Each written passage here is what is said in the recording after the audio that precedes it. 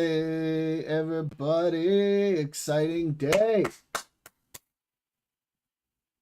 We are 10 minutes away from the beginning of the NASA stream. We're going to be watching the Artemis astronauts fly by the moon. So exciting! So, yeah, we'll be playing KSP while we do it because we are all space themed today. So, yeah, let's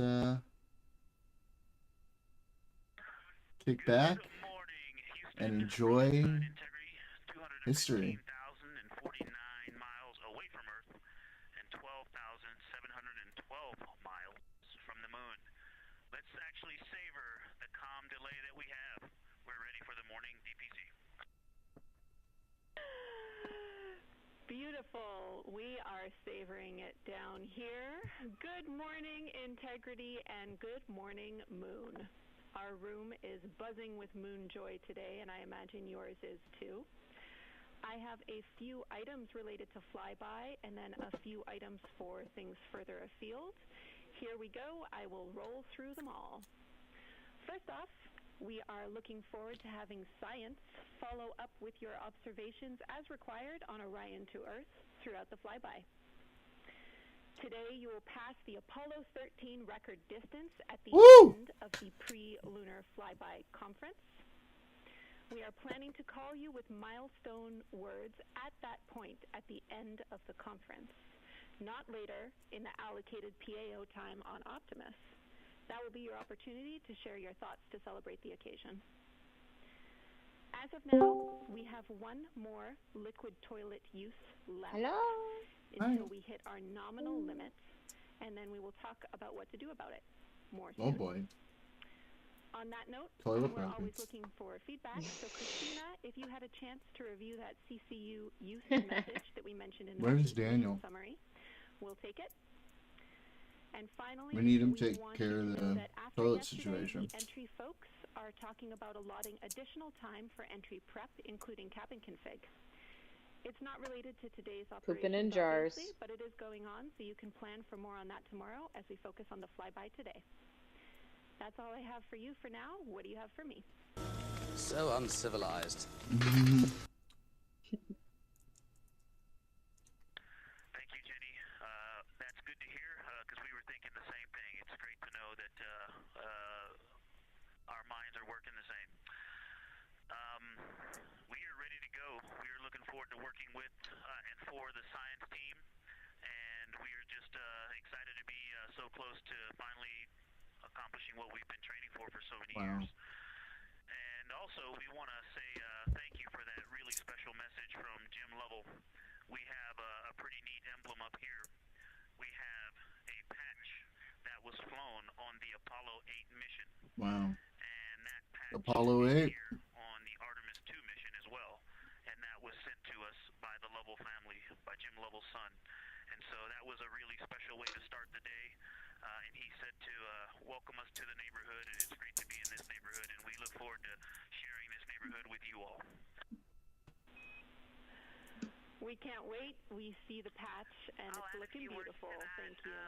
When this showed up in our office from his family, we were completely honored, and the Earthrise, which this crew is responsible for taking that photo, has been instrumental both to our crew as our ethos and values, but also just personally to myself.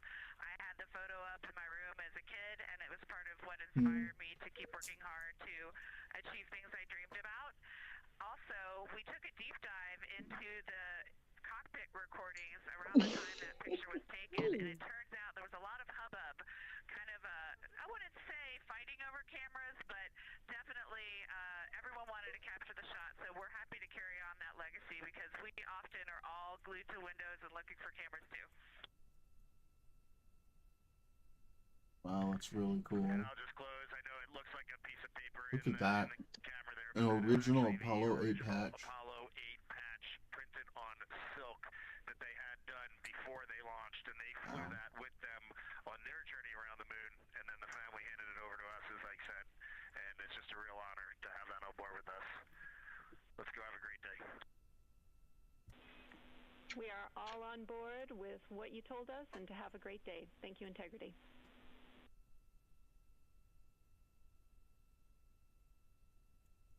Exciting words from the ground and crew this morning. Have a great day, Houston and Huntsville.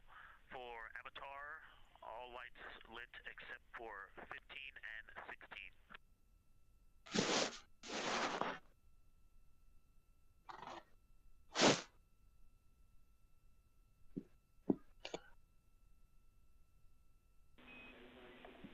That is a good read on the Avatar LEDs. Thank you.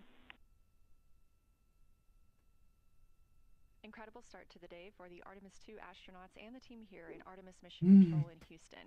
We have several streaming partners joining our coverage today, so ahead of that... One cleanup thing from yesterday, I did rediscover the unused chocolate snack from the DFDO. Remind me where to store that for ground analysis.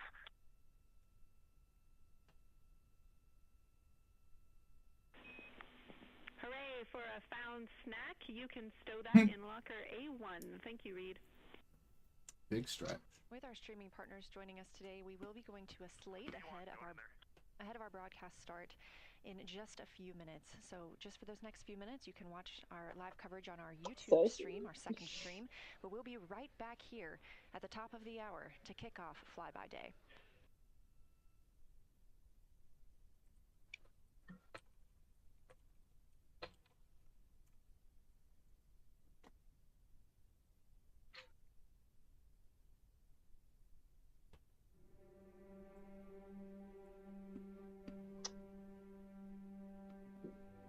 Here we go. Oh my god. The music.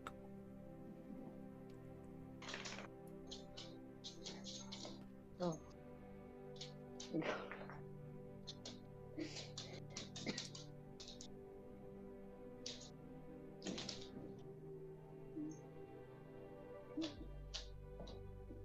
Mika. It's happening, baby. Oh my god. I'm already getting goosebumps. I can't wait. A couple years from now, we'll be back here. We'll be watching them actually land on the moon.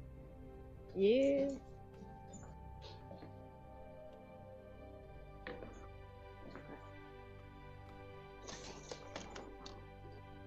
Mika, what do you think about that? Go ahead.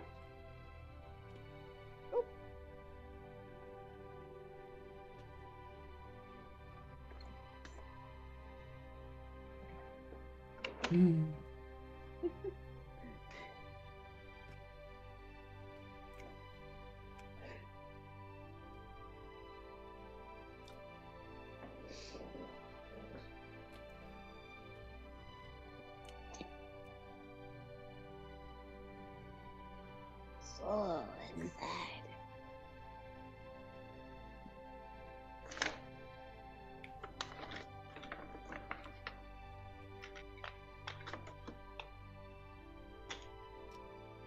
He needs some milk.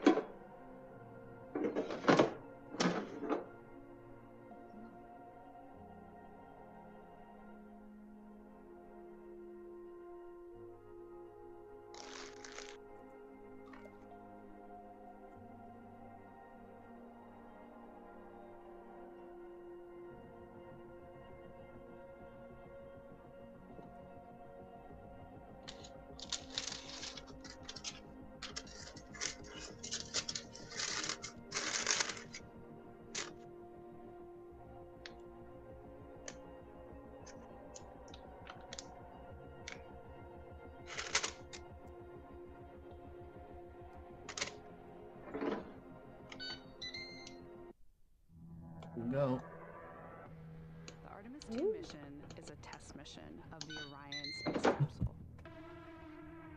Artemis 2 will be the first time we put humans on this rocket. We're going back to the moon because it's the next step in our journey to Mars. We were always going to the moon. Pushing ourselves to explore is just core to who we are. That's a part of being a human. And liftoff. We shall return. Continuing to test out every bit of Orion. Coming back to Earth, 7 miles a second. When humanity sets big goals, we can bring together genius from around the world. You have the best people on planet Earth putting this vehicle together. That's what's up. To innovate for the benefit of humanity and to inspire the world through discovery. And here we go.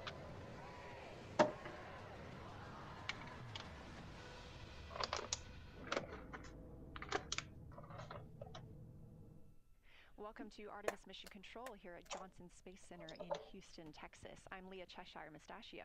Right now, the Artemis 2 crew and mission Cheshire control Mustachio. for today's That lunar is a flyby. last name. First time Wow. humans around the moon in over 50 years. Integrity, you can use the OEs and your HHP camera for the milestone words at the Apollo 13 record distance. You'll notice that we pause every time we hear communications to and from the crew. They are the stars for today. Yeah. This afternoon, the crew will have their closest approach of the moon and will surpass the record. That record just mentioned of the furthest humans have ever flown, set by the Apollo 13 astronauts in 1970.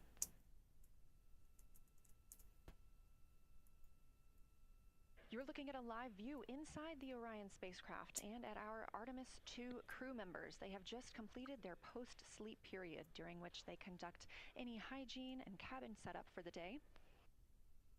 They also had a chance to eat breakfast before we got into our daily planning conference. The flight control team here in Mission Control Houston collecting information from all consoles around the room that we could relay up to the crew ahead of this monumental day. As you can see on your right, NASA astronaut Christina Cook taking a video of NASA astronaut Victor Glover. We expect to have great views of the crew throughout the day, as well as, of course, the moon.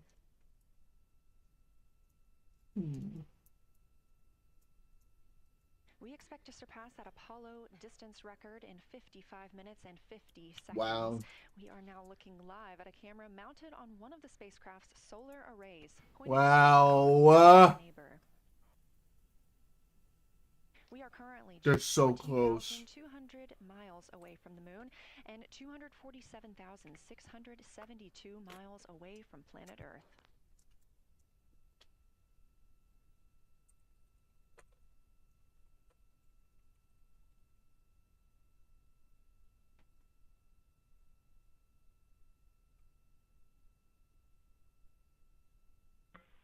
Houston, integrity for AGA.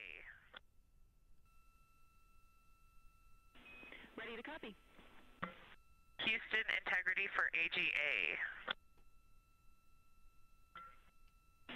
Ready to copy. 2.3, oxygen, which has the alarm, 26.3. Carbon dioxide, 10.3 psi. And one follow-on question. We understand milestone words will be directly following the conference. Will that take the place of the PAO event, or will the PAO event still take place for the timeline?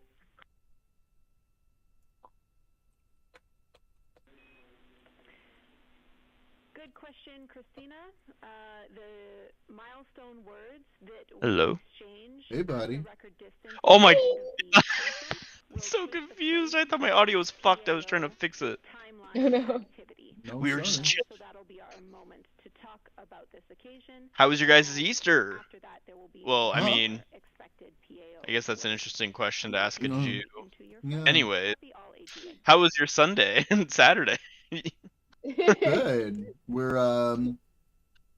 so the Artemis coverage has started. Final clarification. We're watching. Mm, We are 50 minutes away from the Apollo 13 distance record being broken.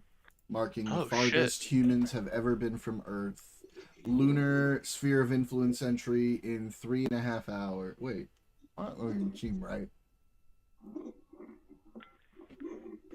thank you. All Yeah, right, that's let me right. take a gander at this with you. The second question, we appreciate it. Talk to you soon. this tracker is weird. A little 1080p.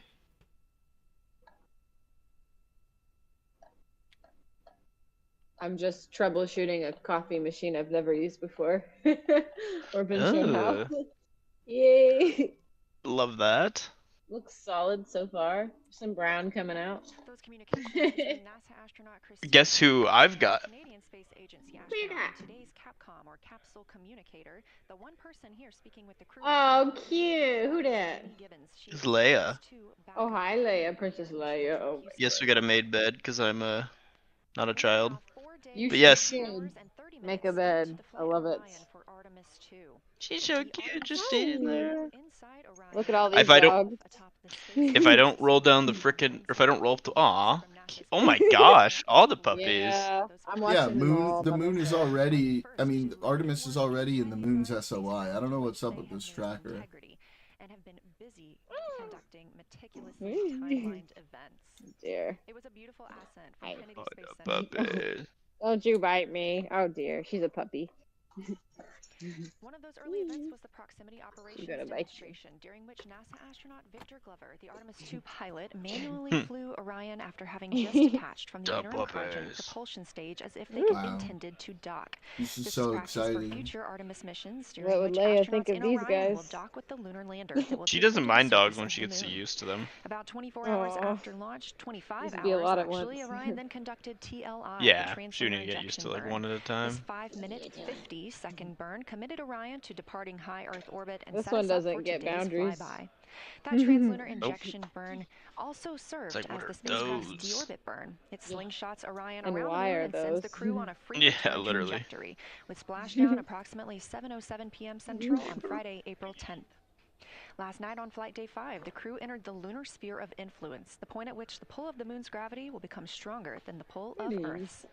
We've also Is been KSP getting just some like the great space views version of inside City the cabin of Skylines? the crew members living daily life, from working out to eating, No. taking photos, and It's, making memories together. But they've also been taking It's some beautiful basically views like of our having your home planet own and of the moon, and we space expect program. many You'll see more in a of second. those following today's It's activities. pretty fucking cool. Nice, nice. So Steam has me like around 1100 hours on this game, but when you mod it and launch it from the modding program, it doesn't record your hours.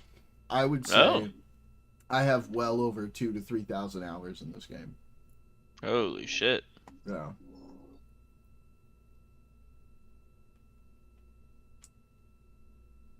So space games, I'm noticing a theme here. Oh yeah, we're doing space. We're doing space. These live We're views doing of space science like and no technology. one has ever Get done to space Flyby. before. Let's take a minute to get reacquainted with our crew. Reed Wiseman is the Artemis II commander and a Baltimore native. We're He's doing been in it space so once hard before. and so good. I think there was going to be some So families gay. heading into the viewing room today. Very gay. I'm Could you just telling give you us a right heads up now. when they're there? We So only can do just things wait for gay one here. Of You've course. never It seen has to- space quite as gay That as was the this voice of space. Reed Wiseman. He has been in space once before as a flight engineer. Oh yeah. You could just lie to us and tell us they're there. That'd be great, thanks. We'll keep A that gay in mind in too. space. And I'm he sure they'll be here. Wiseman also has a great sense of humor. He was aboard Goals. the International Space Station from May through November 2014 as part of Expedition 41. This was a 165-day mission during which he and his crewmates completed more than 300 science experiments in areas like human physiology, medicine, science, Leia. earth science, and astrophysics. They set a milestone for station science by completing a record 82 research hours in a single week. He also served as chief of NASA's These dogs astronaut think they're office from coming in December 'cause I'm 2020 to eating. November 2022, and here on Earth he has That's two a whole lot daughters. of nope sauce. The Artemis 2 pilot is Victor Glover, selected as an astronaut in 2013, when at the time he was serving as a legislative fellow in the United States Senate. His first trip to space was in November Wow, so 2020, when he launched as a market, pilot of NASA's SpaceX Crew 1 the mission. talking That to was people the market's first operational interesting. mission of NASA's commercial crew program, which The resumed putting launching myself out there a American little bit rockets from American soil Oh. to the stuff is International interesting. Space Station, Kind of makes me the want to shuttle program. kill myself. No. Yeah! Take a break. Served as a test pilot. Fuck It's not people, even- dude. Dating nowadays is in more than 40 retarded. different aircraft. Oh, that kind of He putting also yourself became out the first there. person to pilot I'm not even on dating, I'm Flyby, just and like he saw talking the to people, you Hawks know, Ops not even like Yeah. trying to shortly do after too launch. much. He But and his like wife have 4 the Just children. experience talking to thus people. far has made me, I'm gonna be real. Mission specialist I Christina, very much so representative not of Grand sexist. Rapids, I'm very much so Michigan. not a She was misogynist, but I selected to fucking be hate Uh-oh, women. here he dude. comes. He's gonna be sexist and misogynist.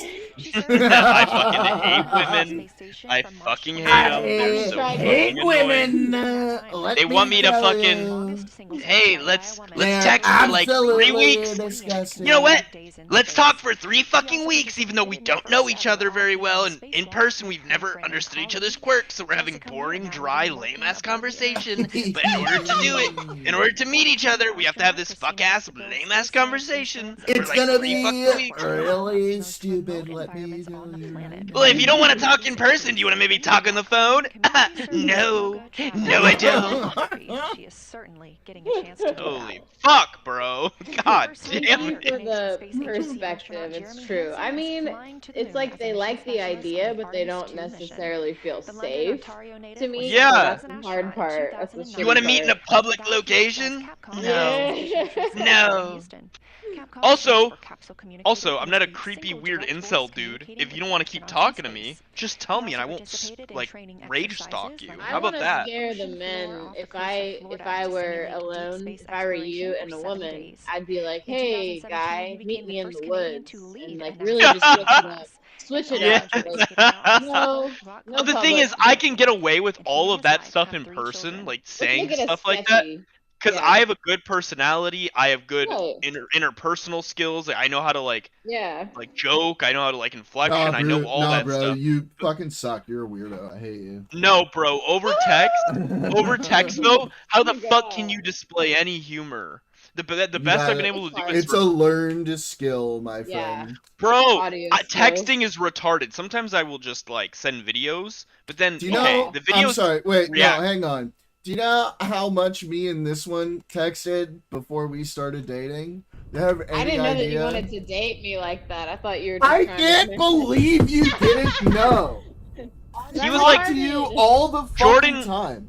Dude, Jordan was texting me like, or like, we'd be in a call talking about you, and he was like a little schoolgirl about how much he liked you. As you can see, That's the crew so members cute. have So dimmed you're the the cabin one I lights remember. inside the talking, cabin. like, Yeah. somebody said at the beginning that there was talk. You and shut the there fuck was- up. Prepare for their Both of you, fuck off. Well, I want to help you. Put in your bio, like, just let's meet up and then get to know each other. I don't know. Well, in my bio is very much so like my personality.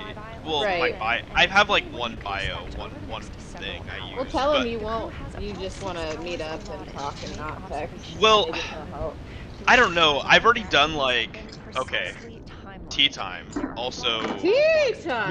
no judgment. This is a judgment free. We listen and we don't judge. Yes. I don't. Okay. I have racked up 6 people since post. Racked them up. Really? Racked them up. What's Yeah. that like? Damn, bro. How do you know? How do you know that they're racked? Like, what is that? Well, like? they were racked by my cat. That's what I would say. You just fucking wasted no time. Oh, wait Nope. a minute. You And I already still hooked up feel with so people empty you're and dead complaining. inside. I'm complaining because they're always just, they're always so, and okay, the in-person ones, the ones that do meet in person are so incredibly, like a 1 out of 10 personality. They are the, like, blandest, like, boring, like uninspiring people you could possibly talk to. It's like a brick wall. be calling down a That's few times the each hour to nicest way I discuss can what put it they because are I could observing. use stronger Those situation adjectives. reports include But how the crew is if you're positioned, hungry any though, a missed brick wall will targets, do, or right? any Right? I guess if you're starving, instructions, the any brick has a little bit of Jeez. sustenance and in of it, course, sure. Yeah, emotions and damn. reactions as they But fly like by the moon. having cool The other in-person support crew member hangout, will take nice pictures of the Yeah. astronauts talking at the stuff, that windows just and does serve not as happen. camera support, No, providing new I get SD that. cards when needed. I think that I There's a honestly 15-minute am time fully frame between each convinced that I'm observation just block, gonna during find which somebody the two support online, members like switch just on places with Discord the crew when sometime doing or observations. in a Yeah. game, and that's where I will find In the a video game. FOML. So, but I'm also not really super looking for that for like a good amount of time.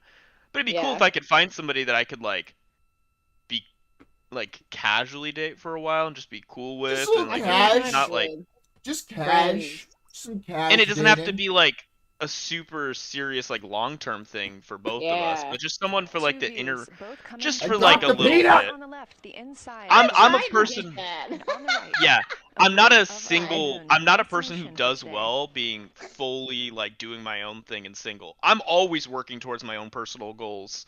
Hell yeah. Like, you know what I mean? I'm always like, I still work. I mean, I work out. I still Mhm. learn and practice chess all the time. I play games. I Yeah. write. During the Like, lunar I flyby work. I today, do all the Orion will things, like provide all my observations hobbies you and should interests. do. I feel full very disk fulfilled view in of those the aspects of lunar my life. surface. Yeah. Yeah, they They'll took a have hit for a higher couple, vantage point, 2-3 much days farther than after Apollo's Oh we yeah, ended, naturally. but since then I've like got back on my grind on everything. So now it's just like Only 2 cool if I had days, somebody damn. to. single view. Yeah. Well, That's okay. great. Due to our Getting April back to 1st my launch hobbies because date it's like and my current coping Right. mechanisms as conditions, well Artemis 2 for astronauts everything will in my become the life. first But humans to directly observe yeah, certain yeah. universal Finding somebody regions cool of to the moon talk with unaided to eyes. for like a while would be nice, like a situationship. I'd really much so like Yeah. one of those. He's Oh. traumatized. Really cool. Those are a dime a dozen, yeah. Mhm. That's gonna be chill. You'll be Yeah. traumatized though, cause Oh yeah, no. The thoughts late at night made me wanna. That's why I don't oh sleep very much. no, oh my god. It's Yeah, all you good. could reach out to us, like for sure. Oh yeah, I know. Okay, It's good. just I have like fulfilling like friendships. I feel that part of my Yeah. life feels good. Like That's I know good. that I always have people to talk to that are friends that do care about me. That is nice to have. Good. Yeah, I get it though. You want somebody special to share your Yeah. time with. Yeah, somebody that like yeah, you can just like hang out with, maybe go out, do like a little something together from time to time. But I'm not looking for a wife right now. Like currently that is not the Yeah. objective. Yeah, that would come if it was right, but Yeah. Well, and also, I'm Yeah. gonna be real. This is cringe. Mhm. I understand it fully, and maybe this is like the Yeah, it is. hopeless romantic in me, but I Mhm. fully believe that, like, in the concept of like love at first sight and knowing that they're the one off rip, Aw. I do fully believe that that is a real thing that exists. Wow. Because I've felt I it hope before. so. Mhm. Yay! So Is yeah. that how you felt before? Like with her? With her. Oh yeah, the first day I met her, I was like, I knew it in the back of my mind. I knew I like the day we met, like and hung out and like spent time together Wow. and talked. I was like, oh, like in the subconsciously, I'm like, I think obviously it wasn't like the deep over a long period of time getting to know somebody love, but I definitely felt love towards her. I was like, ooh. Wow, that's fast. Yeah, I love that. I And love to then, hear it. but I learned a lot from that. I learned Mhm. something very valuable from that relationship since it was my most long term. There is times where you do almost everything right in a relationship. Obviously, you're not no one's perfect, but you can check all the boxes, have the same goals, everything is that person, same like all the boxes are checked, but sometimes you just aren't good enough for that person, or you're just not who they want long term. And that's like a really hard thing that I've been like coming to grips with, I suppose. I never can had relate. that. Yeah. It's the most depressing. Yeah, despair. Yeah. Heartbreak. You're not done with it, but they are. Mhm. Yep. I'm definitely not done with it, but I'm also like a very not crazy stable person, so I come to terms with it. I'm not like I've done the whole be cringe in the past and like try my hardest even though it was just done, but I haven't done that at all. So I Yeah. learned how to handle it post ending, so that's good. Yeah, give her space and respect. That's good. Yeah. Good for you too. Yeah.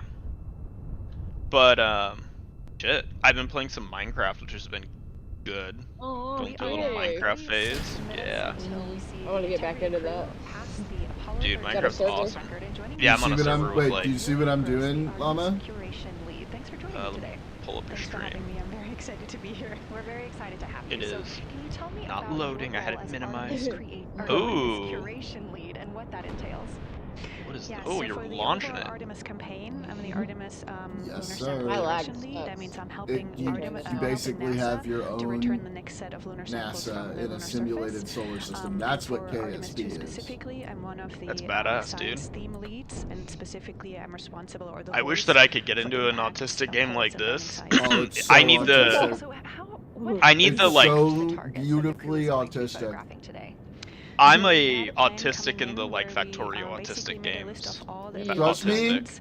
if you try this, you will absolutely get into it. Because before you launch, we wouldn't exactly I don't be know. sure I've never which, been a big space like game guy. visible. Other than So once we launched, we then were able to, the game you got me cut down into on that I've budgets actually and really enjoyed. prioritize our targets. Which one? And the The came together and really called. discussed Is it in Astroneer?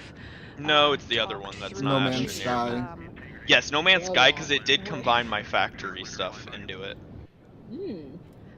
It does a little to bit, some yeah. extent. Targets we could then I like the idea of which grinding targets we could then resources see, and like Yeah. prioritize, optimizing and stuff. So that made it yeah. into our plan. We worked then with timelines That's just to make who sure I that all am. the targets Minecrafty. some targets Yes, are independent, like Minecraft. Percent or Earthrise, Ooh, and some targets will you rotate would like out of view Deep Rock when Galactic. integrity That's starts a going good around the one. moon. Oh, I love And Deep so Rock, we yeah. put these in early so that the crew We has a gotta chance go to describe those to sometime us. and do that thing. Fascinating. I cannot That'd be wait fun. to hear what they have to say. Have a night of So some we Deep just Rock. heard I do want to inside their organize a long dang lenses configured. Among Us That's very night. exciting. And for us, when we look at the Ooh. moon from Earth, I think I what want I need that to one. I need to do we're that on seeing our that the server, crew like will put up also fly a by today. schedule a Yeah, so I really hope event that for it. people Yeah. on Earth That on the was such server. a crazy game. Like will I'd look never back into the played moon it. Nobody tonight. wanted to try it with me. The features Did it by that the crew will myself and see I that we won. can also currently see I have is played Argus probably Plateau. 400 hours of Among Grimaldi Us, if I'm is being another 100% feature. honest. They're going to be sort of on our limb. During And then COVID is when that Oceanus was Procorum, out, that when it was really dark, big and Oh. poppin', large, so I played it area on the near side that a we can see. disgusting The crew's amount. going to see that in the beginning.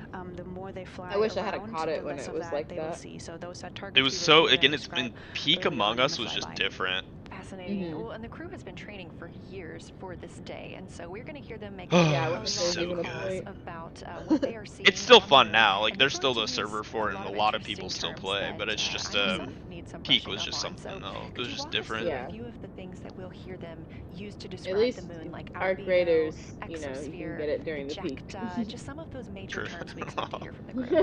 Yeah, of course. Arc Raiders Albedo just is didn't do it basically a for me. term I didn't mind it though. It's of a just I don't know. reflectiveness of the surface, and so high albedo Yeah. usually for the moon means bright I areas, get to and low play, I albedo think, in means like a darker couple areas. And days, so when finally. you look into the night sky, you can see Nice. the high albedo areas are the white parts, and the low albedo ones are the Yeah, darker it's just been areas. sitting in my library. My sad Ejecta is when Hell you have yeah. an impact, and it ejects or throws out material that then ends up on the surface, and you can see that as sort of rays or ray systems. 6 So you people might though, hear that's them great. describe, oh, I Good can job. see Ohm, for example, with its rays. Hell It has yeah. an asymmetric rays coming out, and so we're Lots of excited to hear them describe that. ongoing talking You might stuff, but hopefully hear stuff about color or color It's driving you hues, crazy, huh? and Because you're so trying to if like there's hang can see out any in person changes, too. yeah, in those color yeah, like hues from hookups or white whatever. to gray to maybe Yeah. brownish. We're excited to be here That's about never that. been like a thing I've. Exosphere is the It's never been something I've almost struggled no with, even though I'm a existing, 5'7" manlet. atmosphere of the moon. It's barely there. But there is It's dust funny. on the lunar surface that can get lofted up. Yeah, that through part electrostatic seems easy. forces. It's the And finding when the people you sun want to goes actually behind hang the out moon, with. it can scatter forward Yeah. those Like dust that. particles and sort of like create a little glow on the horizon. And I so we're believe really in you excited though, and to always see like if the crew you know, can there's actually see that. different apps and This vibes. is so and exciting. Thank you so communities. much for walking through all Yeah, of that with there's a us. lot to. Really engrossed. There's a lot of Artemis stuff that I curation. Like, we can really do appreciate and you joining unpack us here today. And good luck to your not team. be. Thank you. I'm really excited the to be word? here. We are now MET 4 days, 18 hamstrung hours, to and 49 minutes into the flight of Orion. This Maybe like view putting of it the out moon there, from the you're Orion looking for spacecraft somebody as to we like get game closer with, and like closer. whatever like you're hoping for, hangout wise. Yeah, I definitely need to find a gamer. That was one thing about Karis, where she definitely gamed, but not the way I like gaming. So I think I need someone who's a little bit more like that. But there's stuff from that relationship I took from that from like what I found more things I want in a partner, basically. Oh yeah. That are almost like non-negotiables in my mind anymore. Yeah, after that experience, of course. Yeah, being with like in a very healthy relationship for so long that like, yeah, I just can't imagine being with somebody who didn't check those other boxes. Okay, yeah, like raise the standard. Yeah, I'd say so, yeah. Or I just realized like, ooh, I want this. Like, this is something that's... Aww. Like, being with her also, like, solidified the I wanted kids thing. Oh my gosh, I get that, yep. Did she want them or no? Yeah. Family, kids, marriage, white picket fence is like a big thing for her. Wow. Yeah, I guess growing up, I didn't really know if it was something I could do or, with the experience my family had. Like, oh, I don't know. Maybe not. But yeah, now I'm feeling it. Hell yeah. You're gonna get that gamer girl.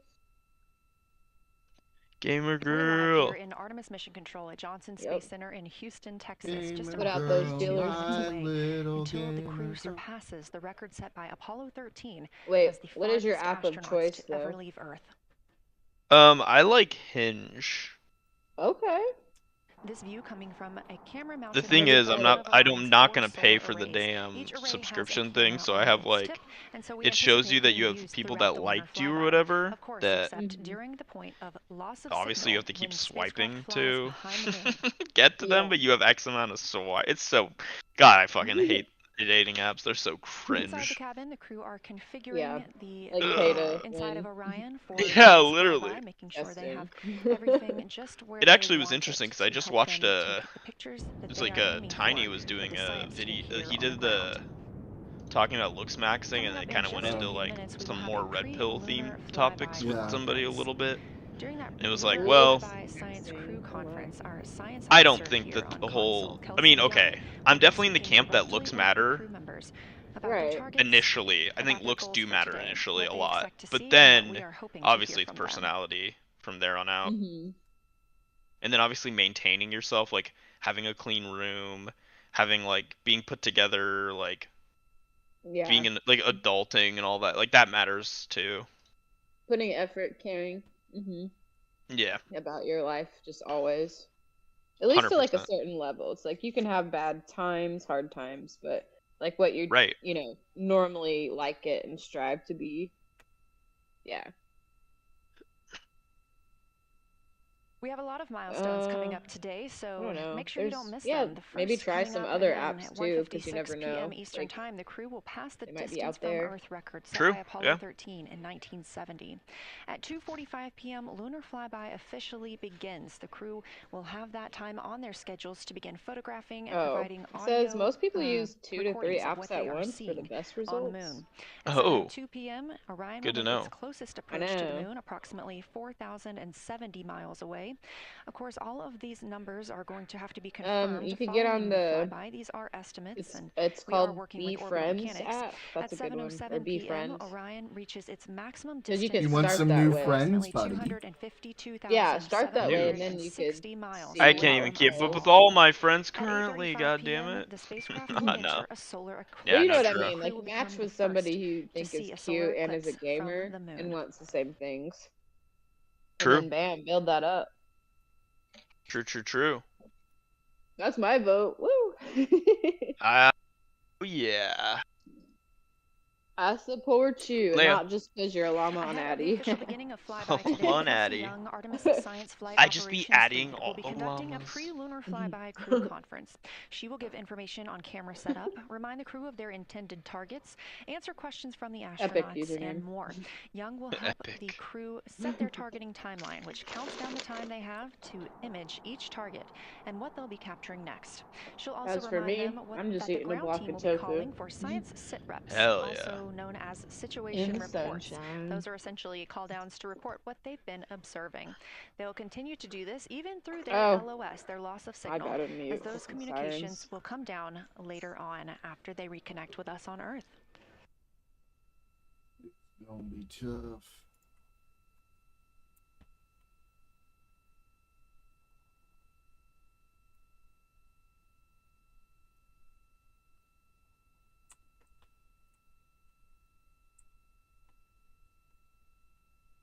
This view in the cabin, you can see the crew members are already using their cameras, getting set up, and they have dimmed the cabin lights to allow them better visibility outside of the windows and fewer reflections.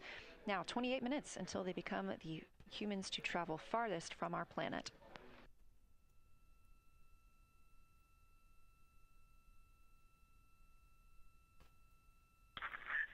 Whoa, 30.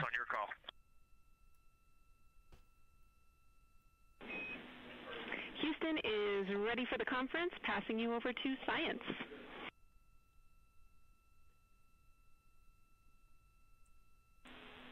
Good morning, crew. This is Science. We couldn't be more excited for a full day of lunar and planetary observations today, the first one in over 54 years. How do you hear me?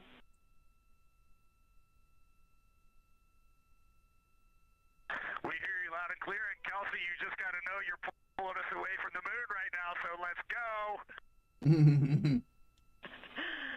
Message received. I will keep it tight here.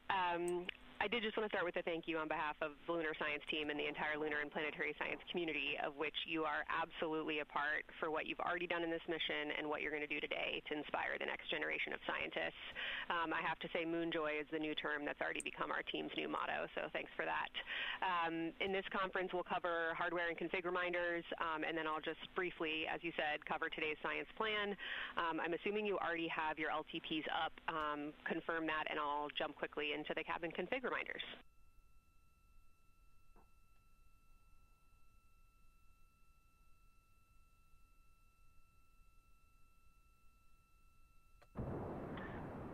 Okay, we have the LTP up just to give you a sit rep on board. We waited too long. Green and Christina on one PCD, and Ike has his own, and Jeremy has his own. Copy that. What you mean? We waited too long. I waited too long to fire the retro jets. You and Christina plan to carry throughout the day for PCD use. Ooh, that's potent coffee. Negative, Kelsey. Our plan for PCD use is we have run the power cables to Windows 2 and 3, and we are going to leave one PCD. The yellow PCD will be in window 2, Needs more plant and milk. the green PCD will be in window 3, and we will do that the whole day. And then the red PCD will be a rover. Understood. Super helpful. Let's try this Recommend again. when you guys switch in and out of PCDs to add your initials to your OneNote annotations, just so we can keep track of whose is who. And then, given that you have 3 PCDs instead of 4 for the data transfer at the end of the day, recommend making a new subdirectory entitled For Science for your own photos, or with your initials, that we can keep track of which pictures came from which flashcards.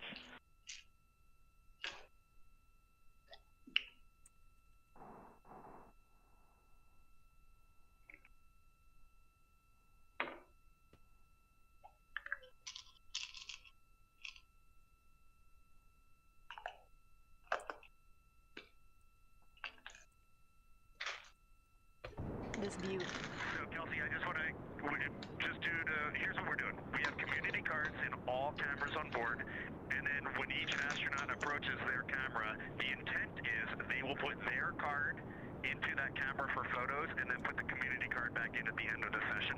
But just know it is harder to manage cards than we thought, and we don't want to miss science, so it might end up a bit more disorganized. Understood. Thanks for that essay. Just read the flashcard numbers down when you get a chance, and we'll follow your lead on the best thing to do operationally during the flyby. With that, I'll move on to windows. So the window characterization DFTO you guys did a few days ago confirmed that window 2 is ideal for imaging, so no change to config of photographer in window 2, observer in window 3, and science at Pills risk in for window breakfast. 1.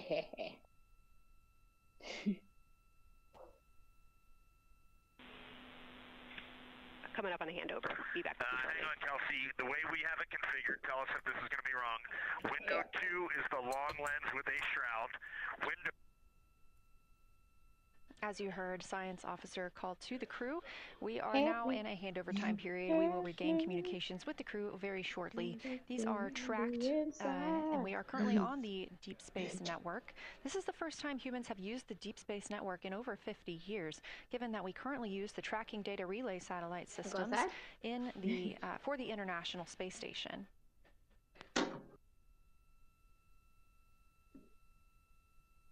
This view from Artemis Mission Control on the right is Kelsey Young. That's who you hear speaking with the crew. Young is the Artemis Science Flight Operations Lead, and we also look forward to speaking with her here today.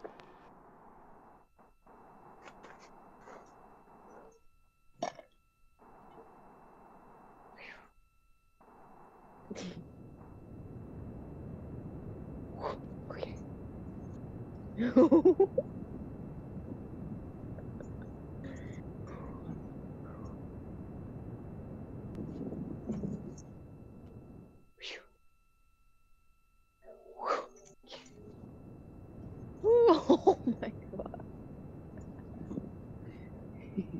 Again, we are just about 22 minutes until we reach the Apollo record. We are in a handover of satellites with the crew aboard Orion.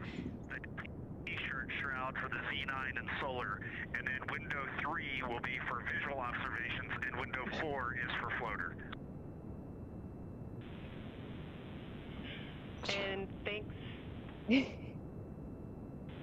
And thanks, Integrity, for that. Reed, we had a handover during that time, so I'm going to have to ask you to give that read back on window orientation for the crew again.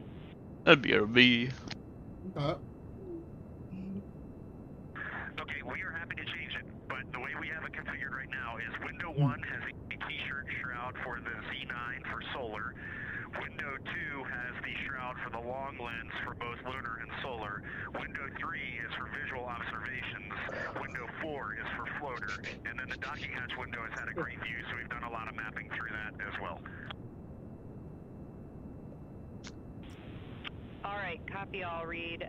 A note just on the window 1 T-shirt shroud that you can remove that for the lunar observation block if you want. Bailey, no. Extra view for another floater. No digging. But defer to you guys on that. You are go to use the full 400 millimeter zoom on the long lens, but where possible, try to keep the end of the lens flush with the window to prevent imaging through the multiple window panes at an angle. And if you have to take an image at an angle, recommend you limit the max focal length to 200 millimeters or simply acquire the images at multiple focal lengths. Last imaging update as a result of the DFTO is that if you can take the images out of the left side of window 2 where possible, that is the best half the window. Understand that might not be possible with the shroud. Any other imaging questions from you? Hi. Okay,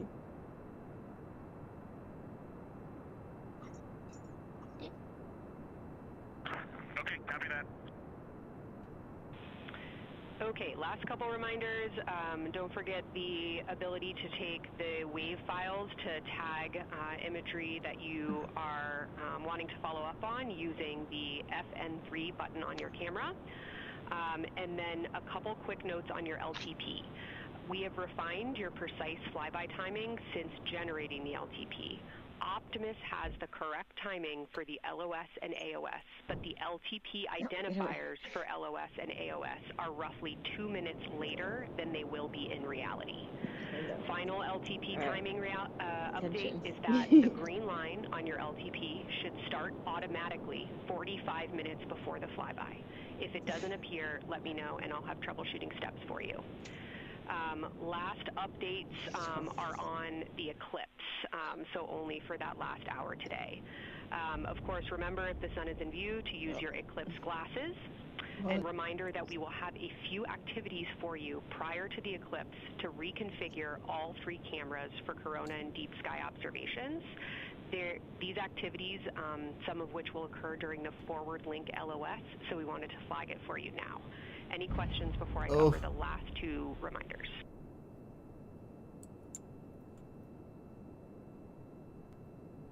No, we have no questions on that. Last couple eclipse reminders, the sunset period and the first roughly 23 minutes of the eclipse will fall during that forward link LOS, but we'll still have a return link, and we're still looking forward to your science sit reps and observations during that time. And I do have a reminder for you on your preferred starting config for the eclipse in terms of role responsibility. Let me know if you want me to read that up or if you guys have that in your minds already. And if no other questions on config, I'll give you a few science. We're technically on the surface. Woo.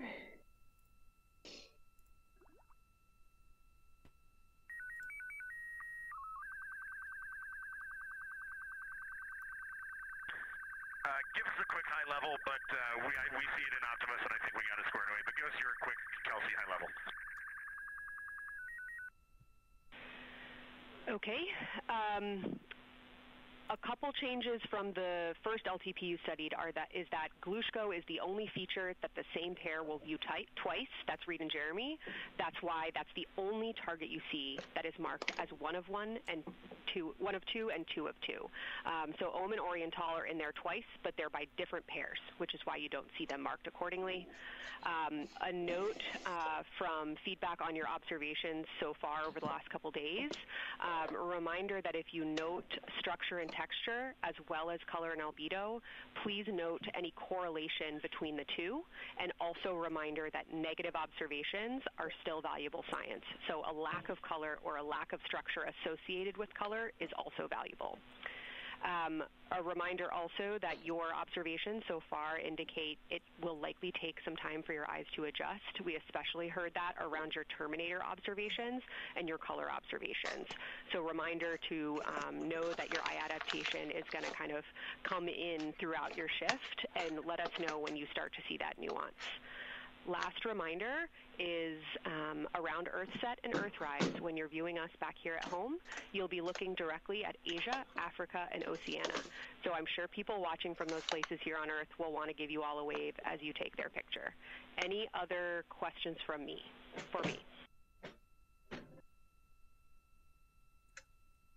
Ooh. We're landed, and we have control. We lost 2 landing legs. But everything else mostly survived. Look at that. Kelsey, hey, when you're talking window 2 left and right side, just can you say towards window 1 or towards window 3, and then we'll know that we are talking the same language? Absolutely. So I mean that the side of window 2 closest to window 3 is preferred for imaging.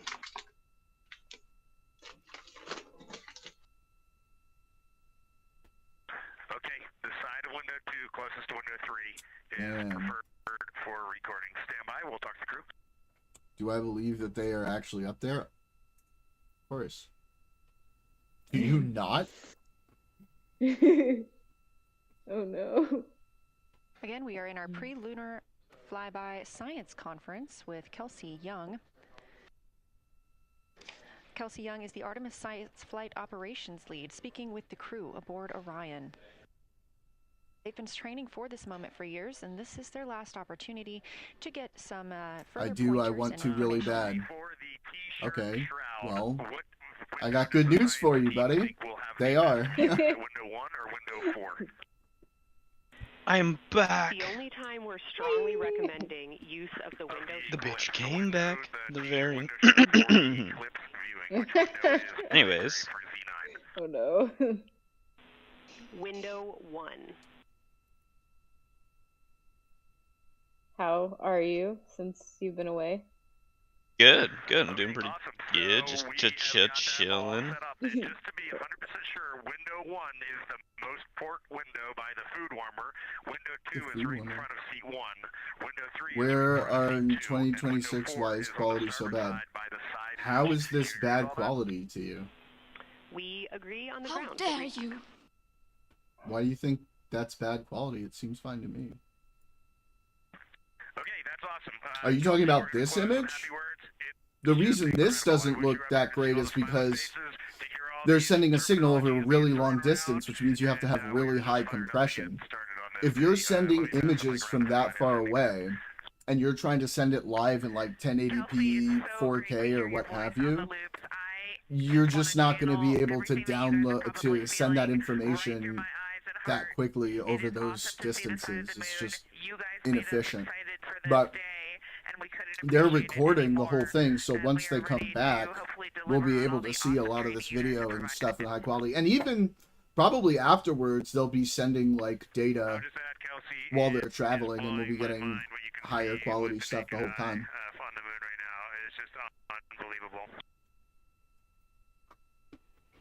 Kelsey, and to the whole Lunar Science team, all of you, all the work you put into this, we're just grateful. Can't wait to get going. Nice And snuggle thank butt. you for the timber, for Carroll Crater, and for Integrity. We can see them, and we've imaged them, and can even see with the naked eye. Quite impressive. Thank you so much. Beautiful words, you guys. Thanks so much. And I got video of the science team right now, and they are Do you all guys absolutely do you still live together with your? No, I'm out of friends. Okay. Oh my gosh. Is it gonna be like that? Damn, this Permanently? modding went so well. Look at how. I'm sorry, I interrupted. Oh, that's okay. Go ahead. Yeah, I'm just Oh. wondering like what your plan is, kind of. I have no clue yet, honestly. Okay. Day by day at the moment. Yeah, I feel that. Did you guys own a Of the home pre-lunar together or Flyby something? Science Conference with No. Kelsey Young. Okay, that's Thank nice at goodness. least. Yeah. Yeah, what a Served as mess the that Artemis could Science be. Flight Operations I'm Yeah, so that was stoked, dudes. And we're I live at landed Artemis my Mission Control in first Houston, object but we are on not the the moon. only room monitoring today's The moon. flyby, as you The heard moon, Young mention. okay? In Because this same in this building and game, just it's down not the the moon, hall, Oh, I it's get the it. moon. Disciplinary Lunar Yeah. Science I team did not supports really. the Artemis Yeah. 2 crew Let in me, real time. Oh, I including did lose an experts in engine too. geology, I impact lost one of my cratering, engines. Well, we don't volcanism, need polar those, so science, I'm just gonna go ahead and imaging, shut and those off now visualization. anyway. There are Jeez. 2 integrated facilities, You're and not the getting first back. is the SIR, which is Well, what it's you a have it's a right here. probe. That's It the wasn't Science meant to go back. Evaluation Room. They are embedded That's within good. Mission Control to provide science input Can't really during tell what I'm live looking at. I operations should have of brought what my we see laptop. today. Additionally, and not pictured, we have the Science Mission Should've done it. Operations Room, Probably a back would. room that processes data, Thought I evaluates had imagery, thought and harder. supports rapid analysis. Our science officer on console in Mission Control Houston serves as the primary interface between the science team and the flight controllers, ensuring science priorities are represented during mission execution. You Again, know how it was today, like, that's Dr. thanks Kelsey Obama, Young, now who will it's be thanks speaking Trump. with the Thanks, crew during the Trump. time they're behind the moon.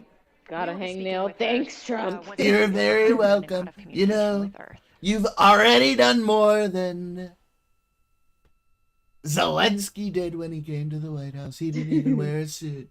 He didn't even say thank you, and I'll tell you, Back he inside didn't the have the Orion cards, spacecraft on okay? your left, He did not have the the camera. cards. NASA astronaut Christina Cook. The key. To her left, NASA astronaut Reed Wiseman. To his They've left, really mucked up Canadian the Space store. Agency It's so astronaut Jeremy nasty. Hansen.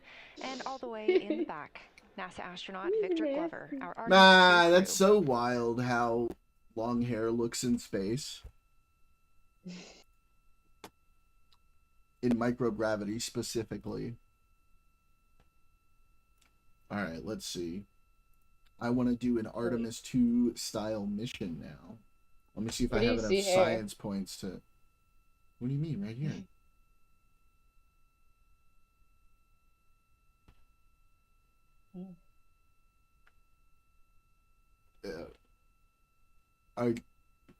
Are you like way behind or something? We are now I mean, approaching 8 probably minutes until in the life. crew surpasses the No. Do you hear this, llama? 599 miles away I'm hearing it. Unbelievable. 48,507 miles away from Earth. Can you I tell didn't her to do it. fuck I don't off with see that shit, anybody. please? I don't see anybody with hair. You don't see anybody with hair? Hang on. You're yelling in my ear. Sorry. Look, right here, the woman. Oh yeah, holy shit. You know, you may also hear the Orion spacecraft Okay, referred look, to today I see your as mouse, Integrity. so... This was named by the Is it like your game, or the... Oh, wait. That's the... We have Oh, damn, look at that! Oh, There you pearl. go. Welcome to say hello. Thanks. Yeah, it's the little Yeah. mobile, like I told you, my phone. Yeah. It's always cool Okay. to see like how hair looks. That's one of the things that like movies can't ever get right because it's just impossible to do back on Earth. You just can't simulate that in a movie, and so they don't bother. And it doesn't exactly look glamorous or whatever, so they're just like, oh, you're floating in space. Yeah, your hair is either perfect or always kept in a tight bun. That's the other thing they do. If you notice, when women are in space and movies and stuff, they'll either keep it in a tight bun or it'll just magically be resting on their shoulders and like obeying as though there's gravity. Because you just can't do that on Earth. You can't fake that. Hey, he's giving us a heart. Copy bracelet. He gave us the heart. 6 minutes and 20 seconds to the Apollo 13 record is broken. Sure Leo, you gotta jump in the stream and watch with us. Yeah. That call from Capcom That's fun. Jenny Gibbons, Yeah. Canadian Space Agency astronaut. Oh, no, what did I do? I did a stupid. Samosa! Like that. And Artemis. Okay. I pressed escape when I was on the wrong thing. Okay. Thank you, Surveyor Probe, for being my first landing on the moon. It did not go quite as expected, but that's the thing. The version I have modded right now, it's not easy because when you're flying probes, you have to keep a constant like communications connection. And sometimes when you're an idiot like me, you set it up in a way like that, but I'm not allowed to talk like that. where you're landing where you're landing and you don't have a communication satellite set up in a good position, which is what I need to do is I need to reposition live from the outside of Orion. this guy at a higher orbit. Yes, I'm allowed to say it. I'm allowed to say it. I'm the man. Okay, I'm the man. I'm allowed to that's say. even more reason why you're not allowed They will continue until you started it. Approximately So a distance we could just of end it pleasantly. And Wow. you're sorry for talking like that. And I'm sorry for talking like that. And sorry. We gotta be better examples to our community. Everybody knows we're being sarcastic. It's As soon fine. as we possibly can. No. You didn't like it, and I get it now. I Reposition get it. at a higher I orbit. needed some karma. I did. Change your apoapsis to, let's say, what's the, how big is the sphere, is the one sphere of influence? Can I get away with 100? Oh my god, I could turn the pool on Talked to a these little bit crazy about what to dogs. expect from the crew, whether that's I'm gonna regret taking that so photos quick, or aren't making I? audio recordings. To get a little more detailed, Reed Wiseman and Jeremy Hansen will be I up first turn to my capture imagery swimming and record pool audio on on the portable in the computing day. devices. Oh yeah, referred to that's as not even. PCDs, while Victor and Let's try Christina serve 500. as the support members. The crew will switch windows and roles halfway through their shift, and 1 hour and 5 minutes later, Victor Glover and Get off Christina of the Cook will be pool. the next crew members at windows 2 and 3 to take photos and make annotations, while Reed and Jeremy take on want those me to do support that? roles. There are 5 viewing blocks, and the crew will swap out with each one. She's During 2 helping. of the blocks, the 2 support members will also be able to enjoy their midday meal. Okay. How do we turn the water on? At least 3 times per block is a science sit rep. Excited? Again, situational report. This is partially No, an leave it. operational status, reporting back if they missed any targets or gotten any specific ones, if they have issues with their camera or any other operational items. The other part is an actual description of the moon. This task is done by one of the support team astronauts, so that's not the crew currently taking photos or making annotations, but they do have windows 1 and 4 that they can float up and provide that information from. It's gonna be If you real watch the entirety of the close flyby, to you'll the also eclipse. I hope I don't lose power right in the middle of this burn. different lighting I don't think I will. This is due to Orion changing Oh boy, we cutting it close. throughout the flyby.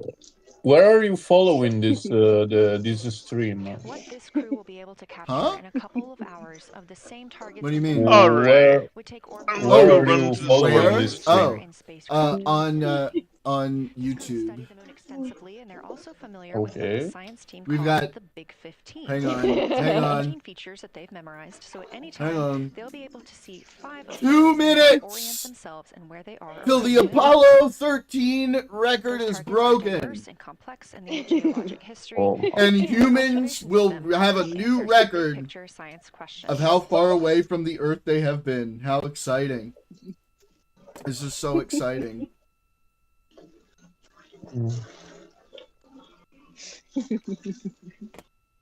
Let's all watch it happen together. Baby, I need you to lock in. I'm locked in. This is an important moment. It is. If we're gonna be making a lot of You noise. see that the configuration of the cabin is a little bit different than what Here. it looked like on launch I day. love you so After much, ascent, but the yeah. team, crew were allowed to reconfigure their spacecraft, and you can see that they've taken down seats. They have also taken away footrests. This gives them more opportunity to move about the spacecraft. 1 minute. 1 minute. You make this big for the moment. Orion itself has 330 cubic feet of habitable volume. That's about the size. Orion itself has 330 cubic feet of habitable volume. That's about the size of 2 minivans and is 60% more cubic volume than the Apollo spacecraft. We are standing by for the Integrity crew aboard Orion to surpass the Apollo 13 record. 30 seconds.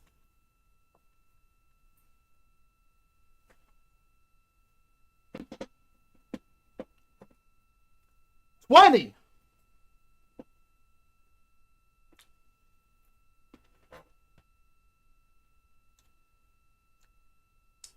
Ten seconds. Are you for real? 5, 4, 3, 2, 1, 0.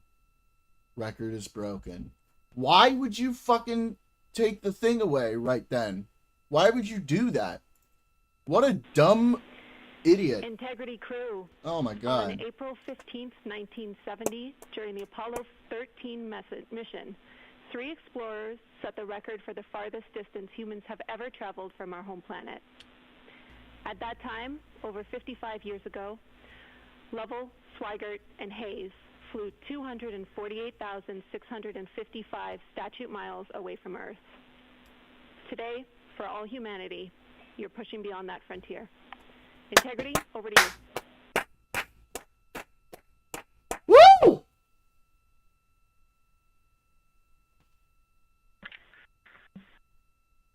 They've done it. Yeah, from the cabin of Integrity here, as we surpass the furthest distance humans have ever traveled from planet Earth, we do so in honoring the extraordinary efforts and feats of our predecessors in human space exploration.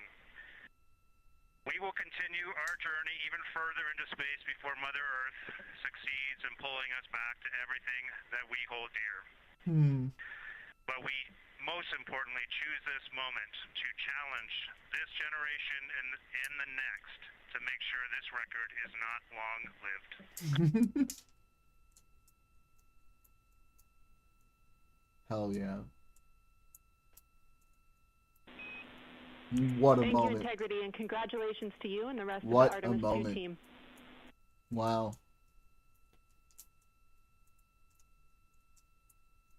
And that's just the beginning of our day. A couple more things we'd like to take this moment for. Our science team helped us out with a couple of relatively fresh craters on the moon that have not been previously named, and our crew would like to propose a couple of potential names for those items or those areas. Wow. And we spent a bit of time this morning looking out the window, and we're able to see them now both with our naked eye and through the long lens, and so we feel this is a good time to send this down, and a special shout out to Kelsey for helping us with this. The first one we'd like to suggest is a named crater in honor of our great spacecraft, Integrity. Integrity. So if you were to look at Oriental on the far side and then draw a line straight up to Ohm on the far side, relatively in the middle is an unnamed crater, and we would like to suggest it be called Integrity in the future. Oh, yeah. And the second one, and especially meaningful for this crew, is a number of years ago we started this journey in our close-knit astronaut family, and we lost a loved one. And there's a feature in a really neat place on the moon, and it is on the near side, far side boundary. In fact, it's just on the near side of that boundary, and so at certain times of the moon's transit around Earth, we will be able to see this from Earth. And so we lost a loved one. Her name was Carol, the spouse of Reed, the mother of Katie and Ellie. And if you want to find this one, you look at Glushko,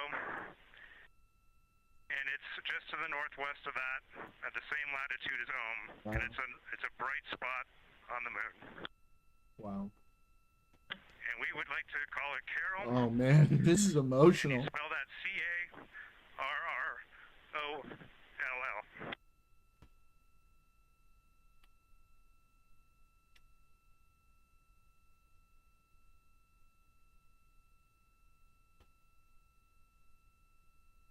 Oh.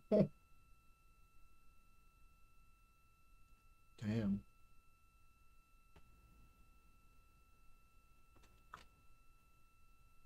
That's really special.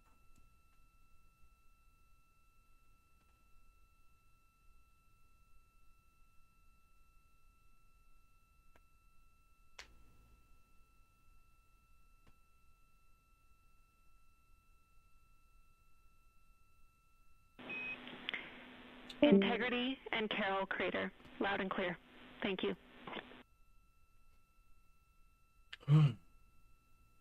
Wow.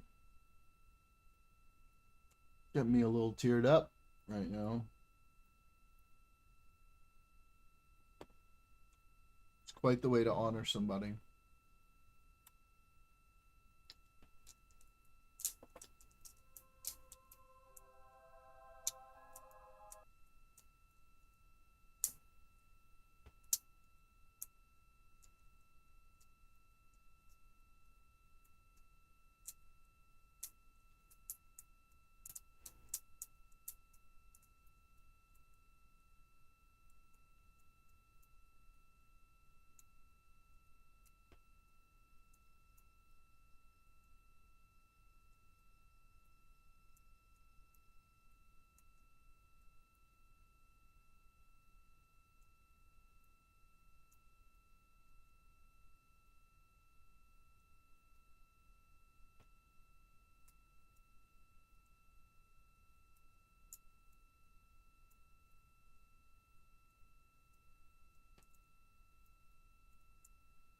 Oof.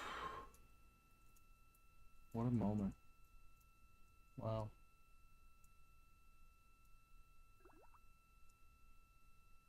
What the fuck?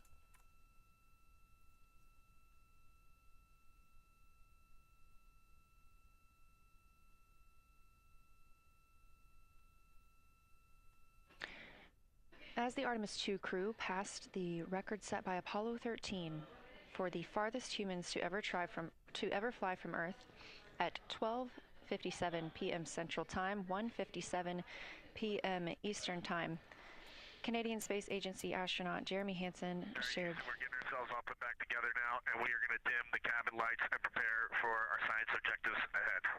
Thank you. Sounds good. We're doing the same down here, and you're maneuvering to your observation attitude.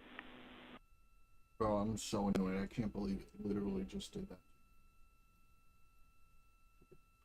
As we pass that Apollo 13 I need to record save of every the time. furthest humans to ever fly from Earth. At 12:57 p.m. Central Time, 1:57 p.m. Eastern Time, the Artemis 2 crew shared some poignant words, specifically Canadian Space Agency astronaut Jeremy Hansen. The crew also called down 2 craters not yet named that they would like to name.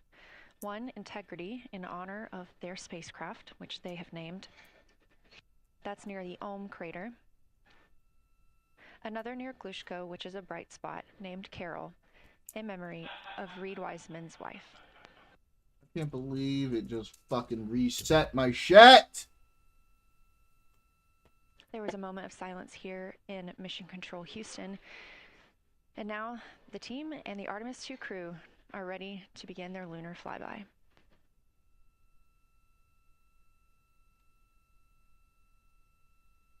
Here we go. This is it. It's what we've all been waiting for. Hey, thanks for the follow.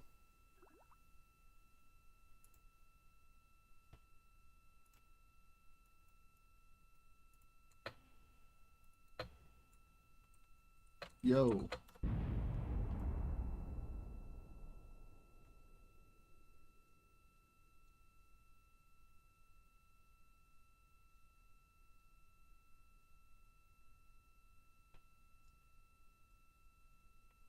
Thank you for the follow.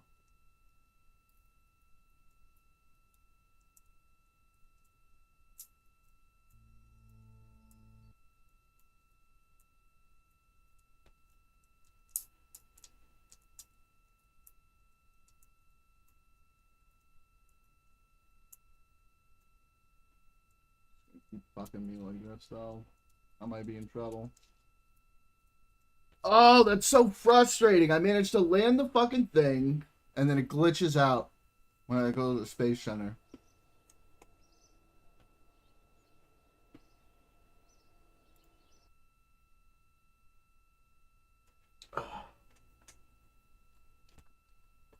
We are 4 days, 19 hours, 31 minutes mission elapsed time of the flight of Artemis 2, our 4 astronauts aboard Orion. Today is our lunar flyby day. The spacecraft is currently about 12,000 miles away from the moon, and you can keep up with the distance from Orion to the moon and Earth by visiting nasa.gov/track-Artemis, or you can just stay with us here because we're going to be telling you throughout the day. They are currently 248,834 miles away from planet Earth. Work quick here. I might just have to cheat it because it fucking screwed me.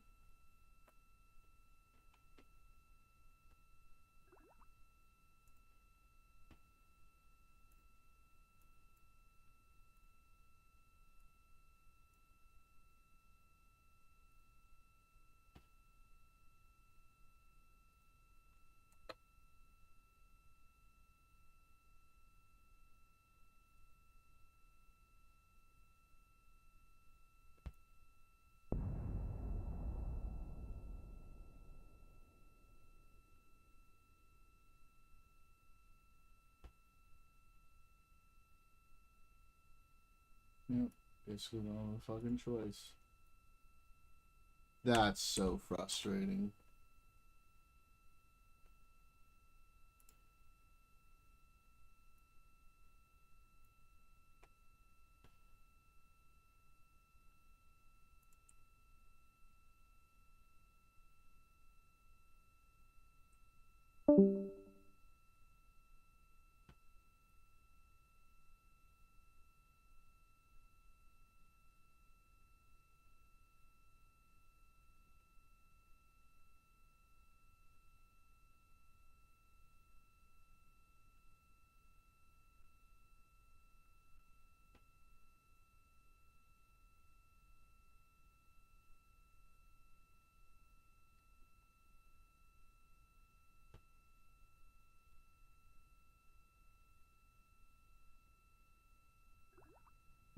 Coming up next on the crew's timeline today will be their cabin configuration portion. You heard some calls down to Science Officer Dr. Kelsey Young earlier about how they have configured the cabin so far. This is just a little bit more of timelined activity for them if they need to further do so. On flight day 3, the crew had time on their schedule allotted for configuring the spacecraft cabin for how they intended to arrange it today. Of course, they had to take down that configuration for another test yesterday of their Orion Crew Survival System suits, but configuring it on flight day 3 allows them the opportunity to get a chance to see what works for them now that they are in the microgravity environment.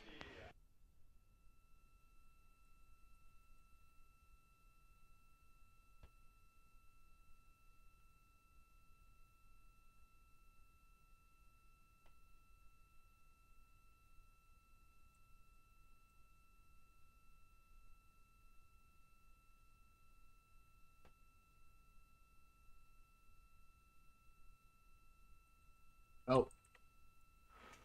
Okay. Telemetry report. We'll send that puppet. Log temperature. We'll send that puppet.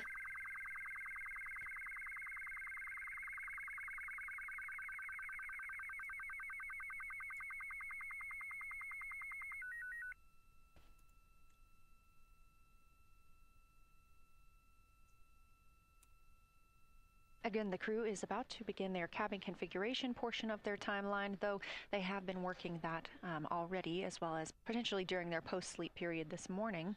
The official lunar flyby observations are slated to begin in just about 40 minutes.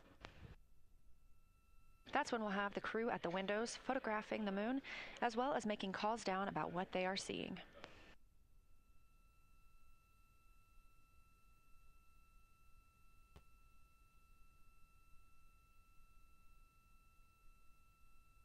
Again, we are live here in Artemis Mission Control for the duration of the flyby.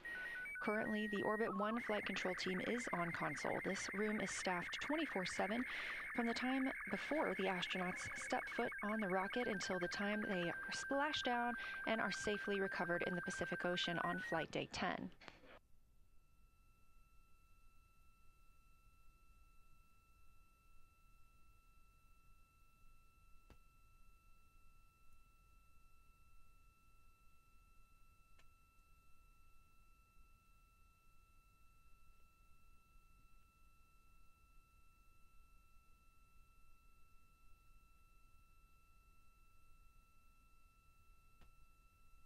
Yeah. That's all I can transmit. Well, that kind of sucks. Oh well.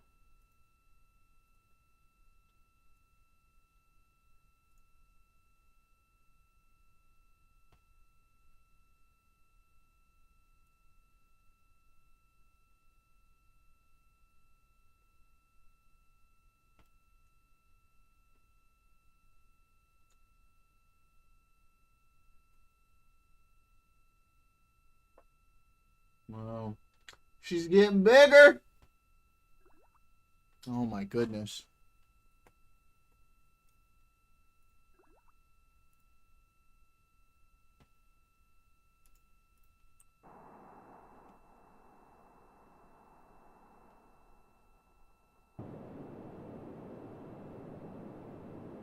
Again, this is Artemis Mission Control here in Houston. We are now 11,777 miles away from the moon. We did pass the Apollo 13 record of farthest humans away from Earth at 12:57 p.m. Central Time, 1:57 p.m. Eastern Time. That distance, 248,655 statute miles from the Earth, continuing to be exceeded by the crew. They will reach their farthest distance from the Earth around 6:07 p.m. Central Time. At that time, they will be in an LOS, or they're going to be getting 4,000, around 4,000 miles away. So, getting real close.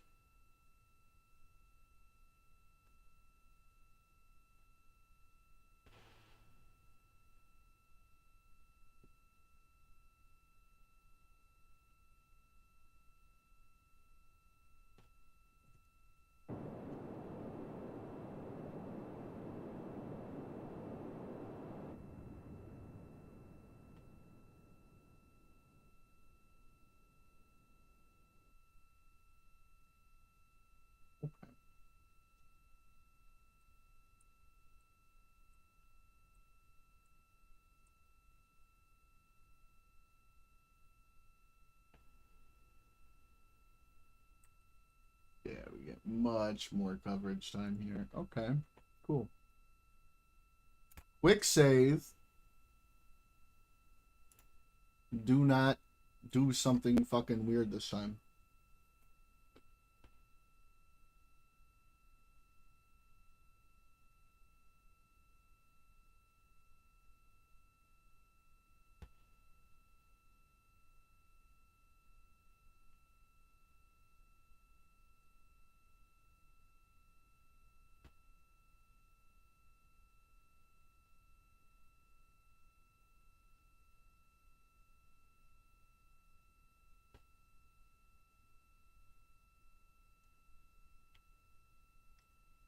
All right.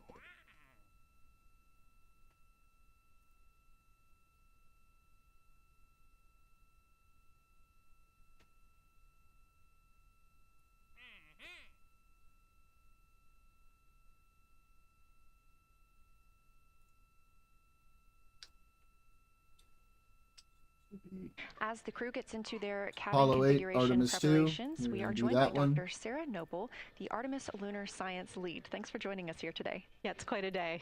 Yeah, we are very excited. I can only imagine how you guys are doing over there. So tell me a little bit about yourself and what your role is for Artemis 2. Here we go. Sure. So I'm the Artemis Lunar Science Lead, so over the entire campaign, and my job is basically to make sure that as we have this big adventure back to the moon, we actually learn new things about the moon. Fascinating. So why is the moon such an important destination today?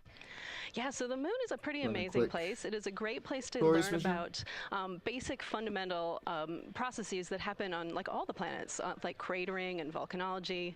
And also it is, you know, part of our Earth-Moon system. And, you know, the Earth recycles its rocks pretty well, right, through plate tectonics and weathering and whatever. Most of the rocks on the Earth are geologically young. But on the moon, we have the entire record that goes back 4.5 billion years since we formed. And so if we really want to learn about what was happening in that period, like the moon is really the only place we can go. We're also thinking about going back to the moon, and we want to go to the lunar South Pole. So what makes that such an interesting destination? Yeah, the South Pole is cool, right? It's far away from the places we went during Apollo. It's different kinds of rocks there, some of the oldest rocks on the moon. It's also a place where we think there might be resources like water. There are craters that really never can see the sun because of the low sun angles there, and they get very cold. And we think that water and other things can build up in those craters, and so we're very interested to see what that might do for us. I'm very interested as well. So for some of our viewers who might be new to this, what does lunar science look like during an Artemis mission? Yeah, it's pretty exciting for us as we have like sort of built this from scratch to try to understand how we can best use the crew to support our science. And so, you know, we've developed a system. We've got a team in place. We've got a back room here, here in this building called the SIR, the Science Evaluation Room. And there's in fact a back room to that back room over in another building here at Johnson Space Center where we've got our teams of scientists working really hard. They're actually speaking to this room through our science officer. This is now the first time we've ever had a science officer in flight control room, so we're pretty excited about that. So we have a really voice out and up to the crew. I know, it's been so exciting to hear Dr. Kelsey Young speaking directly with the crew today. Now, so close to the moon, and we have a live view here of the science operation or the science evaluation room. So this is where the majority of your team is today. Is that right? Yeah, that's right. This is a big chunk of our scientists. You can see them in there now, working hard, trying to get ready for the day. And then again, there's a second room where we have a lot of our data folks, where the data will first come down and they'll sort of sift through the data and get it ready for this team to take. What's the mood like right now in the SIR? It is, I would say, giddy. I think we are all we've worked very hard for this. They have done simulation after simulation. They have worked really hard over the last couple of years to get ready for this moment, and I think everybody's just really excited to see. You know, even already we've had some descriptions from the crew coming down, and it's so great to see their joy and our joy, our love for the moon come through. Yes, we are in for a real treat today, if it's been anything like their observations the past couple of days. So how are the lunar science teams using this test flight to prepare for future missions to the moon? Yeah, absolutely. This is the way that we are building our foundation for the future, from everything from, you know, how do you train a crew to be a geologist, right? And so, you know, working through that, getting them classroom training, field training, building the science team, building these physical rooms that we are in, designing the software that the teams are using, and then, you know, figuring out what happens to that data. They're going to take this data and it's going to come down, and how do we get it out to not only our team but out to the world and the rest of the science community. Yeah, that's a great point, because when you hear these crew members talk, you would never know that they're not geologists. Your team has trained them so well. They have been very good students. Who can blame them? It's a pretty great topic. One more question for you. How does the science that we're doing on Artemis help support long-term exploration, and including our sustained presence on the moon? Yeah, you know what? We have a saying in the Science Mission Directorate that science enables exploration and exploration enables science, right? So you need the scientists, because we are the ones who are the experts in, landing site and doing analysis of landing site and making sure we can find a good place to land, to like understanding the properties of the soil so we can, design our systems to manage that, understanding the radiation environment, keeping our astronauts safe, all of these things, right? But, in return, you provide us with opportunities where now we're going to be able to collect this data and collect samples and deploy our instruments and all of that. So it's a symbiotic relationship. That makes perfect sense. Well, Dr. Sarah Noble, Artemis Lunar Science Lead, thank you so much for joining us here today. Best of luck to you and your team, and I hope that you get to enjoy today too. Thank you so much. We are now getting closer and closer to our lunar neighbor. This live view coming from the Orion spacecraft and a camera mounted on one of its solar array wings.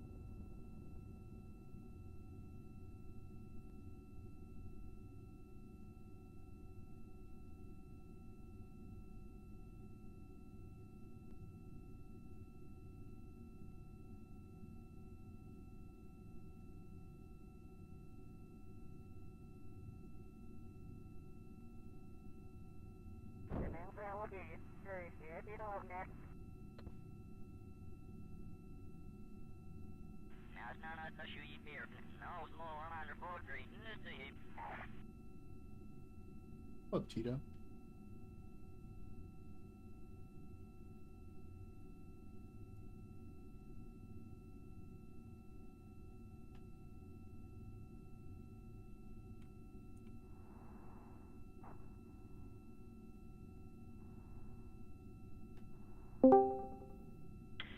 Houston, integrity for camera serial numbers. I found a 4-leaf clover out there. Ready to copy. It's the powers of autism. Hey Jenny, these are card numbers for the various positions. For the long lens on the D5, we will have individual cards. Victor's 1008, Jeremy 1019, Reed 1012, myself 1015. For the Z9, we will have one card that is dedicated for today, serial number 1007. For the cabin camera D5, we will have one dedicated card for today, serial number 1022.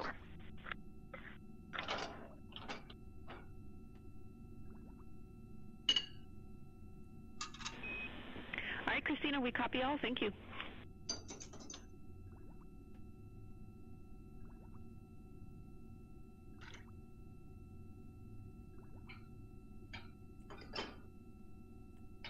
We just realized that we have Earth out window 1 and Moon out window 2. Oh, wow. Sorry. Earth out window 4 and Moon out window 3, and it gives you the best idea of scale we have had yet. The Moon is about 3 to 4 times the size of the Earth, and it is almost full, and the Earth is just a small crescent out there. It's magnificent. I got a picture of it with the wide lens. Such a majestic view out here. Amaze, amaze, amaze. Thank you, Reed.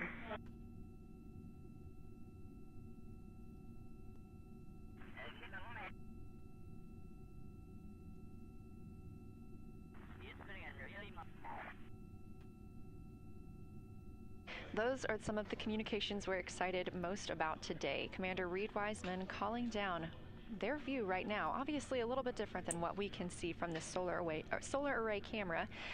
They are looking through the windows of the Orion spacecraft, able to see at the same time Earth and the Moon. You also heard NASA astronaut Christina Cook calling down some of the cameras that they will be using today. The crew is in that cabin configuration portion, and we expect the lunar flyby observation period to start in just about 20 minutes.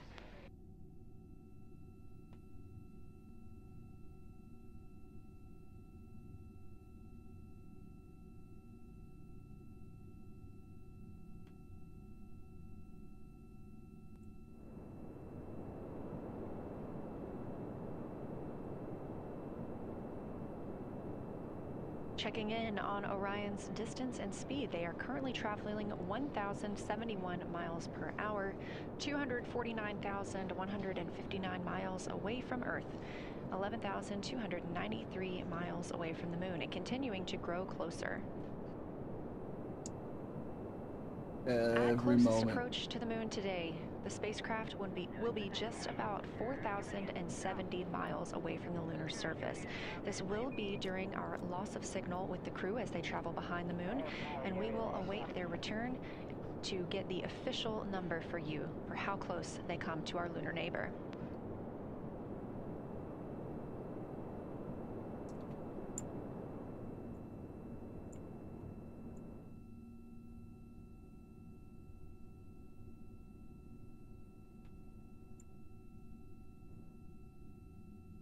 Oh, B-Money's back. You gonna say anything different this time, or just same thing as always?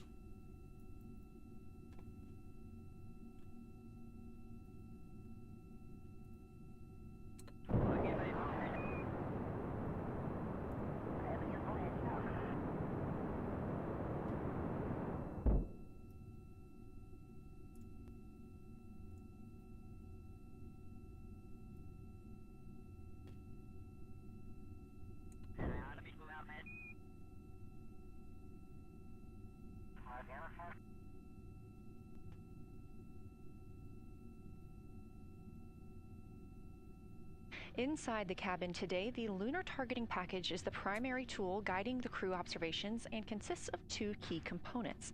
The Lunar Geography Review helped the astronauts study major lunar features in advance and help learn how to orient themselves during the flyby. Because, of course, the Moon is not actually labeled like it appears here when we look at this map. The Lunar Targeting Plan provides a detailed timeline of observation targets, background science context, and specific instructions for the pictures the crew should take, as well as the verbal descriptions that will be helpful to the science team reviewing them later. This is a screenshot from their lunar targeting package, and a screenshot specifically of that lunar. For attitude. Go ahead.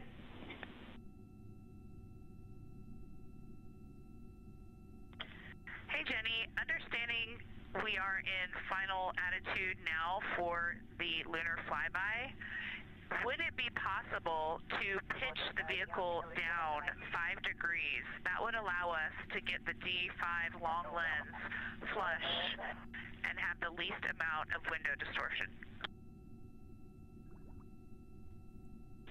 We're checking. That call from Christina Cook, NASA astronaut and mission specialist on Artemis 2. Copy. The Orion spacecraft is positioned in a specific attitude to allow the crew to best see the moon outside of their windows today for this imaging opportunity. That call was a request for a potential attitude shift just slightly, another 5 degrees, to give them a better view and to give them a better opportunity to use their long lens camera. They'll also be using that lunar targeting package we were discussing. I am following along with that real time, so I'll be able to share with you exactly what targets the crew is looking at and when. They also trained with a lunar science passport. It's a little reference guide used on Earth to reinforce recognition of key lunar features. It is not on the flight, but it was a significant study tool for the crew to get them ready for launch. The apparent size of the moon will change throughout the flyby, and it'll appear roughly like a basketball held at arm's length at the crew's closest approach. That reinforces the need for careful planning and practiced observation techniques.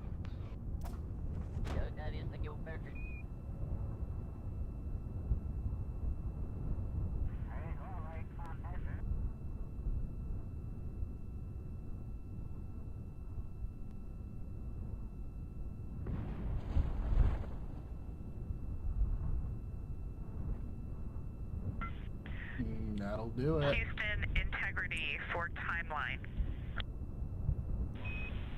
Go ahead.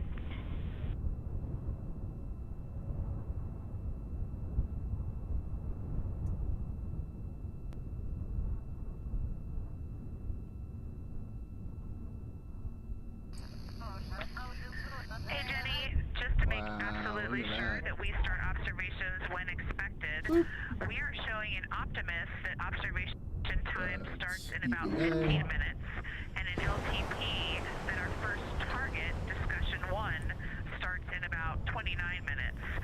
Can you confirm you'd like us to start discussion 1 in 29 minutes at 1900 GMT? Hello, Schneider.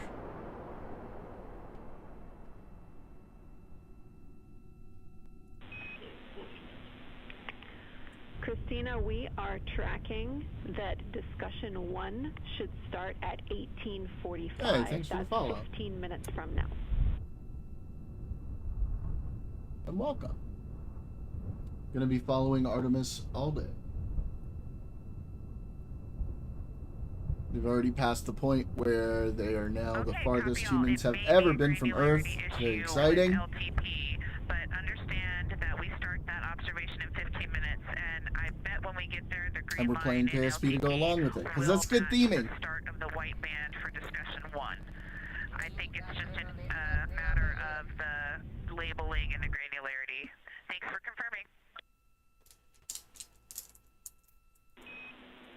Copy, and we'll look into that a little bit more on our side as well.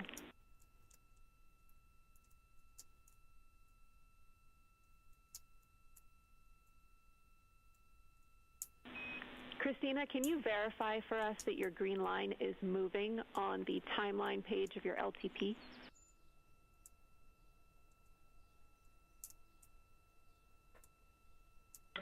Affirm.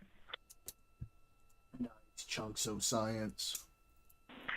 Jenny, I do think we're good. Looking closer, I see the labels are just not aligned with start or end times of the white visible bands. It fully makes sense now, so I think we are all set. We'll look forward to starting some observations in about 13 minutes. Copy. Thanks, Christina. Mission.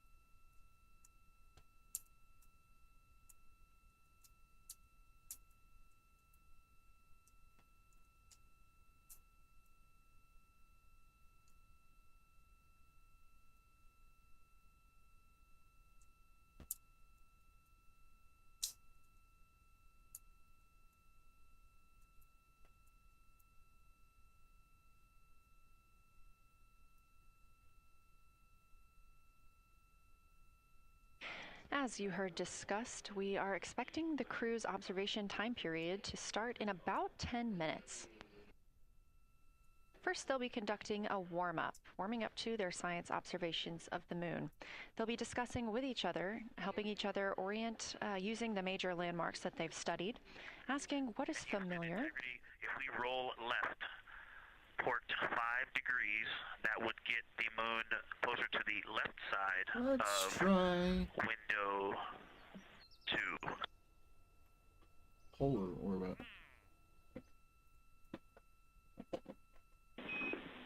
Copy, Victor. We'd like to know if it's pitch and roll or one or the other.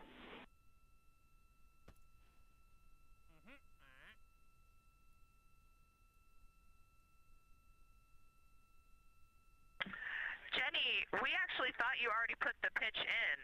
Had the pitch been put in already? No, we need a little while longer to talk about it.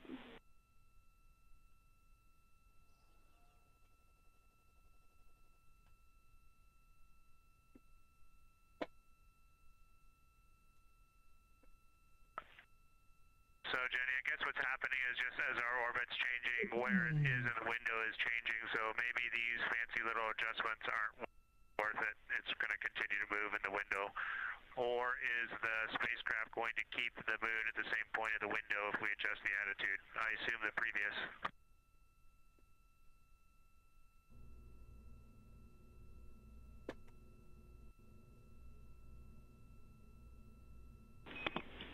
Right now, we are pointing the center of the window to the center of the moon with 2 degrees of deadband.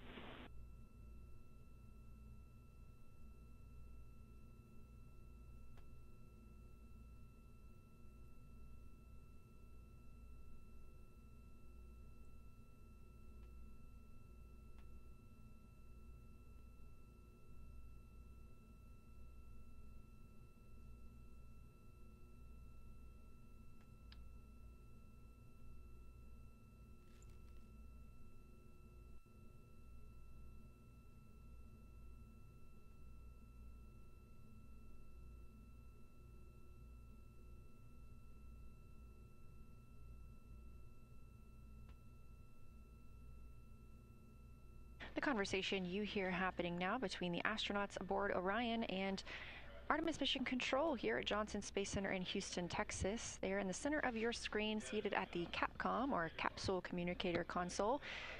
That's Jenny Gibbons, Canadian Space Agency astronaut, and Artemis II backup. She was also the lead Capcom for Expedition 63 aboard the International Space Station.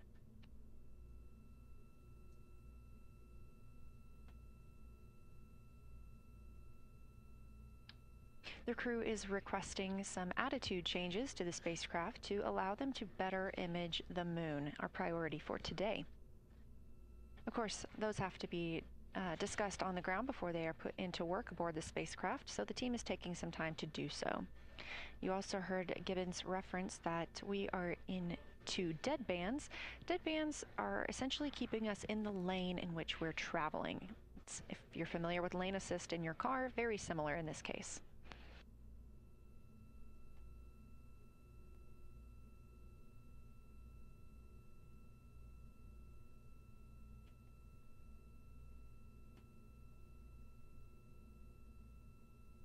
We are now 10,870 miles away from the moon, traveling 1,066 miles per hour and 249,390 miles away from Earth. Again, we recently surpassed the Apollo 13 distance record of farthest humans have ever traveled. And upon calling down some words during that milestone, Canadian Space Agency astronaut Jeremy Hansen noting that he hopes that this record that they are setting today is soon broken by future explorers.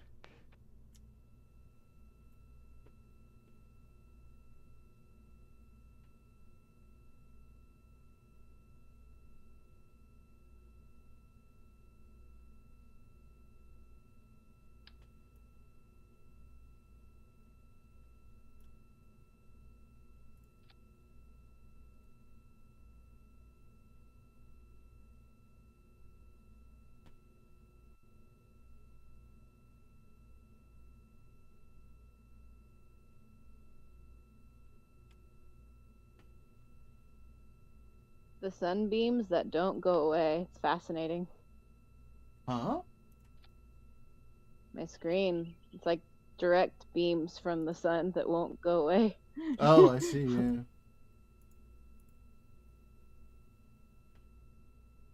Like little tethers reaching out. I've never seen it like that.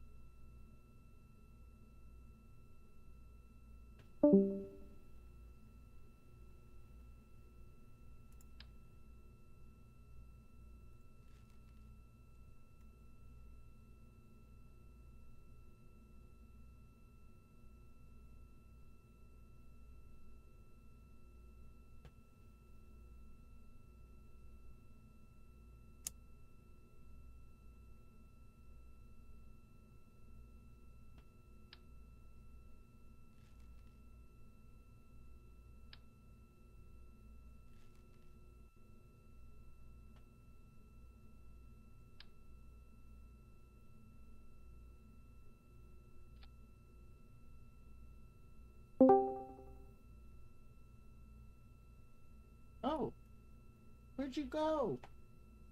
I had to get a video of the This is sunbeams. Artemis It's really Mission cool. Control. We are standing by for the beginning of Lunar Oh, sorry. Flyby. Oh, yeah, fine. Expecting that to start in just a few minutes when the crew will begin a warm-up discussion preparing for the day.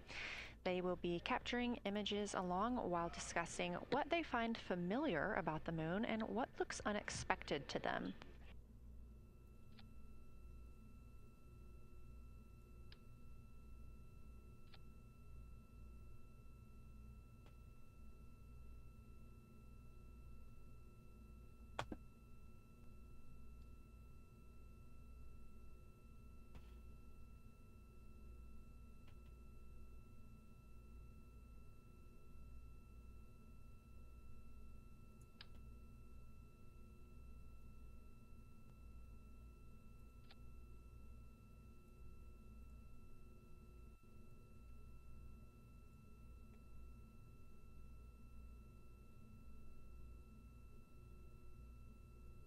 All right.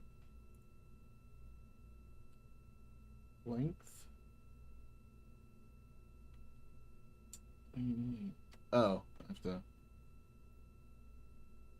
Again, just minutes away from the official start of Lunar Flyby, or when it is timelined for the crew.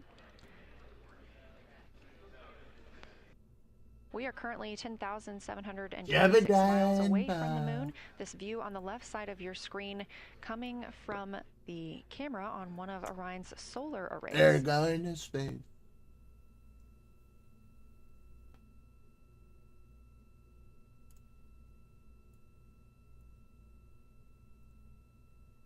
Okay, let's do it.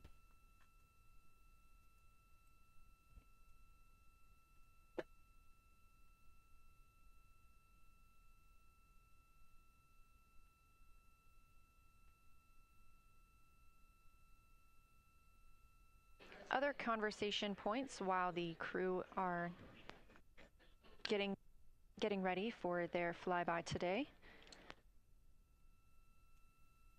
They'll be looking to orient themselves using major landmarks and annotating their observations along with their discussion. They'll have 10 minutes for that warm-up discussion.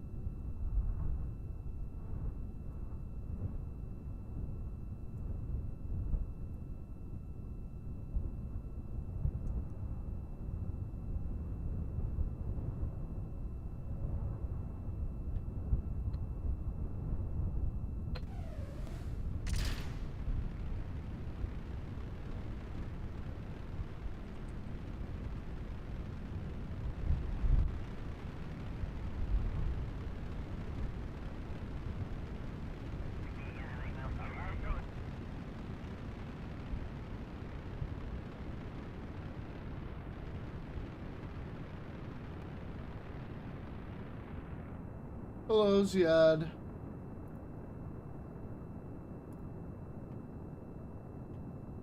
Welcome. Hope you'll hang and watch the Artemis mission with us.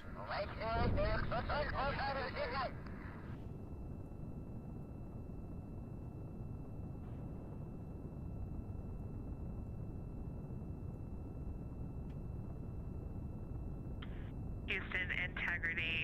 We have two folks at the window deep in discussion talking about all of the awesome features that they're seeing. We just had a huge moment realizing that Hertzsprung is about the same size as our incredible Oriental. We're really excited about this target that's kind of new to us. We're orienting on things like how we talk about albedo, finding some of the prevalent things that we're used to from all of our training, and just overall taking in this view.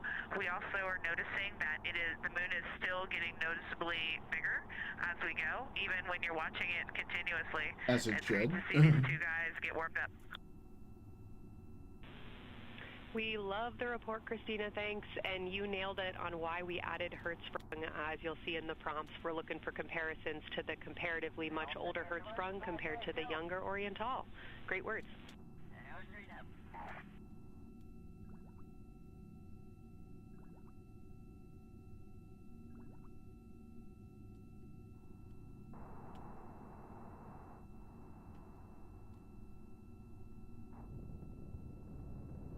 This is Artemis Mission Control. That was the voice of Dr. Kelsey Young speaking with the astronauts aboard Orion as they begin their observation period and lunar flyby. NASA astronaut Christina Cook reporting their view of Hertzsprung Basin. The team here is looking for centered images of the basin at a full zoom, and they're hoping that the astronauts can image and describe the inner and outer rings. This is considered a degraded basin with a floor, rings, and ejecta compared to a younger Oriental basin.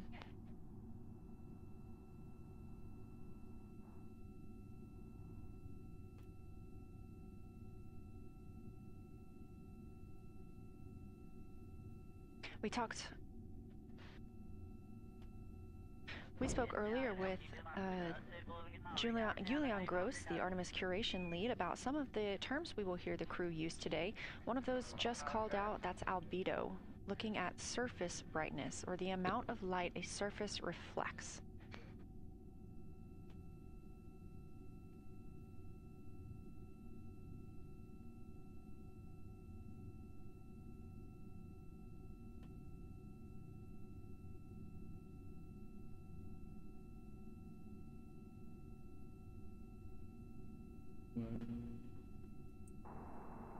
A few more terms that we hope to hear today during the crew's sit reps or situation reports include embaying. This refers to one feature that surrounds another that usually is a higher relief feature. Houston Integrity, one report from the crew at the windows. We can actually see the moon and Earth at the same time right now. It's interesting because the Earth looks way brighter, so the Earth itself seems to have a much higher albedo than the moon. We think this is independent of our eyes focusing because, of course, the Earth is much smaller than the moon in our view, so you could think that your eyes focus for the darker sky, and that means that it only has apparent brightness more than the moon, but since we're seeing both in the same view, we do think that this can be inferred as the Earth as a whole has a higher albedo.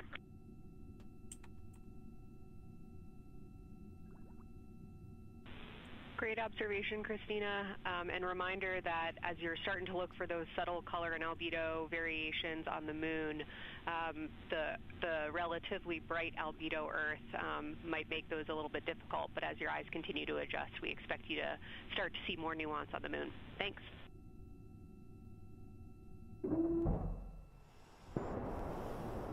Great call. Thanks for the reminder.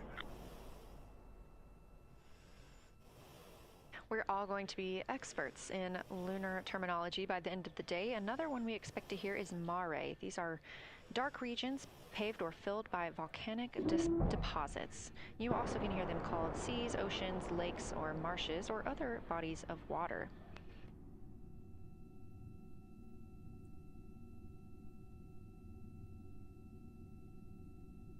Again, we are live in Artemis Mission Control, but on the right side of your screen, that is the Science Evaluation Room. Team members who have been preparing for this day for years.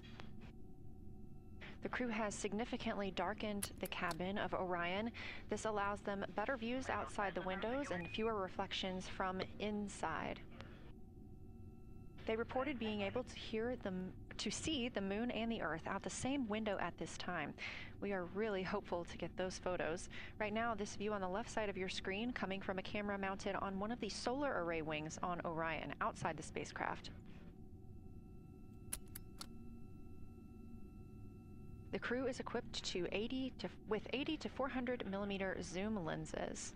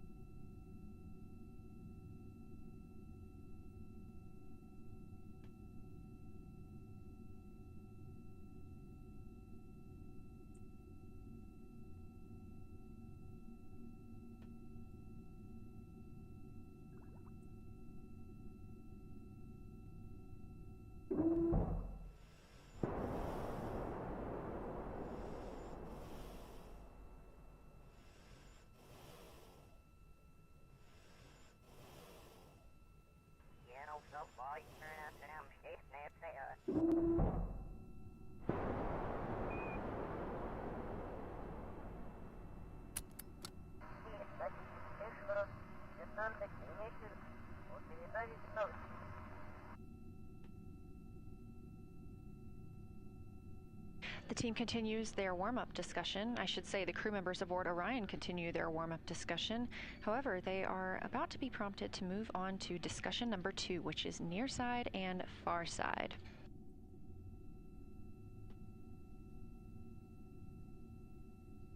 Some of the things that they are looking to capture, the ground has prompted them to photograph anything that stands out to them and to compare the near side versus the far side mare in color, albedo, topography, and texture.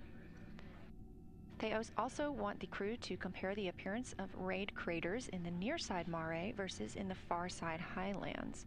Of course, a reminder that some of the items that the crew, or some of the landmarks the crew are seeing today, is the first time that humans have ever laid eyes on those portions of the moon.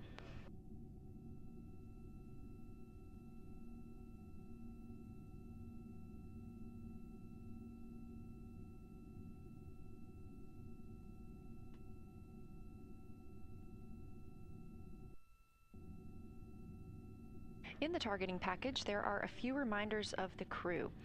For the crew, there are time-sensitive observation reminders and science sit-rep reminders. We have a sit-rep.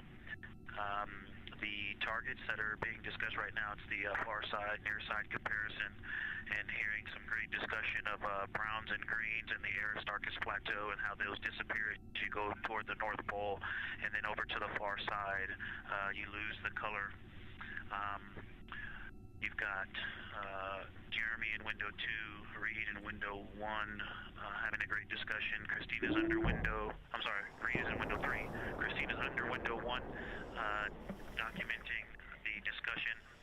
And we've got the lights completely off in the cabin. There are some LEDs that we cannot put out that do provide some light scatter. But we have all of the internal lights off. And are letting our eyes adjust as best we can. The window 4 view, you only get about a third of the moon. Tycho is going to go over the horizon soon, and you can see Aristarchus, and then you start to lose the view as you go to the west in Oceanus and Procellarum. So far, the team is on the plan, and the long lens is being put to good use, and recordings are being made, and internal documentation of the configuration and the the observations is ongoing. Science, do you have any questions for us at this time? Integrity Science, Victor, very glad that you provided the first formal science sitrep, as these were indeed your idea. One follow-up question, any relationship between those browns and greens you described? Do you see them blending into one another, and do you see any topography associated with either color?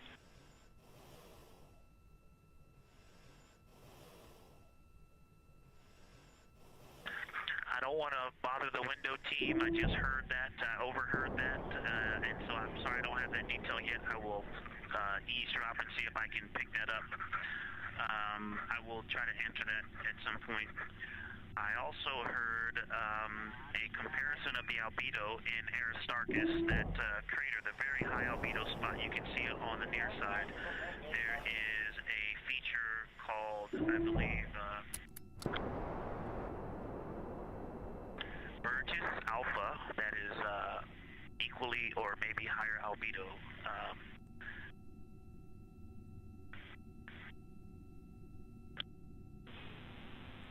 I apologize for the gaps. I'm trying to listen and talk at the same time, but I will try to get some more information to correlate those colors from Aristarchus for you. Understood, Victor, and good call to not bug the window team. Really like the brightness comparisons to Burgess A. Really helpful for the science team. Keep them coming. Thanks.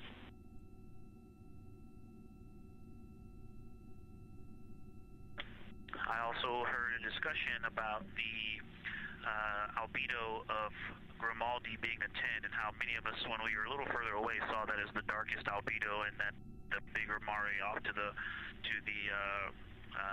west, or to the east, was still dark, but maybe a 7-8. We still think that, but you are seeing color variation, albedo variation inside of Grimaldi as well, and that even on the west side there's still a very dark part of it. But it is still the darkest. It is just not as uniform as it looked when we were farther away. We're starting to differentiate the striations of albedo inside of Grimaldi. Copy all, Victor, and you read our mind. Superlatives like darkest, biggest are really, really helpful for us, so keep those coming.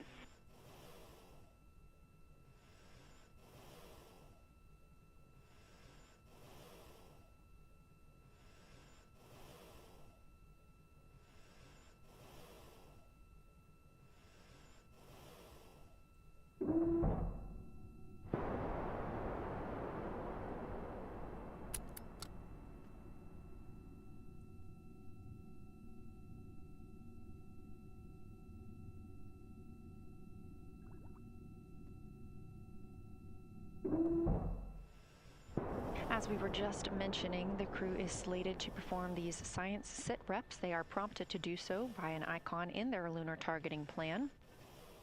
That one coming down from NASA astronaut and pilot of Artemis 2, Victor Glover.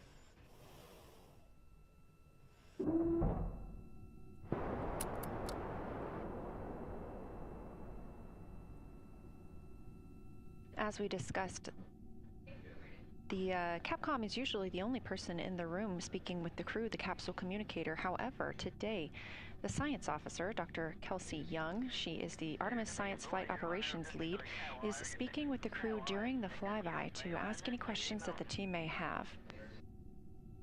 To her right is Trevor Graff. He is one of 3 science officers. Those would be Kelsey Young, Trevor Graff, and Angela Garcia, who will also join us later for an interview.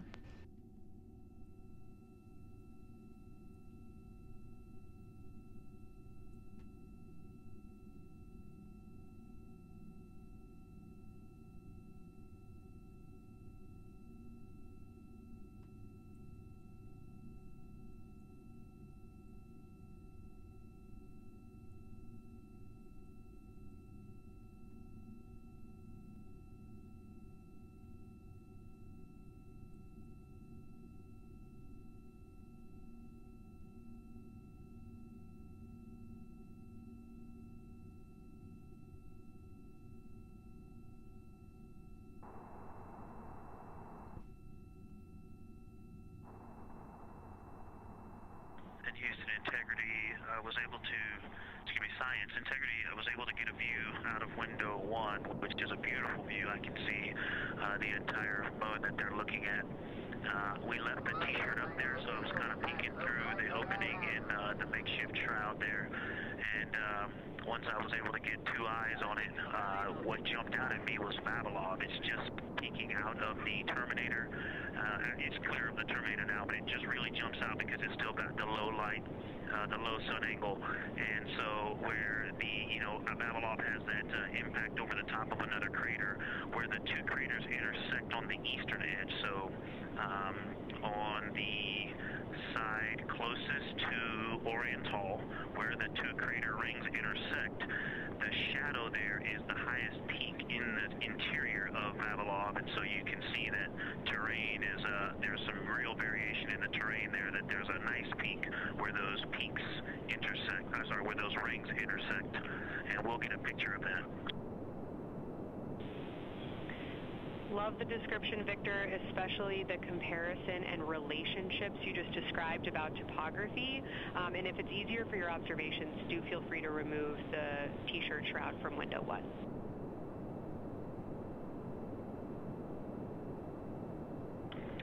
Absolutely, we will do. Thank you.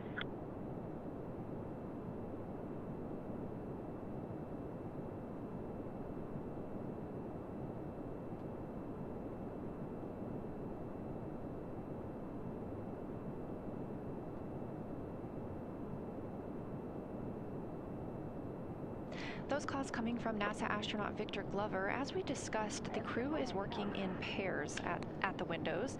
Right now, taking photos are Commander Reed Wiseman and Mission Specialist Jeremy Hansen. Serving as their support team are pilot Victor Glover and Mission Specialist Christina Cook. You're hearing those calls from Victor Glover as he is on that support team, and he is tasked with providing the science sit reps, while the 2 crew photographing and making annotations of the moon are in windows 2 and 3. Windows 1 and 4 are available for the support crew to fly up to, obviously look at the moon themselves, and provide these science situational reports.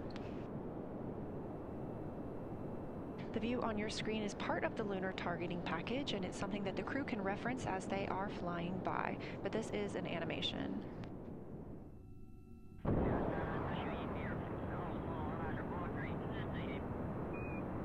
You also heard Glover mention Oriental. Oriental is a major feature that the team is interested in today, and it's known as the Grand Canyon of the Moon. Until this mission, the Oriental Basin had never been seen in sunlight by human eyes. Oriental Basin and its surrounding ejecta could fit within a straight line distance from NASA's Johnson Space Center, where we are at today, to Kennedy Space Center.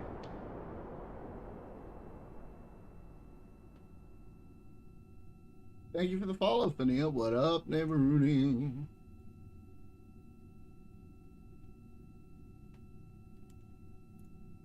This a live view in Artemis Mission Control in Houston, Texas, where the teams are monitoring all systems, not just for today's flyby, but on the spacecraft themselves. Again, this is a test flight, our very first flight of humans on the Orion spacecraft.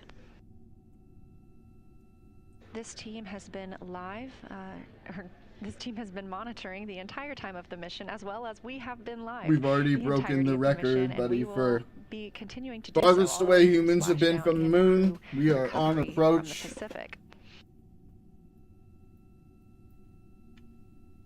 Very exciting. This is very a exciting from Arrow, the Artemis real-time orbit website that you can also access at any time by visiting nasa.gov/track-Artemis, showing us that we are now under 10,000 miles from the moon, 9,948 to be specific, and continuing to count the down. closest flyby I think is going to be during loss of signal, but they should be. I mean, Again, they're already close.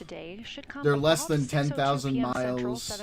They're 1,000 miles an hour, so they're going to be like 4,000 miles away. So around begin transiting behind the moon.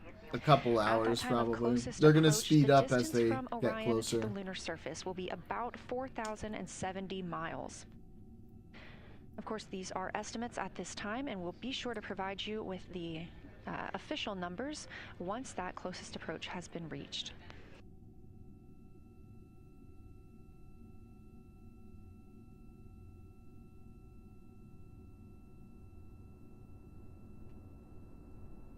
This shot live inside the Orion spacecraft, where our 4 crew members are continuing with their lunar flyby activities. They have just begun those activities really about 20 minutes ago, so we've got several hours of moon view opportunities. This is still a live view inside that capsule. However, you can see just how dark they have turned down the lights. Actually, they've turned them all the way off. There are a few LEDs that they cannot power off, but turning down these lights gives them better views outside of the spacecraft's windows while they photograph the moon. This also prevents any reflections from inside the spacecraft bouncing up on the windows and interfering with their photography.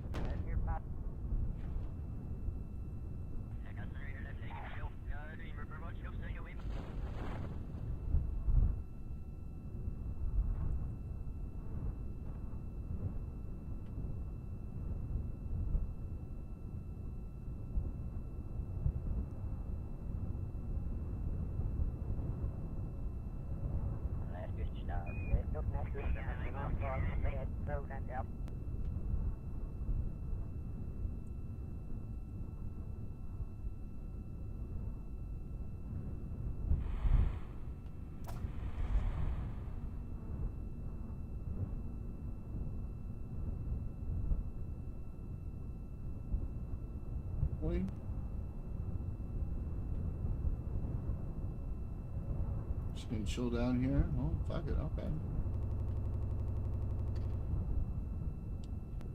As we were previously discussing, the crew members are serving on teams. The first team being Commander Reed Wiseman and Mission Specialist Jeremy Hansen at the windows photographing what they see. We heard reports earlier that they could see both the moon and the Earth in the same view, and we are looking forward to seeing the moon and the Earth in the same view as well.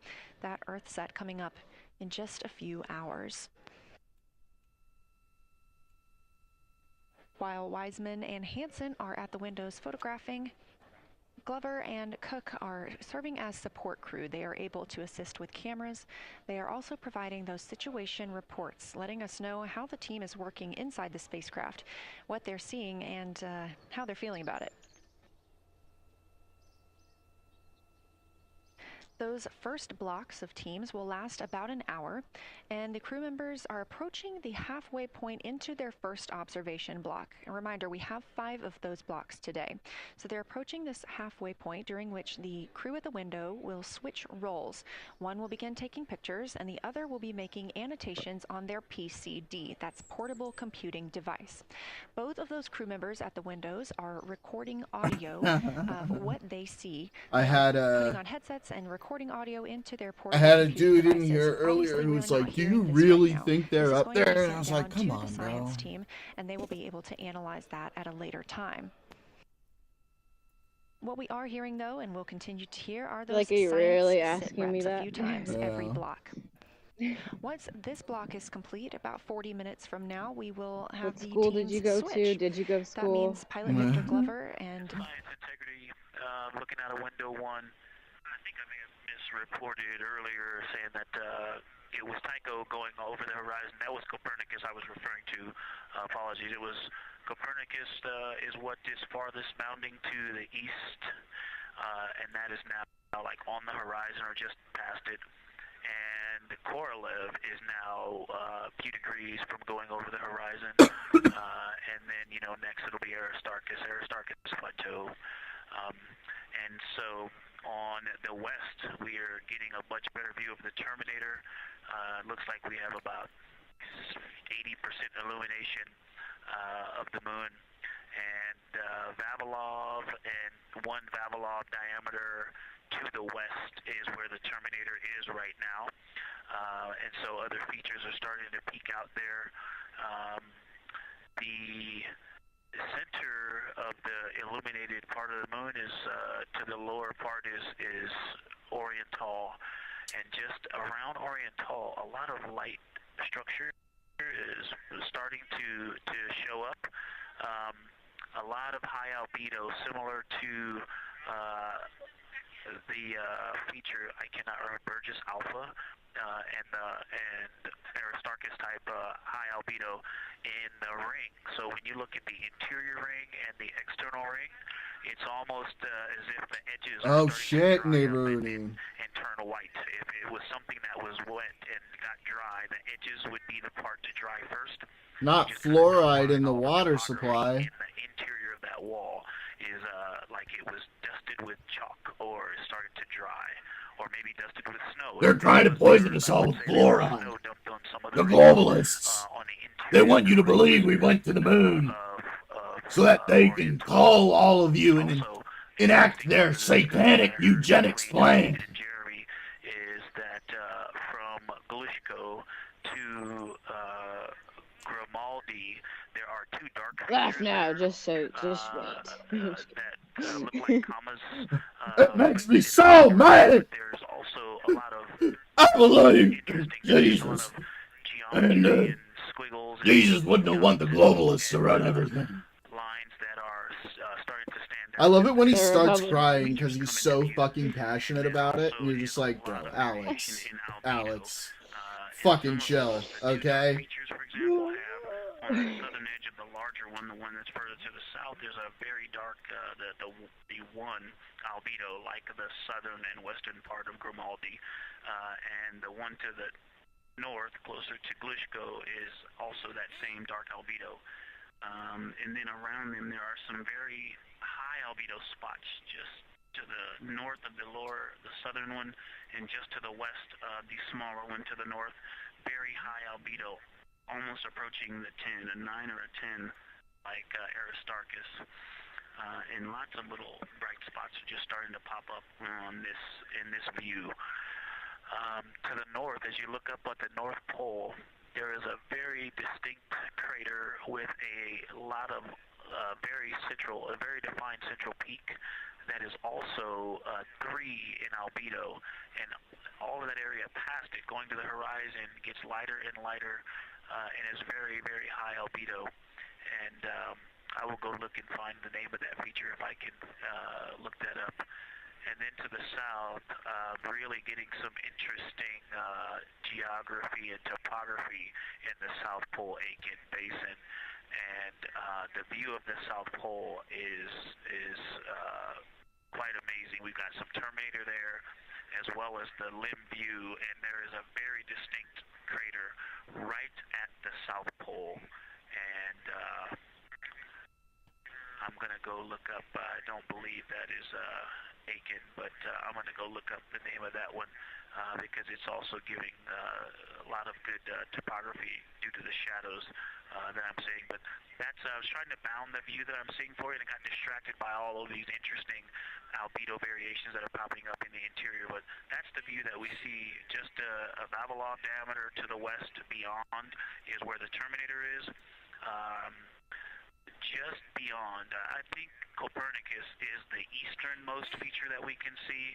A very Conspiracy-minded family members, damn, bro. Nice structure crater to the north with a Sucks. high albedo central uplift to the north, and the south is dotted by a very characteristic crater with a lot of terrain, shadow features, and I will go try to find some landmarks to put names with those. Any questions for the observation team?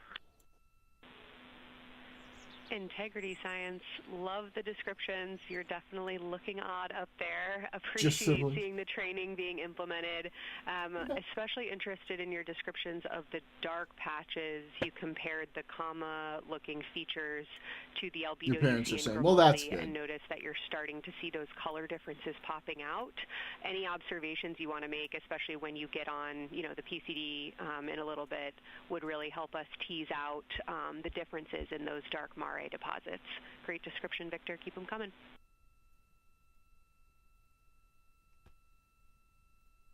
Absolutely will do, and I know you've got descriptions on both of the window observers right now as well. Keep them coming.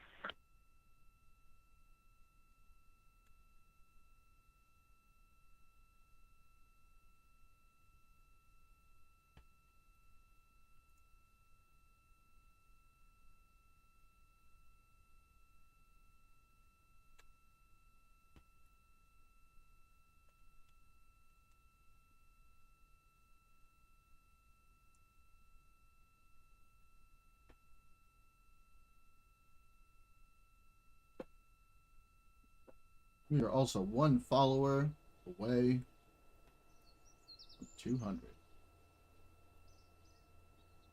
From 200. Great evidence of how well trained this crew is by the science team.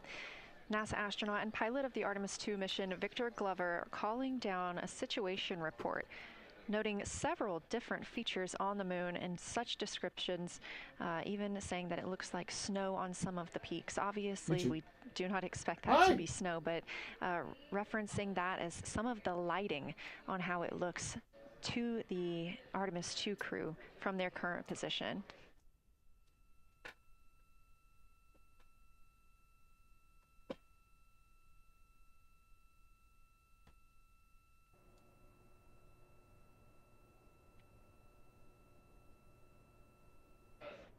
The team is slated to be switching their positions at the windows now. Both Reed Wiseman and Jeremy Hansen have been at windows 2 and 3, one taking photos, one making observations and annotations on their portable computing device. At this time, we also anticipate that they are looking at a crater duo. One of those is Glushko, and the other is Ohm. The team is looking to know the extent of Glushko's ray system and how its rays differ in the Mare versus the Highlands. They also want the team to compare the ray systems of Glushko to Ohm.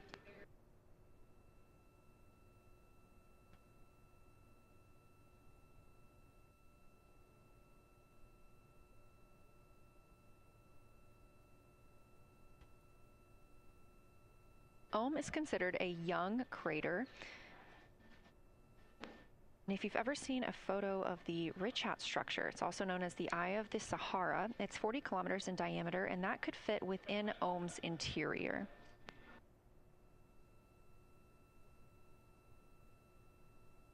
The team is specifically interested in descriptions of that ray visibility, including the color, albedo. Remember, albedo is the brightness or the surface reflection, and the reach.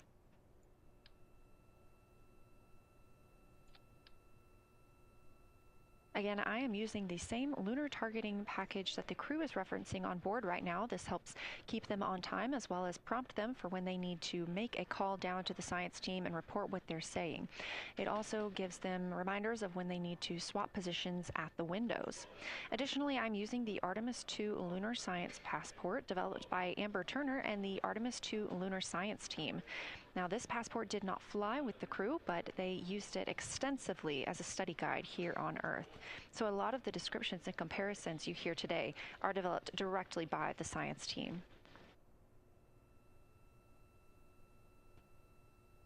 We are now 4 days, 20 hours, and 43 minutes. Science, integrity, that crater to the north, that is it's like we've got one in the north that looks like just a textbook crater, and one on the South Pole as well. The one on the north, I think, is Pythagoras. And what I wanted to highlight about that is it is either a very distinct central uplift or just a very defined area of high albedo. If a majority of the crater, especially the floor of the crater, is, say, an albedo of 5, this center, and gosh, only a tenth of the diameter of Pythagoras is an albedo of 2, maybe 3, but it is very bright and it stands out. And then between that crater and the actual what is the horizon from here, there seems to be another crater right on the horizon, and right on the edge of that is another patch of that albedo. It seems to be between the two craters. It's hard to tell from this grazing angle, but there is another spot just further north beyond Pythagoras.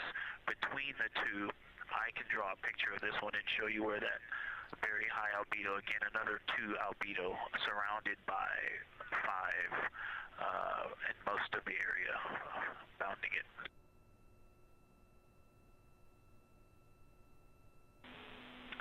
Integrity Science, thanks for that. We agree with the Pythagoras assessment. And as a follow-up to your previous report, the SIR had questions about topography comparisons between the North Pole and the South Pole of the Moon, if you're willing to provide words on that.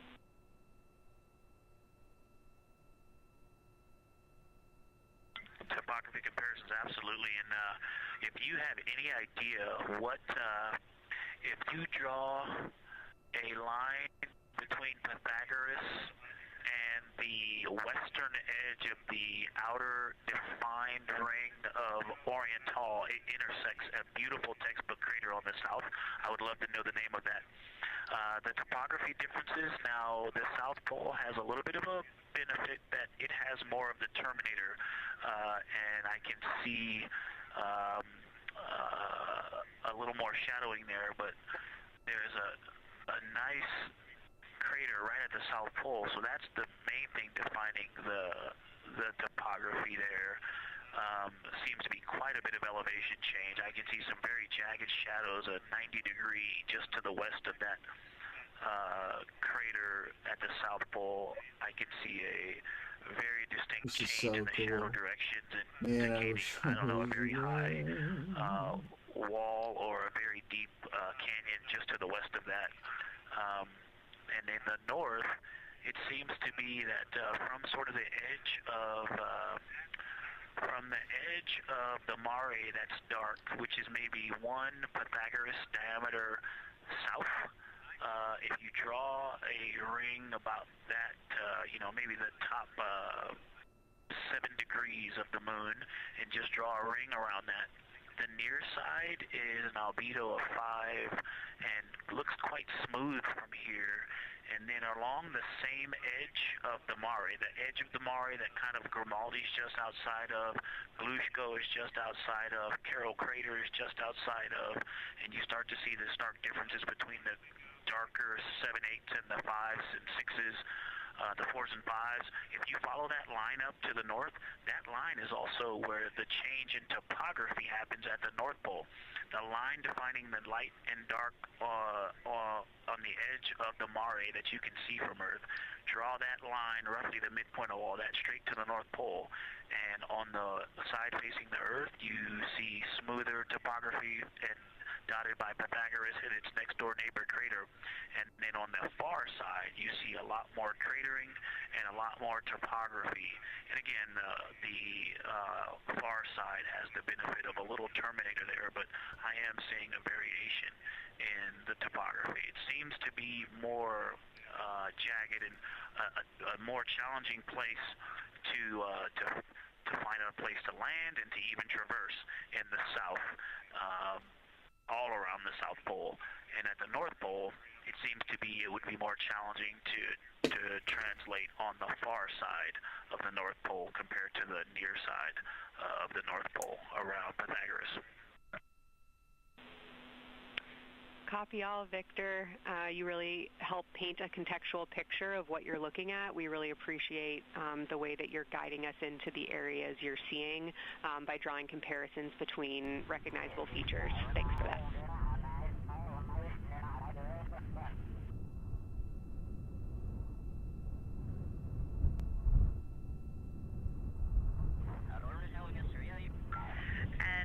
Kelsey, another little science sit-rep moment, something I just heard from the window team is the more I look at the moon, the browner and browner it looks. I thought that was an interesting observation. The 2 observers have been on timeline, no hardware issues.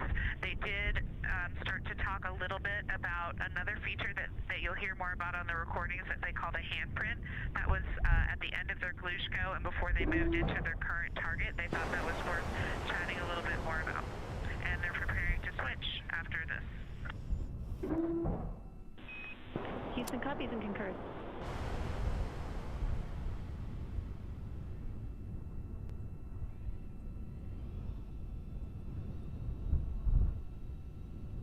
Hey, Houston Science, actually Houston and Science Integrity, another just observation from the human. My eyes have shifted a little bit since I've been up here. I've been wearing my reading glasses to look at the PCD. Well, this is a very taxing event on the eyes, looking out the window and seeing the very bright moon, and coming back inside to the dark cabin and trying to work cameras and microphones and logistics and lunch and those kinds of things, and then looking at the PCD, which is dimly lit. It's just been an exercise. It is a difficult thing to manage it. I'm up. Bro, I swear to God, Discord is so fucking funny. What's that? I said Discord is so fucking funny. What's going on? Bro, Appreciate that report. just a quick question. You're in your 30s, right? Yeah. From the ground, if that So you're gonna cringe and laugh your ass off when you fucking hear this.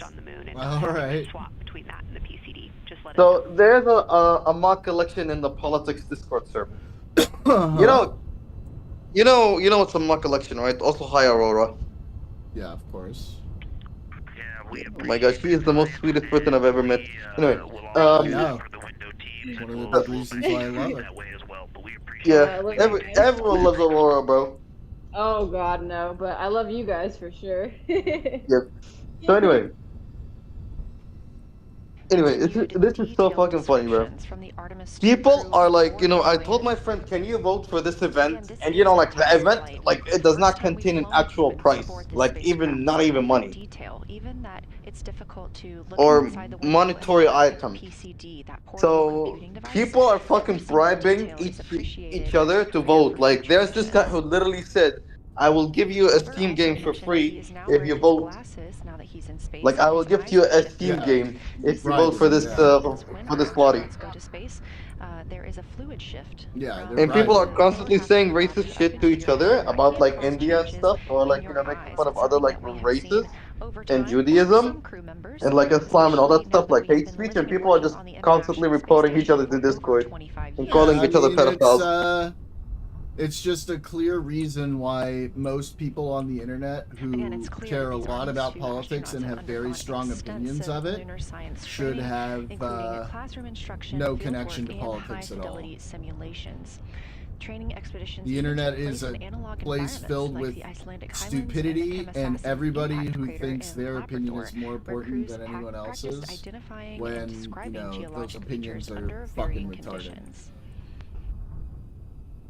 Yeah, but it's a funny mock election. Why the fuck would this happen? Additionally, here at Johnson Space Center, Orion mock-ups were used to rehearse crew choreography, including three-dimensional space management with an inflatable moon globe to simulate the flyby. Like, people are legit insane, bro. It's so cringe and insane at the same time. Report that I mentioned with descriptions, oh photos, yeah, and prompts to help them study the people are features fucking dumb, man. see. I don't you now, want me to tell you? you? From their lunar targeting package at this time. It's so funny though. Yeah. You should watch the stream though. Moon stuff is happening. Big moon stuff. As you can see, I heard about it, but right now I'm doing my stock analyst stuff. I'm like, I need to do my quest, my quest now. I gotta do my CS50. I'm moving up in the big leagues, bro. Slowly. Oh, yeah. Big moon energy. Keep it up. Big moon. Yeah.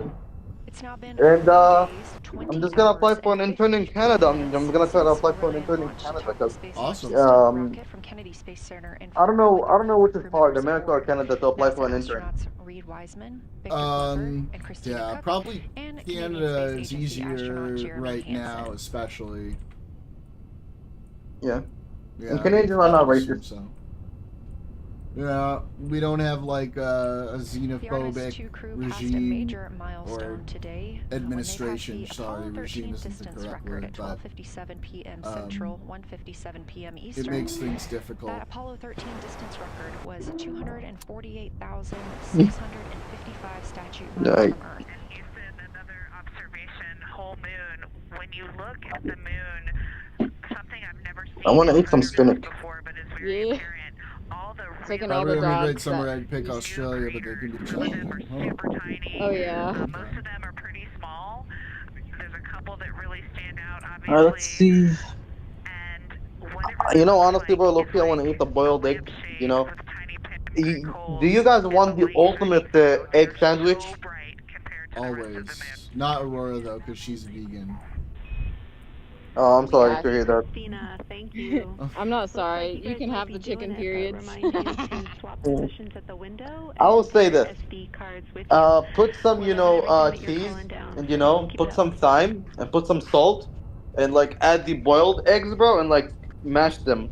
With mash them with a fork, and like wrap it and put some little bit of before you wrap it, put some little bit of olive oil, and wrap it up and heat it, bro. That shit tastes so good. Okay.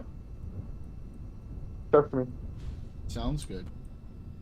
Again, ماما تعمل لي سندويش بيض. previously surpassed that Artemis or the Apollo 13 بويانات حركوك؟ لا بدي اغليه، بدي اسلقه، وبعدين شو بدي اسوي؟ بدي اياك تسوي لي السندويش اللي كنت بسويه لابوي دايما، بس مع لبنه. بالطين؟ طيب حط بالطين. اوكي. miles away from our home planet. The I'm about to make the ultimate egg sandwich. 3 miles away from the moon and growing ever closer. At its closest approach, it'll be about 4,070 miles away, and we will make sure we confirm what that distance ends up being. This is an approximation and an estimate ahead of that moment.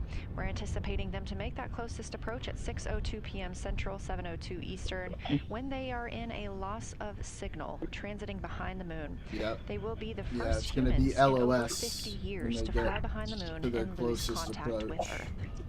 We will regain that contact about 40 minutes later as they reconnect to the Deep Space Network, emerging from behind the moon, and we will look forward to seeing an Earthrise.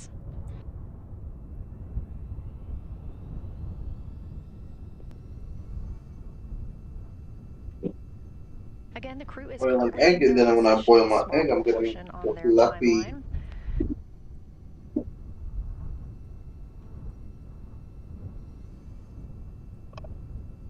This allows crew members the opportunity and the experience of all roles necessary during today's flyby.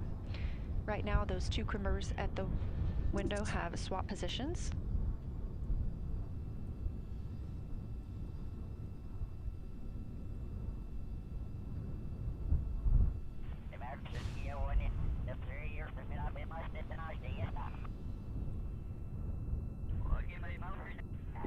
I have added 2 eggs. Look at how close they are. That's crazy.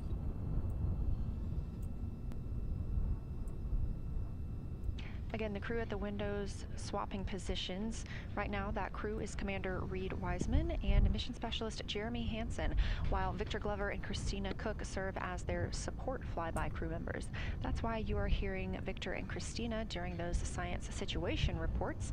Those voices will change in about 30 minutes when they take a turn, taking photos and making annotations while at the window.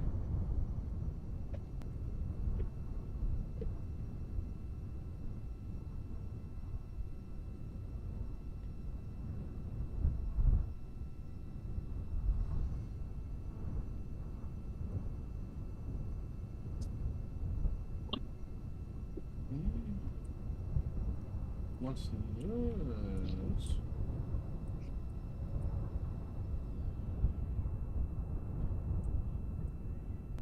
I gotta put some salt on the water so like it doesn't, the eggs crack. Mm-hmm. I have a question. What is a polynomius? Since you're one, is it like being like in an open relationship or what? Polynomial is a mathematical term. I'm talking about like your sexual, orientation. My sexual orientation? So that's not being poly. Being polyamorous means you can have like multiple relationships and stuff like that. Sexual orientation would be like whether you're gay, straight, or bi, or whatever. Yeah. I see. Polyamory just means multiple loves. Yeah. والله حطيت ملح عليها اللعبة عشان ما يتكسر. قديش بدها؟ هي طب بدها ربع ساعة فكرة. On something that we saw on the first day, we had good moon views. This was when we saw more of the near side, and the ground helped me out with identifying Mare Imbrium. Mare Imbrium, when you have the western limb also in view, looks completely different than the normal view we have of the near side. It is the most striking feature of the western limb view that we had. And the mountain chains that form its eastern side are very prominent, but they actually stand out more than I'm used to seeing even on the western side. And the whole thing. One second, I'll be back. Nice dog, by the way, Aurora. He walks too fast. It actually looks Thank you. Second dog on the walk. I'm trying to walk all the heavier ones. albedo forming the mountain chain around the impact basin. And I just don't think I had enough chance to describe how striking it was on that western limb view as we were coming in a couple days ago. Christina, science, absolutely love that, especially since that's a feature that all of us here on Earth can observe from home. So I'm sure tonight everyone's going to be going out and looking for evidence of that beautiful topography you just said. Thanks for those words.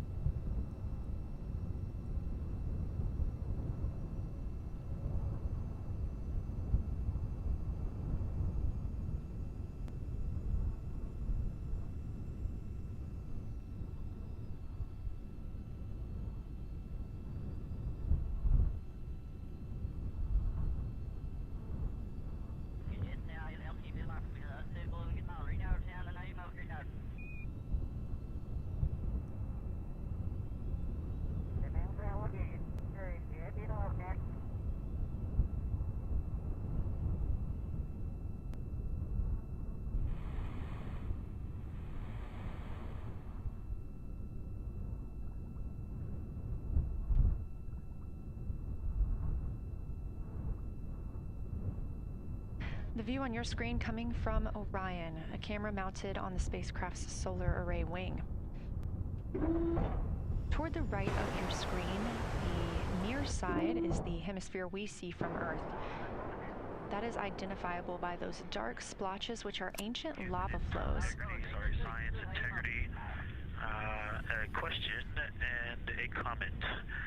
Question is it possible that we're seeing Schrödinger Basin from this vantage point in the Terminator at the South Pole? And the comment is the rays coming out of Ohm are less distinct. We are not seeing the bright rays coming out of it, but the sort of 9 o'clock wedge that is formed by the change in albedo from the interior portion that is to the northeast to the surrounding lighter mare that's 270 degrees to the west.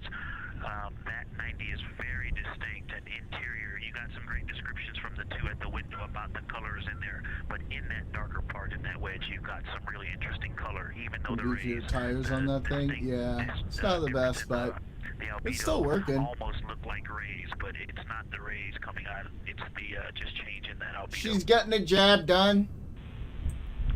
Integrity science, that is very intriguing.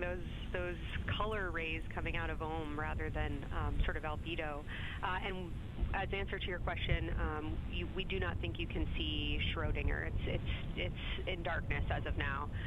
But thanks for that Ohm description, and it sounds like the pair at the window's got great descriptions that we're definitely going to dive into tonight. Wait a minute.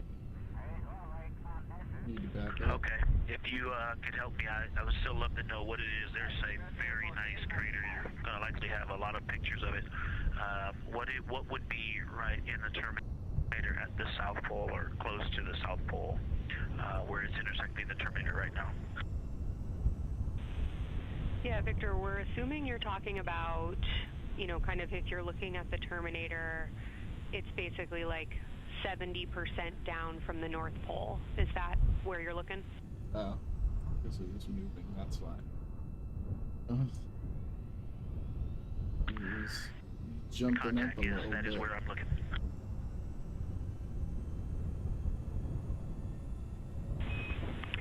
Integrity Houston, that is an enabled caution for wastewater dump required. We have hit our limit. As expected, no crew action.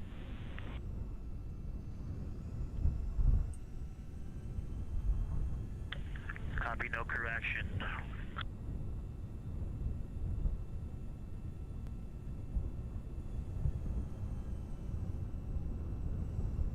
You are. And Integrity Science, we're trying to figure out what you're looking at there. Is it like right on the Terminator, or is it in the eliminated portion next to the Terminator?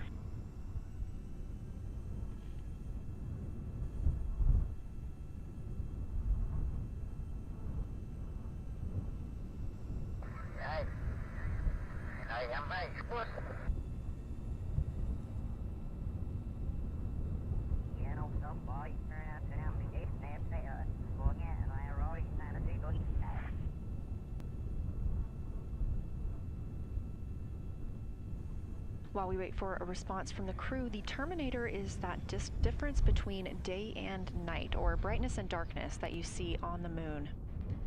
We see this from the International Space Station as well, looking down at Earth. And Science from Integrity, excuse my space orientation adaptation. If you draw a line between Glushko through the center of Oriental, and then another line from Glushko through the southern tangent of Oriental, that line would almost perfectly intersect tangentially the crater that I'm talking about, and it is on the Terminator.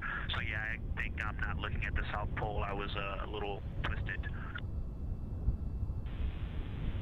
That line description was really helpful. I have eyes on the SIR right now, and they are actively discussing lunar geography. We will be back with you shortly.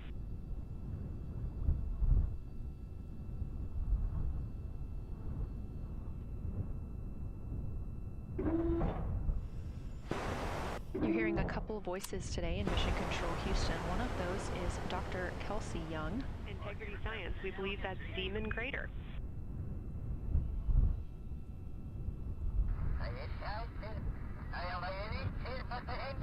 Oh, I floated away from the speaker. Say it again, please. We believe that that is Zeman Crater.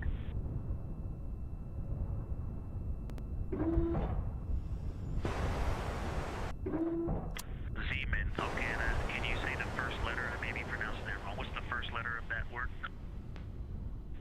Zulu. It's Z-E-E-M-A-N.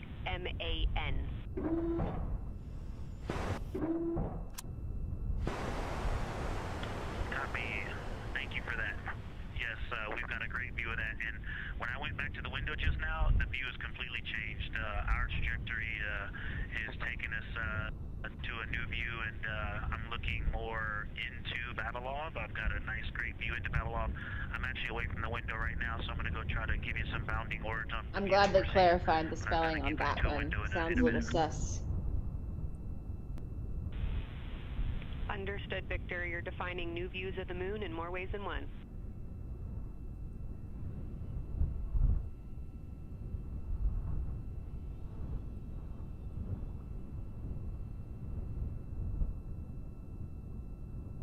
Again, when you hear calls down to Science or from Science, that's Dr. Kelsey Young, the Artemis Science Flight Operations Lead here at a console in Mission Control. You also hear communications with the crew from Canadian Space Agency astronaut Jenny Gibbons. She is the Capcom for today. She is a backup Artemis 2 crew member. Those calls from pilot Victor Glover asking about a feature he was seeing, specifically a crater on the moon. Meanwhile, the team here in the science evaluation room was actively working together to determine which feature he was describing.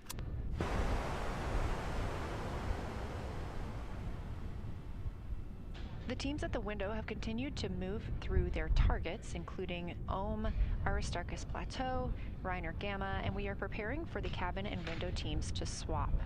That's when we'll hear more from Reed Wiseman and Jeremy Hansen when they take on the support roles, while Christina Cook and Victor Glover are at the windows photographing. Baby, look at my screen.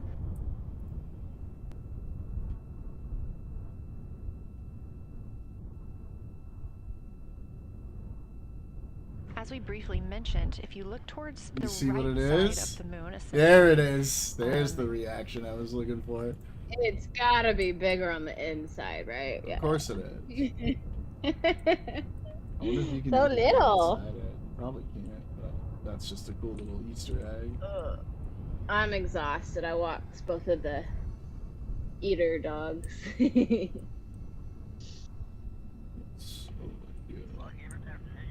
It's hot This out live there. view coming from a thankfully. camera outside the Orion spacecraft, and if you look on the right side of the moon where you see those dark patches. Wow, yeah. That's cool. How's there like a freaking TARDIS out there? It's just an Easter egg. Describe what I'm seeing, but It's awesome. the Terminator Literally. right now is just Easter fantastic. weekend. It is the most rugged that I've seen it.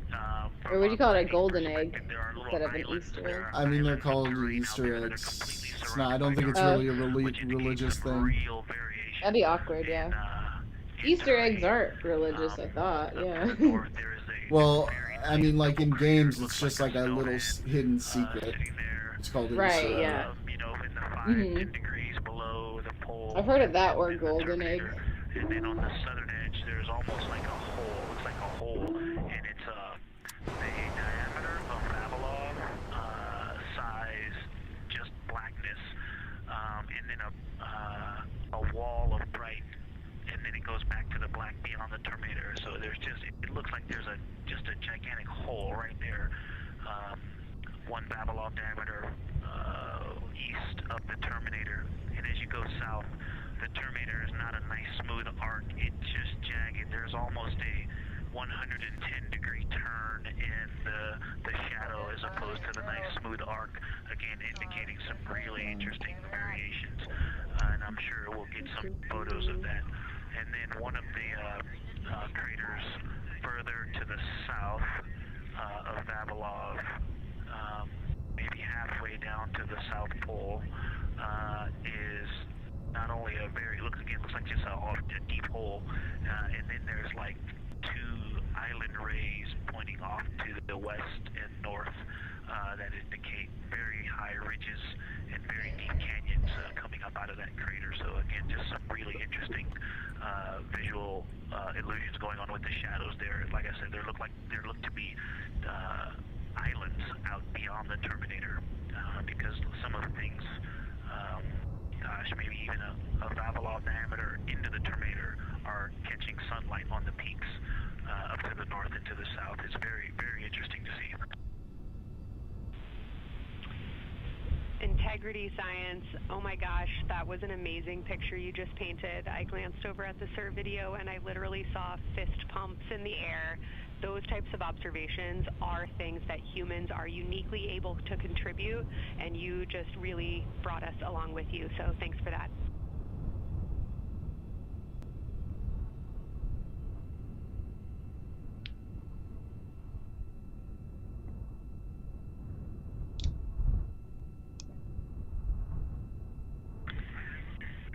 That's awesome, Kelsey. Did you get a sit rep updating you on a slight change in logistics for PCD use?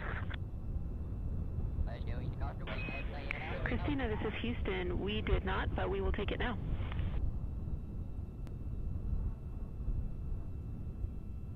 We slightly changed the PCD plan for the window observers. The 2 window observers kept their PCD. So in other words, the one that window 2 went to window 3, and the one at window 3 went to window 2 when they swapped rather than staying at the window. We'll plan on all observers keeping the same PCD for all observations. Copy, Christina. That makes sense to us, and good plan. We are coming up here on a cabin and window team swap. Let me know when you're ready for a quick vehicle status.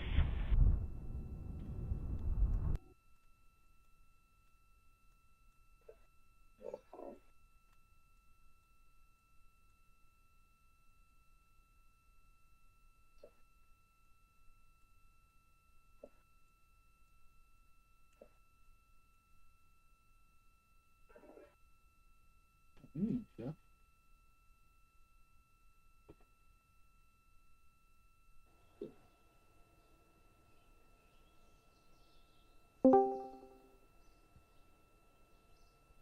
Hey, what's up?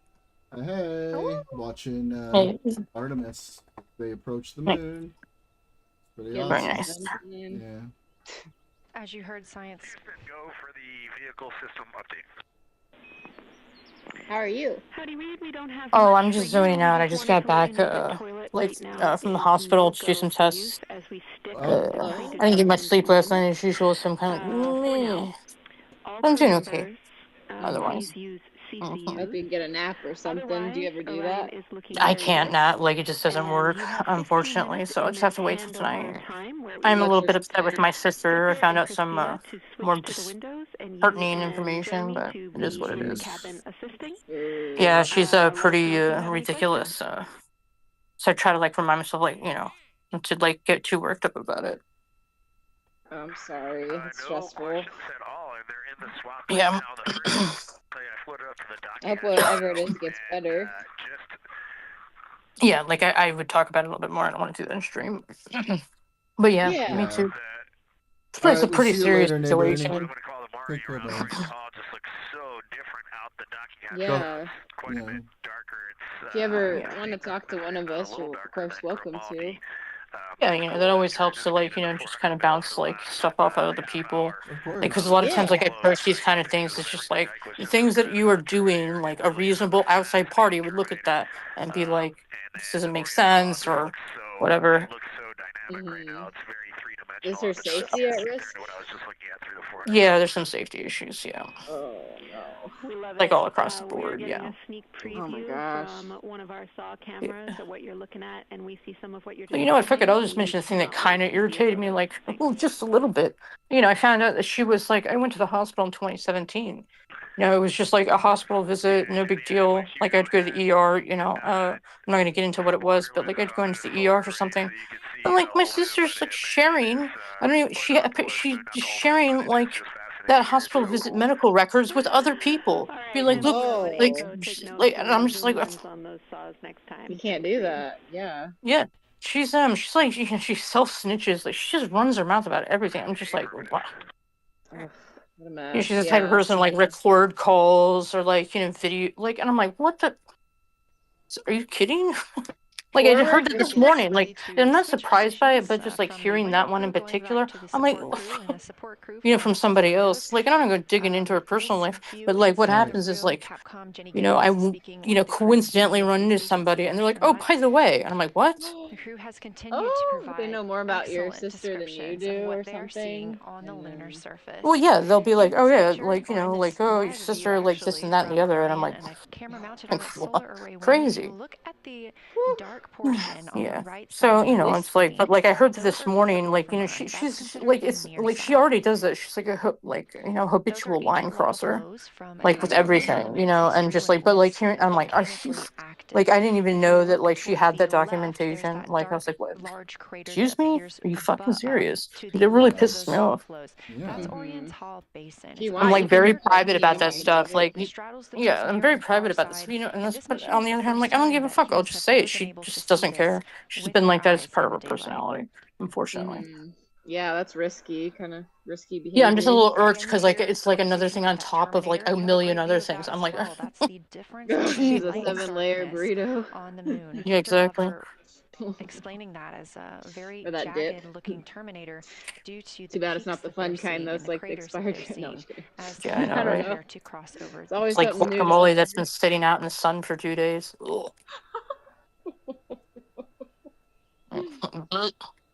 They have some expired, some of that. I could go do that. You and also then heard science 2 days later, officer, show the right?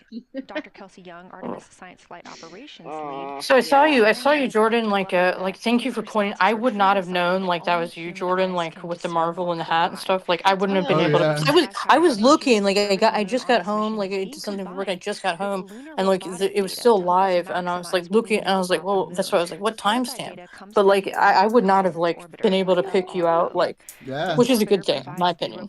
That was Right. me. Stay there. You're like a little discreet. Yeah, was I ruined me that though. the whole which makes it the time. longest I was like operated telling the lunar whole orbiter in Destiny history. chat, like, hey, also check the this only one out. American That guy spacecraft right Oh, well, there. like I dedicated wasn't specifically to subscribed. I thought lunar I was science and subscribed to Destiny. exploration. You know, because I've like watched his content like in the past. It was like apparently I wasn't, you know, and it's got like a subscriber only mode for 10 minutes. I'm like, I'm not trying. The first thing when I pulled up the stream, I'm like, who are these two? Sorry, I was gonna say an inappropriate word. Who are these two fucktards? Who are these kids? Like I was just immediately annoyed, like seeing their like just judge. Like who are these like little kids? Giving scientists Which yeah, I'm like, a larger yeah, I don't know, the ones that were Curly talking, like hair. arguing most of the time. Yeah. You know, Yeah, Destiny I was saw just like him. in the back, you know, or like behind them, and like, I'm Well, like, I don't follow this. I'm like, who are these assholes? Well, one of those guys is like in his mid-40s, actually. IRI is older than all of us. Yeah. The orange The one on the blonde left or the right? Like, I don't know. The blonde one with the glasses who Yeah. was very squinty. He was also the pretty fly guy in the Offspring's music video. Oh wow, that's awesome. Yeah. That's And pretty then cool. who's the other He's one? The actually a young really blonde? nice guy, and he's pretty moderate, and he never says like crazy shit like Destiny does. It's nice. Yeah, I mean, I feel I like think I'm if- trying to remember like what I saw. I think it was mostly the one on the right that looked like Yeah. Yeah, he was like maybe he's like a child. teenager, probably older, but He looks Yeah, like a he does a child good to Trump. me, Yeah. He does a really good Trump impression. It's creepy. I was no, but like I got at home, I was all tired, and you know, like quite frankly like sometimes like when I hear like loud like I'm like I don't care, shut up, like just Yeah. looking for the stuff. You're basically making mouth noises, yeah. Yeah, so I was in subscriber only mode for like 10 minutes. I'm like, I don't want to listen to you fuckers talk. I'm just looking for Jordan. Like, so I'm waiting, like, and I was like thinking about saying in the chat, I'm like, I see the red marble guy. Say something. Aw. Yeah, like looks like some kind of similar. Is that definitely? I took a few still images. I was like, ooh, I could make like a fun meme out of this. Oh, Like, you want me to put it in the chat? What I got? Yeah, but you can see my reflection, so I didn't do any clipping Yeah, I saw. properly. Well, like I kind of ran out of like, you know, creative steam at that point. I'm like, I'm too lazy to do that. Oh, fair, same. Yeah, I didn't even. I could go back. Like just like through, just but- like a fun like, you know, kind of like, you know, like here's Jordan. Yeah, I like this one. Exploring it with humans. They did it, laying the Sen. groundwork for future Artemis But that's a great missions picture. and sustained Yeah, look at the lunar guy, like operations. the hip. A Pose. check-in with Orion. Jordan, will you run look like you're 4 days, like a 21 security minutes, guard. 4 The way days, you Oh, put like yeah. your stature there. 22 minutes into the flight like of a Artemis badass, 2. I think you Our mean. crew aboard We the got two Orion lazy, like a spacecraft couple lazy. Oh, look at that, the was 3 lazy cops in the background. 8,153 miles away Yeah. from the moon. I'm glad they were there. I was kind of worried something Yeah. could 250,742 happen. miles. Like, please Okay, I'm no. gonna say something kind of fucked up. Like Spacecraft is traveling Ooh, at here you go. when I 1,048 opened the miles per stream, hour. my first thought was like, gonna get Charlie Kirked. Oh I was like, no! I wasn't wishing that. Like that's just what came in my Right. mind. Like it's just, I know Oh every time. no! Like, and I'm like, man, that could. would be unfortunate. But like if that happened, Yeah. Well, there was a minute again, there like not where wishing it, just like the mental imagery, like just came in my head. I'm like, there was a minute "Do-do-do-do-do-do." there after the Charlie Kirk Anytime I thing fly. where Destiny was like, "Yeah, I'm holding off doing things for a little bit because Yeah. I want to get Good, Charlie yeah. Kirk." Yeah. Hopefully nobody finds inspiration. Yeah. Ugh. What a Yeah. waste. And you make them more famous, so maybe that's why they did it. I don't know. So like before his stream ended, like I was doing like I was like, you know, clipping part of the video because like I don't know, they said something like retarded at the end about genocide. I was like, oh, I want to take like, you know, like I was just using the YouTube tools or whatever, and like I had it like finalized, like download it or whatever, and then like I didn't get to press like save okay, and then the fucker privated the fucking stream. I was like, you motherfucker! I was like a half second off. Yeah, so close. Which is fine, like I understand from their perspective, like, you know, you want to like kind of control, like maybe, you know, or edit some stuff out of there or whatever they want to do. I was like, damn it. Oh, I wonder what Yeah. it was. I mean, I think like if I was them, like it's probably the same thing. You just like want to kind of private it, cause like you know, like immediately people are gonna like start throwing up stuff on Twitter. Yeah, well, they do their own like edited versions. It's also really long, so they want to be able to like Yeah, exactly. shorten it. Yeah, shorten it down. Yeah, like that's what I'm thinking. I'm like, not, you know, it's just like, yeah, you want to like kind of like look at it and like, you know, clean it up or whatever. Yeah, exactly. I got some and more. then I hung out with Destiny. You should have gone up afterwards. there and said something, man. I got to hang out with him afterwards. That's cool. Oh, really? That's awesome. Yeah, like me and my dad went and chilled for a little bit, and then we drove him to his next spot. Like, how did you insert yourself into that situation? Or was it just because there wasn't a lot of people, or like he already knew he's you? gonna have a little part in one of my dad's upcoming movies, so. Yeah. Nice. Okay, cool. That's really cool. Here's all the photos I got just on my phone. Nice. Yeah, I have like a bunch of them too. I'm screaming. I was so I know, like, I excited. go in my photo library like a year from now, I'm like, God damn, I'm always like, what was this? Oh, I see. 30,000 photos later. Anybody want to help with that, by the way? I'll pay you. Let me see. I should check my photo library. What did I do? So like I said, like I took some still because I was like, gonna do some lighthearted fun, like editing to it, and be like, this is Jordan with an arrow or whatever I was gonna do, and then like it As like we heard stopped. confirmation from NASA Let me see. and commander of Artemis 2 radio. That one guy was like upset that I kept shouting Jordan out. I'm like, okay, you don't have to look. I'm sorry I offended you. I'll stop now. But like, so initially, well, I wanted to like tag you guys too, but I was like, oh, I don't know what their like YouTube usernames are. And the rules. I didn't see anything that said I couldn't do that. So, and one person. I mean, you can usually add somebody in the chat. Like I was on mobile, but I was like, oh shit, like I don't actually know what y'all's aliases are. Oh yeah. So. Yeah, it's Aurora Borealis on everything. So if you're ever curious. Yeah, it's either Lava Demon or like Love Croatia, like without an E-L-O-V. Yeah. Oh yeah. Well, I like took commandeered back my mom's alias, which was like active since the early '90s. That's awesome. Yeah, like the douchebag guy that she was with, like when she died or whatever. Like he like started trying to control her Google accounts. Like didn't like memorialize her Facebook for 2 years. Like I'd message him and be like, all you have to do is this. Again, I would see like him. I would like. I don't get on Facebook. Jordan knows it took me 3 years to accept his friend request. Oh my gosh, that's a long time. I did tell Jordan. I was like, it's probably gonna be a while. I mean, it was like fine, whatever. I was like, I'll still. Yeah, do no, it. you were cool with but I like just threw that out there. I'm like, it's nothing personal. You just don't get on Facebook, so it might be a while. No kidding. Like I think I accepted it sometime, like maybe in the last year or so. And what? I'm not even friends with Josh in there. I'm so lazy. curious. But like I went onto like Facebook, and like I noticed like a couple different times, like after she died, like a year or two after she died, like there was posts like as if she was alive. Like I'm making this up, but it'd be something like, "Hey guys, blah blah blah blah." I'm like, "What the? Are you? What the?" Did she schedule it out? What the hell? Yeah, I'm like, what the? Like he's I mean, I'm just fucking weirdo. What? All Can right. I ask? Like, was it an accident or was like a health thing? I'm so sorry, by the way. Oil cancer. Oh man. I just went in for like another mammogram and stuff like that. Yeah, it was pretty bad. Yeah. I hope you're safe and good. My aunt had to deal with a bunch of that. Yeah.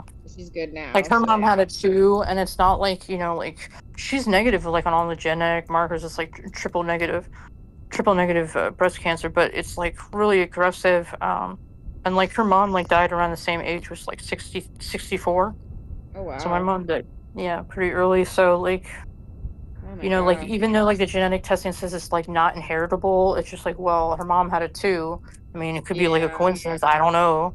But the difficult thing was like, since she so my dad died in early 2011, like January of 2011. Oh my God. And then she was with this guy like out in Lake Barcroft. Jordan would know where that is. I do. Bougie shit. Hell yeah. Rich motherfuckers live out there. Dude, I used to live. I like Lake Barcroft. I like Barcroft. To live on Where is Barcroft. that? Well, technically across the road from Barcroft, but well, my for that neighbors across fucker the that she road was lived with, on Barcroft. The fucker that she was with, like, he lived off of Columbia Pike. He wasn't actually in the neighborhood, and it was like his wet dream to actually be in Barcroft. Sold like my dad's house, basically my childhood home, to like fund like their house that they bought there, which is nah. But anyway, Lake Barcroft. What was my point about bringing that up? I don't know. Family stuff, health, Oh yeah, so because of like they were together and like they didn't get officially married until like 2 months before she passed away. Oh shit. They had like a ceremony and stuff. They just didn't actually do it, like which kind of bit him in the ass because he wasn't eligible for like FERS, like certain retirement stuff. She didn't have a will when she passed away, so it turned into this big like like he just would lie to me like about all kinds of stuff about like what was going on, and like so getting the medical like getting any like truth about like what happened, like medical records and stuff. It was subpoenaed by the administrator while my sister and him were like suing each other and shit. So I eventually got to see like what happened, but like it was just difficult to get like a straight like medical wise. It's just like what kind of breast cancer, like simple stuff. Yeah, and You know, that's it's kind of useful info ridiculous. for you too. So. Yeah, gosh. exactly. Yeah, it was a freaking mess. Yeah, I'm really sorry. Like both Yeah, it's parents okay. and dealing with your sister. No, I that's a lot. appreciate it. Yeah, Of just course. things happen.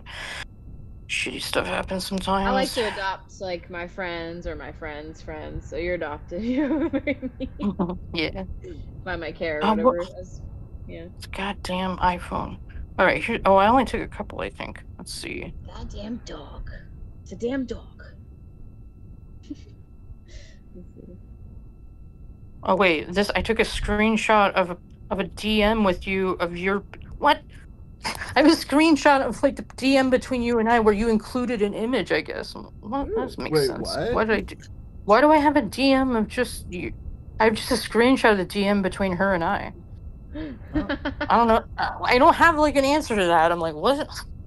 I'm not knocking Oh, it. this one was pretty fun. Oh, this one's pretty funny. I thought this guy for a second was Bad in the Empanada. Artemis mission control room during the lunar flyby of the Artemis 2 crew, the first humans to fly back moon in over 50 years. Orion launched 4 days, 21 hours, and 30 minutes ago atop the SLS rocket, Space Launch System rocket from Kennedy Space Center in Florida. Why am I not prompted for Discord? Oh, there it is. Our 4 crew members inside the spacecraft are transitioning their positions. The cabin and window teams have swapped. Currently at the window, we have Victor Glover and Christina. I'll send it to you, Aurora, because like I'm on mobile, so the way it like pulls up stuff is like retarded. My favorite kind of thing. Yeah, I like this one. This one's pretty good. I thought that was Bad Empanada for a second. Like when I got on the stream, I was like, "Who's this dick?"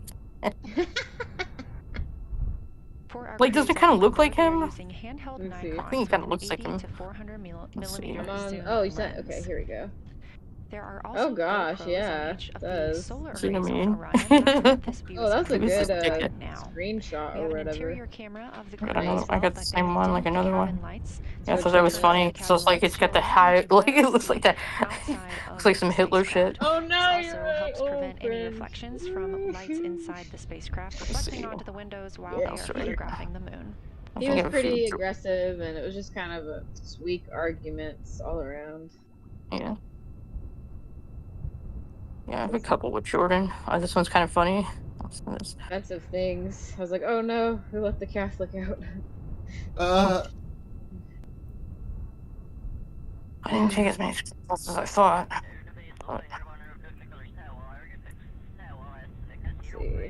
Zoom in and like I like Jordan's,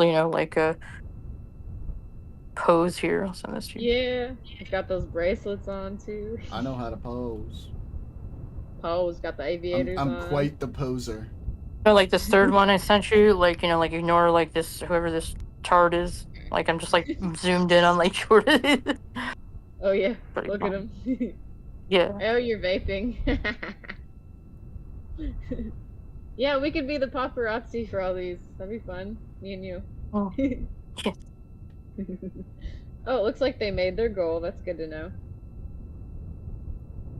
What was their goal? It looks like 5,000 down there, and they got like 6,035. Huh? I didn't realize they were funding it all themselves, I guess. I didn't really think about that.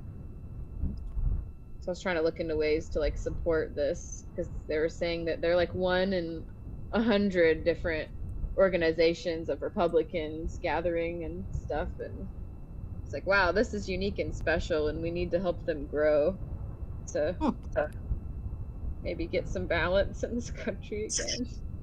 Yeah. A little too extreme. Yeah, for real. Just a little bit. The great photo. Oh yeah, who is that guy?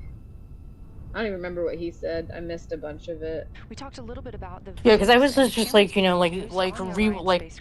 I didn't care what they were really saying. Like, I was just literally looking for Jordan and just like sliding like the time bar. It's like, oh, shut up! Like, go back to the audience so I can find him. We do have to downlink a lot more data. That's a true, I'm the type of person I'll take 1,000 pictures or screenshots of you and like find like the perfect like in between like frame where like it captures like an expression perfectly. Yeah, like a good. And then I go look at my photo library and I'm like, I have screenshots of like a DM with you. I don't know why. Maybe I was gonna use that to like clip it and like make it a part of something I was gonna make for Jordan. I don't really know. Yes. Does it make sense? Anything we can do. I'm trying to like get like interest in merch because I can order it on my end and make it happen, but not like in a website click a link kind of way. So I need like to interest in merch. Like what merch? I'm confused. Like his robe right there. We could get it. You know, like shirts. His robe? Wait, Yeah. are we talking about Jordan? Yeah. Like Jordan has merch?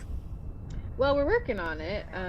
I think Okay. there's been some interest in T-shirts so far. Yes. Cool. So, could make that design into a T-shirt. At the very least, I was thinking the logo. You know. What would the logo be? Jordan World? Yeah. Yeah, the Jordan World logo. Nice. Some Mika action, maybe. Yeah. I guess it's up to you, Jordan, or whatever the people want. I don't know. I mean, if you want, like, I mean, it can be between us, or you can make like a private like channel or whatever, where like we can like swap ideas on that. Like, sure, yeah. Standing by for a situation How do you? I mean, I wouldn't like open that to like Thanos, etc. Like personally. There's now a new crew at the window. That would be. Yeah, do you have Cook, and so being it's their first time, right? Yeah. They have moved up to the window. Yeah, if you make positions, that, they I'll have a get up chance in to there. I don't know where you'd put it. Describe Yeah, I can do this. I'll figure it out. It's not a big deal. Yeah, that's Reminder, awesome. albedo The merch is section. the brightness How or legit. reflectiveness. Yeah. Wow, look at how big the moon is getting in that picture. Let me say. Wow. Yeah. Amazing. Damn, that's real. That's just insane.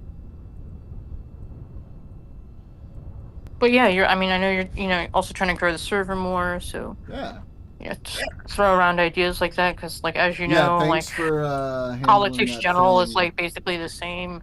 Yeah. Mm-hmm. I mean, I would have handled it when I first saw it, but the reason I kind of like passed off to you is because like really kind of leaving up to you, like, do you really like want to kind of like have a talk with him about this, like. Like saying like, I mean, it's really, in my opinion, it's hate speech. Another reason why is like at this point they just think I'm biased, so they don't listen to me anyway. That's kind of why I just thought that particular quote that he had there was really egregious. I'm like, look, you I get it, you like anti-military, like I get it, but like you're saying like I wish like the worst death on like idea like people like that. I'm like, all right, like. You're really kind of like you're pushing it here. Yeah, but they don't want to listen to me. They just think I'm biased. So like that was another reason why I was like, do you mind handling it? Because like at this point, they don't like. Well, and I was thinking like then I was thinking like I don't know, like things like this could be discussed in like the mod chat channel. I'm not trying to pick on Thanos, but like. Right. Like I mean like like you have to be like impartial. Like from my perspective, it's just like like I get like I have different opinions about things. Is it really a big deal at the end of the day? No, but it's just like it's pretty foul. Yep, I agree. I thought about saying something to him specifically about that, but like I'm just like completely unmotivated. I'm like, you guys are like kind of on a different wavelength, honestly. I don't dislike Leo or anything like that. It's just I know, like, you know, Paul is kind of like that too, and like that will just start to piss me off. Like well, the it's military also, stuff, like- like I'll start getting angry. It's also insane and just not in touch with reality, unfortunately. Yeah. I mean, me like pulling him aside and like kind of giving him a scolding, like, you know, it's like I feel like just like doesn't even matter. Like, I mean, I could like communicate in a more effective way about it, but like I don't really think it does a point home. I think it would matter more than me at this point, to be perfectly honest with you. Jeez. Yeah. Yeah. Because they just think I'm just biased and I'll never be okay with it because, you know, America or Israel. So they just That's why I go back to like TOS. I'm like, I don't really care what your fucking opinions are. Like, it's like, oh, I don't have sympathy for them. Like, nobody cares. Even if I don't say care. TOS, Like, just like, they'll try to like just observe. they'll Yeah. just make up that I'm being biased against them, which, you know what? The reason it comes off that way is because they're the only people who say unhinged shit like that.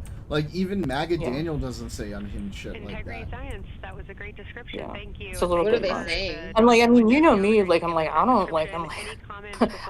don't discriminate with any of you. I'm like, I don't care if it's Leo, I don't care if it's Josh, I don't care if it's you. Like, I don't care. Like, I will go after like any of you. You know, like you're so surprised. You know, it's just like, why did you tell Jordan that like we're saying stuff in another server? I'm like, why did you assume that I would say like I wouldn't say anything? What You're the fucking hell? That's like his server, right? Yeah, but it's just like it turned into like a big like, you know, like drama, like which got like Josh all riled up, and I'm like, are you fucking serious? I'm like, that's like that's a problem with you for like assuming that like just like why would you do this? I'm like, why would I not do it? It's not really like because it's like, oh, because I need to let Jordan know this is how I roll. It's like, I saw something that annoyed me. You put like a spoofed DHS like URL. I see it in another server. You pissed me off. Yep. They done did it this time. Well, I mean, like, and also at this point, it's like I just, you know, That's exactly what we were looking for. Thanks so much. nobody, you know, not a lot of people want to talk in the server. I'm glad Barcode is around because he does. But like, you know, they're literally like in a 99% echo chamber. I don't even look at the vast majority of the stuff that they post. Well, I mean, it's mostly Leo, and like my assumption is that like it's just trying to like, you know, get a rise out of you, which is like, you know, that doesn't work anymore, guys. Like Jordan just doesn't look at it, which is good for you. Yeah. And for me, it's just like, you know, like I'm like I can't assume what like Leo's actual position on things are. I don't know. You know, like I don't know. And trying to get a rise out of people's not a super mature thing to do, I would think. Well, I mean, like, I think that's just cover for them to feel like they can say insane, extreme things because when it comes to far lefties, the purity testing is so crazy that having anything but like 100% inline views with what they believe is, you know, unfathomable and like morally reprehensible to the core to them, and it's just it's an untenable, unworkable, like, I'm so unrealistic glad way you to brought view that the up. world. I was in politics, like in a philosophy channel, like in the mod over there, like he kind of brought up like, you know, like, and he's pretty well read, you know, he's like, you know, like, you know, there's some things like on the left that I see in like the purity testing. I'm like, yeah. I mean, there's a couple times where Josh, you know, was just, you know, like posted, you know, like left, you know, like in like it, I'm like, what is it? Then explain, you know, just like, you know, like, and he posted some Chomsky thing, you know, it's just like, you know, like, you know, the good for all. I'm like, this doesn't fucking tell me anything. No shit. So yeah, like purity testing, like what is actually left and blah blah blah, and the degrees of left. I'm like, whatever, you know. Yeah, it's so and it's like they're so focused on like what is you're not actually left, and it's like, bro, like honestly, at the end of the day, I really don't care because my point, it's not about being left or right. My point is about, you know, trying to have a reasoned position on something, understanding different topics the best that I can, and employing my understanding of those topics to have an informed political opinion on the things that I'm talking about. Very well said. They just want and, war. and that opinion has to do with like what do I think is the most effective outcome to help the highest amount of people. Whereas yeah, it's usually utilitarian. I can say like from it's Josh's perspective, utilitarian, and like yeah. we've like bumped head on odds, like because sometimes I look at things and I'm like, well, like like numbers and facts and things like that. Or he's really arguing on like a moral, ethical ground. Yeah, and it's like, so, bro, like I mean, you're in your fucking 30s now, dude. You got to start being realistic about what's feasible and what isn't feasible. We all wish that we could just let everybody, share all the money and make that work and all of that stuff. We all wish that was the case. But if you look at reality, there are things standing in the way of that, and you're just thinking that magically everyone's gonna just make that happen, and I don't understand. Like it's just not realistic. Well, like it would be an example of just like cool though. Again, like and he's like big on virtue ethics, which I am too. But like and this happened about a year ago. Like he would get like upset with me because I kind of would do the same thing you did. You hate virtue ethics. Ooh. What is that Yeah. exactly? Well, yeah. I said I hate virtue signaling because you can virtue signaling. Okay. Yeah, because that's what virtue ethics I think leads to a lot of. Like, yeah, obviously it's virtue ethics is fine, right? It's good to have virtue and consider the moral and ethical implications of different points of view. But like he really looks for like just condemning. It's like, well, yeah, like the these people end are of the killed day, and that's bad, and you're just like, well, that's a given. The end of the day, if all you're doing is virtue signaling, then I don't really, then I really don't care if you think you have a moral high ground, because you're not affecting any like positive change. You're not actually working to make the best possible outcome. And if your position is like a purely moral and ethical down to the core position with no realistic interpretation of like feasibility or logistics, then you're going to end up hurting more people than you're helping. And that, I think, is the thing that they haven't quite figured out yet. Yeah, I mean, like, I'm a pragmatist, I'm pragmatic. Like, I mean, I'm a lot of different things. Like, like, I get it. Like, it's like, okay, well, you're talking about, like, moral character, and, like, some of this stuff is kind of a given. It's like, yes, these things are bad, but, like, in the context of what we're talking about kind of thing. Well, I guess my point is, like, why are we sitting here talking about, like, why these things are bad when we all should understand why these things are bad? I feel like the moral, ethical considerations are quite frankly, the more boring part of the conversation, because we all understand those things are bad. The more interesting conversation to me is what are the paths forward where we have to consider our moral positions, and where do we have to, make those concessions in order to there's there's always trade-offs, and then we're really talking about applied ethics, and then again there's always trade-offs with these kind of things. The applied ethics. The best of all worlds, what is it called? Whatever they call it. It's like, the least amount of suffering, the most pleasure with consent. I'm like, but realistically, you're not going to have all of these values, to like, it's like no more suffering. It's like, it's just not happening. Like theory and academics is great, and it's important, and it has a place. But like at some point, you have to move beyond that into actual practical applications and recognize the realities of the situation, of the world, of the different ethical considerations that you're actually putting forth, because it's easy. It's the easiest thing for you to sit there and just be like, that's bad, we shouldn't do that. The hard thing is to be like, okay, in order for us to move incrementally towards a better world, like, what are the things that we have to do? And that answer is not always going to be congruent with what the base moral, ethical, maximalist position is.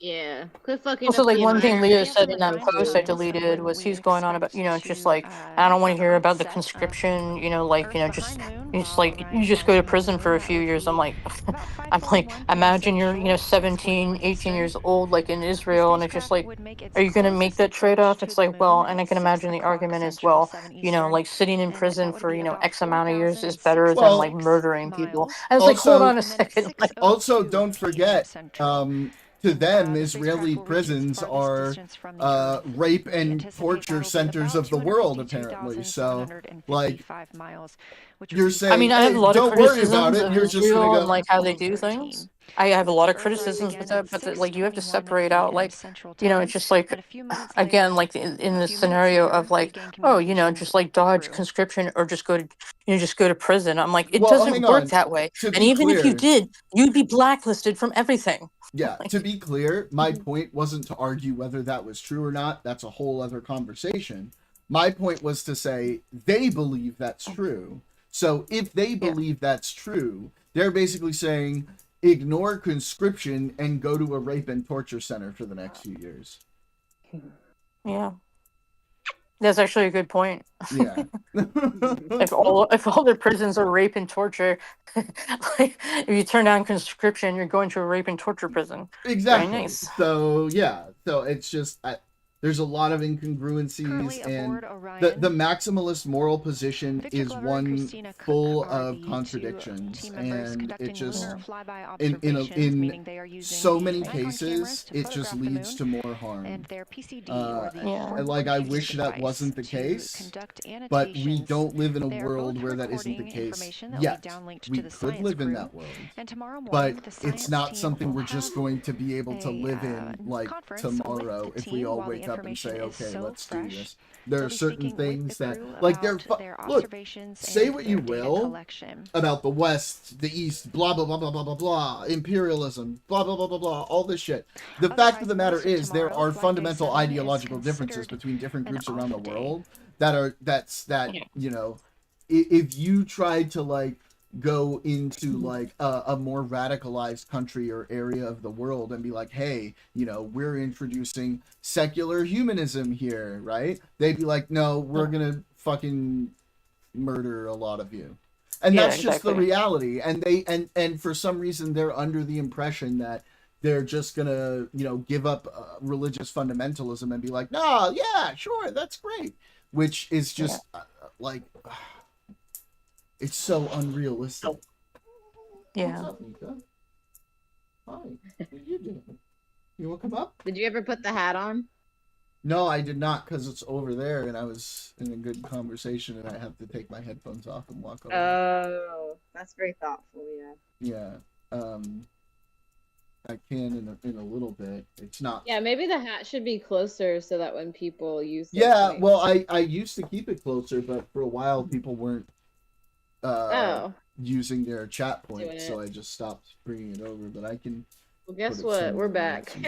We are on flight day 6 of the Artemis 2 mission. The We first time are in more than 50 years. But yeah, I mean, again, I just like, say, like, I know Jordan, you're a nice person and all, but I'm like, you might want to consider like pruning like the mods you have right now. Wink, wink.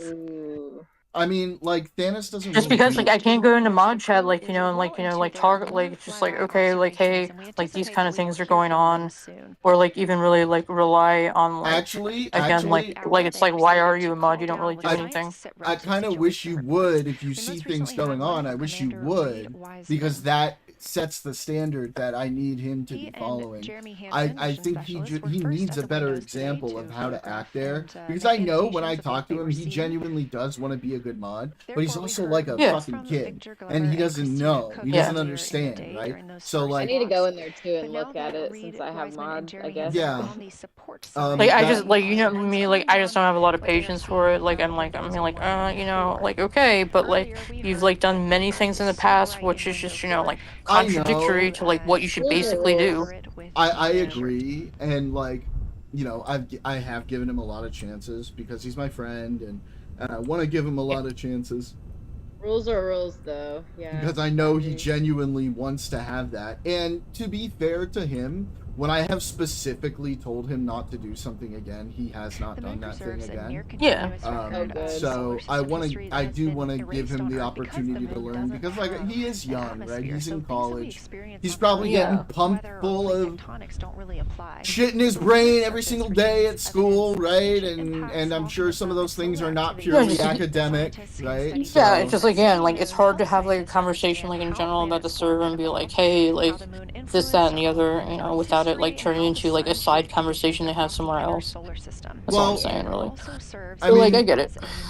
Keep in mind that at the end of the day, you and I are on the same page, you know. So like, you know, I would not worry about. It's really that not a side of problem. Like I things. said, Yeah. like that's just like how I roll. It's like, Yeah, exactly. But that's fine. And like I don't give a shit. Right? Like if we need to talk about things, we need to talk about things.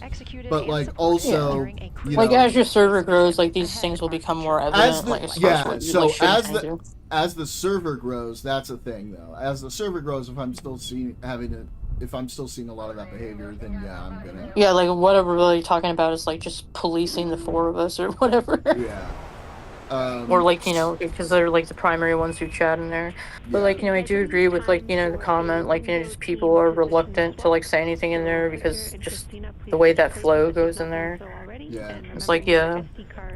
Well, this is why, like, I'm trying to encourage people to just be more active in the politics server. Barcode has been really cool about it. Yeah. And I can do like, better, I want the thing that I want to see more of is just like, you know, they employ a flood the zone tactic, right? That's sort of what they do, and I would like to. I would really wish they would stop posting like Twitter. It's just like I don't care about all this. Like, please type out like what you think or feel about something. Like, I don't want you like constantly posting Twitter. I thought that was hilarious when you're like, "Do not tag me." It's like, goddamn.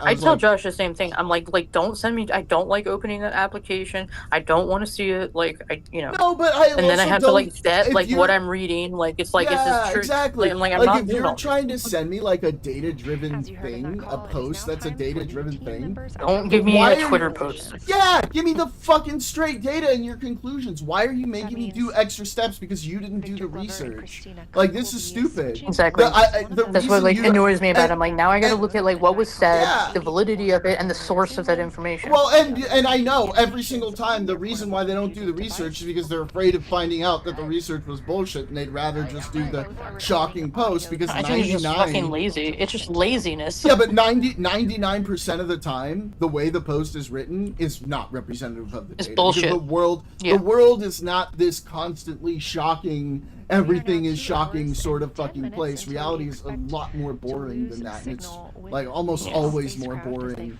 than the Twitter posts. And so like it's so tiring. I just stopped paying attention to them because I'm like, why would I? Why? I fight Josh on this too. It's just like every time he's like, "Oh, did you see something?" I'm like, I have to open Twitter. Like I get so irritated about it. It's like I don't like having to like go to the app and open Twitter. I don't want to do it. Well, the really crazy part to me is like, you know, in this case they're flooding themselves with bad data, and it's like with conspiracy theorists, right?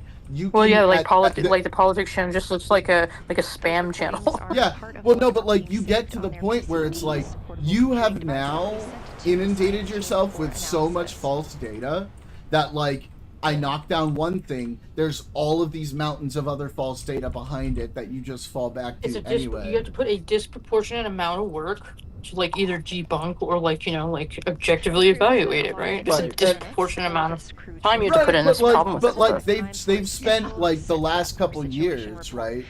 Like just guzzling propaganda slop, and it's like. Yeah.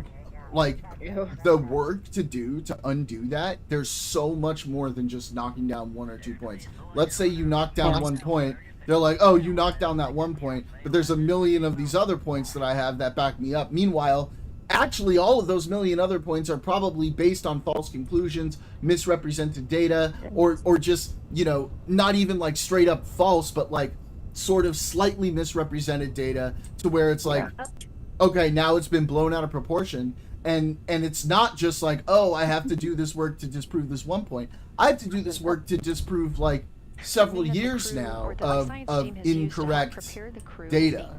And I have another problem with Leo in that case. Just one more second. They turn to Leo because he has a history degree which is like okay, but That it's just like, doesn't mean well, then you're you good should know at better. Be like what's the methodology? Like, I don't think so. it's just like As a like history, live to like the academic standard. Don't just post crap.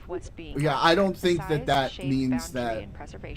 And first of all, I don't particularly care. Like, you can argue from authority all you want. The data at the end of the day is the data. And No, but I'm holding him to a higher standard when it comes to yeah, data. well, Don't people with post a history poll and be like, degrees can oh, a be poll biased from too, Iranians so. in America said X, and I look at it and I'm just like, this is bullshit. This is dog shit. This is nonsense.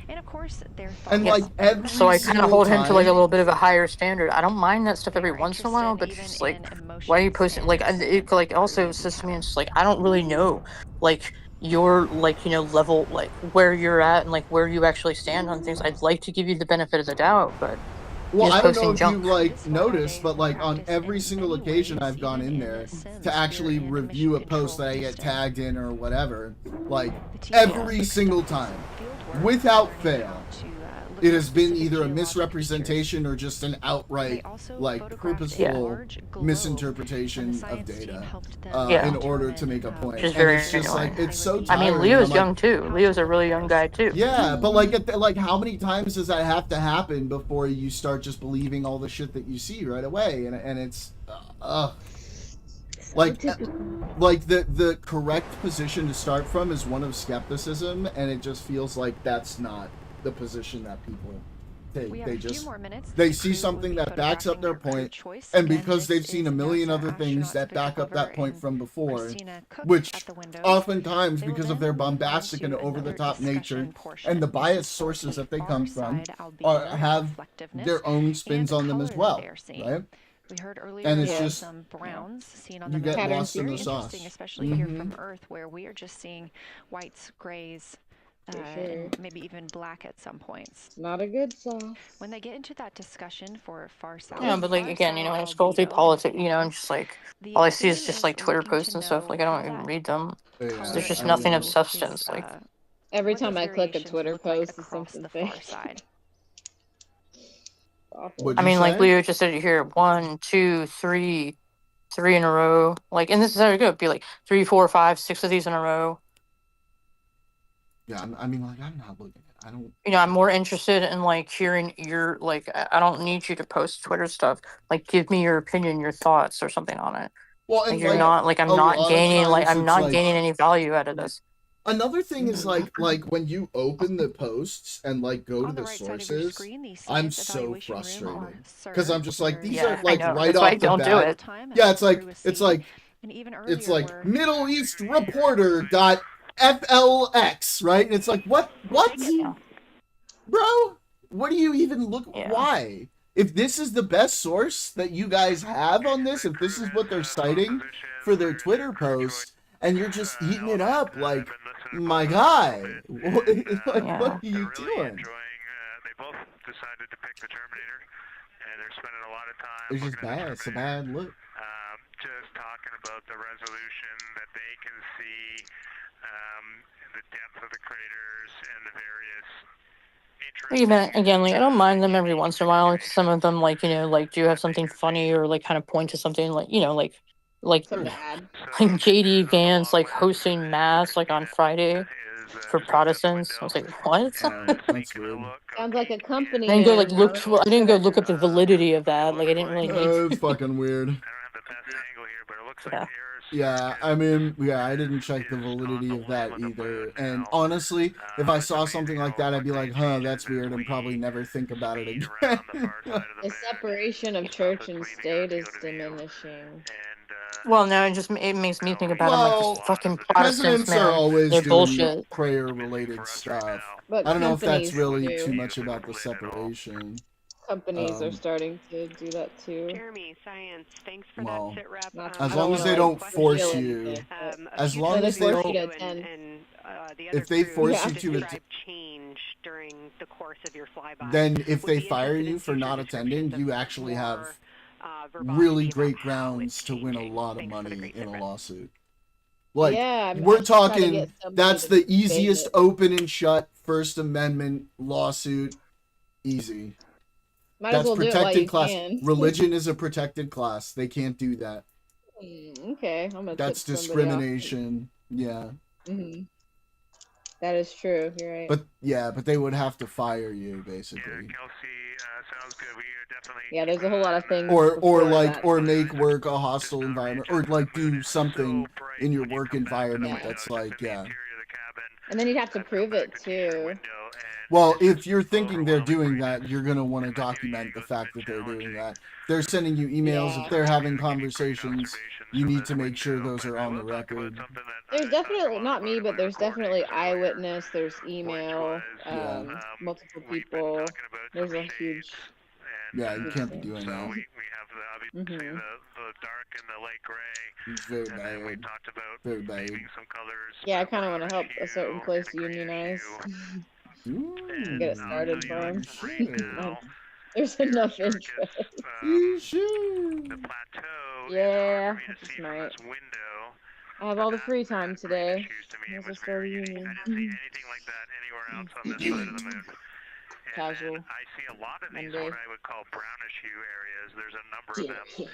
And they, for example, in the northwest corner of the highlands, to me it looks like the brownish hue is caused by ray or ejected material landing on the highlands. Fun time. We obviously see the ray areas. Well, you haven't seen like Daniel Liddick post in a while. Like I imagine not he's in like, not in the chat. He's in stream all the time now. Causing the brown to me. So I saw that in the northwest. But yeah, he thinks Leo is a joke at this point. Yeah, I mean, like as far as like like responding to anything like in politics general, which is just like kind of like a waste of time, honestly. You guys are DC people, right? You're over there. Brownish hues. What do you mean? Are you from It's DC? just me. What were you guys talking about earlier, like neighborhood-wise? Oh, like so it's Northern Virginia. So like Jordan, like well, his mom lives in DC and like he lived here too. So he's familiar with like different communities, like in the DMV. Did you guys meet online or was it like in person? How did y'all know each Oh no, other? it was online. It was like coincidental that Jordan like knows these references. That's cool. Yeah. I mean, like government shit, That was exactly. Jeremy. We had heard rumors. So like when again like since and then Jordan actually lived here. He went to TJ. No, I didn't go to guys. TJ. I would have gone to TJ, but I left. Oh, I thought you did go to TJ. No, I left. You left before, yeah. Yeah. And then last thing, I'll make the same offer we made to Victor earlier. But yeah, I would have helpful for if us I to had verbalize stayed. any targets so you can stay at the windows and keep your eyes adjusted to the moon. Please let us know.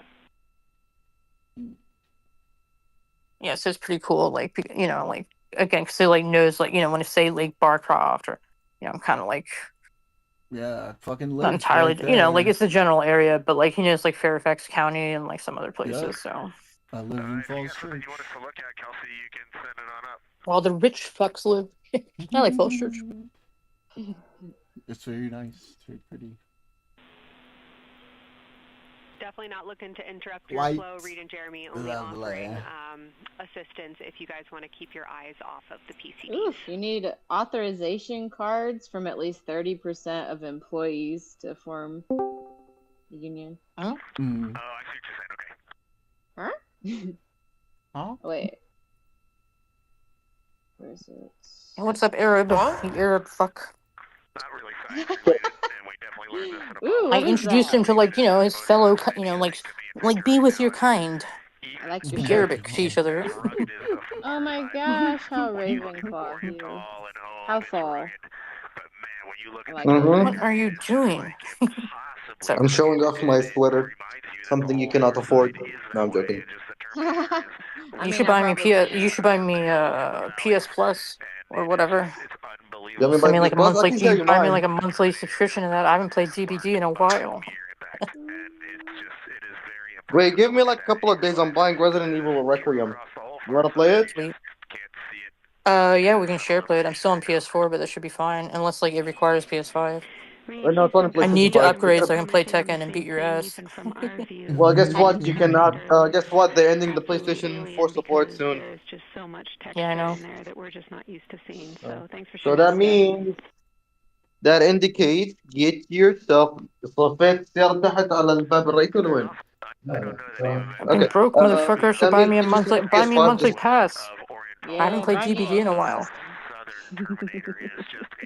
Trying to play Wait, some there's features on the DBD. PlayStation 5, bro. Oh god. Just, Victoria, just fucking trade yours and get one, bro. I'm broke right now, man. I can't. Same. I'm broke too. Nothing bad could happen. It can only Like, I good really happen. can't justify that purchase right now. It's gonna probably be like, I don't know, maybe like. They even increased the prices.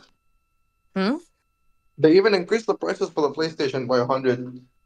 Hey, maybe in What is it? What is summertime. PS5 running for right now? What's their retail? 1 second.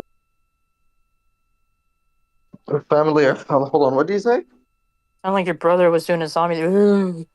No, I said, what does that's my PS5 cost dad. right now? That's my dad. My brother is asleep. Nice. My dad just, he just went back home, killing. Yeah. I'm about to study. Well, you should a pull bit. out the paddle and teach you a lesson. Why What are is you like giving me the some what is tough like love? the parental choice for like beating their kids? Like, is it like is it a belt? Is it a spoon? You already said it. You go get a Yeah, switch. same in Balkans. Bro, we Belt and a wooden use spoon. belts here. We use like grounding. We use a lot of shit, bro. We even there was this time, bro. My mom literally fucking heated the knife. Yeah, I guess My crazy. mom fucking heated the knife and she fucking put it in like my arm. She didn't stab me or anything. No. Because I was Well, being you a had to be a psychopath. really like impossible little shit for that to happen. You poor thing. She like branded you. Like what? Yeah, she No, branded I me. don't have sympathy for that. You deserved it. Oh my I mean, god. it actually they all they were holding me, and then she fucking put it inside of my That's ass cheek. awesome. That's great. A+. Yeah, I got branded, but that shit fucking hurted for a while. Yeah. Fuck you! Okay, do you have proof of the branding? No, it wasn't. It wasn't like an actual branding. It was just a Did it knife. last that long? What did you do Yeah. for like her to do that? Like, he did something really bad. We're loving that picture. Thanks for showing us. I was just because because I did something bad to her makeup. I washed it. What? So Oh my she god. branded you. Jesus. You know how expensive makeup is, dude? I don't know. That's Sephora stuff, though. I guess. Were you going in there trying on her high heels? Jesus. I did actually wear her high heels in public before, like Nice. outside my house. We love it. Thank you. I mean, I support it. Yeah. Like, if you punish that behavior, that's when it becomes a problem, I hear. It wasn't bad behavior. I mean, I even did worse. And now you're very well behaved, it seems. No. Well, I used to like poke my finger inside the teacher's asshole, which is something really weird. Oh, so that's, I mean, yeah, I might brand my kid. No, I'm just kidding. That's nasty. The teacher's supposed to, like, get you out of there, I guess. Nah, well, because he Very almost fucking Naruto of accidentally you. farted in my face. This is Lunar Flyby Day It's for very the crew Naruto aboard of the you. Let me spacecraft. see. Reed Wiseman, I Victor need to Glover, show you what I'm Christina Cook, talking and about. Jeremy Hansen are now the farthest people to have ever Bro, I traveled bought this from recently. Earth. Bro, that shit is really good for a massage. Yeah, it is. Yeah, that works good. What are you talking about? Let me see. Also, like, if you bring that in the shower with you, like, you can run that, like, over, like, like, your wherever it's sore. It's really nice. Oh. This a live view from inside the spacecraft. They have turned off the lights, so they're able to I don't know see why it's hot outside pink, and but, photograph shit the lunar happens. with no To reflections hell. from inside. And for a very brief moment there, I don't mind it. Yeah, that thing looks cool. I think I do also need one for the shower, life. For the life. Send me a link. What is it called? Oh yeah, the 1,000 Year of Death. That's the. I'll show you. we very briefly Any saw anime NASA people know what I'm astronaut talking about. Reed Wiseman showing a 1,000 Year picture Death? he took No. on his I don't think phone so. of Here. the moon. Absolutely not.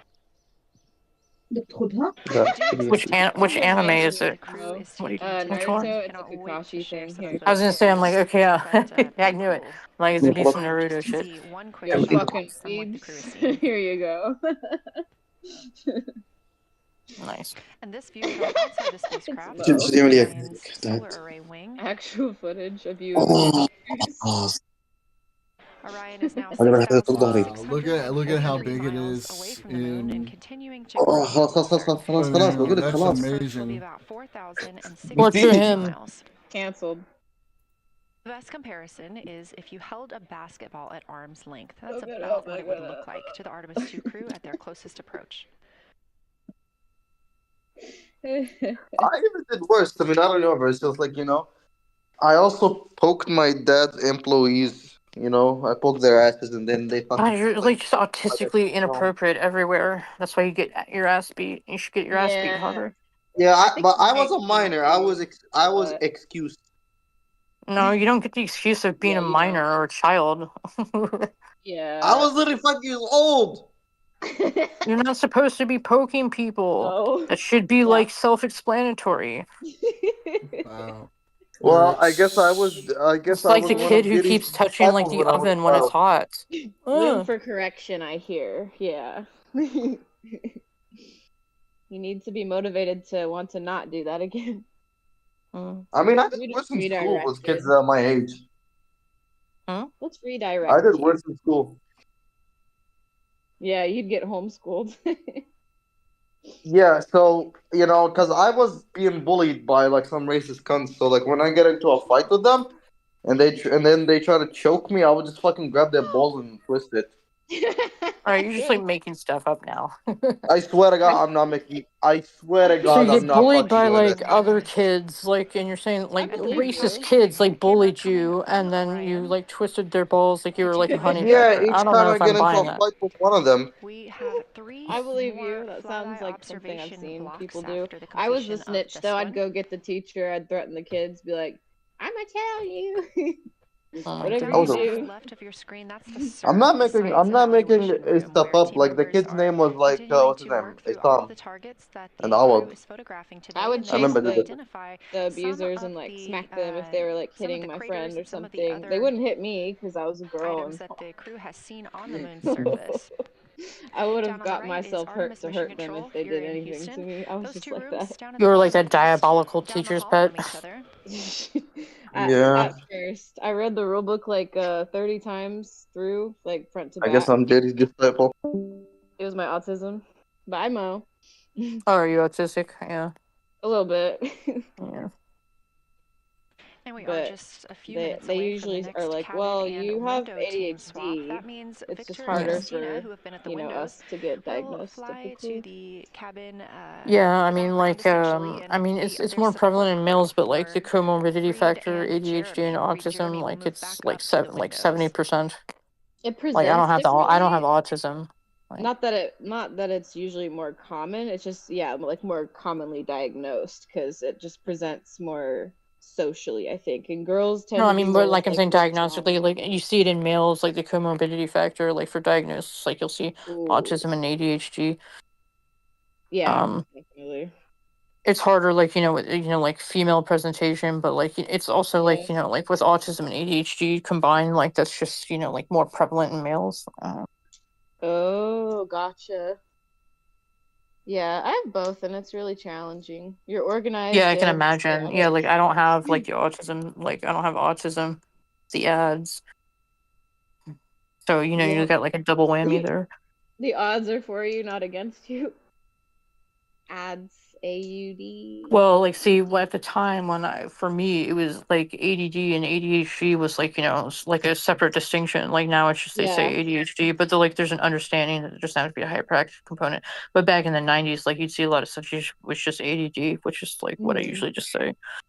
Yeah, that's what I got. It was ADD, not ADHD. The crew is continuing Yeah. their discussion. But it was never the portion full of the picture, Flyby and the never lunar targeting medicated. package, where So it like says last year. foresight, So albedo / color. Yeah. They All are right, looking, so science team, I'm gonna looking to get a take good understanding of a what the crew quick can see smoke on the bathroom foresight and at walk this point, Mika and break. its You guys brightness keep as well talking. as I any am gonna colors. deafen the We did Discord hear while I'm earlier, gone though, so Canadian Space Agency They astronauts can't hear stream us, won't be right? able to reporting that hear they could even you. see browns and even But I'm Cool. gonna You can leave say so. Artemis I'm up. really looking forward So to I will seeing be those back photos. in a little Wait, bit, that means I guys. can just Just talk to taking a quick. Aurora and like Teams people will aren't going to hear swap that? Is that what you're from the saying? cabin Yeah, Are you exactly. sure that they window. won't hear us? Yeah. I'm deafening, Like so that I one won't be time. able to even hear you. Yeah, Okay. that's a good point. Yeah. Awesome. So Another Yeah, get out rundown of of there. I'm gonna go ahead just and how deafen this and flyby is what else was I choreographed gonna say? inside Yeah, of I'm the just taking a little spacecraft break today. because So I've been these here for, activities let's have been see, timelined, and there are these 5 blocks of time Since during 3 which the o'clock, crew 2 hours, is maybe. since going to be 9 observing the moon Pacific. from Orion's windows. So 1 Now we are o'clock. just coming What? up on the end of the second 9 block, and we'll Pacific. That start the was third No, soon. since what? 9:50 Pacific. So at So any closer time to during 1 those o'clock blocks, your two time. members are at the windows working in a You pair. started this One at is 1 taking o'clock? photos from Damn. window 2 and A little has before a 1 blue o'clock. Yeah, shroud that's over when the the NASA window to stream help started. prevent any So reflections Oh, from okay, inside the all right, I get spacecraft. it. Like, cause I just They assumed are like it also was using your an like 80 to 400 for millimeter me it's zoom lens, 1500, and like the other so like astronaut 12 on the o'clock yeah, for you. I'm doing a will be in window long 3 I'm doing using a their long Because of stream the photometer Artemis, I today. got you. Yeah, All I'm right, good covering smoking, you know. the Now, whole again, thing both of here. those crew Bye. members are making Have Go fun. smoke excellent and meet recordings up. of what they are Bye. seeing, All right. and we are Yes, not please. Bye. I'll be hearing that back. right Deafening now. now. Those are going to be downlinked later to the science team, who will evaluate them and use that data to inform our understanding of the moon. Those two crew members at the windows swap roles. Integrity Houston, it is time for another swap between the cabin and the window teams. So we have 15 minutes of handover time, and then we will expect Jeremy and Reed at the windows and Christina and Victor at the cabin. I have no new vehicle updates for you, but I do have a photo location for some photos on Ike's PCD, and I want to let you know that Jeremy's family have arrived in the viewing gallery.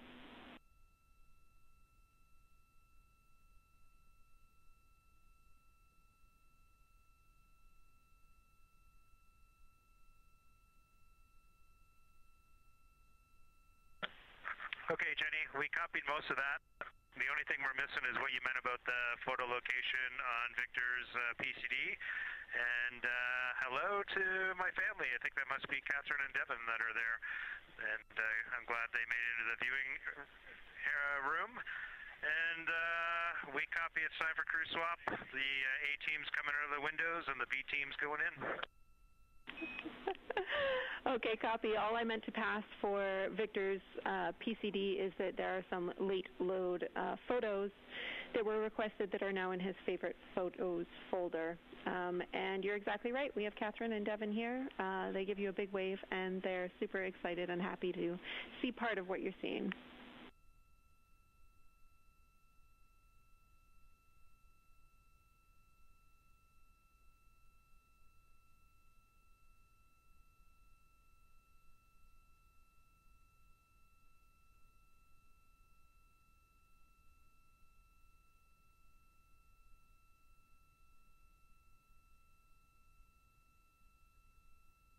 Okay, copy, Jenny. We're not sure what we're looking for in the PCD, but we're going to poke around, and we may be calling you back about that one. All right, that's no problem, and it's unrelated to Flyby.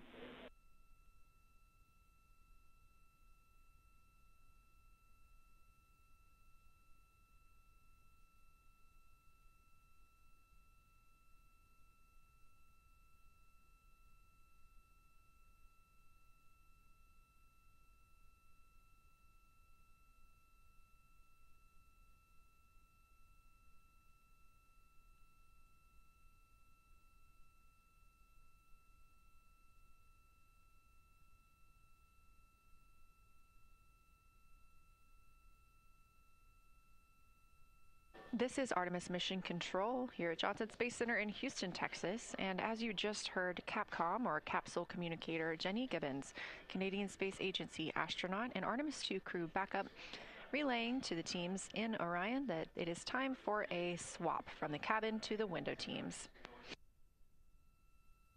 We're now at the tail end of the second lunar flyby observation block. Again, we have 5 of these today. Most recently, Victor Glover and Christina Cook were at the windows photographing and making annotations, while Reed Wiseman and Jeremy Hansen were in the cabin providing support, whether that is SD card help but also science sit reps calling down any situation reports for what they are seeing on the moon or anything about the vehicle status. With that call to make a swap, Reed and Jeremy will be back at the windows, making observations for what they see at the moon and taking photos.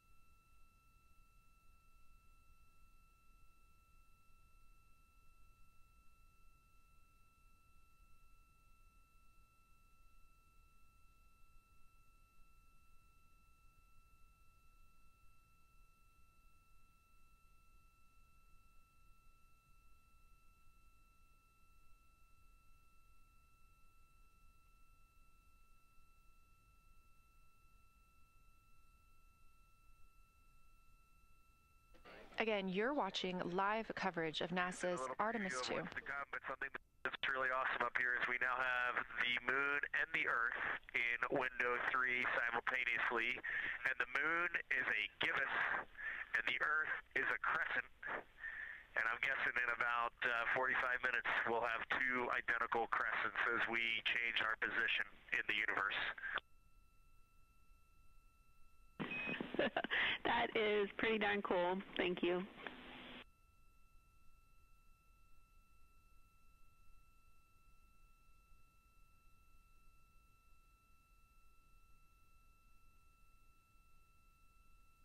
That's the Artemis 2 crew, the first astronauts to fly by the moon in more than 50 years, reporting that when they look out of window 3, one window, they're able to see both the Earth and the moon at the same time now.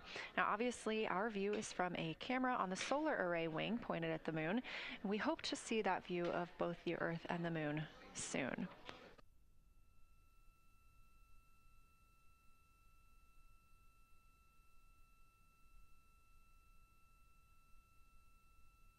Some upcoming times for what you can expect. In about an hour and 40 minutes, we will have Earth set. And during that time, we will have a view of Earth going behind the moon. Shortly after, just a few minutes later, we will lose signal with the Orion spacecraft. This is tracked as it is going behind the moon and out of reach of the Deep Space Network. At 6 o'clock p.m., the spacecraft will make its closest approach to the moon at a distance of about 4,066 miles. At 6:02 Central, the spacecraft will reach its farthest distance from Earth at about 252,755 miles. Of course, these are approximate, and we will make sure to provide you with the final distances once those are confirmed. At 6:21 p.m., we will have Earthrise from the Orion spacecraft, but we will not have communications with the spacecraft until 6:25 p.m. Central, when we expect to acquire signal with them after they've emerged from behind the moon.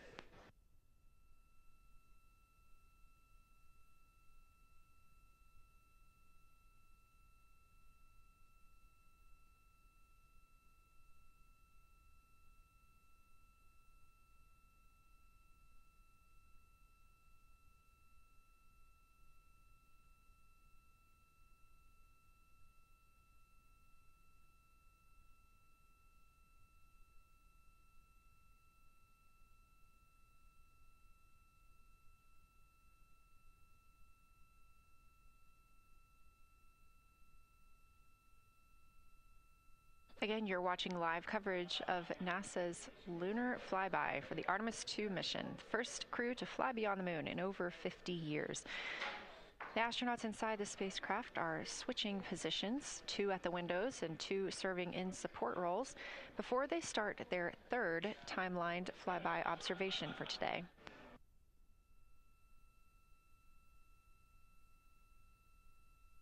We've heard great calls from the crew so far describing what they're seeing, all well trained by the science team here on the ground.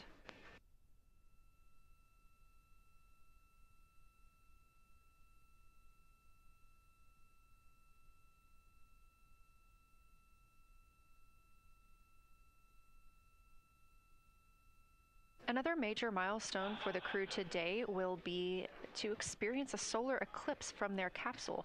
No one on Earth will experience this solar eclipse. To the astronauts, this will look a lot like a total solar eclipse on Earth, except the moon will be huge compared to the sun. Whereas if you're standing on Earth and looking at a solar eclipse, the moon and the sun appear to be about the same size in the sky. As the moon begins to cover and then uncover the sun, the astronauts will see a partial solar eclipse, so that's before and after totality, and during that time frame they will have to wear eclipse glasses so they can safely view this phase.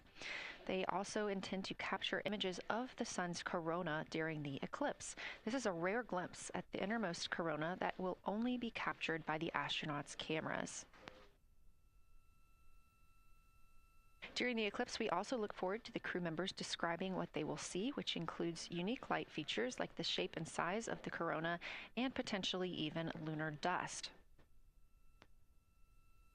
At the same time, Venus, Saturn, Mars, and Mercury will be near the sun, so they may be able to identify what part of the sky they're looking at. This can help train future Artemis astronauts on what part of the sky they're seeing, which is useful knowledge in challenging situations when they may need to rely on that information instead of instruments for navigation and orientation. That eclipse window will last about an hour, and it'll happen near the end of the day today, closer to 7:35 p.m. Central, 8:35 Eastern.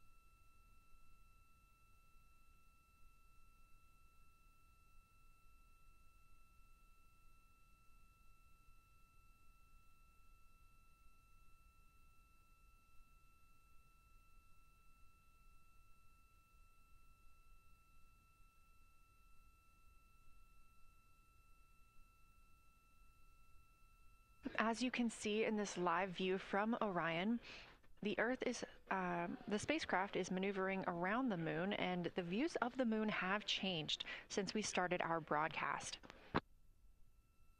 The near side is now very far to the right side of your screen. This is the side that we can see from Earth. That darkened portion are ancient lava flows.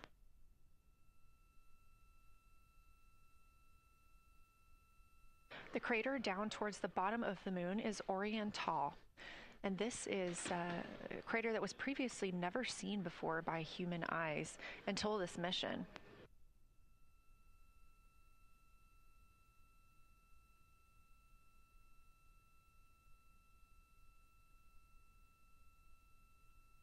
Everything to the left of Oriental is considered the far side. And this is what we typically do not see from Earth.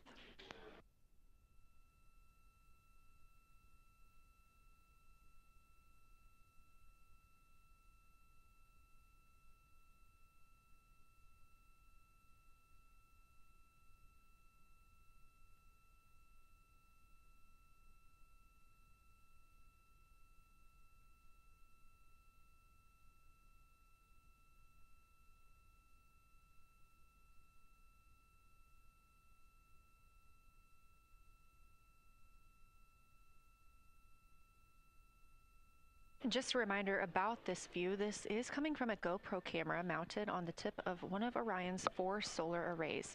Each solar array has a camera mounted on it, and the bandwidth is limited due to we have a crew on board, and this is our first flight of crew aboard the Orion spacecraft. So having a crew means we have to have an environmental control and life support system. There's a lot of data around, a lot of data to bring down for the crew members to keep us up to date on everything happening aboard the spacecraft. So we have to share our bandwidth when it comes to imagery and data.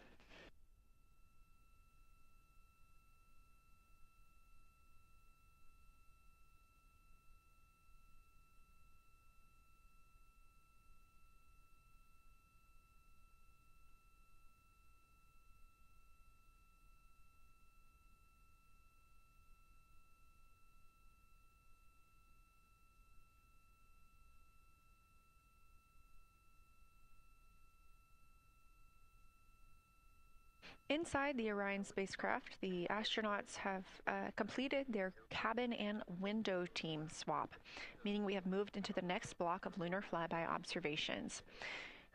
Jeremy Hansen and Reed Wiseman are now back at the windows, taking photos and making annotations.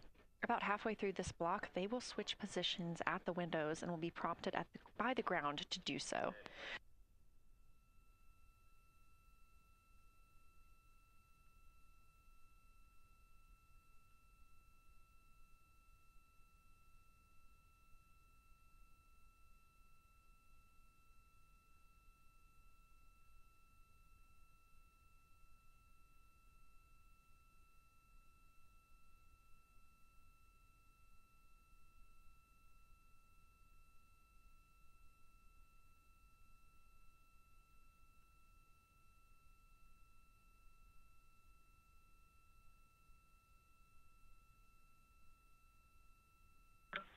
Houston integrity for SITREP.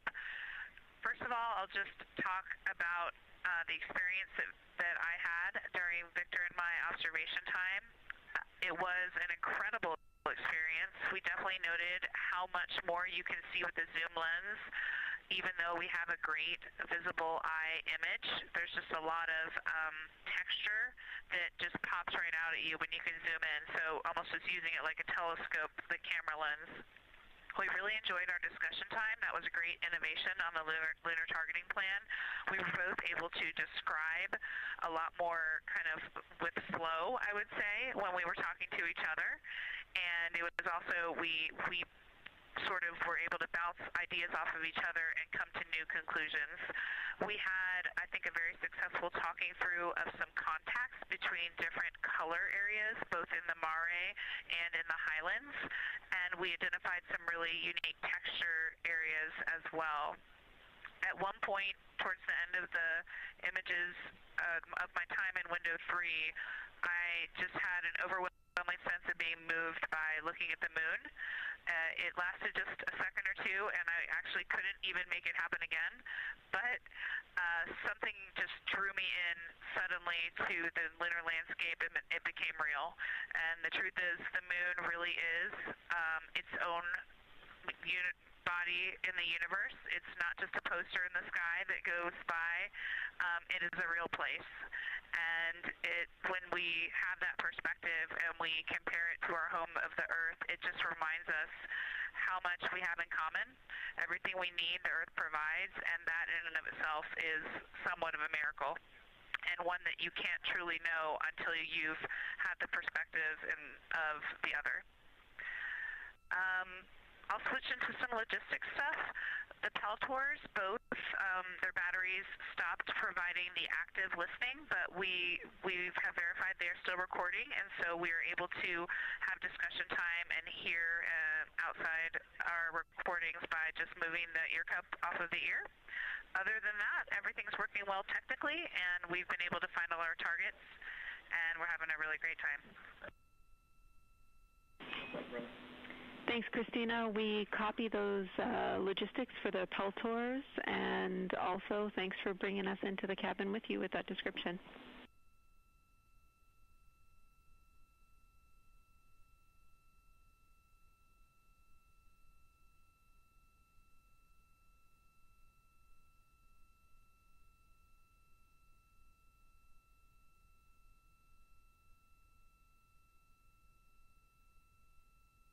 Right on time, NASA astronaut Christina Cook, a mission specialist for Artemis 2, calling down a science sit rep, a situation report.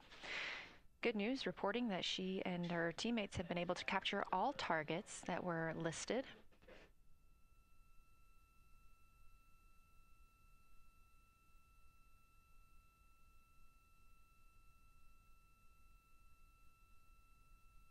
Christina also gave a vibrant description of just how it feels to be there and to see the moon up close and not just something passing in our night sky. Currently, the team members at the window are Reed Wiseman and Jeremy Hansen. Meanwhile, Integrity cabin team for window shroud.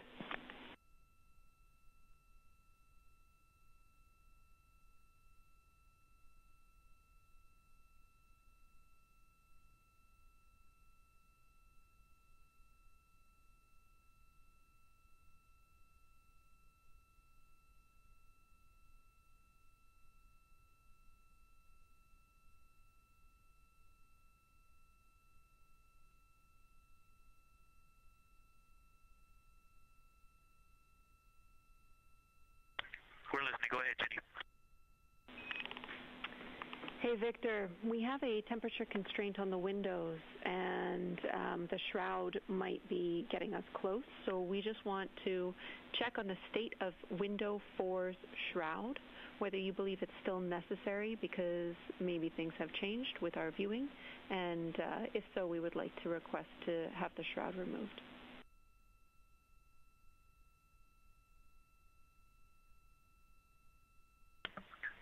Houston, we believe it is necessary. We pulled it off just as a corner. It is very bright. It definitely would affect our night vision and maybe comfort. But is there a time? Can you tell us when we would have to take it off by?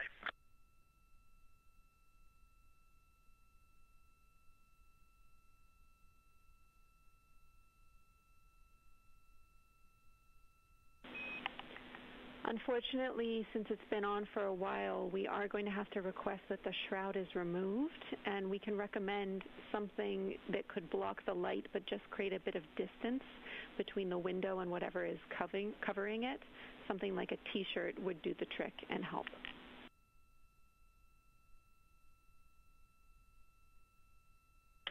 Okay, we're removing the shroud, and we will we'll make it work. Thanks.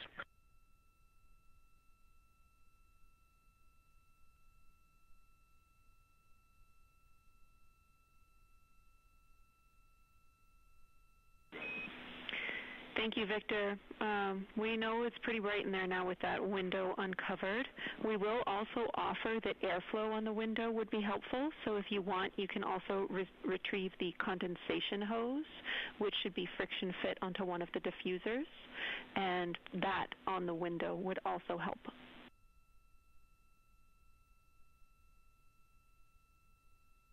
We can easily point a diffuser at the window, so we're going to start with that, and it's pointing at the window now.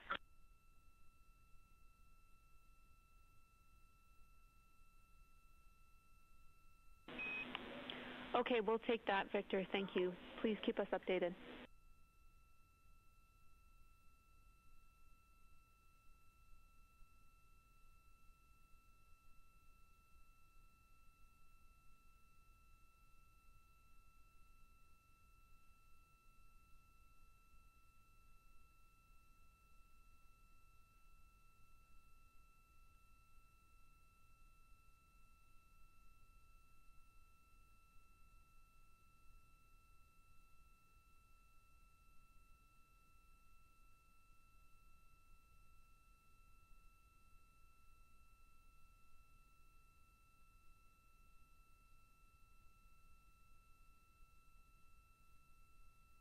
That call from Capcom, Jenny Gibbons, CSA astronaut and Artemis 2 crew backup to the crew aboard Orion, letting them know that they will need to remove the window shroud they had placed on window 4.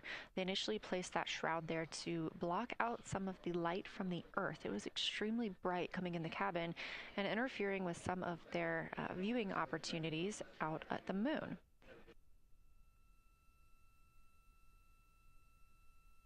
This was a request from ground teams to ensure that they are protecting other systems, and the crew has been offered the opportunity to use something else to cover the window.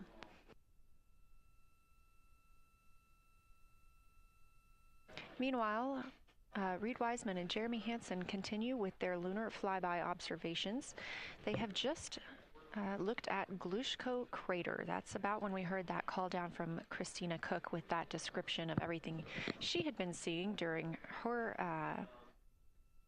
observation period and what she was seeing at that time.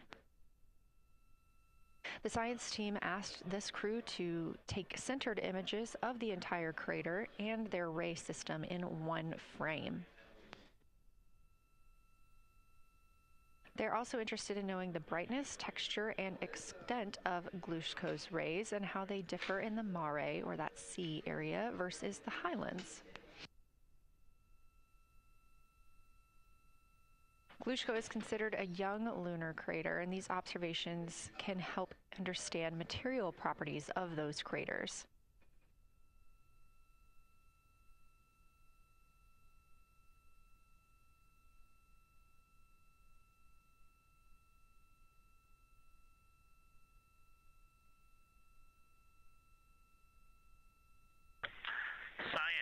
Integrity. First, I wanted to start off with connecting with what Christina said, that it was very moving to look out the window. I had the unfortunate sequence to start looking out the window and then moved to the long lens, and it was hard to speak looking through the zoom. Because I went straight where Christina went, and I was walking around down there on the surface, climbing and off-roading on that amazing terrain. I also want to underscore something that she said.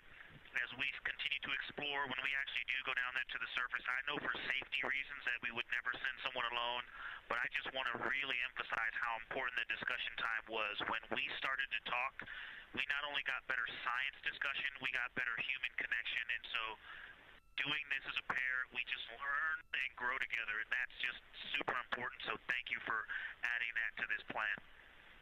Reed just passed me a note that the Oriental Basin annular ring has a similar albedo to the center, but a different color. It has more brownish tones in it, and he said it's very distinct now that he's been staring at it.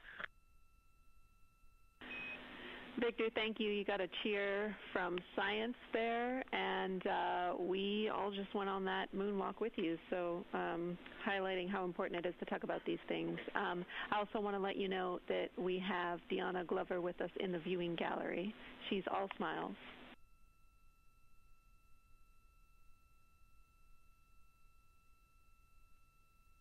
Well, you just got a bunch of cheers up here. Hey, babe.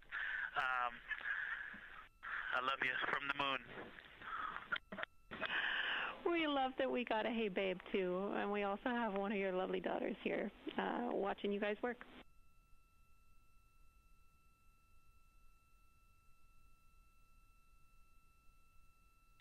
Thank you guys for doing that and for supporting them through this.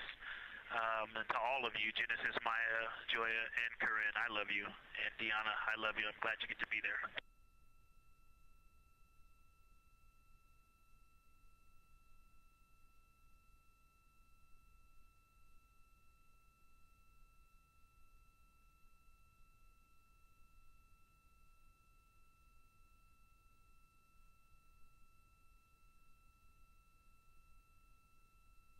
We've had some really sweet words from the crew members aboard Orion today, as their families have been able to filter in and out of the viewing room here at Artemis Mission Control at Johnson Space Center in Houston.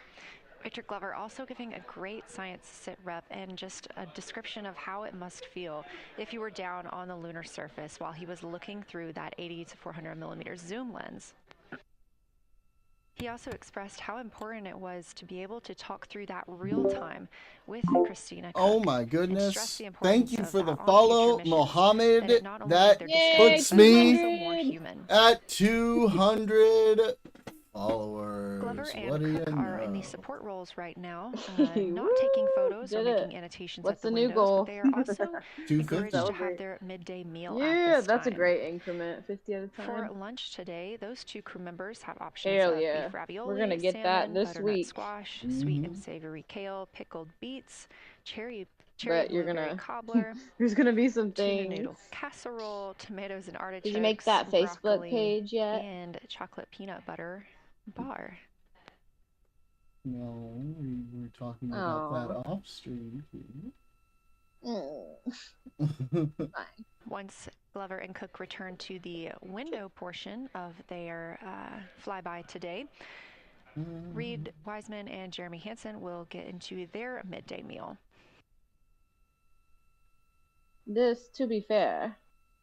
Again, this is the third of 5 scheduled blocks for our lunar viewing today. I'm a and pusher. if you were watching at the start of the broadcast, you can definitely tell the difference in the distance from the moon. We are now 5,518 miles away from the lunar surface. And again, The I'm a expecting pushers the crew from the to Mean Girls get movie, in about case anyone was wondering. 4,066 miles away. They are currently 252,050 miles away from Earth, and every mile is a new record, having surpassed the Apollo 13 milestone for furthest distance earlier today. But I'm glad I get to know Victoria. Yeah, of course. This is a good one. Oh yeah, don't I know it? I know, I trust you, like, as I've told you before, socially. We have, our views agree, I think. Wow. Look at that. That's something. Let me see, what are we looking at here? If you look down to the bottom right of the moon in that darker looking area, that is Oriental Basin. Gorgeous, darling. We have continued to lose views of the near side. It is just barely visible over towards the bottom right side of your screen. And then you'll also hear later about that terminator. That's the line between light and darkness while on the moon. It is really exposing some of those craters at this time. Excuse me. A couple of the other features in view right now are Hertzsprung Basin and Vavilov Crater. Hertzsprung Basin is nearer to the center of the moon, closer to that terminator line right now, and Vavilov Crater is just on the outskirts of it, closer again to the terminator. I like went to the bathroom. I'm like, oh, I should hurry this up and come back. Towards Sit on the toilet thinking about weird and stuff. to the left of the terminator line, or currently We shadowed in cracked darkness, 200 is Apollo followers. Basin. That's my daily life. Nice. Sitting on the toilet thinking of weird stuff. Well, like I had coffee earlier too, so. Oh, I hear you. Wow, that's Well, like, good yeah, stuff. you'll like be going to the bathroom a bunch of times. Yeah, it's a diuretic. It's a diuretic. It's a, what's the laxative? Yeah, also. Wait, no, it's not a laxative. Diuretic. Just, you know, Well, makes you some urinate for more. me. Laxative. Well, yeah. Sorry. I thought you were saying like, oh, diuretic is a laxative, but like, yeah, can act as Oh, that no, too. they're separate, but it, yeah, it has those effects. No, I follow you now. Sorry. Could just be So audio. yeah, or I was telling Aurora like, you know, how much better, you know, you got after, you know, going to the doctor, you know, and learning about all the diagnostic criteria. Of course. Hell yeah. Yeah, and he helped me in that way, and that's how I'm out of burnout for the most part, and bettering, following dreams instead of just like thinking life is leaving me behind, you know? Yeah. Shitty place to Like be. the paralysis, yeah, the analysis paralysis, really. Oh yeah. Like I want to do a thing, and then I didn't do the thing, and then it's the next thing. Or like the next decade. Yeah, exactly. Sometimes I like look back on my life, I'm like, what the fuck? Yeah, if you want a good short read, if you haven't read it, it's called the War of Art. It's life changing. It took me like an hour and a half on the plane. Granted, that was with meds and caffeine, but you Yeah, too, that's I'm fine. sure. Yeah, you'd be fine. Let me just so I don't forget. I can note too much. It's very ADHD War friendly. of the Arts, you said?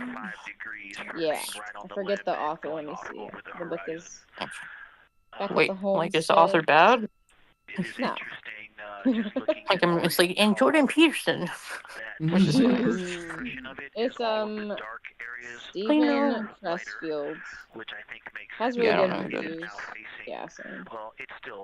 Seems really legit though. But the book was incredible. I want to buy it. It was a neighbor's borrowed copy, so Is it I want kind to of buy like a it. So self-help, I like read it. transformation kind of book?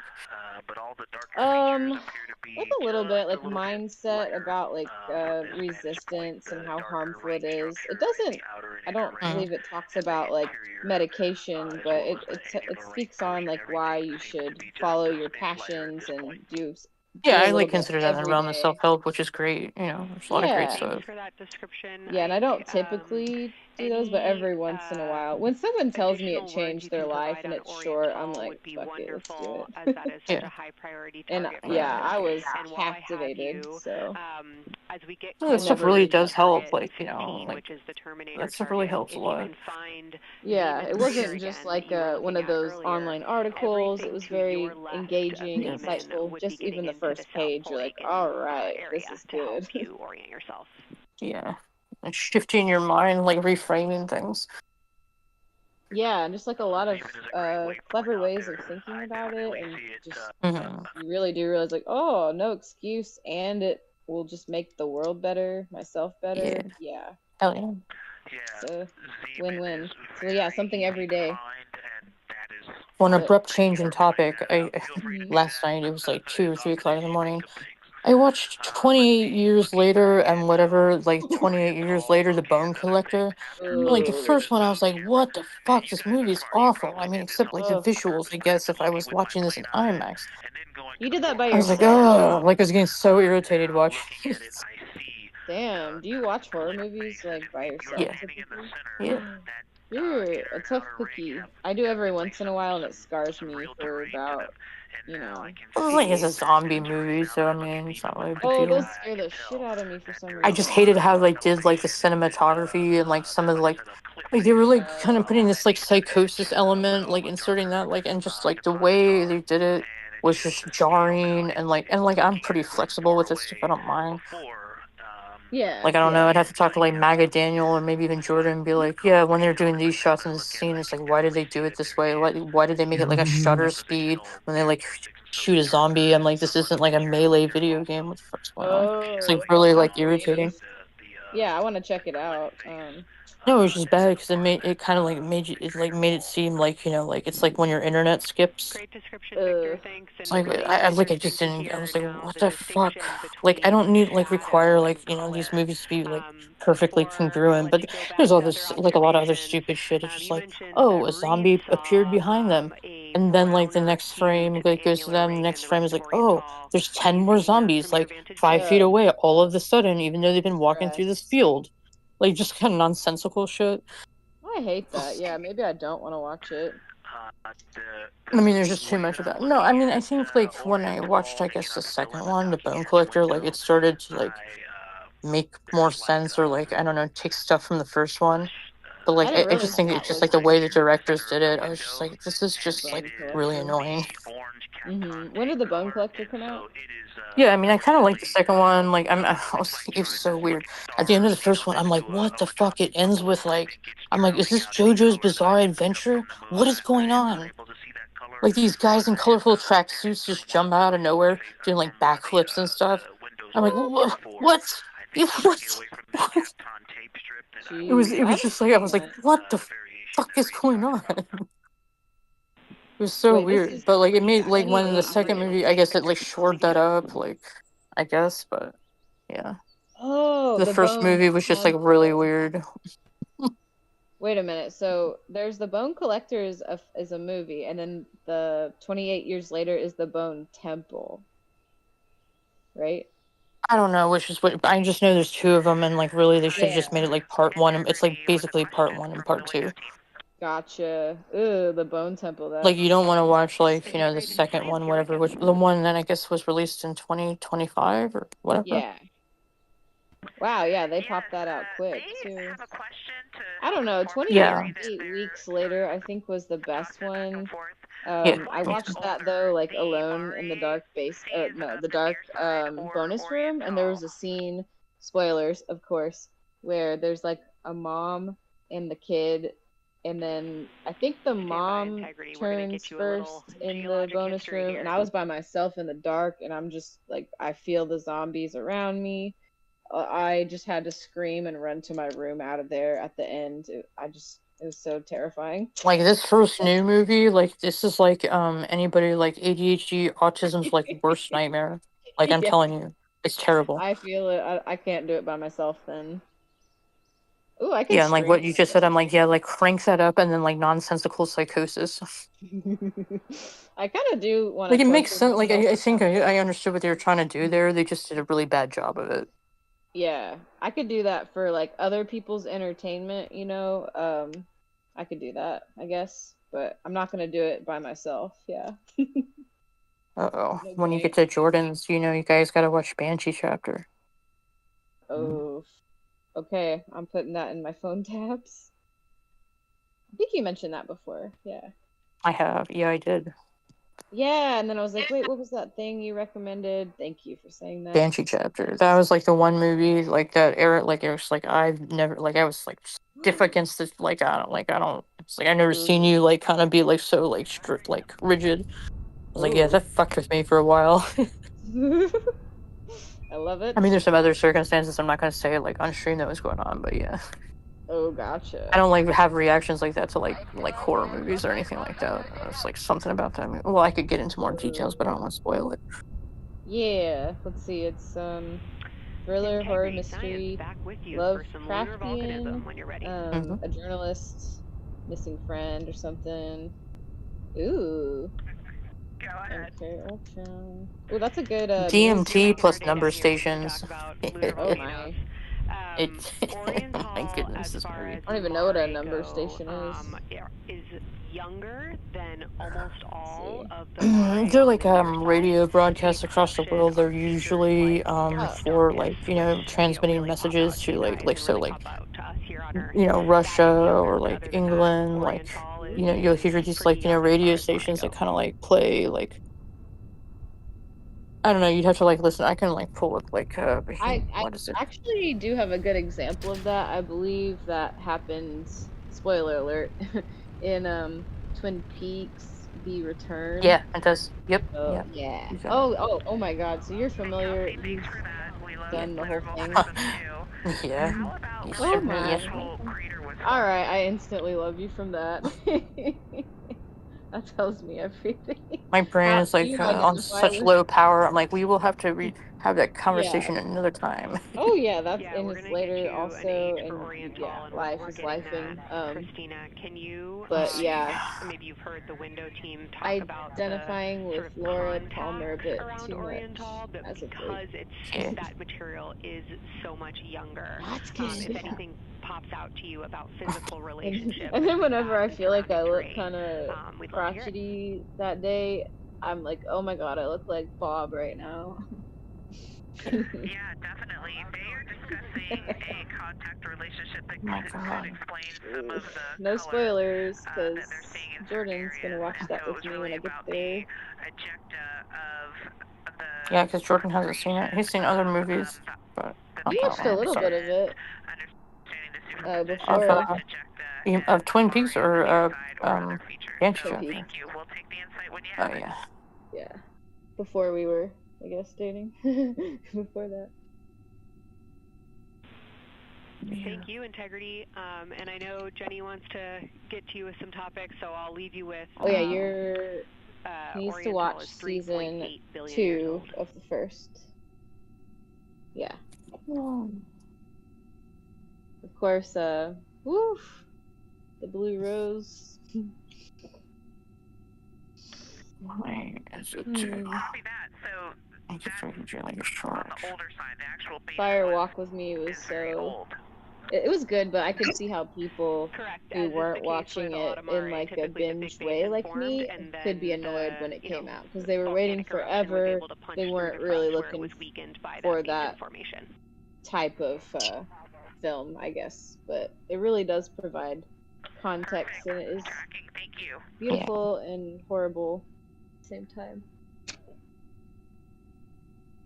NASA astronaut Christina Cook calling down some questions Okay, I got to that the science Banshee team chapter. on Ooh, console. Netflix. Okay. The voice you're hearing with those answers is Dr. Kelsey Young.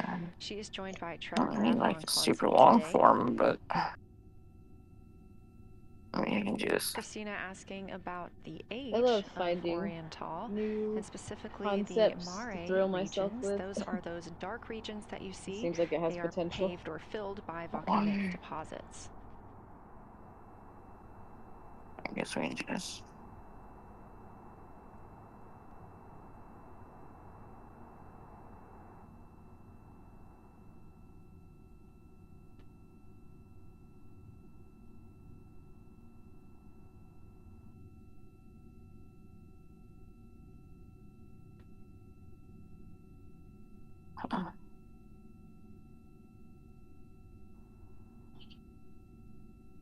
Oh shit.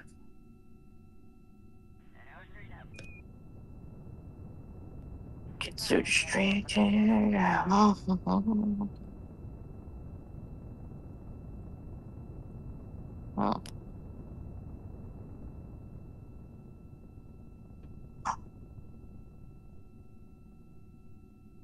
Oh, here's a short one. Jesus. Integrity, it's about time for a position swap at the window. So we will ask Reed and Jeremy to swap positions, and I'll remind you again about your SD cards. And Victor or Christina, I have one window task for the cabin team when you're ready. Oh, thank you. I just saw some of those messages. Let's see. They are swapping, and I'm ready. Pose. All right, Tina, we found a way that we can reinstall the shroud on the window. We understand it's pretty darn bright compared to everything that you're looking at. So in order to reinstall it, we will ask that you retrieve the condensation hose and you install it on a friction fit on the cabin air outlet port. That's right by one of your diffusers. You're going to place that little condensation hose I hope so. such that the air is flowing over the window pane. Let me know when you're ready for the stowage location. I only associate with retards, so Ready. Can I not do this? Huh. Retards only. Christina, the hose is in locker A1. Stop making this so annoying, YouTube. The crew has gotten a go to reinstall that window shroud they were using to block some of the earth shine. Ooh, I have a direct link for the book to the artist's This view website. Coming from inside the Orion spacecraft as the crew members are swapping windows, specifically Reed Wiseman and Jeremy Hansen. They've got our crew members at the windows taking photos, making annotations, and making recordings that'll be downlinked later to the science team for review. The science team will have a conference tomorrow morning with the crew to get any fresh perspectives or things that they learned during the flyby. Nice. Very nice. Nice changing. I don't have the energy. Right. Thought provoking, perhaps.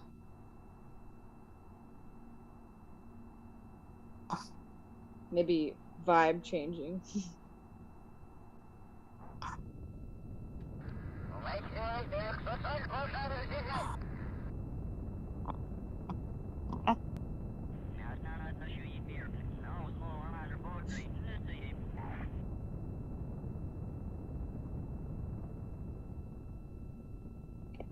God, I'm just making this more unnecessarily complicated. want it to be a certain way. I forgive you. Who Struggle is messaged me? real. Would you? We are now in I the was like, third what is this of notification? 5 observation blocks for the crew scheduled for today. During I'll this put it in flyby, politics Orion is general. Let's passing like change it up. around between 4,000 Random and number 6,000 station here. miles from the moon and providing the crew with a full view of the lunar surface. It's a higher vantage point and much farther than Apollo's lunar orbits on average. So from this view, astronauts can observe both the North and South Pole and large-scale geologic features in one single view. I don't think Jordan's interested. What? What? I mean, you look like you're just like, really focused on something else. I'm super focused on my Kerbin game right now. And we lose communication with the crew. They will To be be out fair. of reach with any of our deep space network antennas. Let's see. What you That got loss going is going to on? last about 40 minutes, and we expect to regain communications with them once they fly behind the other side of the moon. Jeez, Mo. While they are behind the moon, they will also Open reach their it. max Earth altitude as well as their closest approach to the lunar surface. Jeez.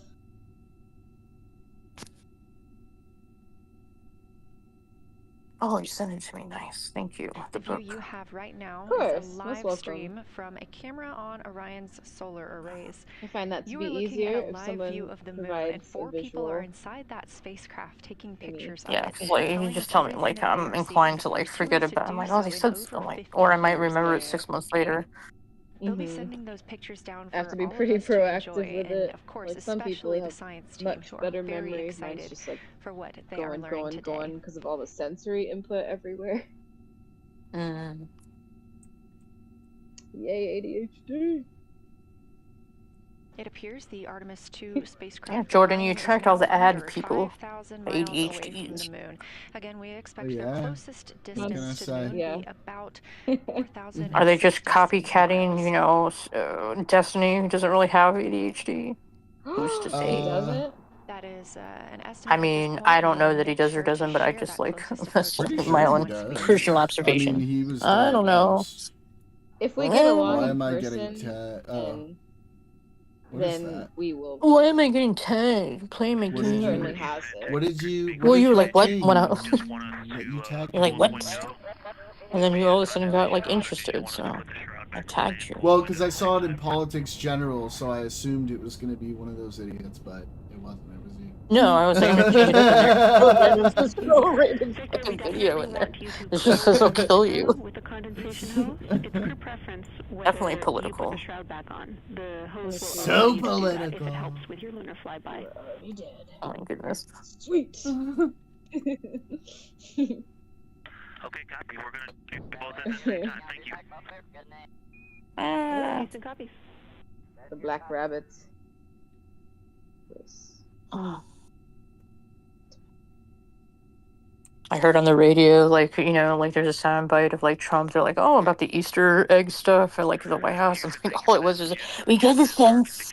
You know, it's a nice fence. It could have been a better fence. Not a fence for me. I was like, are you serious? He's just talking about this fucking fence or whatever. It's like, it's beautiful. It made it better. And I'm like, what? Are you serious? Thank you, Victor. We're happy to Is hear this it. hypnotizing me? This Such a number dick. thing? It could.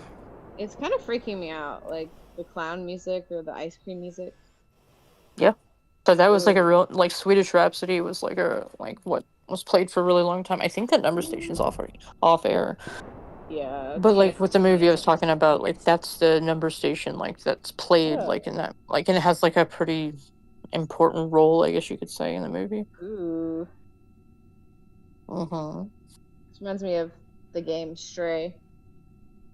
Oh, I don't know if I've heard of that. Oh, Stray? yeah, the cat that gets Crew lost. reporting from and has to Orion make that its they way are back. seeing half the moon, which is Go about through what it the looks like sewers here from and this get view over from the spacecraft. the It's like, is that a wall. video game?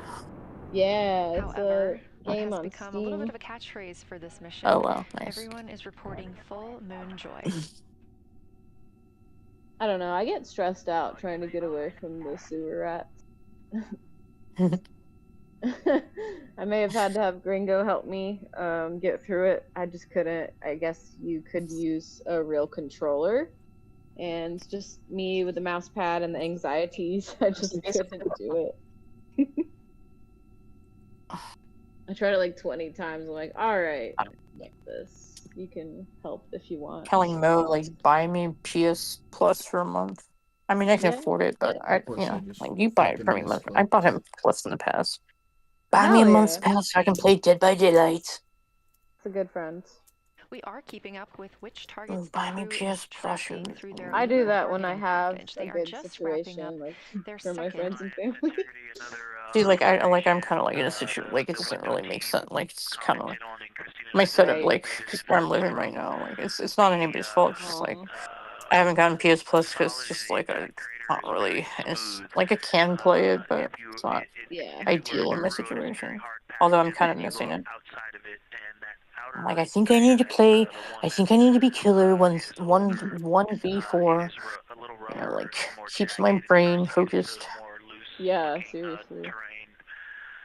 I don't like Dead by Daylight is like heavy on time man. It's like it's pretty like I don't know. It's like pretty stressful actually. I mean, it can be. But I do think like if I haven't played some of those games for a little bit, I'm like I feel like my brain's even more mush. I don't do anything with it. I'm not like advocating like it's easy to like play games like for an extended period of time. That's not what I'm really talking about. It's just the fact like Right. I haven't played any games like at all. I did play Fortnite like a couple of nights ago. Nice. Although my PS4, well, because like you can play it, like you don't need PS Plus. Yeah, you weren't in a place where like playing games was like conducive. Well, like I got my TV here and the PlayStation's hooked up to it, but like the chair I have in my room, like it's like really low to the ground, and like the TV's really high. Also, my PS4 sounds like a fucking jet engine, Jeez. which is not really a problem. It just gets really hot in my room. And it's like fuck, I need to get a PS5, but I get Maybe to you could that. get one of those the mats that you can plug in USB under the like PlayStation or whatever to cool it. It's a fan thing. Yeah, yeah, I could. I did that for my laptop, but then I lost the plug-in. And, Victor, just that's a don't do wonderful that and no description. Going people. from a paved road I to mean, a like if I lava, launch like Fortnite, like so, like if I like play YouTube through the PS4, like it starts to whirl up a little bit, but it's not too bad. But like, goddamn, like if I like get on Fortnite, it's just like, like it just is like, oh my god, it's like wants to explode. Even when I like kill the application, it takes like several minutes for like the hard drive to like calm the fuck down. Mm-hmm. It's my But it little still works. laptop too.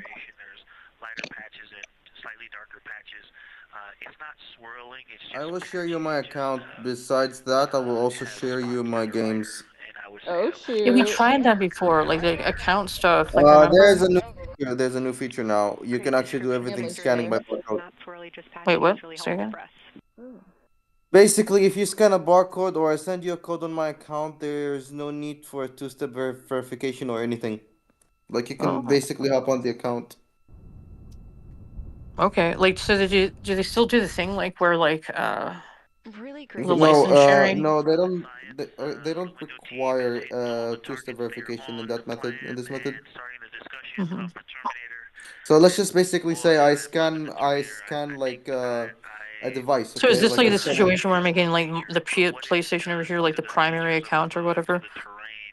No, it's Okay. different. It's different and better. Basically, barcode scanning. Basically, like yeah, or Mhm. like I will send you a code through my PlayStation. No, Mhm. you have to send me the code that you see on your screen. Then I will have to log it in through my PlayStation app, which will authorize you to enter my account. Okay. Yeah, so like before just like kind of just going like it's just bypass like you just do the barcode thing. Yeah. Okay, nice. We've been loving your Which basically you gotta have to wait because my brother owes me 100 USD. bringing us along with you. And Well, like get him on the goddamn VC. Like, hey, descriptions. Thanks. this is important. I'll also share you my PlayStation. I'll also show you my PlayStation games. You can play any PlayStation games from there. I have a lot of Yeah, games, because if but it was don't get like in. the old method, like it should like be able to let me use your licenses like on your games, right? Integrity Science, It will one let more you. question. And I'll also have On to let the my status cousin of what I'm gonna the stop at game you. sharing. team chose Game to sharing Wait, what me. did you say? Sorry, observe what? for crew choice. Oh, have you guys played Gauntlet Legends? It's PlayStation. I need No. you to. Besides, you also bought me Nitro, so I will buy you PS Plus. Say that one more time. You bought me Nitro before 2 years ago. Yeah. See, Didn't I buy you a PS monthly pass once? I don't remember. No, you never bought me. You only bought me as Nitro, so you know that's Oh, where well, I that's actually. not worth anything. That's stupid. Yeah, but it's just I'll buy you just a month in return. No, I just want a month because like I'm not gonna be able to play them. But like I do kind of miss like playing like a couple of games right now because I haven't like done Yeah, you shit with should. it for like over 6 months. It's Kind time. of depressing me. Talked about battle off. Look for suspended dust. I support you. And the Terminator. And Oh. Hey, Gonna watch a wait. speedrun. You gotta dig yourself out of the muck. You gotta use that golden shovel and get out of the shit. Do Damn. you remember that? observation about Good Oriental. old. Wait, do either of you play Fortnite? Going off to the southwest. Oh. Where did you? Oh, Mr. I Arabic played left. a couple times, like way back when it came out. like way back. Yeah. I'd be down. I've been invited again. I'm like, well, I guess. Yeah. Once I get to that situation in like 3 days. No, I've had like long periods where I don't play it. Like you know, like, game like would piss me off in the past. Like, but I play it occasionally, every once in a blue moon. It was kind of stressful, yeah. Yeah. Like after like I think like the third season, like I don't know, stuff got like really ridiculous. But like now I just play no builds because like I'm like, look, man, I'm not an analog controller, and I'm not like one of these like 15-year-old kids like hopped up on Monster where I'm like like building like a fucking maniac. Can't do that Oh, shit. but you could be. No, I'm just kidding. No, I wouldn't like. I don't. There's no amount of like you know like extra boost if you know what I mean. Like that would like make me like these kids. I mean, and they're using keyboards and like I'm like, no man, I don't have that kind of like reaction speed to like Same. you know have like a crazy build off like you know against some double shoddy piece of shit. Yeah, we should have like millennial or plus gaming only.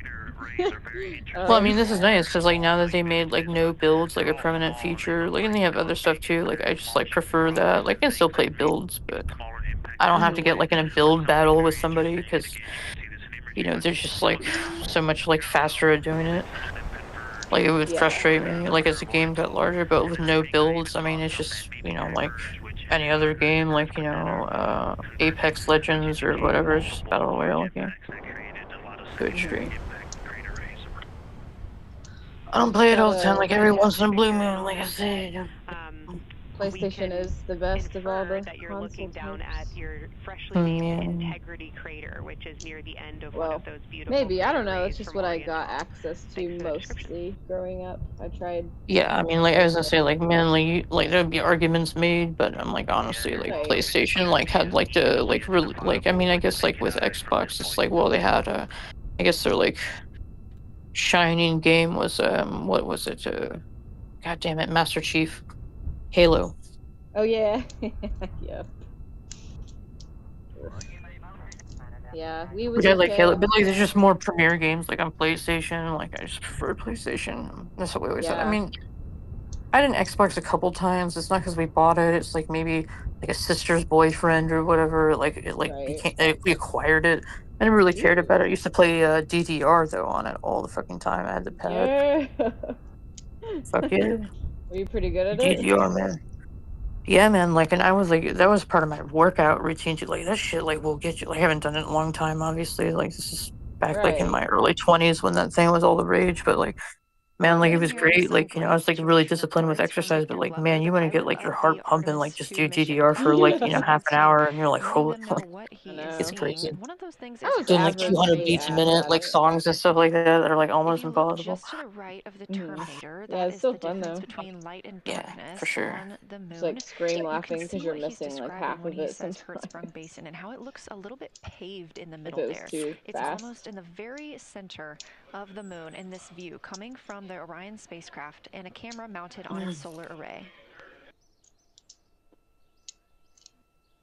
Oh, I went, but yeah,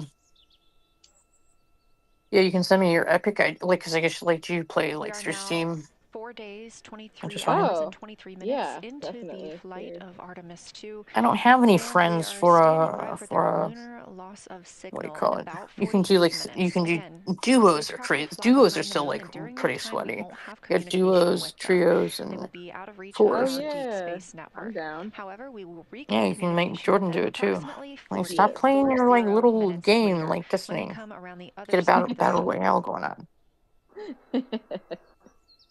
Yeah, teamwork. Here. Mm-hmm. Yeah, it's the same The crew aboard the spacecraft are username. Wait, let currently me go discussing into the the Terminator, app and that see. difference between Oh, mine's day Lava and Demon. night. Like, I've had that, like, alias, like, in, like, forever, so it's The easy. science team is interested If in you go learning in No there about and try numbers. to add photography me, and the does it color work? of the lunar surface, and it's already been Hmm? very interesting What to now? hear that they have seen Or wait, I could colors give you like greens the and browns URL. while See. looking at the Ah, moon. I'm not logged into Steam on this. Some of the Yeah, I would questions have to that open up they are PlayStation hoping and the then, like, crew will manually discuss type it are in, like, how with the the controller to quantities, find your name. sizes So of I'm telling craters you, and like, mountains mine's vary Lava along Demon, the so it's, like, Terminator, easy to and they are remember and easy to looking for the find. crew to Like, and then you describe can the just, like, like, topography just and search features that and just, along like, it'll or come near up, the like, Terminator. and then, like, a They're friend also request looking or for whatever the more fuck it is. information on any color Lava Yeah, or let me Demon. tone try to variations, get in and they're there. hoping that the crew will take They should images Because make that to would it be my easier. illustrate Epic their ID, but it's findings. also my PSN, like, it's Glover also, like, reported my earlier that the PSN, crew has missed none alias. of their Yeah. targets when they are photographing the Yeah. window. Have We that shit aren't hearing the forever. conversations that the crew is having right now, but these Trying are to being bust into my recorded to their account here. personal computer devices, PCDs. Like, I don't Those know will be who in sent down Discord to the has Lava science Demon. team. I remember, The like, science arguing team with, will like, a have a Twitch guy many conference with years the crew ago, tomorrow where I was morning like, to discuss give me the their alias so you findings don't and ever get on experience it. when Like, looking at the moon today. Right. just I like, tried to use no. my old one. Mm-hmm. They're doing I'm nothing like, with this is it. my alias that I created in 1993, motherfucker. Give me my alias. Oh, shit. I want my old number back. Yeah. I mean, so my alias will be like Lava Demon for like most things, We like have a few where I minutes was able left to while the like, crew is discussing I the think Reddit like Terminator. I had to do If like you're some just X's joining or us, something we're like that looking because at a some live motherfucker had view it. But of the moon, our moon, from the like, Orion no, Uh-oh. actually on spacecraft and a Twitter, camera yeah, on its Twitter is solar just straight up array. Lava Demon. I don't know. I'm announcing this to Inside that everybody. I guess I don't spacecraft, care. 4 Whatever. astronauts, Reed Wiseman, Fine. Victor Hell Glover, But yeah, yeah. Lava Christina Koch, Demon. and Jeremy Hansen. Add The friends. first 4 people to Yeah. fly around the moon in over Nice. 50 years. I That have way, when I 2. open it, it'll be easy. Like, yeah, I'm like, it'll be pretty easy for me. Wait. So just the most stereotypical This is our spelling lunar possible. flyby Oh, day, and the crew there you are. has already Yeah, surpassed it's the really, That's yeah, Apollo it's definitely like, 13 it's no you. numbers, no caps, nothing weird. Oh, The crew passed shit. the I can't Apollo from this 13 account. I have distance 2. record Okay. at 12:57 Be right back p.m. to the other Central, one to see if I 1:57 can log p.m. Eastern. Fuck. Canadian Space Agency astronaut I'll Jeremy try. Hansen calling down that he Oh, wait, hopes no. Are that you the down, record is Jordan? You soon down to play broken by trios other in Fortnite explorers. sometime? I guess, sure. Wow. I'm not the biggest fan of Fortnite, but okay, if you guys want to. I mean, if you want Yeah, that'd to, be want fun. to. Oh, wait, yeah, that's fair, yeah. Yeah, we want you to. Okay. Oh, shit. Sorry, I need to stop doing that. I'm just upset. Yeah, I need help signing in. We'll include you in. I'm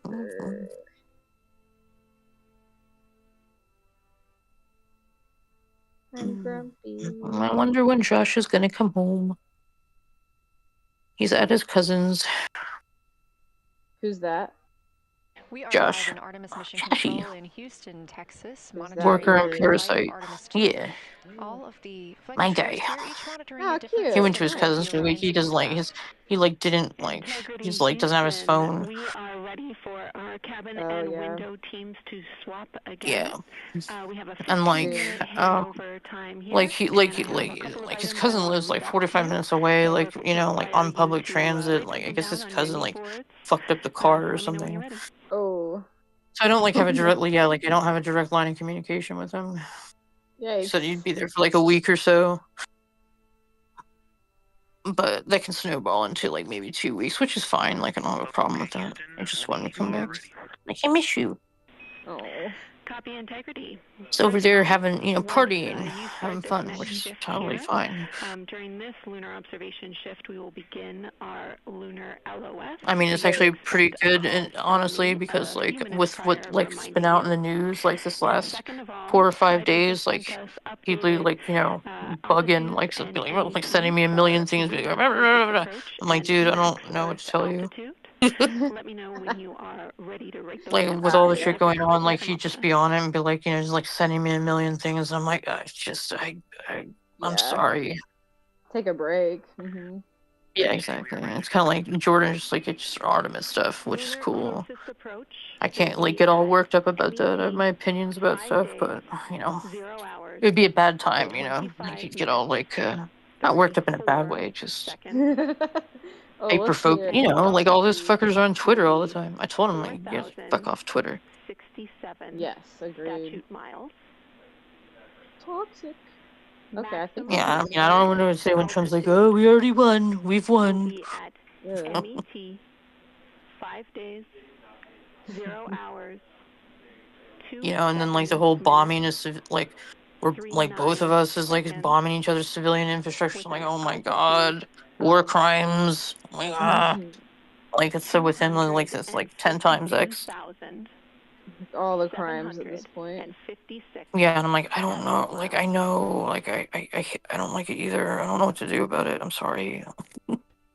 Sucks. It's pretty Yeah, let's fucked up see what's what going on though. That's all I can say. The crew really wants to ask for that. And there's a lot of implications, like with oil shortages, like in Australia, and like there's all kinds of shit going on. It's just like he just flooded me with this. I'm like, I am tired. Other than that, I have no new Yeah, vehicle it's a statuses lot. to pass to you. Overwhelmed. Enjoy your handover time, and There we're you looking are. forward to picking back up with you shortly. Gotcha. Nice. Score. Alright, we'll talk to you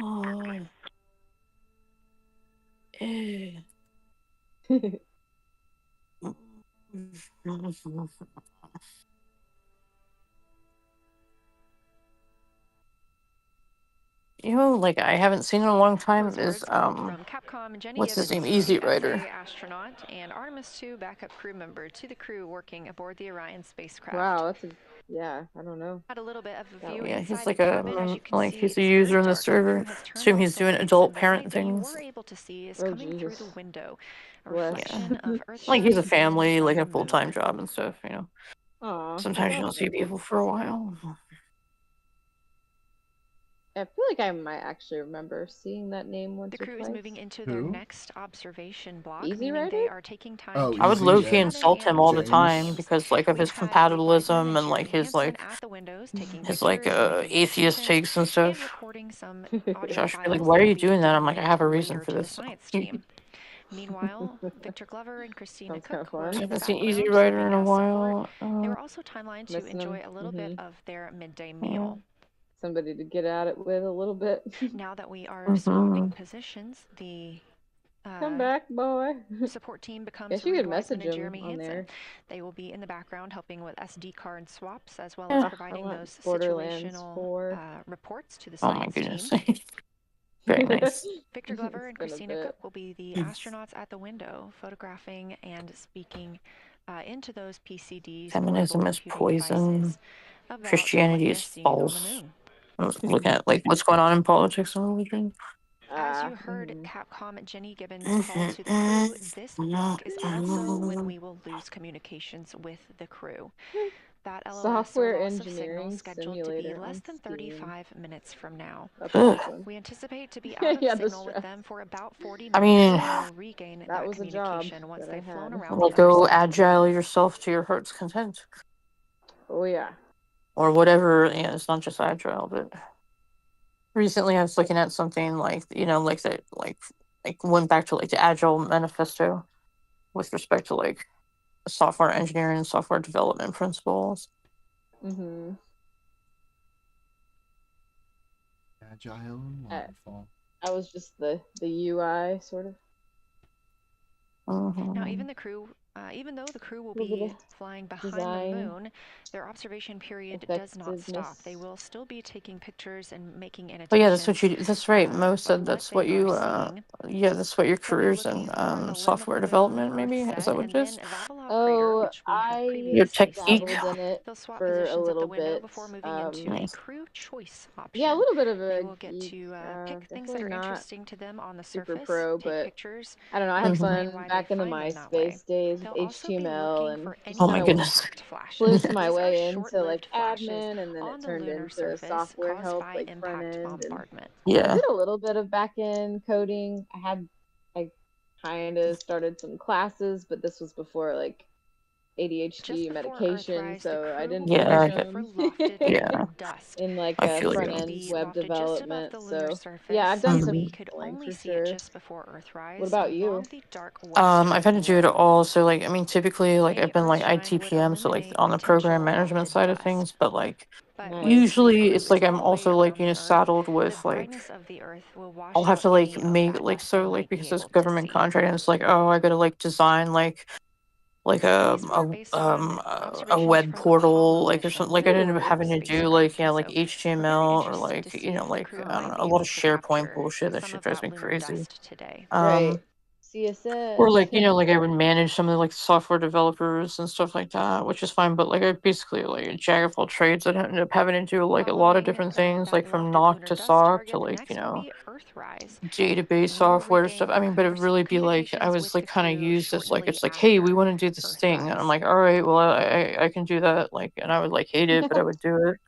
Make it happen. Yeah, so like I'd go through like like user requirements, and they're like, oh, I want like like the website. I wanted to like calculate like some like value based on like some, just like, oh, well, we want to be able to like track like progress like in a 369. It's like a 30, 60, 90-day thing where it's just like I'd like have to like code in like it's like nested ifs were annoying as fuck. Yeah, There's all mine kinds were of, or sometimes pretty. it was just really like a welcome page. Like it's like, oh, we're doing a new like they're doing a new project or program, and they like want to have like within the intranet like their own like web portal or whatever, and they're like, oh, make it like have this stuff and like that kind of thing. Yeah. Oh, Like that's I'm not the most awesome. efficient at it, but like I do it. Like that's not what I really prefer to do. It's more I prefer more of, like the project management side of things. I mean, like this Same. last like Yeah, handful it's of years, I've just been doing like assessments. So it's really just like compliance. So I mean, I kind of like worked all over the place, like, but like as like somebody like who has to like code or do HTML, like any of that stuff, like yeah, I can do it. I don't usually like to do it, but like I said, like I just be like kind of used in like different areas, like for these type of things. So just do what I gotta do. But like if you ask me to like like put stuff like I don't have like any of that skill set. It's like mostly what it is you go online and you copy Yep. code and just change it. Literally, yes. And there's nothing wrong I'm with that. glad Like you we get all it. do that. It's just like I'm like, I get it. okay, let me see. Like I'm like, okay, what they want, like this kind of like template, like this style of whatever the fuck it would be. I just go online and just like it's like, oh, I gotta change a few values and like CSS and like some other That's shit. all it is. Like just learning Yeah, how to plagiarize. Really, I mean, it's yeah, not even exactly. like that. Yeah. It's like Minecraft, just figuring out the building blocks for everything, and there's tutorials on everything. It's the same thing, just Like if you customizing ask me to it. like sit down and just start like programming like raw, like I'm like, Yeah, I can't no, either. I'm not good at that. No. That's like an artist, like actually just from their brain, painting a building, or I don't know, like somebody's face. Yeah. I can't, but I can copy it or like trace it. Yeah, exactly. Yeah, Exactly. I But yeah, can't do like you it. can't just sit down and like I'm like I'm gonna like code something from scratch. I don't know if people even do Yeah, that I'm not anymore. that talented. Yeah, That would exactly. take Like I can't like cooking. on the spot like like inject code into something for like whatever the purpose is. Like I'm not Yeah. like on this, like I'm like all right, well I'm like I'll look We went into through it. the I'm like I'll just training. look to see like what's been done in the past. But honestly, that's like just very telling of your intelligence and capability, very resourceful. So if you wanted Yeah, to, I but like guess you there's a could. serious drawback with that. Like it's like, well, I'm jack of all trades, master of none. Yep. So like I don't have like a particular focus area. It's like my resume. I have like 5 different resumes that are tailored to whatever it might be. Like sometimes it might be like more like it's like like you're more on like a budget a budget committee like kind of level, or like acquisitions, which is like I'm not gonna go into like like I know all these different programming languages, which I don't. Christina Cook, they are taking pictures. It's just like, well, if you told me to work with Python, I'm like, yeah, I can do that. I'm just gonna look at other shit that's already been done. At this time, but it's really not about that. It's hard to. It's like an ethical thing almost for you at that point. It's like, do I say yes or do I say no? Like, I mean, that's not really a big deal. I wouldn't take a job where it was like coding like that, but it'd be more like, my focusing more like on the business, like it's more like kind of a balance between like the business analyst side versus like more like the hands-on IT stuff. So it's like like doing like network and telephony or something like that. Or versus like you're doing user requirements and like and then you're tracking like the portfolio of projects and like I love that kind of area. That I do too. Mhm. Like I've in my experience, like management will get some like kind of wacky ideas, like you have to have an organization with like a mature PMO, program management office, and like I've encountered that, but like most of the time, or at least in my experience, this isn't like really reflective on anything in particular, but just like I don't really usually see mature PMOs where like they're like it's like mature and they're tracking across stuff, and then they got like CMMI, like all this stuff like set up really nice. It's usually not like that. But like I've been in situations where like like there's more organizational maturity. But again, Yeah, I like as a haven't really contractor had for the that. government, it's like a little bit different. Yeah, we had like the ISO 9000 Yeah. requirements. Oh, yeah. See, that's a huge deal too. It's like, you gotta meet these ISO, blah blah blah blah blah blah blah blah. And there's so much resistance to it. Everybody's like pen Yes. and paper style, like maybe they'll do it. Well, that's what I mean. Like management gets like a little like like wacky ideas. They're like, well, Artemis? like just Artemis is now less than 4,500 miles from the moon. Look at that. Oh, look at how big the moon looks there. That is wild. I love we it. are now also under 30 minutes away from loss of signal with the astronaut. Under 30 minutes away from about 40 minutes LOS. later. They will still be photographing the moon and documenting what they're seeing. But yeah, I mean, it just like management's like, oh, like, and that's fine because they're that like like okay, let's do like ISO, like blah blah blah blah blah, and it's just like, well, that's fine, but yeah, like it's just like, oh well, we're not like at that level to get like As like you can see on the left side of that your screen, we are certification. streaming this solar array camera view throughout the flyby. I mean, it just gets like a little bit weird, but like it's fine. Like for the most part, like what really pisses me off is like going to go look at that stuff and you have to pay for it. Really gets on my nerves. Like the government would pay for it was like the from those GoPro cameras. So it's a brain dead. 5 minutes before Earth set, I think EFF, like Electronic Frontier. Let me see. So, like, I think you have to pay for this shit, and that's like always really irritating the shit out of me. In order to capture these frequent photos, the solar array camera that we were streaming will need so to I'm going switch to to time-lapse photo mode. So during this time, the streaming video quality won't be as sharp as you have it right now. Yeah, so I go in here and just go to like sectors, like IT, like, oh yeah. And we really look forward to seeing those higher resolution Okay, and if I want to look at like 22989, click on that. I guarantee you, it's like you gotta pay $5,000 for this shit. Yep, add to cart. How much is this shit? Holy keeping the spacecraft powered. Yeah, like it's just like I can't even read the fucking standard because it costs like what's the system, as this is the first flight with crew. What are they trying to charge me for the this? first flight of a life support system, keeping the crew healthy and safe on the way to the moon and the way home. And then they usually don't want to implement those things. What are they saying? This is free?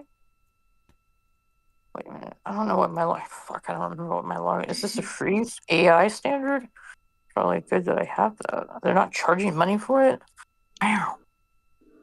On the timeline, we're getting towards the end. Oh, package 10% AI data quality management package. It looks like our astronauts, Victor Glover and Christina Cook, are already photographing the moon outside of those windows. Oh yeah, $660. That's actually not too bad. I've seen ones that are like much crazier. Let's see. Guidance on risk management for AI. Complex What you want for crater this with a bitch? prominent ray system. As referenced earlier, it's the size of the Eye of the Sahara. $155. Actually, that's not too bad. Maybe they're making the Eye of the AI stuff a Sahara little is bit a feature in more Mauritius. accessible. Because I'm telling you, like some of these standards, like are like in the thousands of dollars. This crater Oh, yeah. more than once throughout the Flyby. I mean, I would never allows pay for the this crew stuff out to of pocket. photograph Like them they'd at reimburse different for that lighting stuff, but just kind of conditions. like, god damn, dude. I know. I'm having to ask for it. Conformity assessment. Those different lighting conditions help expose different portions of the target and can help the science team learn a little bit more about how it formed and what it is today. I know your inspection body is pretty baby. It's been a while since I looked at this stuff. I'm lazy.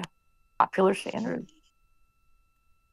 Quality management, information security, and I don't privacy. think lazy is applicable. Medical devices, that's pretty important. Environmental management systems, biorisk management. Guidance on social responsibility. Ooh, let's see this one. Aren't you trying to charge me for Sorry, this? let me check on that. Kind of interesting. Better be Amazon. How much does this cost?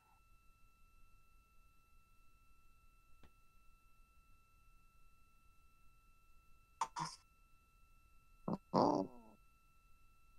Like me looking at this, like really serves no purpose, but I'm doing it.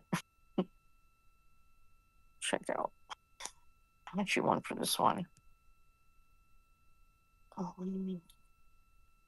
this is 2600, 2010. Kids here and they're trying to ask for stuff. Again, this view inside the spacecraft. $227. Crew continues Yeah, photographing the fuck moon you. outside We their got 5 windows. dogs, kids. It's not happening. I'm not Turn opening the the door. lights off to allow them to better get photos of the Yeah, moon, too preventing any many. Like 4 reflections too from many. coming in from Oh, the there's a spider in spacecraft. my face. Nice. Okay. No, thank you.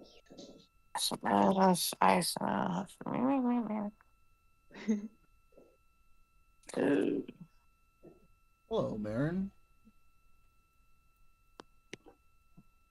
Quality management. We do. Sorry, Oh. it's a spider. Oh, hell no. Okay. Okay. Sorry. We are good. Get out of the house. Diversity and inclusion. Oh, interesting. Oh. Fun and games until it's in your face. Come on. Yeah, it'd be nice if they health informatics, sex and gender, and in electronic health records. Guidance for incorporating gender sensitivity in geospatial standards? What? Not sure I follow. All right.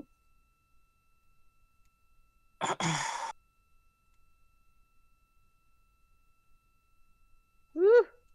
Too many bugs. Sorry.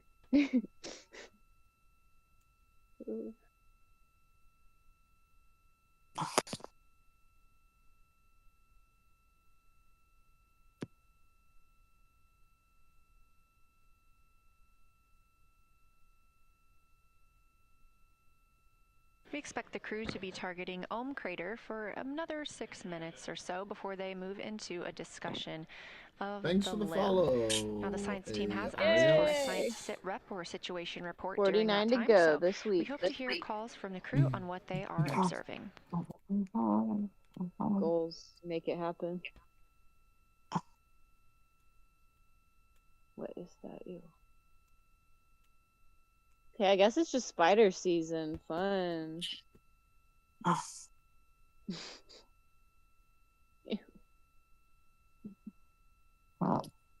Why can't you go live in the forest? If you've been following along, at the start of the day, we did have much more of the moon visible.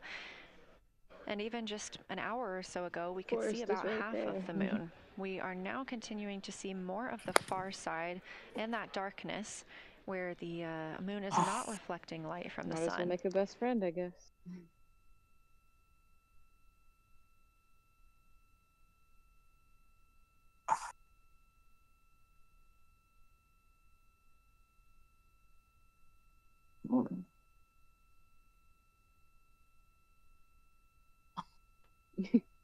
Hey, girl. Yo. Earlier, we were also able to see Oh, some of sit on those my foot. darker portions, that Ugh, old lava nasty. flow that we often see on the near side of the moon and that we can all see from Earth. That has mostly gone away. It's not your chair. We are now just seeing Go, very little of Here you go. Oriental. That's down to the bottom Oh, right of the big moon. You can see stretch. just a small dark portion near the limb. Big stretch.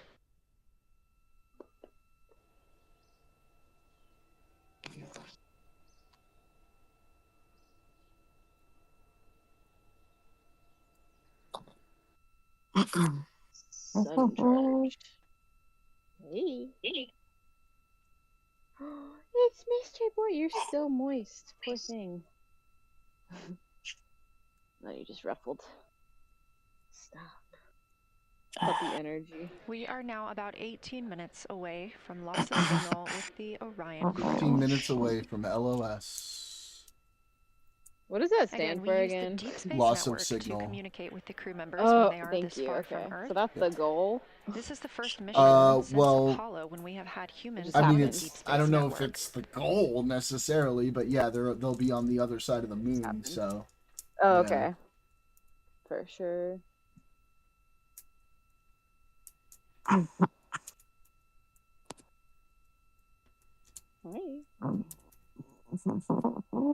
Oh dear. She's gonna bite you. As you recently heard Capcom Jenny Gibbons call to the crew, we expect their closest approach to the moon to be at MET, or mission elapsed time, of 5 days, 25 minutes, and 34 seconds. At that time, their altitude would be 4,067 statute miles above the Earth's surface. Just over 2 minutes later, they will reach their maximum distance from Earth. At mission elapsed time, Oh, 5 friends. minutes, 5 Cute. days, 27 minutes, and Look at 39 seconds. you. The altitude at that time would be 252,756 statute miles. These are our latest numbers, and we'll make sure to verify and confirm those once those milestones have been achieved. Obviously, we will be without communication to the spacecraft at that time, so once we regain communication, we will make sure to find out those numbers and report those to you. Oh. Doggone kind of day. Right? Got shit in your eye.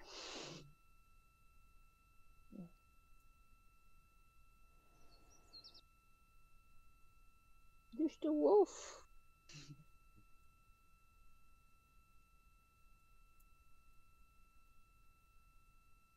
Just missing one. She's probably out. I walked her for a while. She's got 20 pounds of dog to lose, so poor thing.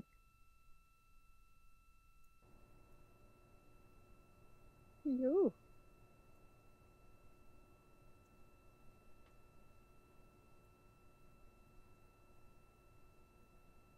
Chilling.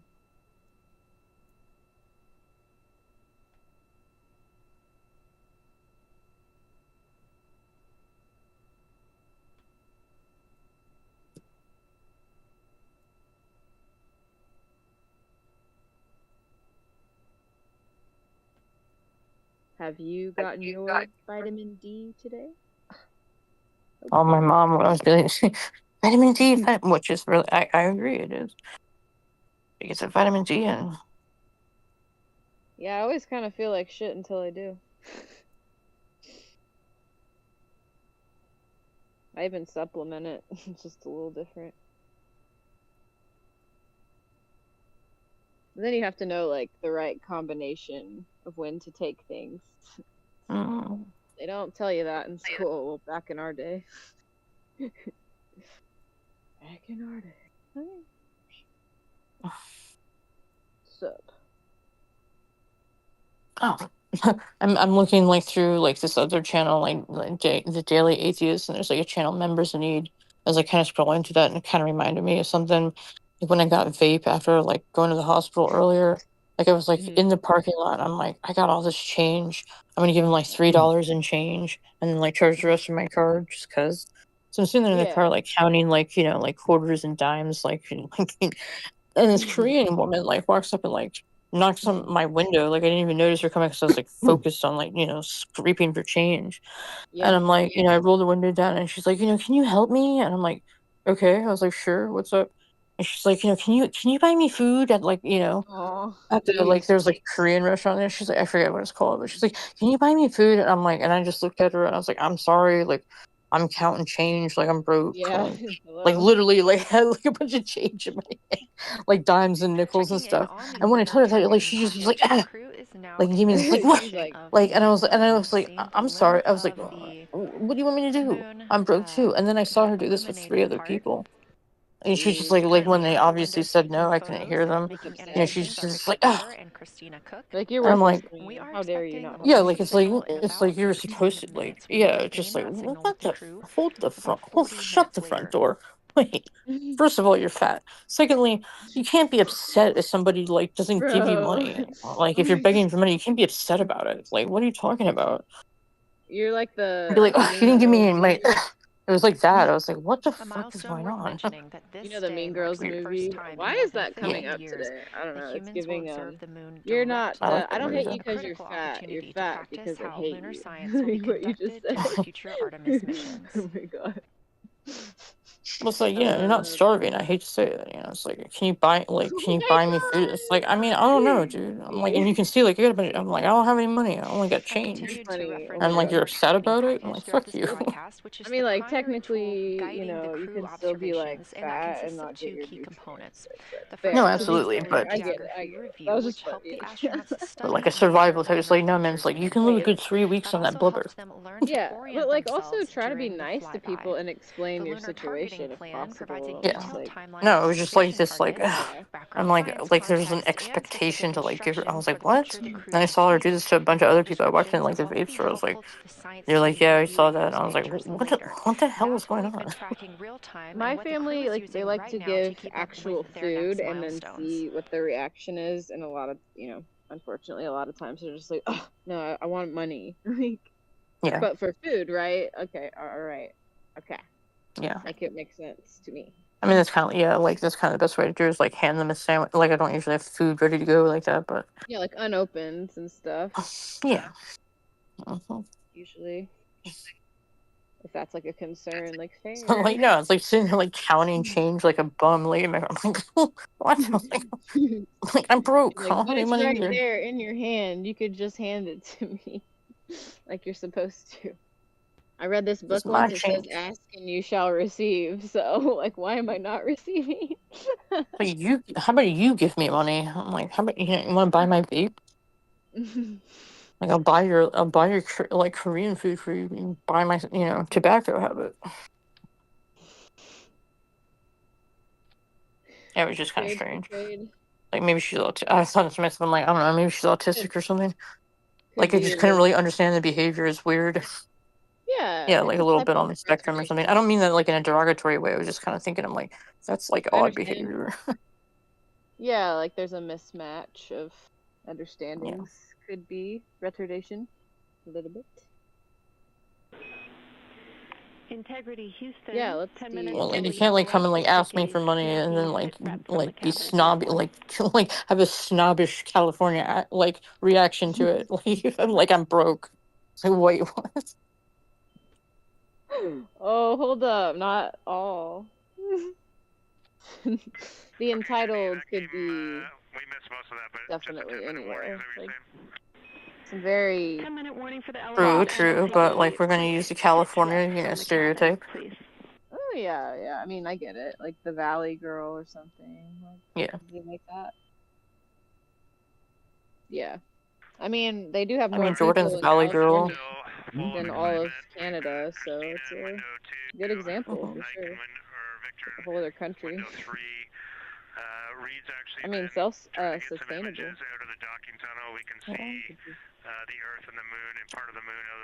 What does it make Cascadia a reality or something? Cascadia. Isn't that like the whole West Coast, and it just like breaks off and away from the rest of the country as its own thing? It was just for like they're talking about the mountains, so like just further north. Or there's like, hey Canada, can you please take us, and just like you will own this and not the US. Yeah, that's a thing here too. A lot of people are. I mean, back in the day, like as in like hundreds, like I guess in the 1800s, like there was a lot of dispute, like especially over there, like on the West Coast, like border dispute with Canada, weird shit. Yeah. They're pretty welcoming for like if you're like anything about Canada, they're like, oh yeah, we'll take you. Like, you're awesome. It's great. Like, Yeah.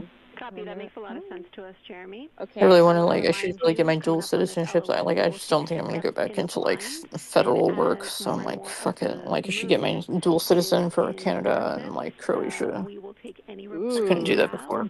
Wait, how could you get that there? You have a. Because my dad was born in Newfoundland. Nice. And then Croatia, like my mom was born there, you know, like and like I can do it like based on their requirements. I can get a dual citizenship for both countries. That's awesome. Yeah. Always nice to have like multiple identifications. Like which passport do you want, bitch? The glamorous life. Look out for impact flashes, and we'll. I mean, it can be useful. Yeah, for real. Yeah. Be nice to your sister. And then there's like all the people here who are like, oh, you just should have one allegiance just to this country or get out. You know, so.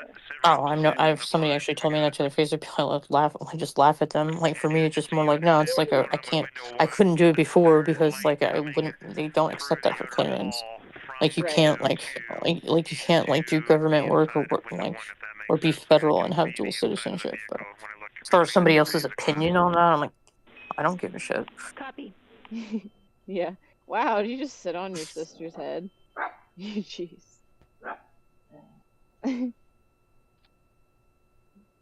I'm also not one of those people that's like, gotta get out of the United States. It's so terrible. I'm gonna like what is in 26? Move to Canada. Like I like that's not me. It's just like not me. Just keep talking. I like you more and more. Like I agree.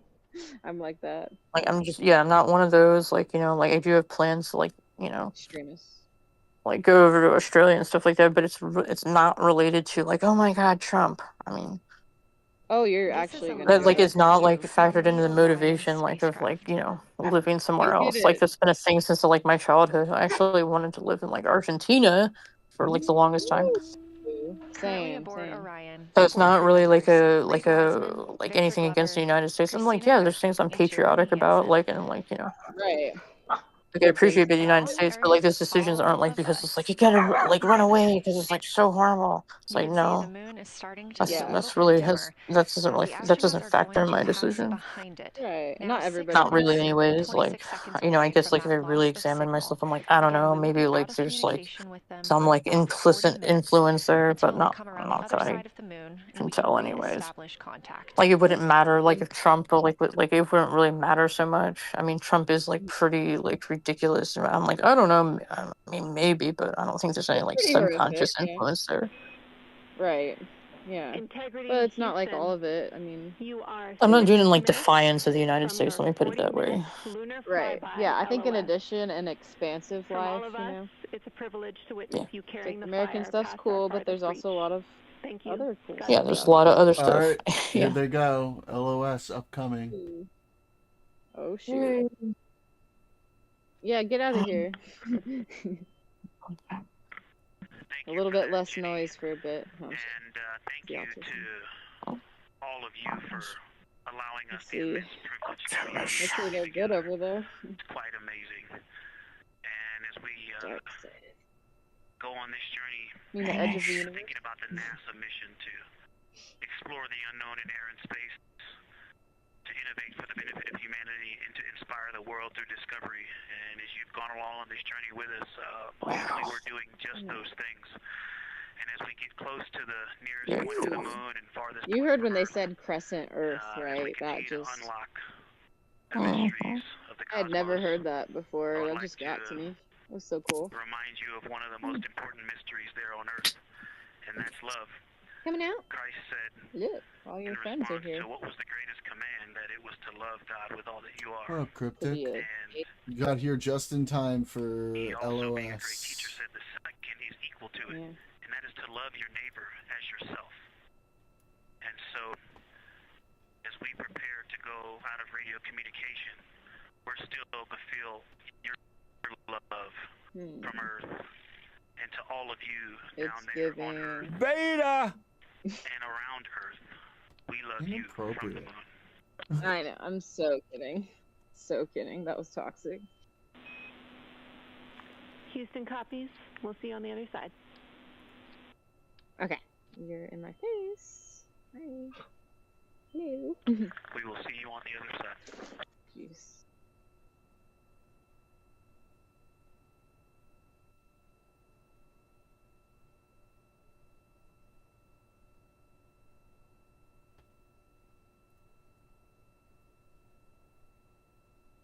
They have Nutella in space. Hello. Such a good friend. Yes, you are.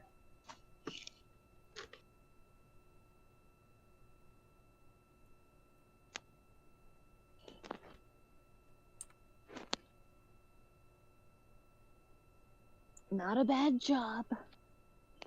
Yes, technically I am working. Poignant words from NASA astronaut Victor Glover, and a little bit of a love letter from the other side of the moon all the way to Earth. Glover touching on the teachings of Jesus, including to love your neighbor as yourself. We are now less than 3 minutes away from loss of signal with the Orion astronauts. The Artemis 2 crew will be out of signal for about 40 minutes as they are on the other side of the moon, continuing their work photographing the lunar surface. And they will re-emerge, and we will also get this view on the other side.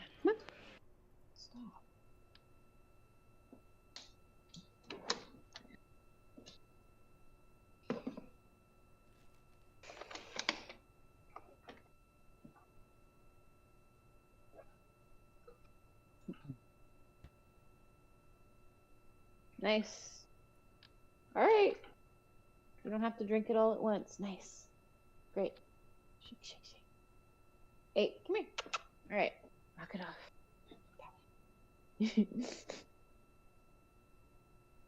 Puppies. Get her. Get her.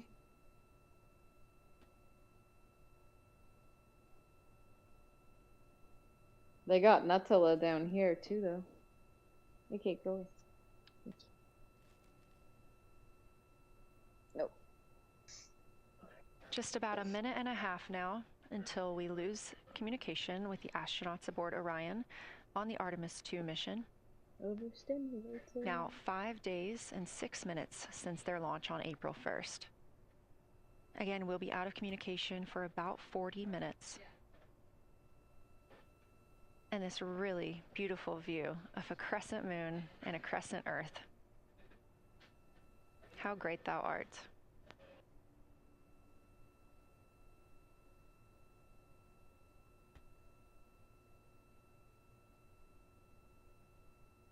There we go. LOS. Oh, no. Okay, yeah, I'm pretty sure.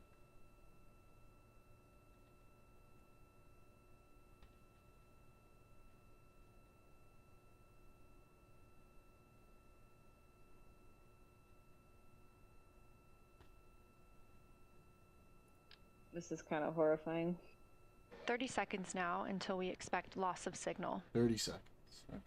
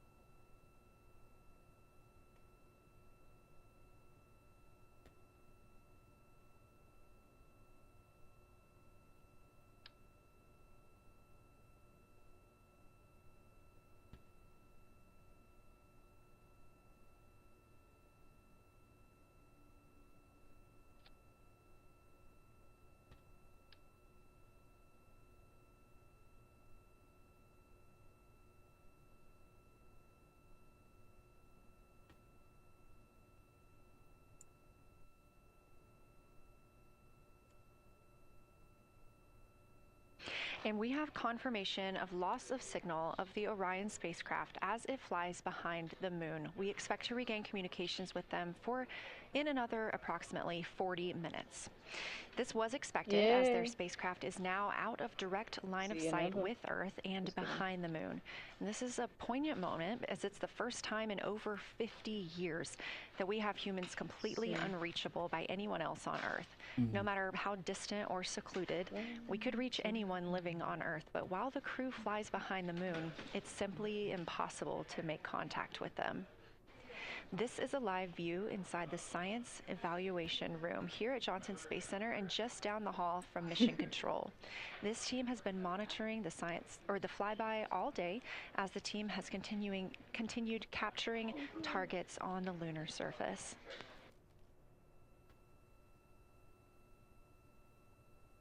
We even got to see this team in action as they were helping the astronauts identify some of the features they were seeing on the moon but not expecting. There will be a couple of milestones during this loss of signal. The first be 5 days, 25 minutes, and 34 seconds, when we expect they'll be 4,067 statute miles above the lunar surface. Their maximum Earth altitude will be reached just 2 minutes later at 5 days, 27 minutes, and 39 seconds, when their altitude should be approximately 252,756 statute miles. Once those milestones are reached and we have confirmation, we will report the official numbers.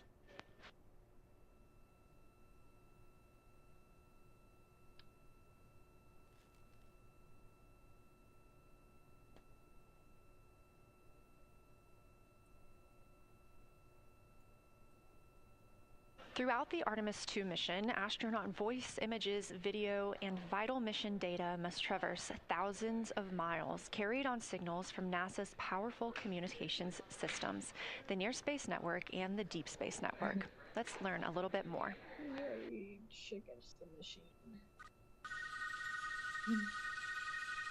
NASA's Artemis 2 will send 4 astronauts around the moon, preparing humanity for a long-term lunar presence and future journeys to Mars. Enabling communication and navigation for this test flight are NASA's Near Space Network and Deep Space Network. With antennas around the world and a fleet of relay satellites, the networks will deliver vital data to and from Earth through all phases of the mission. The networks are seamlessly integrated at NASA's Johnson Space Center in Houston, Texas, where Mission Control coordinates the network handovers.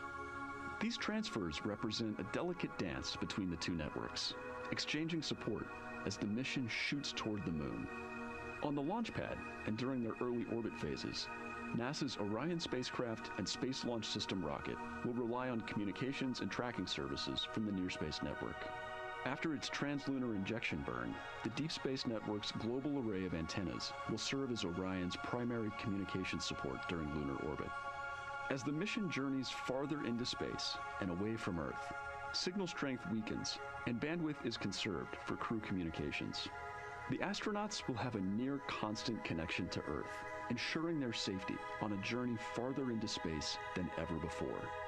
We say near constant because as Orion goes behind the moon, a planned loss in communications will occur. The Deep Space Network will be standing by to reacquire the signal as Orion reappears. The Artemis 2 mission also provides an opportunity to test new capabilities. Using laser links, NASA will periodically transmit Orion data to showcase the benefits laser communications could have for future human spaceflight missions. The data from Orion, sent by radio signals or laser links, is massive.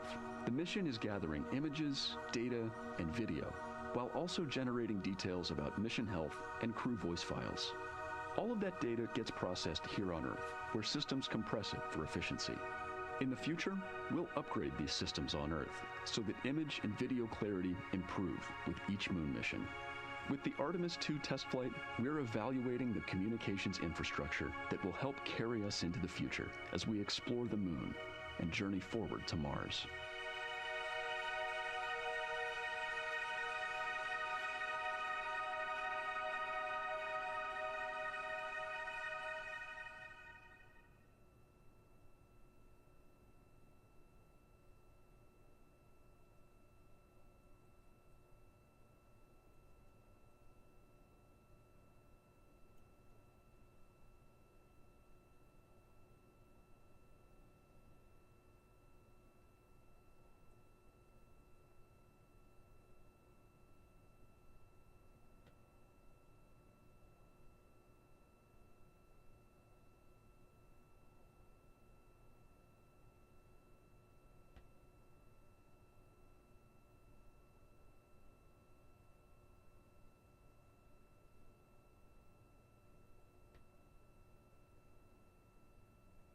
We are now about 33 minutes until we expect to regain communications with the astronauts aboard Orion. And in the meantime, I've got Dr. Kelsey Young, Artemis Science Flight Operations Lead, here with us. Thanks for joining me, Kelsey. Thanks for having me. This is such an exciting day. Oh, no kidding. It has been so cool to hear you communicating directly with the crew. And I know that you have been preparing for this for years, so I am so excited for you and for your team. So just to get into that background a little bit, tell me about your background and what you've been doing on console. My background is as a field geologist. Actually, I studied impact cratering in the field for my PhD, so all these descriptions of impact craters have me just absolutely swooning. How I got into this, though, is, during my PhD, I got an internship at NASA and ultimately never left to integrate science into flight operations. So we developed the Science Officer Console, for which this is the first mission we're supporting. We developed the Science Evaluation Room that's right upstairs, and so it's so gratifying to see this operation structure come to fruition, especially on a day like today. I would have to imagine so. And we've got a great view of the Science Evaluation Room right now. Is there anything that has stood out to your team so far? Absolutely. So as you might have heard in some of the press briefings and content that we've been putting out, color and albedo were really exciting targets for us. We've heard several amazing color descriptions so far. Just to highlight maybe one of them, we heard about greenish and brownish hues near Aristarchus, which is actually a feature that we can see here from the near side. And those greenish hues could actually tell us something about the volcanic evolution of that area. So you can bet that the science team is going to be prioritizing downlinking those images and the crew audio that we didn't hear that went into those recordings to learn a little bit more. Wow, that is fascinating. I was hearing those colors and very interested just from a personal standpoint, because looking at the moon from 250,000 miles away, we don't see green or brown. So just hearing that, them being so close and getting to see that, fascinating, and I know very exciting for you. So what are you expecting to see in the upcoming portion of the flyby? The upcoming portion is actually going to be really exciting. So right now, as we speak, while folks in the room are kind of taking their their stretch breaks and everything, the crew are still hard at work.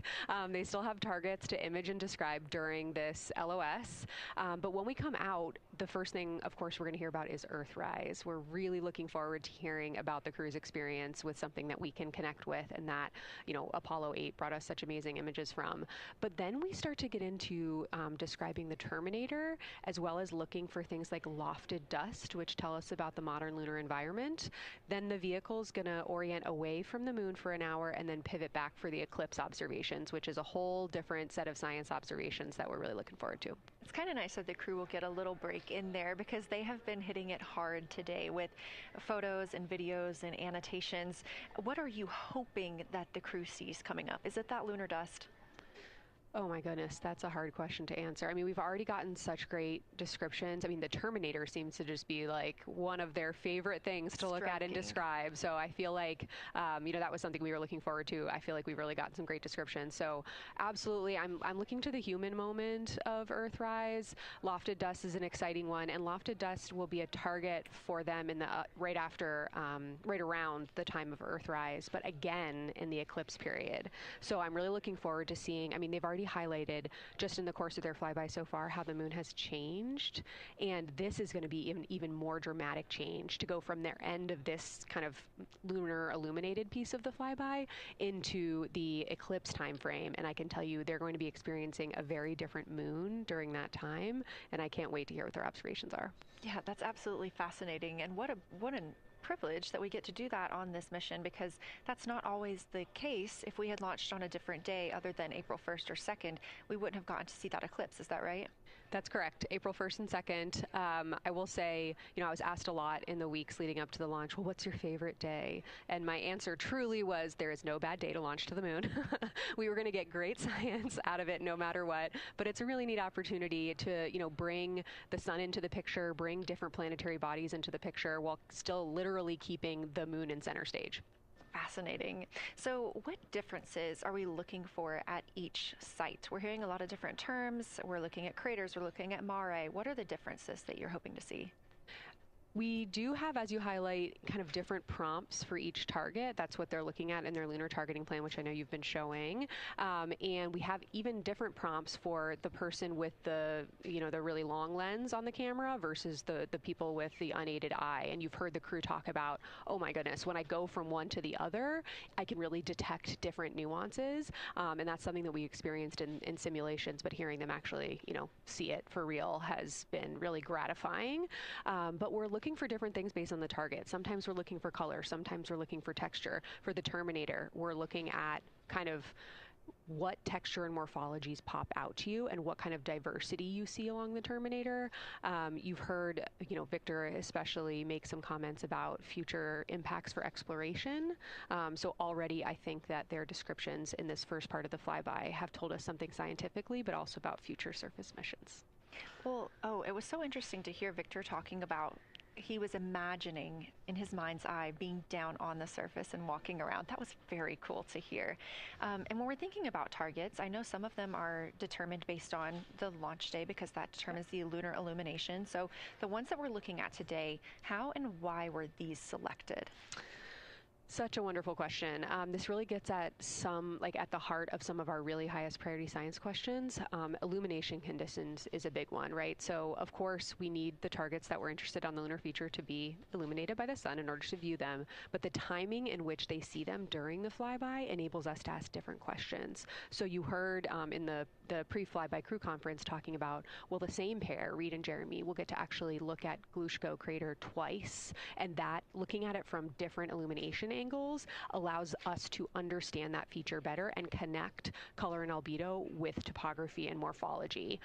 Then you have other craters where you want to look at it with the sun shining on it obliquely versus straight on, and that tells you something different about the scientific objective that drove the target being on the targeting plan in the first place. We've talked a little bit with the viewers today about what the crew is able to capture in this short time frame of those craters in different lighting conditions. Could take years for something robotic to be able to do based on attitude maneuvers and where the sun is at. So can you just talk a little bit about the importance of having both the robotic operation and having the crew? Absolutely. We definitely don't want to minimize the impact of orbiting spacecraft. Lunar Reconnaissance Orbiter is the one that's often referenced. Data from LRO and its payloads have really been instrumental in getting us, frankly, to this point for Artemis 2 and future missions. But the human experience, the crew observations that we've already been hearing about, it is such a perfect complement to the orbiting spacecraft data because they are able to have this unique perspective. They are far enough away where they can make these contextual observations. You've already heard it. How many times have we heard the crew and their science sit reps say, if I track this feature from all the way up here in the northern hemisphere down to the southern hemisphere, here are comparisons I can make. That right there is not something we had the ability to do with the Apollo missions, and it allows just literally in the blink of an eye to synthesize observations that it would take, a really significant effort to coordinate with different orbiting platforms, and they're making it like that. Wow. It has been very, very exciting to hear all of their calls so far. And so I've heard they were able to capture every single target so far too. Is that correct? I think that's correct. And I think it's important also to remember that, and I know the science team is anxiously awaiting this, we've been hearing from the crew members who are not at the forward windows, right?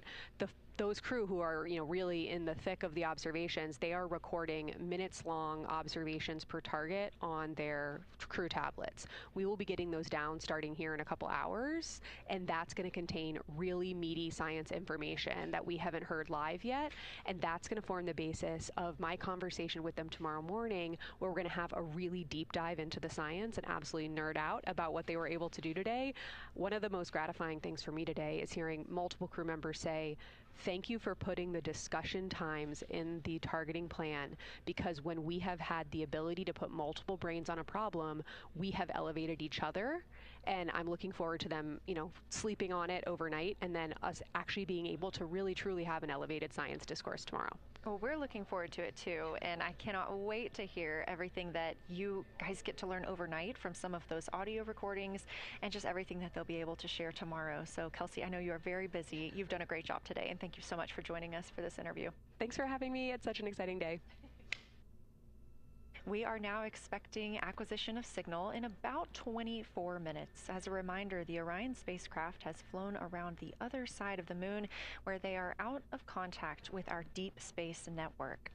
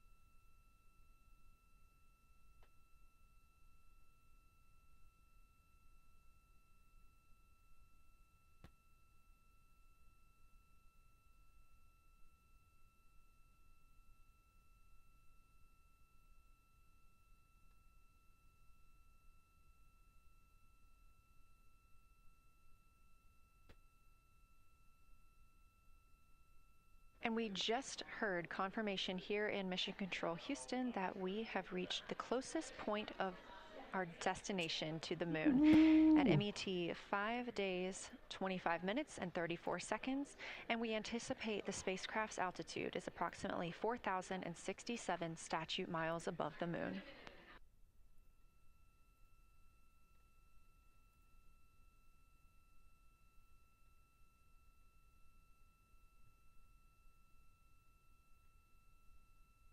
We're continuing to track what the crew is doing while around the other side of the moon.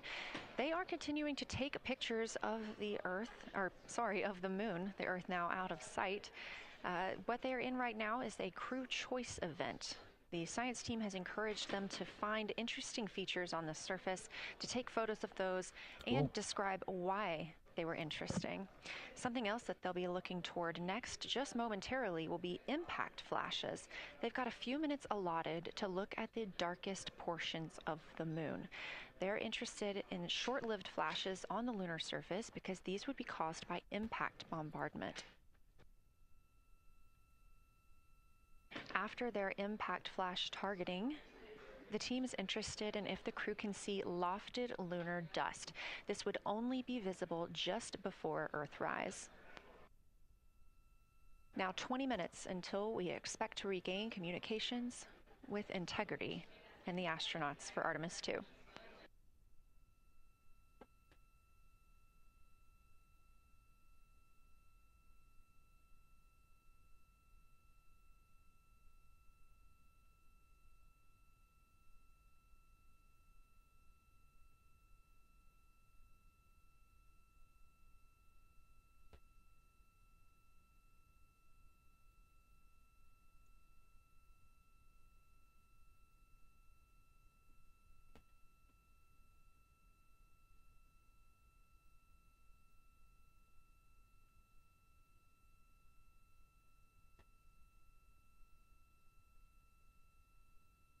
We're live in Mission Control Houston at NASA's Johnson Space Center, but there's a team over 750 miles away also monitoring today's operations. And of course, just like us, they are in LOS, or loss of signal, with the spacecraft.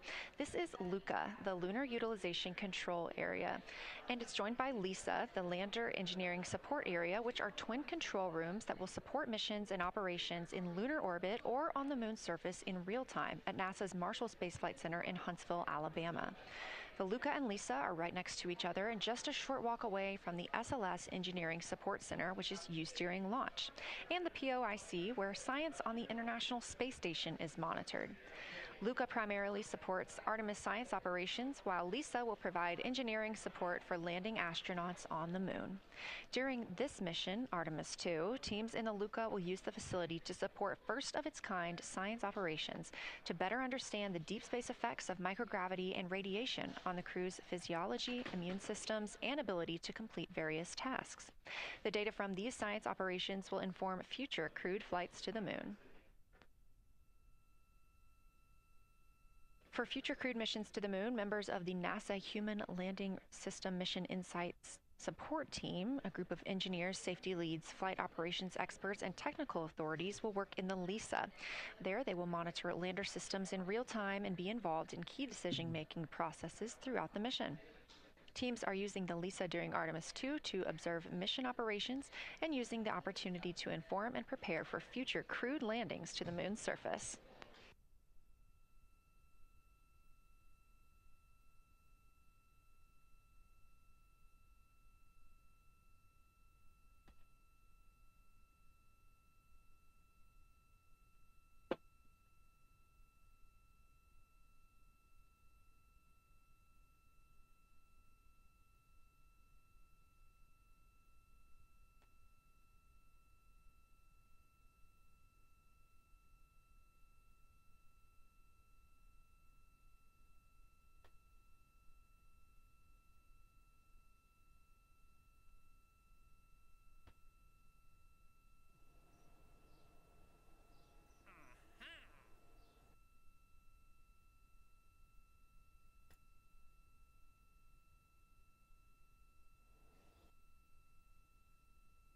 We now expect to regain communications with the astronauts aboard Orion in about 17 minutes.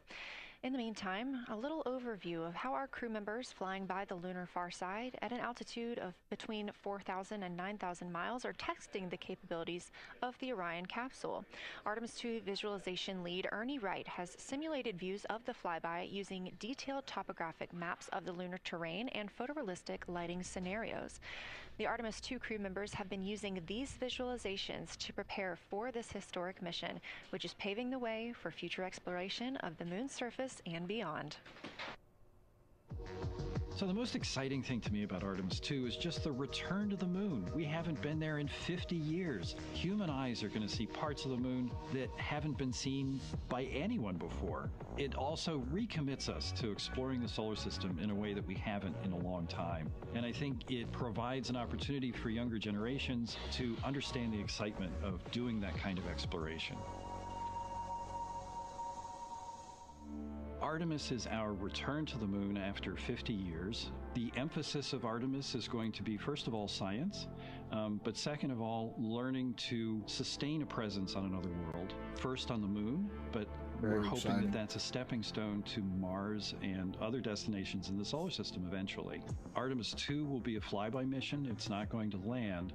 We're testing all of the technology that we've created for flying to the moon since Apollo.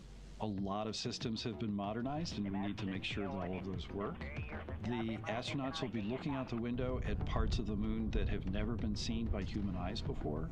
They will be flying by the moon at an altitude that's much higher than Apollo's orbits, and so they will see the entire disk of the moon, including areas that are closer to both the North and South Pole that astronauts from Apollo never saw.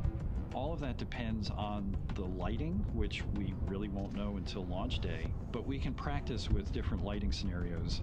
It's hard for people to sort of picture that in their mind. If you can make a visualization of it and show them a movie, that helps everybody choose the targets and also practice aiming at those targets. The astronauts have actually been looking at these visualizations through the lens of the camera and practicing aiming at the various targets. This is a map of the surface of the moon, obviously, but it shows what the Apollo astronauts could see in sunlight while they were in orbit. The brighter parts are the parts that they could see. The darker parts, like this entire area here and places that are farther north and south, are places that they couldn't see in sunlight, either because it was nighttime there or because it was beyond the horizon of the astronauts. All of the Apollo flights orbited the moon at a distance of about 110 kilometers. Because the astronauts were flying at such a low altitude, their horizon was actually quite close and they couldn't see the north and south poles. And this whole area over here was not in sunlight at the time. And it includes this amazing impact feature here called Oriental. Oriental is a very large impact feature. It's about 650 kilometers wide. It's got multiple rings. These are rings that form like ripples in a pond from the impact, but of course it's on a huge scale. The middle of Oriental has that sort of dark basalt lava covering it, like the dark spots that we see on the near side. It's one of the biggest ones that's more on the far side than near. So seeing it with human eyes and sort of picking out features that maybe you don't even see in robotic cameras is an important goal for the mission.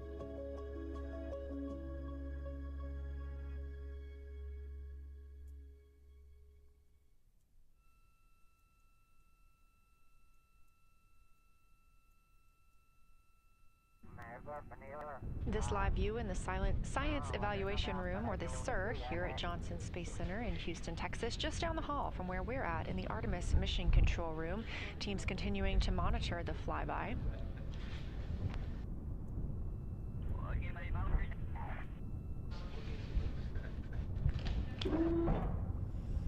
The crew continues their observations of the moon, even though they are out of touch with Earth. We expect to hear from them in 12 minutes and 26 seconds. Again, this is approximately 40 minutes loss of signal while they are out of reach of the Deep Space Network. Right now, they are imaging, or attempting to image, lofted lunar dust. Throughout our coverage, we've talked a lot about the science and engineering behind today's lunar flyby, but we also spoke to the crew about what the moon means to them and how they see its place in human history.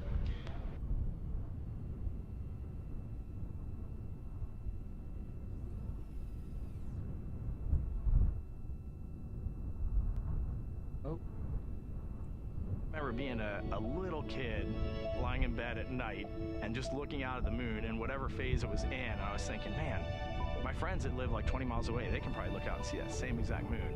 And then when I was in the Navy and I would look out at the moon and I'd be halfway around the planet and I would think, man, my brother can see that moon where he is and he's halfway around the planet from where I am. And it's a connection of life on Earth. We can all look up and see that moon. It represents history. It is a witness plate. Everything that's ever happened to the moon is still written on the moon. There's no processes of wind or change in the Earth geological there are processes other like impacts that change it, and something that's been telling and can read out the story of its own evolution. There's something beautiful about that. I've also learned from my indigenous mentors that they refer to the moon as Grandmother Moon. So you've probably heard of Mother Earth. They use Grandmother Moon because Grandmother Moon is responsible for the water in their community. The grandmothers, sort of protect the water source, just like the moon moves the water around the planet, affects the tides. It's something that represents something different for each individual culture around the planet. And that's really neat because we all share that same moon in the night sky. We all have seen the same side of the moon in different lighting conditions our whole lives. And so it seems very familiar to us, but it's also kind of unknown. When we get up close, some of the imagery that we'll get to describe and to share with people will be very unique.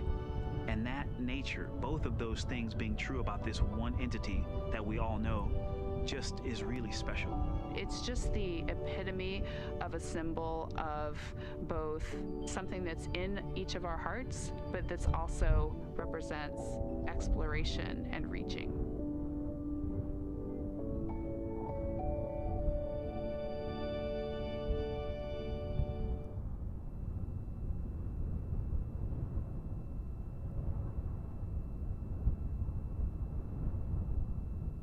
We're looking at a live view inside Artemis Mission Control here at Johnson Space Center in Houston, Texas.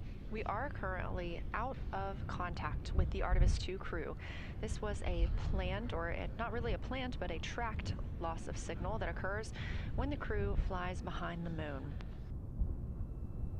We use the Deep Space Network to communicate with the crew, and when they are behind the moon, they are out of reach of that Deep Space Network. And when you consider our nonstop communications during the time in which we live, this is even more striking. For the Artemis 2 crew, they're only currently communicating with each other. Now, we expect to regain those communications in under 9 minutes from now, and we also are hopeful for a view of Earthrise. Despite being out of communication, the crew is continuously capturing imagery of their predetermined lunar targets.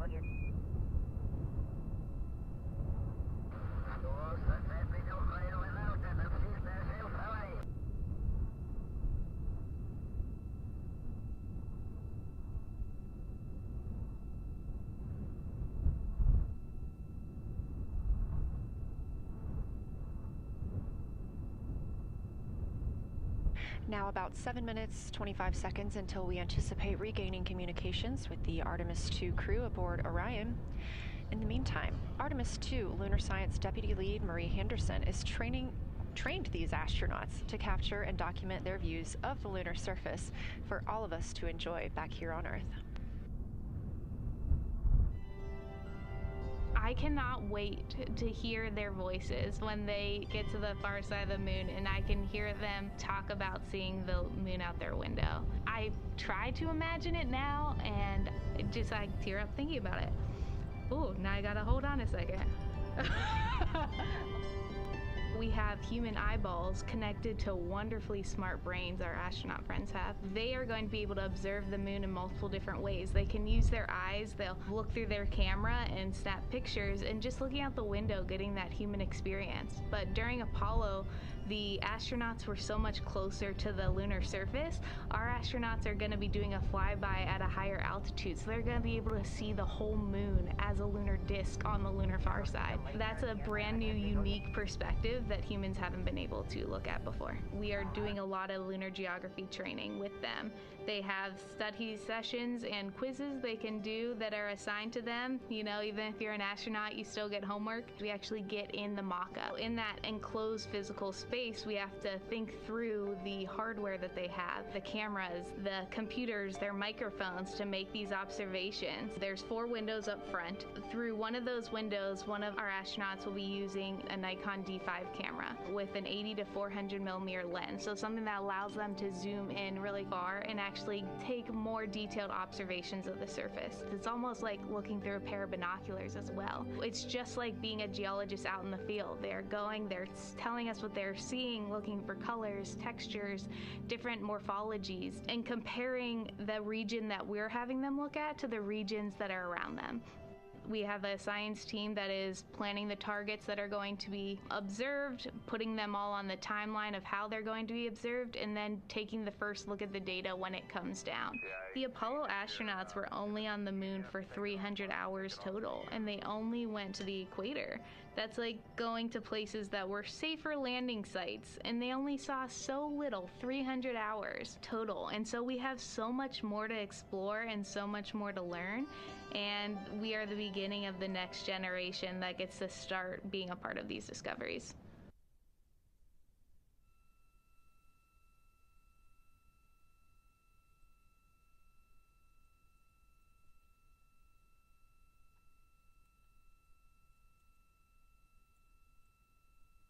We are now 4 minutes and 28 seconds until we expect to regain communications with the astronauts flying aboard Orion on the Artemis 2 mission. They are now flying behind the moon.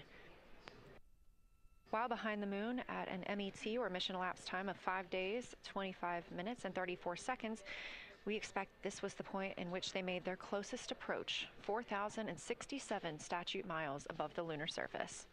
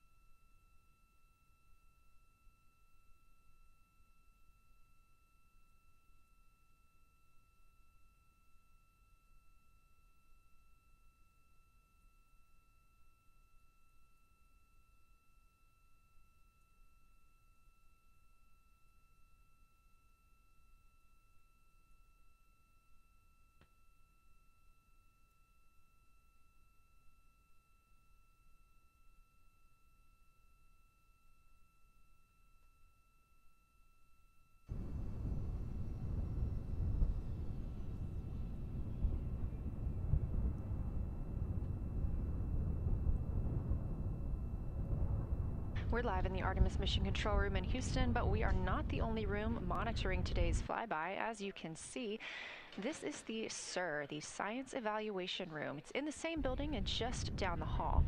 It's a multidisciplinary science team supporting the Artemis 2 crew in real time, including experts in lunar geology, impact cratering, volcanism, polar science, imaging, and visualization. You can see the SIR here. That's the Science Evaluation Room. It's embedded within Mission Control to provide science input during live operations like what we see today.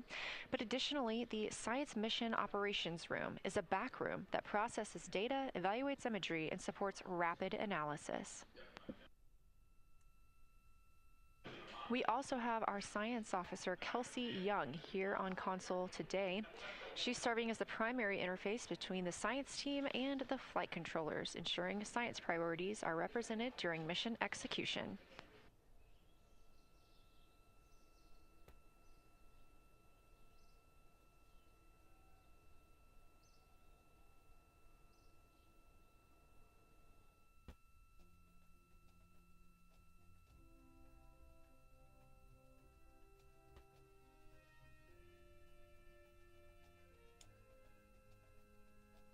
Coming up on 1 minute and 36 seconds until we contact Orion.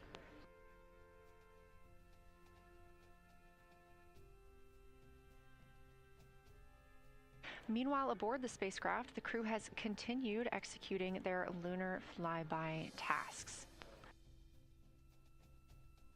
As we discussed earlier today, these activities have been precisely timelined, and this is the fourth of 5 blocks of time during which the crew will be observing the moon from Orion's windows.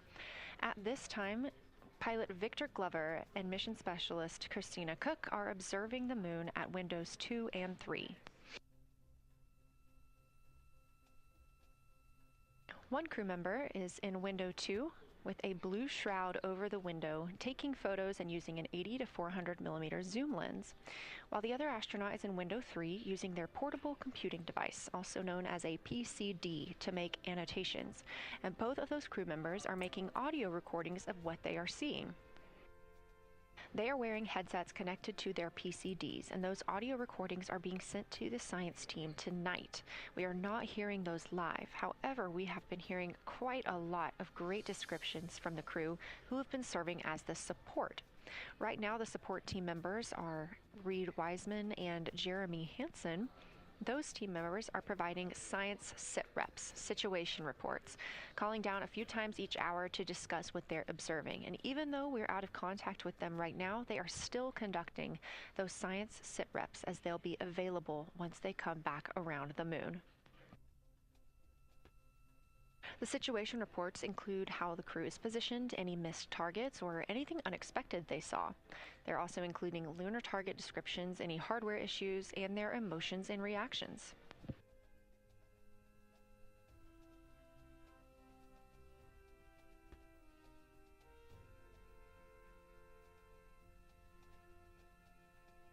Again, we are standing by to acquire signal from the Orion spacecraft.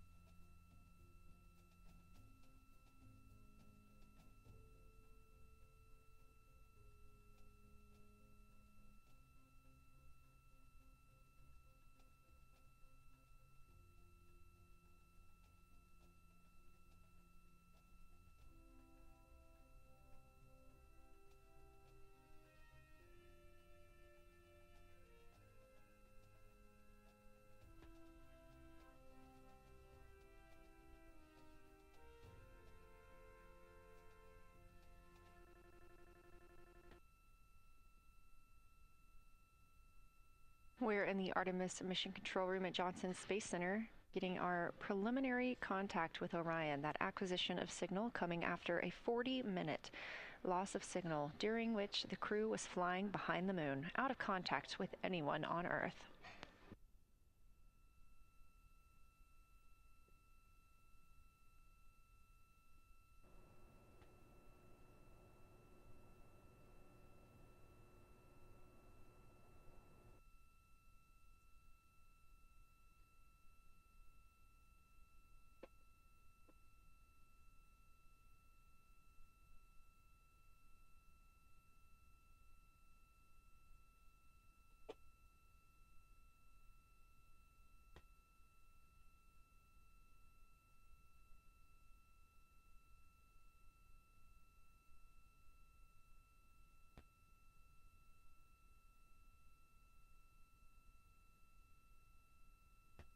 We are getting our first views from Orion after the loss of signal. We have Orion has come back around the other side of the moon, reacquisition of and signal. that little crescent that you see is Earth, over Let's 252,000 miles away.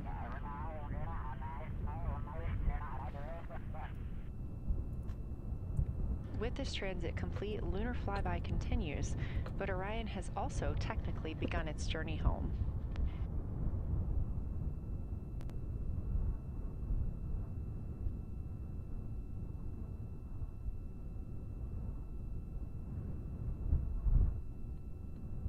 Right now, the crew are getting a few moments to enjoy and take photos of Earthrise for themselves, and we expect to contact them shortly. But we do have good signal coming from Orion.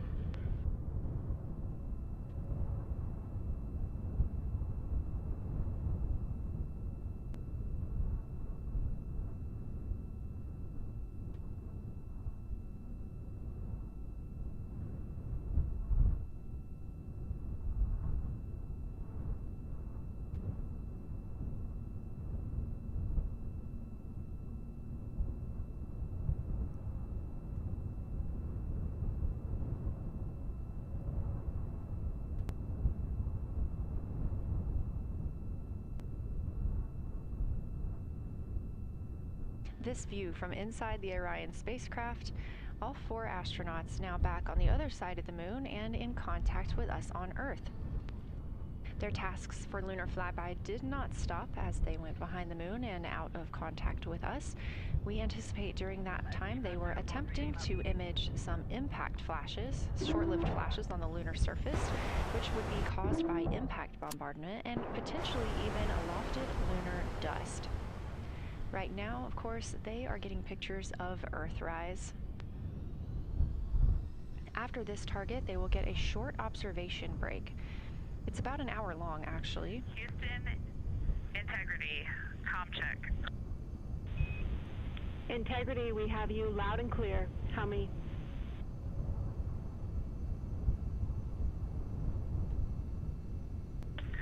Houston, we have you the same, and it is so great to hear from Earth again.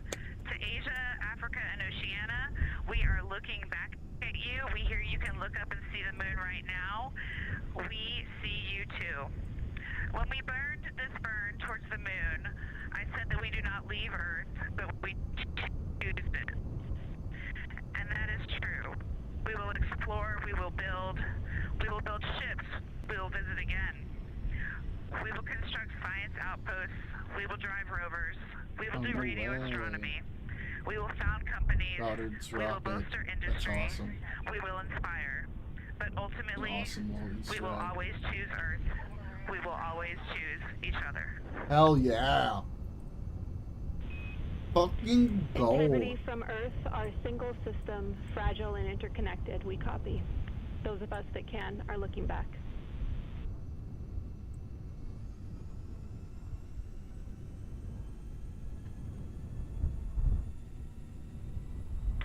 We are happy to say we copy.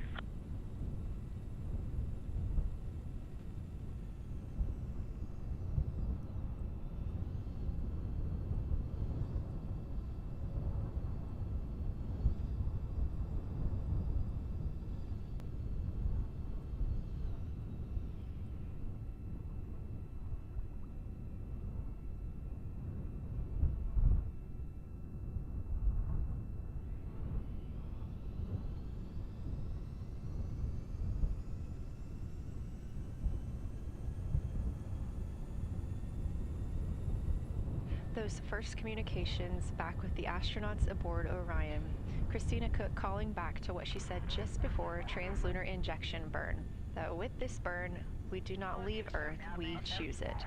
The translunar injection burn served as not only what put them on this trajectory to fly around the moon, but what also committed them to splashing down in the Pacific Ocean on flight day 10. 1 second, everyone. Hang on.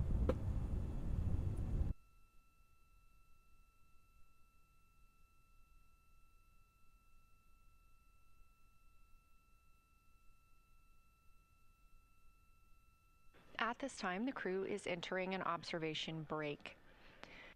We expect this to last about an hour, and it's probably a welcomed break following their very, very busy day taking pictures, making annotations, making audio recordings, and communicating all of the wonderful things that they are seeing on the moon. This observation break is also partially due to the fact that we will be entering an eclipse later. This will be the first solar eclipse that humans have seen from the moon. The astronauts will need to wear eclipse glasses for the first 2 minutes until the sun is completely covered by the moon, and then they have additional targets that the science team is hoping that they will photograph. We will have communications with them during that eclipse time frame. That's cool. Because of that eclipse, Orion's attitude must be changed right now so that its solar arrays are in the sun. This will help it charge the batteries needed to power it through that eclipse time frame. This view on your screen is a visualization. The spacecraft now 4,224 miles away from the moon, and that number will now continue to grow, while the number of distance from Earth, 252,699 miles, will continue to shrink, all the way until our crew is back home.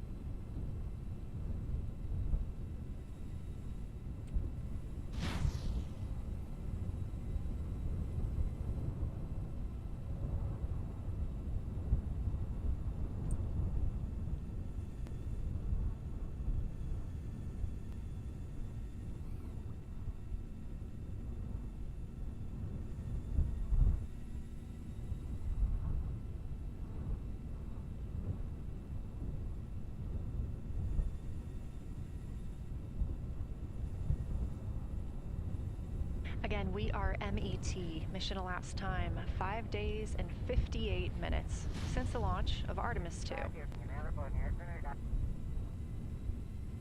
We have reestablished communications with the crew and the Orion spacecraft, now entering a little bit of a break while they are out of visibility, or the moon is out of their visibility.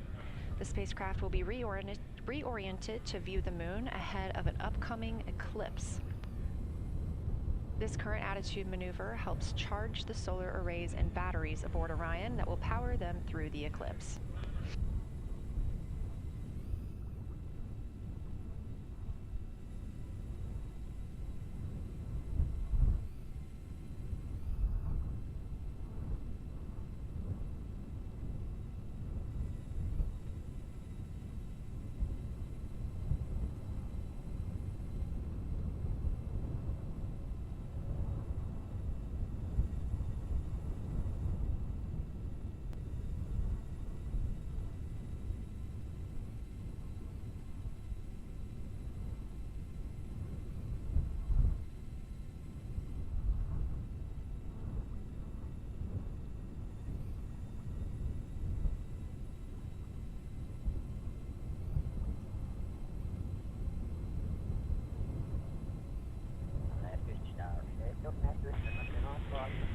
Integrity, Houston. In mission control, all of your flight controllers and your flight director have flipped There are Artemis 2 patches around. We are earthbound and ready to bring you home. Yay. They're officially on their way back. That's great. Great to see the light of day as we head back to sea.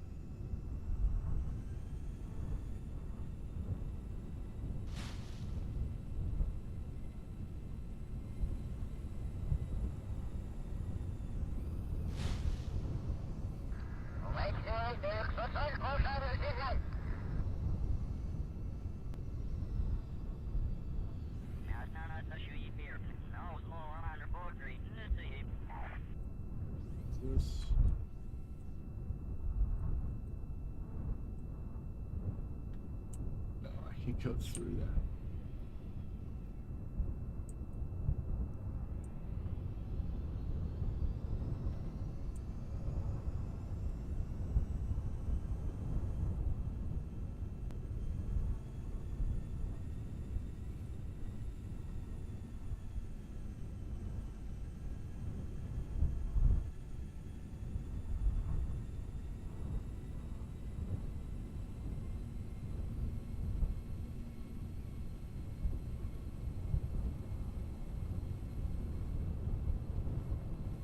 Sucks.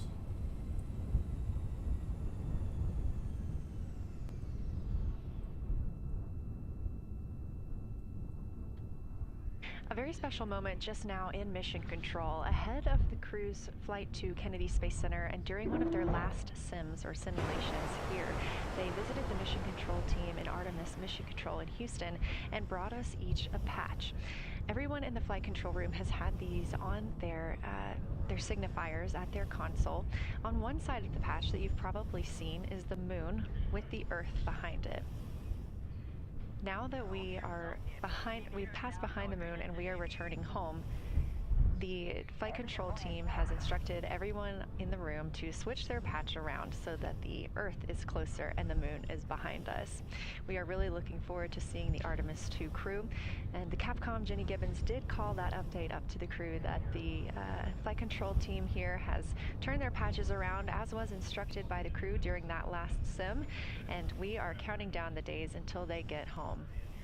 They are now 5 days, 1 hour, and 3 minutes mission elapsed time into the Artemis 2 mission.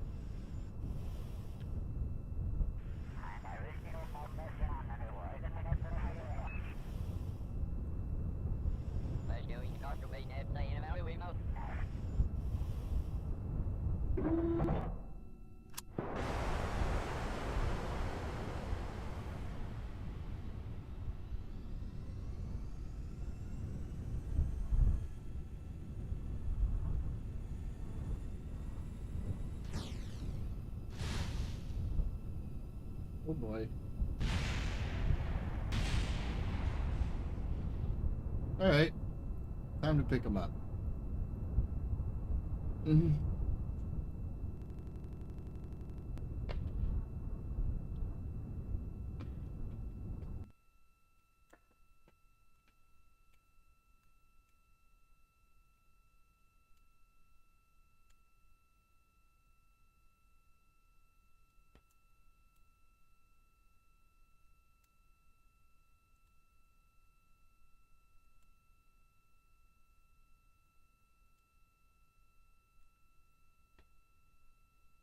Joining me here in the room, Artemis Mission Control, I have Angela Garcia, Artemis 2 Science Officer. Thanks for being here, Angela. It is an honor to be here. What a day. Everyone's been buzzing. I can't contain myself. So it's been a really awesome day. So you're sitting on console at the Science Console now. Have you been in the SIR earlier today? There's a lot going on. So I went here first, and then I'm going to go there after.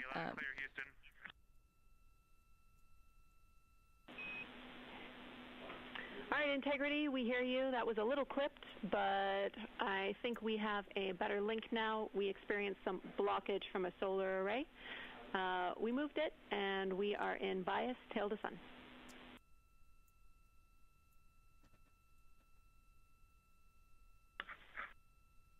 Okay, Houston, you're coming in loud and clear, and copy, we're in bias tail to sun now.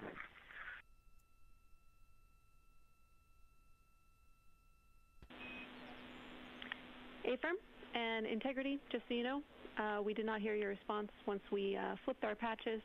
Jeremy, we heard you call down, but you were clipped, and then we briefly lost comm. Glad we're back.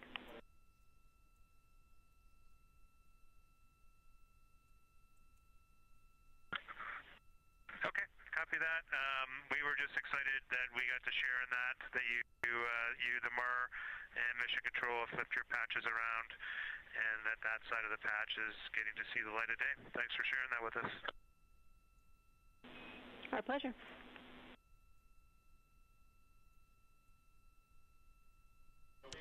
Okay, Angela, so can you tell me a little bit about your role supporting Artemis 2 and the science preparation for the mission? Yes, so I'm one of the 3 science officers. So Kelsey's been on console all day. I'll take over kind of closer to the end of the day. And then Trevor Graff is on the planning shift. And so it's the 3 of us in this 24-hour cycle supporting the mission. And so the science officer console is a brand new console to Mission Control. And it's not every day that you get a new discipline incorporated into Mission Control, so it's been such a significant milestone for us, and it's just a testament to like the commitment that the Flight Operations Directorate and NASA have, that they're going to be integrating science and maximizing science throughout Artemis. So it's really exciting. And then the science preparation. So I'm on the operations team, but I'm also on the training team. So all the incredible training and shout-outs that you've gotten today, it warms my heart. It warms everybody's heart in the science evaluation room. I promise you that. But so all the classroom training, the field training, the mission simulations, right? We were a part of all of it, and that is what we did to get the crew to be. They are a part of the science team, and they are the forefront, that nice edge, and they're just been doing such a great job today. I know. I imagine that you have to be pretty proud of them. Their reports have been fantastic. So I would like to know a little bit about how you have developed procedures for this crew. What kind of science activities are they carrying out inside the spacecraft?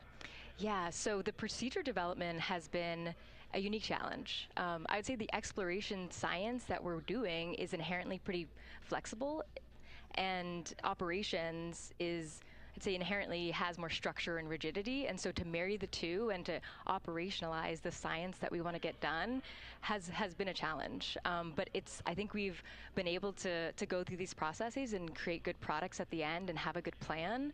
And yeah, it's been really great. What was the second part of your question?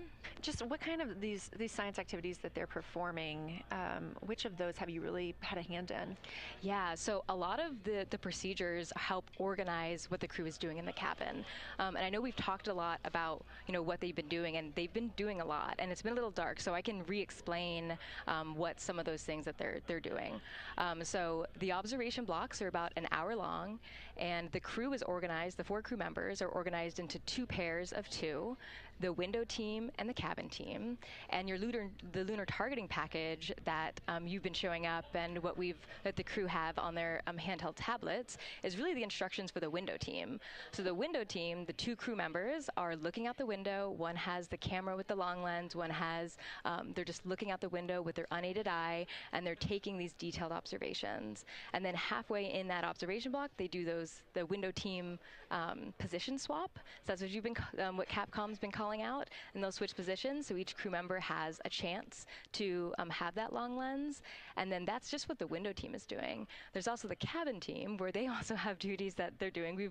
We're asking a lot of the crew in this time, and then the cabin team, they have the interior camera and they're taking images inside the cabin. They're also supporting the window team where, you've heard some call outs where looking out at the bright moon and then looking inside the dark cabin and looking at their LED screen is a lot. So the cabin team is also helping support, target, and guide the window team into specific targets on their plan. They're also helping call out these science situational reps. So they're looking out a different window and listening in to what the crew who are really down and in the science on the window team are doing, and they're giving us insight. And those recordings that the window team is doing are going to be uplinked or downlinked overnight, and we're going to be able to chew on that data. But yeah, they're helping. They're doing a lot, and so making sure we have a plan that's flexible, but also make sure that we check off all those boxes was really important.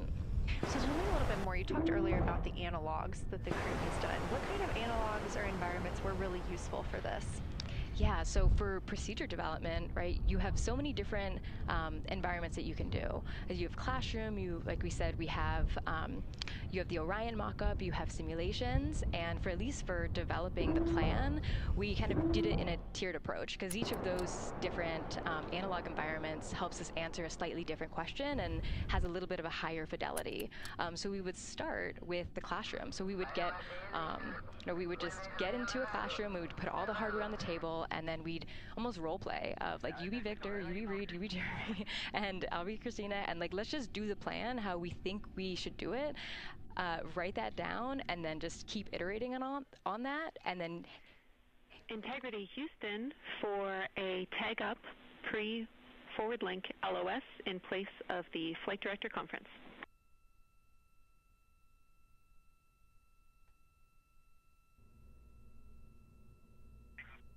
Okay, Jenny, we're ready.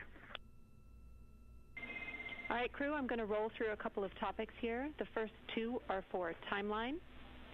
First of all, Reed for your toilet maintenance. It is a shortened toilet maintenance where you do not have to do the oxone changeout. That portion of the procedure is canceled. Victor, you have an HHP stop activity on your timeline.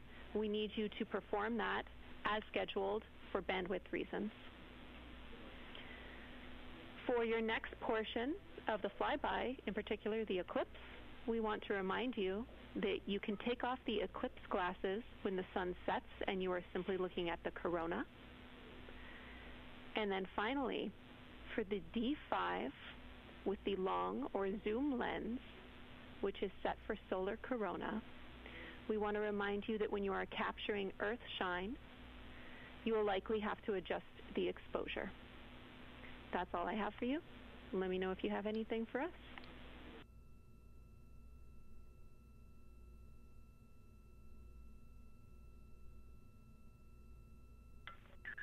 Okay, Houston, we copy all. Thanks for those words, Jenny.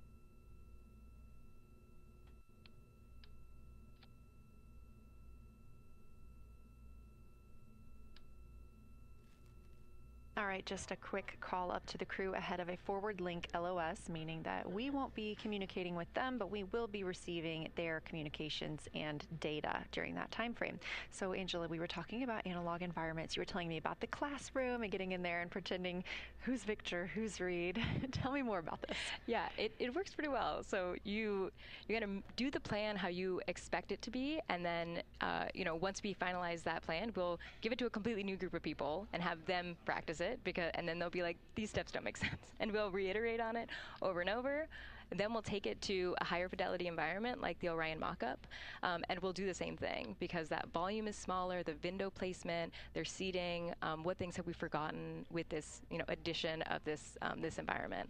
And then once we, reiterate on that, we'll take it then, we'll give it to the crew and have them execute off of it during mission simulations. That's the highest fidelity that we can do before we send it to space. So this is the first time we've had to do this because we're a brand new console, and it just sparks so many neurons of like, how are we going to do this for surface missions and integrate this in so many different ways. So excited to have kicked off this process, but there's so much more to come. Fascinating. And I think it was really well thought out too, because each crew member gets an opportunity to do each task. And so you're getting different perspectives and different insights from each crew member, maybe even about the same target, but something that one person sees could be completely different than something another person notices. So we also know that Artemis 2 has traveled. They're now on their way home, but they traveled farther from the moon than the Apollo missions did. So what makes that vantage point scientifically interesting?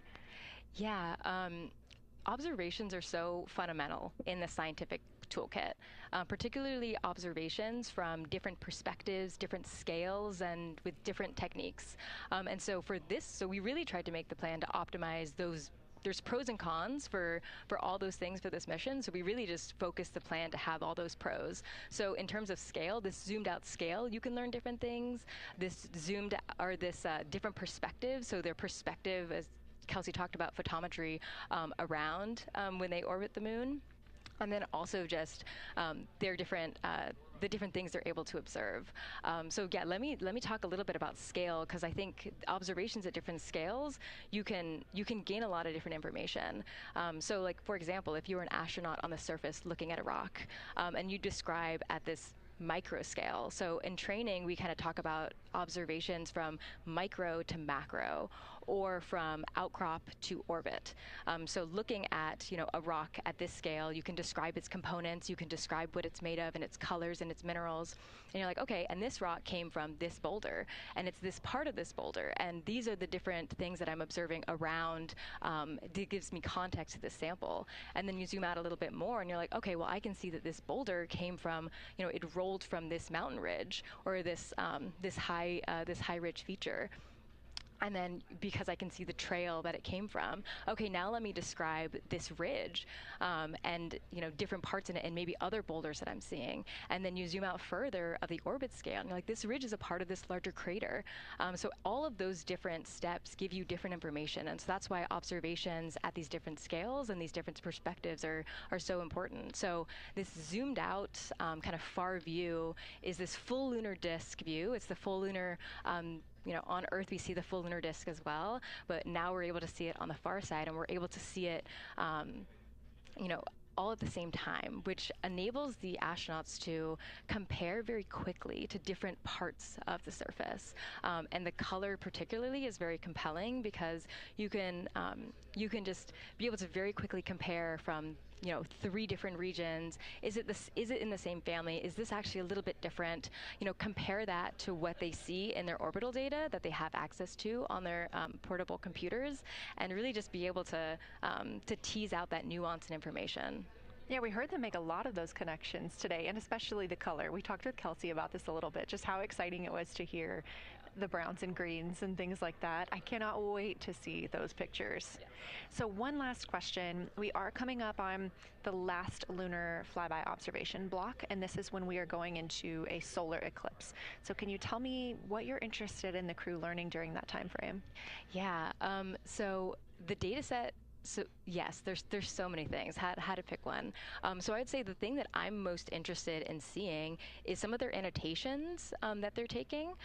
So in this opportunity, it's a very dynamic type of experience, in that we don't normally see this activity. And so being able to have crew observe the solar corona, and then also annotate it in their on their portable computing device is just such a unique thing that humans can give to missions, and also particularly being able to annotate what they're observing while they're talking about it is also unique to being able to have astronauts in orbit as well, because we won't be able to have annotations on the lunar surface because the astronauts will be in suits. They're going to be collecting samples, they're going to be deploying instruments, and so personally, I'm really excited to see some of these annotations and to see how that develops over time, because you've heard a lot of descriptions, and I think when people are describing something that's unique and different, you can interpret it differently. But if you're drawing and you're marking, particularly just going back to like the color provinces, for example, and those boundaries, you know exactly what they meant. And really, I'm just very excited about those annotations. There's been some famous annotations that the Apollo crew have made, particularly about solar coronas and the structures that have, and lofted dust that have given a lot of debate within the scientific community of they're observing this phenomenon, and now it's our job to hypothesize of like why are they observing this, like what is going on.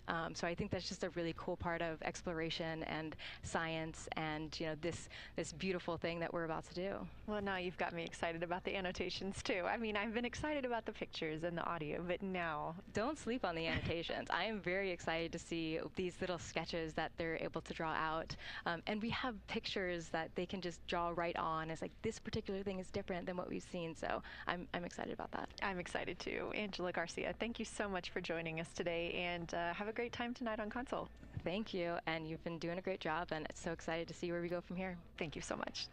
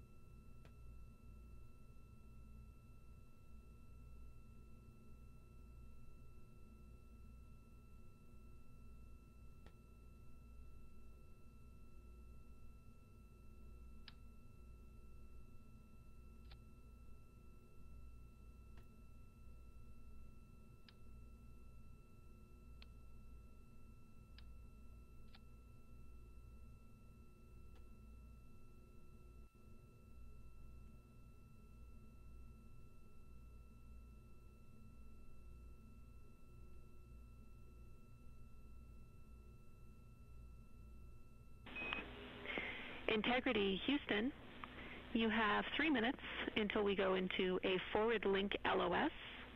We will be back up with you in about an hour during the eclipse on Madrid.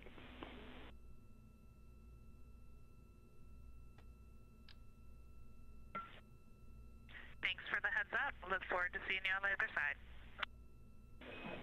Likewise.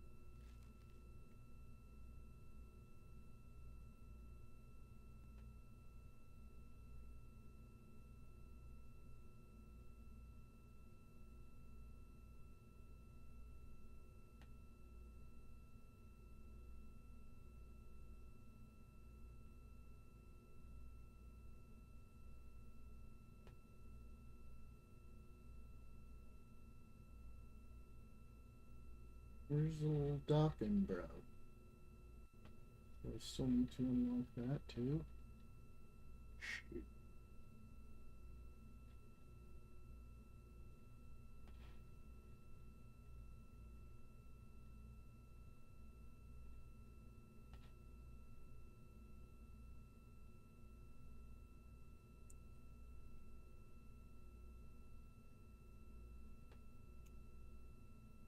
We're live in Artemis Mission Control at Johnson Space Center in Houston, Texas. This a live view from the Orion spacecraft with our Artemis 2 crew inside.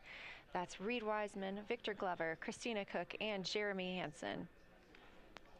We are still live for our lunar flyby coverage. The crew is in a short break while the spacecraft is pivoted away from the moon. We are going to be going into a solar eclipse. This is the first time anyone has ever seen a solar eclipse from the moon. So it's going to be a unique vantage point for our crew. But ahead of heading into that solar eclipse, we need to charge the batteries on the Orion spacecraft. Therefore, we have positioned the solar arrays into the sunlight to allow time for those batteries to charge.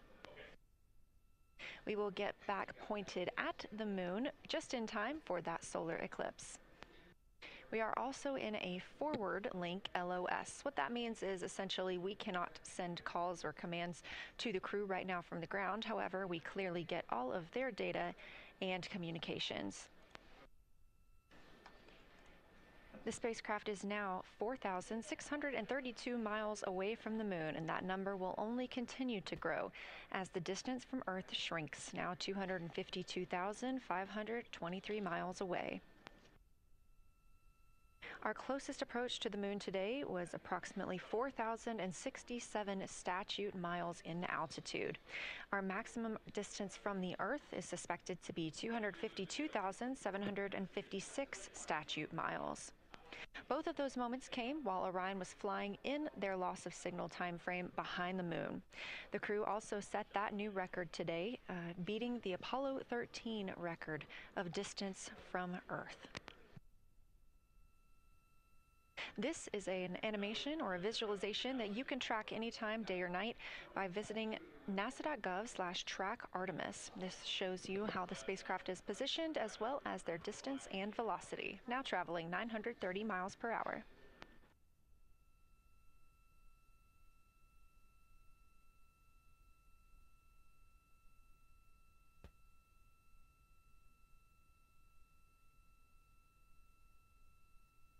During this break in their time today, the crew is working on a couple of other tasks.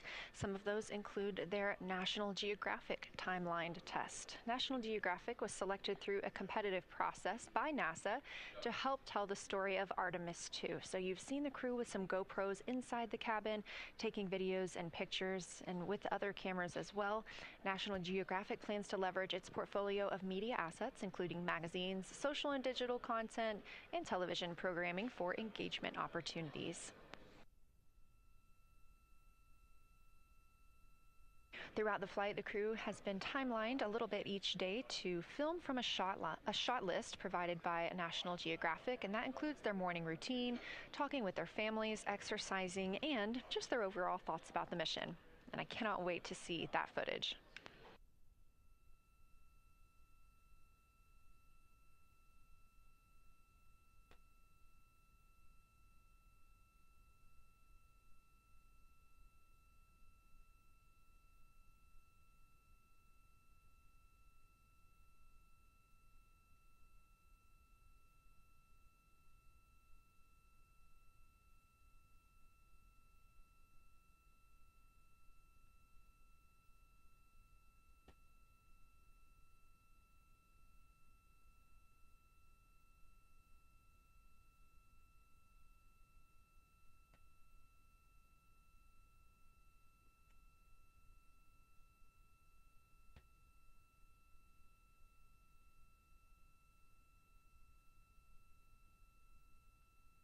Teams on the ground reporting that the spacecraft is looking good and that the power aboard is good as well, all setting us up in a proper position before eclipse.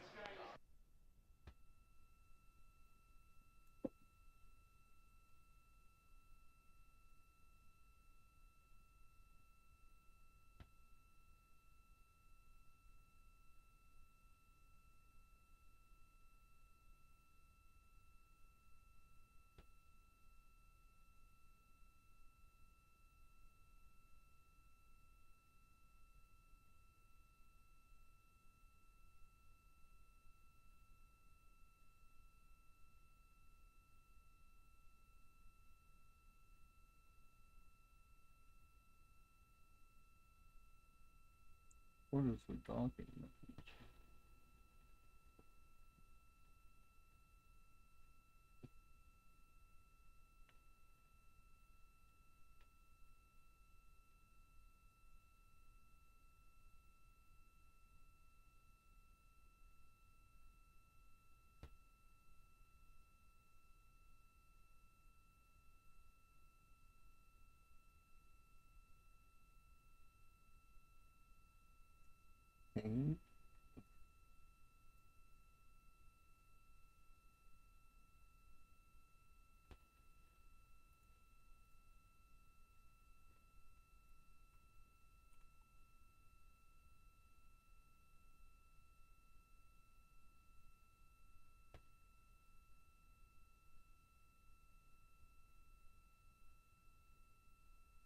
Active docking port. The crew That's it. is in a little break during It our is. flyby coverage for today. They will resume their flyby momentarily in about 30 minutes once they get into their observations during that solar eclipse.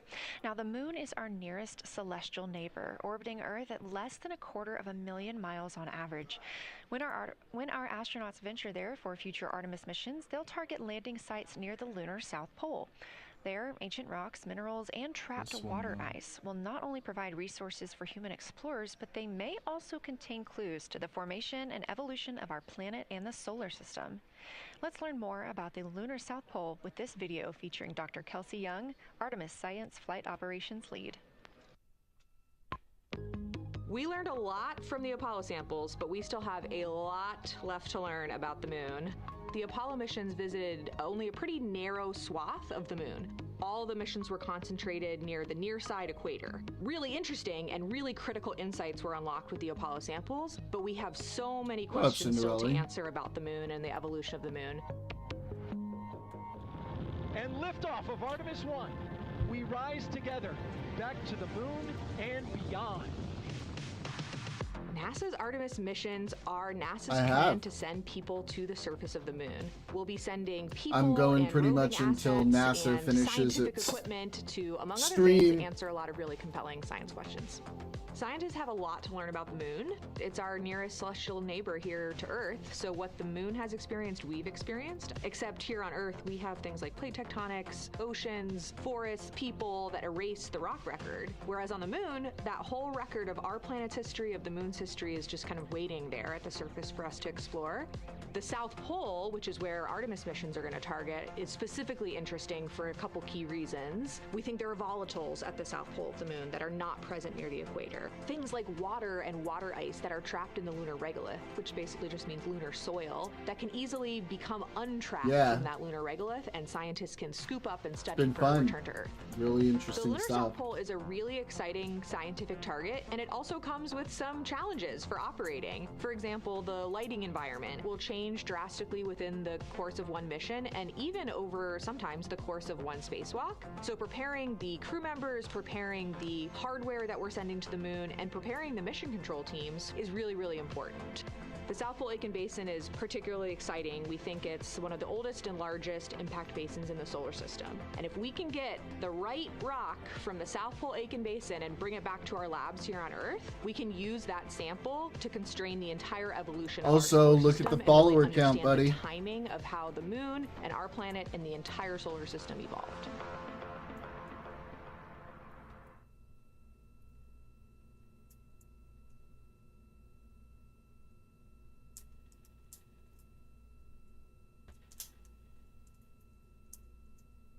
You're looking at a live view aboard the Orion spacecraft of the Artemis 2 crew, working in the middle of one of their breaks, or really their only break today during this lunar flyby period. Thanks, Coming up buddy. next will be that solar eclipse.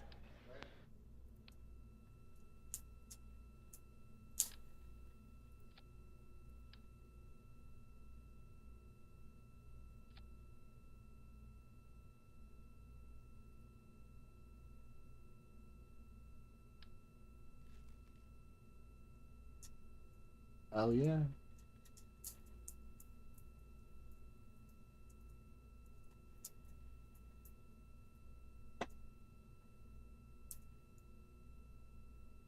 Throughout the Artemis 2 mission, and of course throughout today, you've likely heard the crew being called with the name Integrity. The Artemis 2 crew members named their Orion spacecraft Integrity during a news conference September 24th, 2025. The name Integrity embodies the foundation of trust, respect, candor, and humility across the crew and the many engineers, technicians, scientists, planners, and dreamers required for mission success.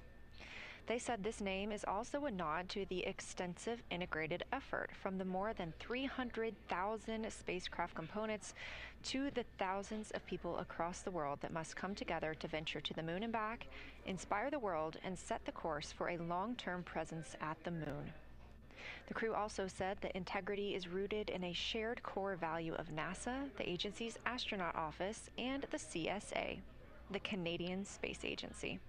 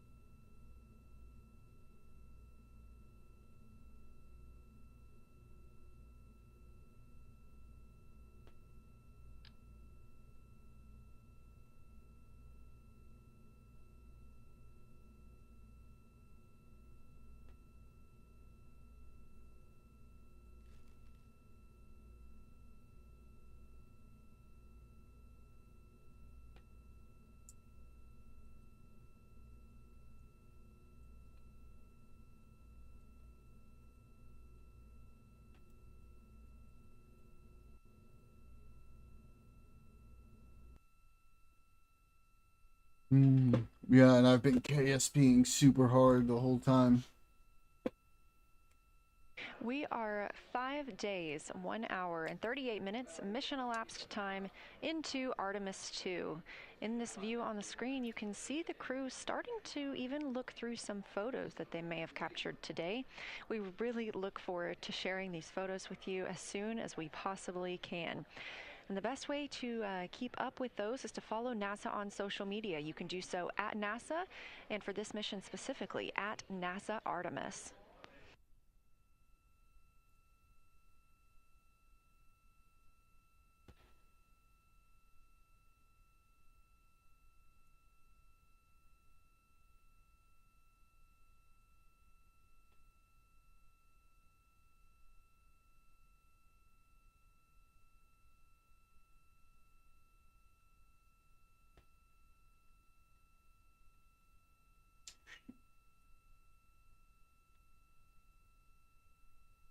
Again, we are in a forward And link no LOS, or signs. forward link loss of signal with the crew, meaning that we're not able to communicate or send any commands to them right now as they were. This is a tracked event that occurs at times, but they could still provide communications down here to us, and we are obviously still receiving their video and their data.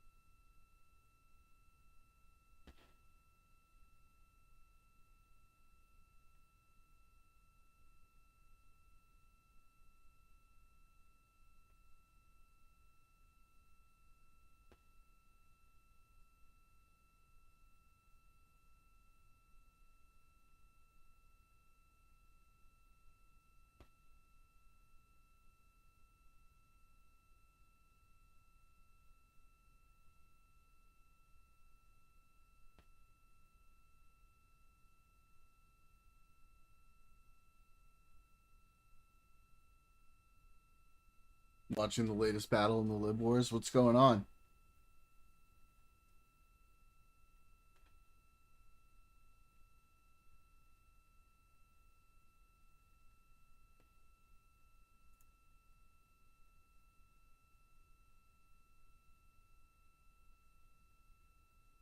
Live and learn again. Well, like who's fighting?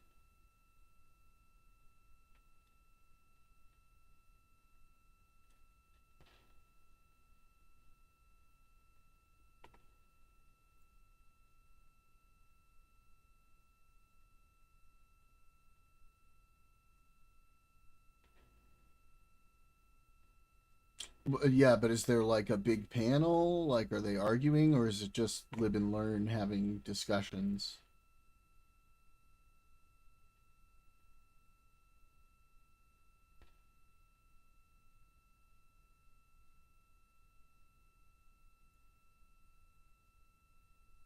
Gotcha.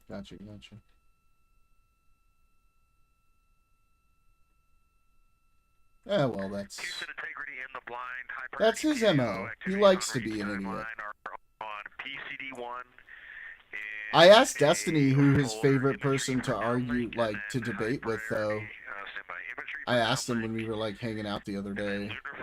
And he said he actually really enjoys debating with Pisco.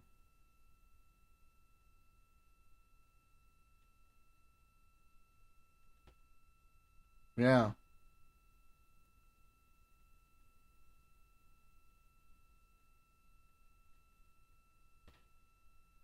How about it?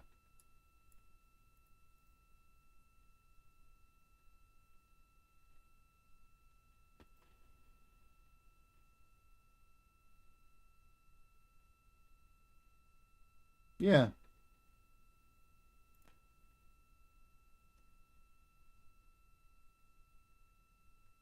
And legally, he knows his stuff.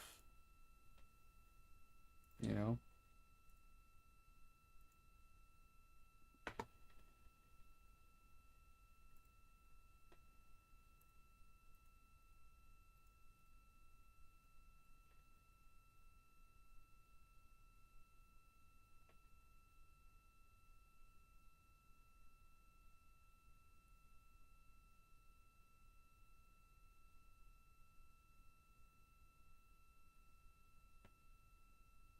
Like crazy logical leaps and autistic interpretations, I guess. Yeah, no, I mean, like, I probably agree. But, like, that was his answer, I guess, is like, you know. This is Artemis Mission Control. You heard that he Reed has the Wiseman, most commander of the fun Artemis 2 mission aboard arguing Orion, with. make a call in the blind. This means he knows we cannot call back and that he knows we may not receive his call. However, we have good communications with the spacecraft. They just cannot hear from us right now due to a forward link loss of signal. Again, we were tracking that this would occur, and we will regain that momentarily. But that call that came down from Wiseman mentioned some imagery, so we are very much looking forward to getting pictures taken from the moon today. What Again, does? to see those That he images, make sure you enjoys follow arguing NASA with on our Pisco? social media at NASA and at NASA Artemis.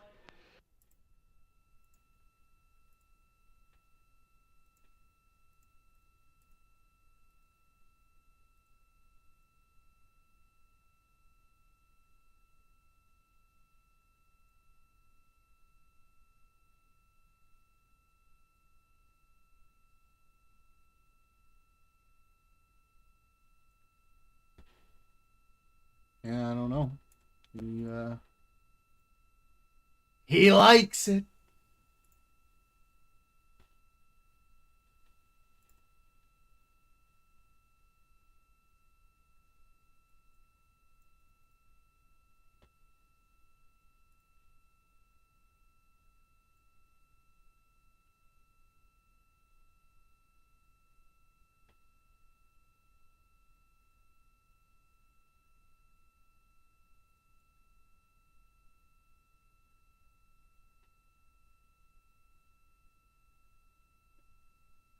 Yeah.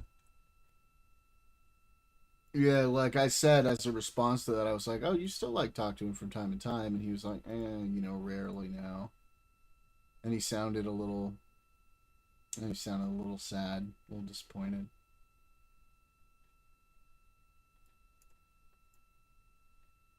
It does really suck. It's fucked over. The view on all your the screen time. right now is an animation. This is called Arrow, or Artemis Real-Time Orbit website. You can visit this for yourself at nasa.gov/track-Artemis, and you can watch as we continue to grow closer to Earth and farther away from the moon. It's all seemed to happen so fast so far, and we're coming up on splashdown now in 3 days, 23 hours and 31 minutes.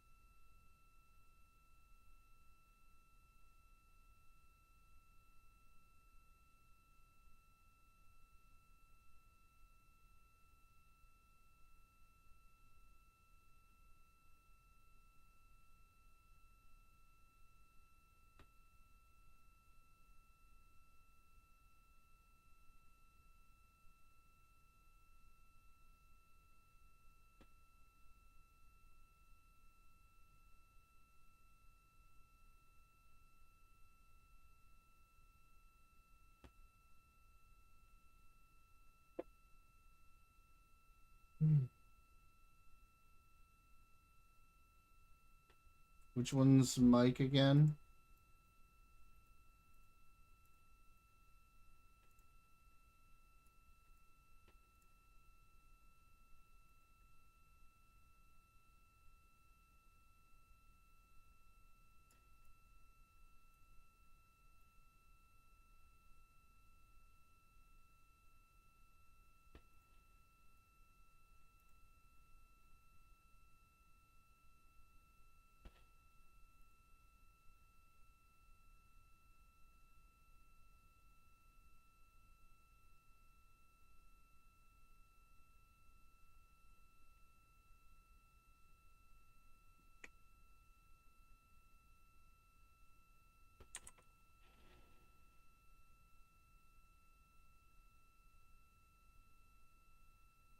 This is Artemis Mission Control. We are in a forward link LOS with the spacecraft. We're not able to send commands or communications to them right now. However, they could send them to us, and we do get spacecraft data. This is tracked as we are on the Deep Space Network. This is the network that we use to communicate with the spacecraft now that we are so far from Earth, over 252,000 miles. We are still in our lunar flyby coverage. The crew still have a very important and very exciting flyby milestone coming up when they will see a solar eclipse from the moon, the first humans to ever do so.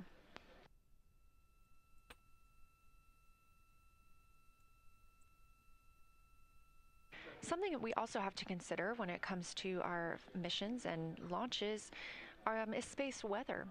So since the Apollo 16 and 17 missions, there were some solar eruptions near that time frame that could have been dangerous to our explorers. Over those 50 years since those storms, the data, technology, and resources available to NASA have improved, enabling advancements towards space weather forecasts and astronaut protection, which is key to NASA's Artemis program to return astronauts to the moon.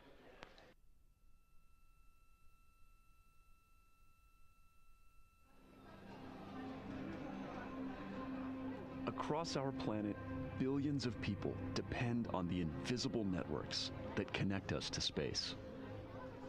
Every day, those networks are at the mercy of our temperamental sun and the space weather that it unleashes across our solar system. That's why NASA's Space Weather Program tracks solar storms from the moment they erupt, modeling their paths, anticipating their impacts, and leading the research that the world's industries rely on.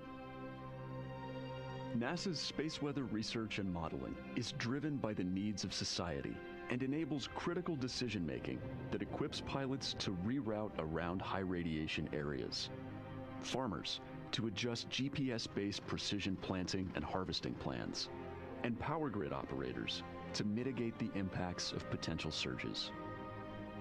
For those exploring other worlds, NASA provides 24/7 space weather monitoring for Artemis crews at the moon and future Mars astronauts who may be exposed to dangerous levels of radiation during solar storms. Whether you're a pilot or a passenger, a farmer or a consumer, a power grid operator or energy customer, a satellite controller or GPS user, space weather impacts us all.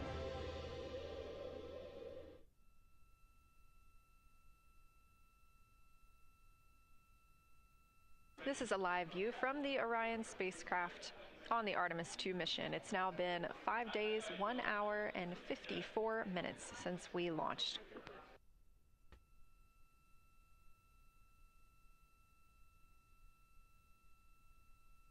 We are still in our flyby coverage, and the crew is on a short break right now as we have changed the attitude of the spacecraft to help charge the batteries aboard. We use the solar arrays to gather energy from the sun and store it in the batteries. That way, when we are not in the sunlight, we have those batteries to continue powering Orion. Now we're doing so because the Artemis astronauts are about to experience a solar eclipse from their capsule. And this is a solar eclipse that no one else on Earth will experience. This eclipse is about 54 minutes, and to the astronauts it'll look a lot like a total solar eclipse on Earth, except the moon is going to be huge compared to the sun, unlike when you watch one on Earth and the moon and the sun appear about the same size in the sky. We're interested to learn if they see the outer corona when the sun is fully obscured by the moon. And because of how big the moon will be from their perspective, the total phase of the eclipse will last nearly an hour.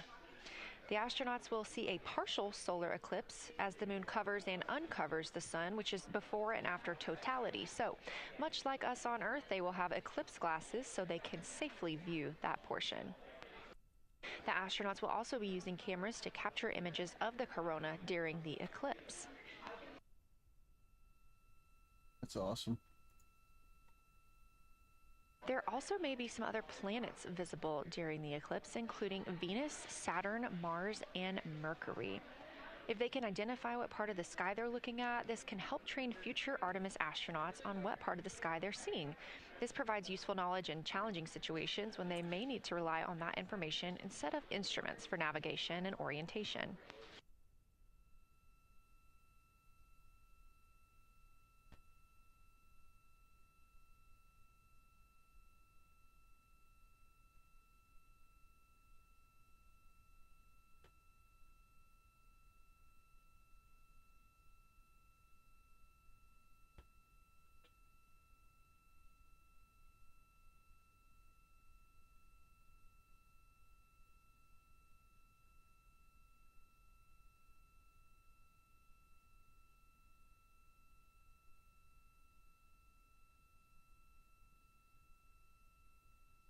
Confirmation from teams here in the ground that we have reached the eclipse attitude, meaning Orion is in the proper position to observe it.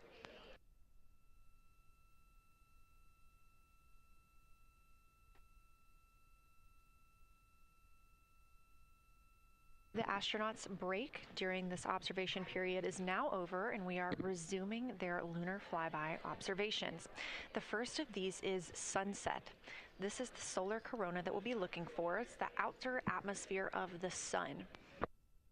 The science team is also interested in if the astronauts can see polar plumes. These are thin streamers that project from the sun's north and south poles.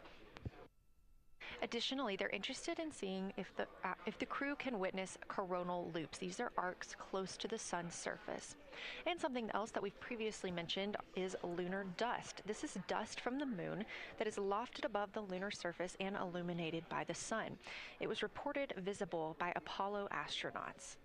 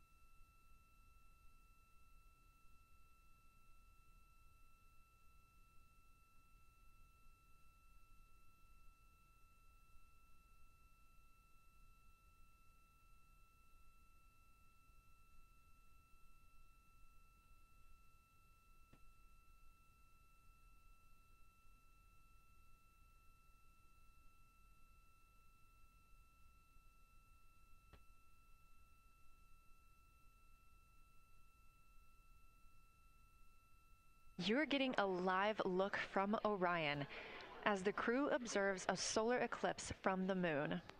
Whoa. Hell yeah. And this solar eclipse is only visible to the crew on the spacecraft. It's not visible to anybody on Earth. The science team is interested in several different targets for them during this time frame. And we're personally looking forward to getting those images as well.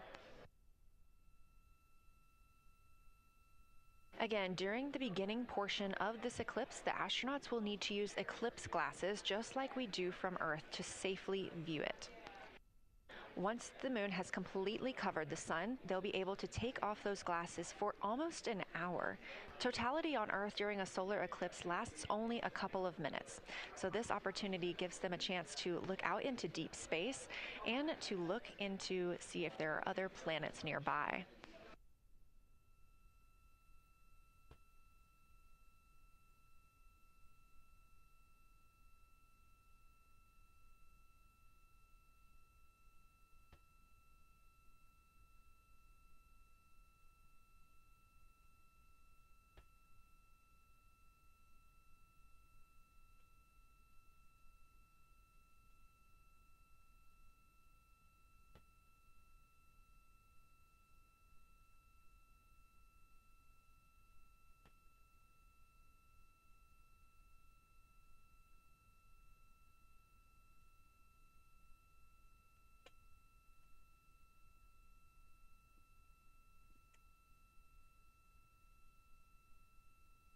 Really?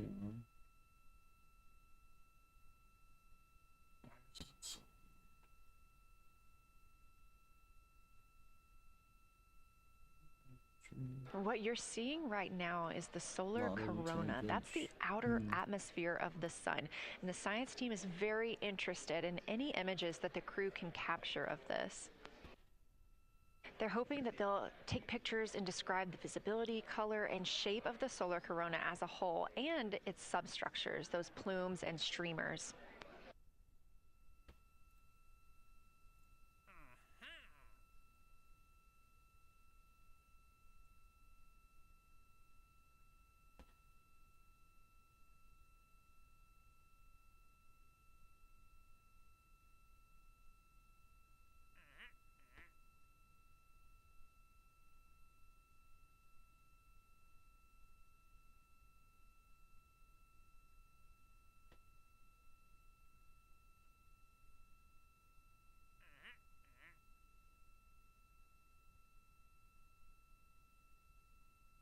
Science, integrity, and the blind. This is continues to be unreal. The sun has gone behind the moon, and the corona is still visible, and it's bright, and it creates a halo almost around the entire moon. But when you get to the Earth side, the Earth shine is already shown. I mean, almost seconds after the sun set behind the moon. You could see Earth shine. The Earth is so bright out there, and the moon is just hanging in front of us. This black orb out in front of us, in front of now, not the blackness, but the gray that blends and drifts into the blackness. We can see stars and the planets behind it. And Christina is in window 1, Reed is in window 2 with the long lens, and Jeremy is describing it in window 3, and it is quite an impressive sight. You can still see the horizon lit up brighter where the sun set on that side of the moon. It is bright, and Earthshine is very distinct, and it creates quite an impressive visual illusion. Wow, it's amazing.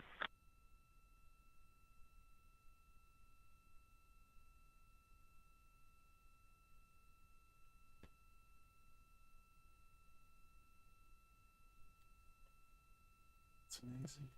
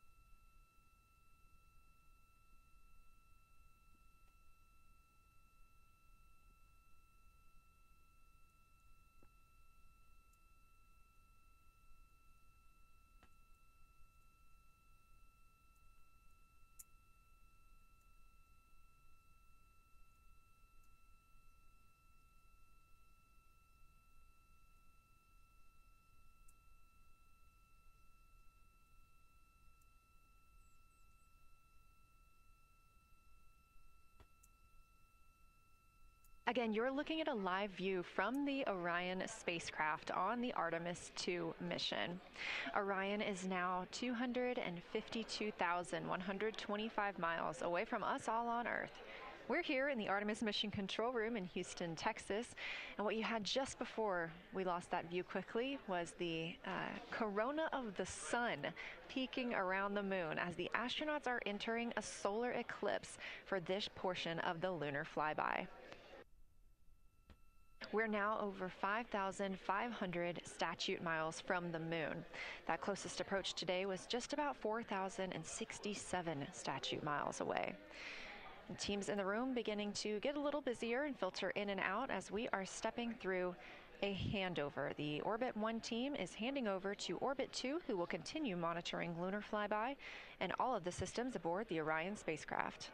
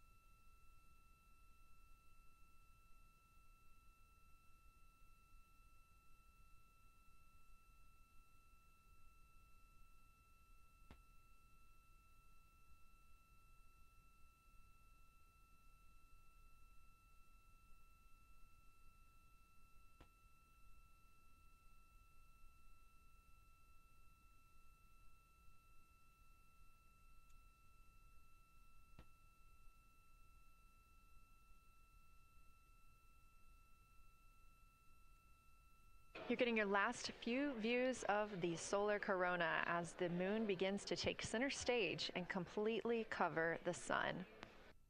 If you see that bright dot up near the top left of your screen, we think right now that that may be a part of the spacecraft, but we'll be sure to correct that if we end up figuring out later that it is something else entirely.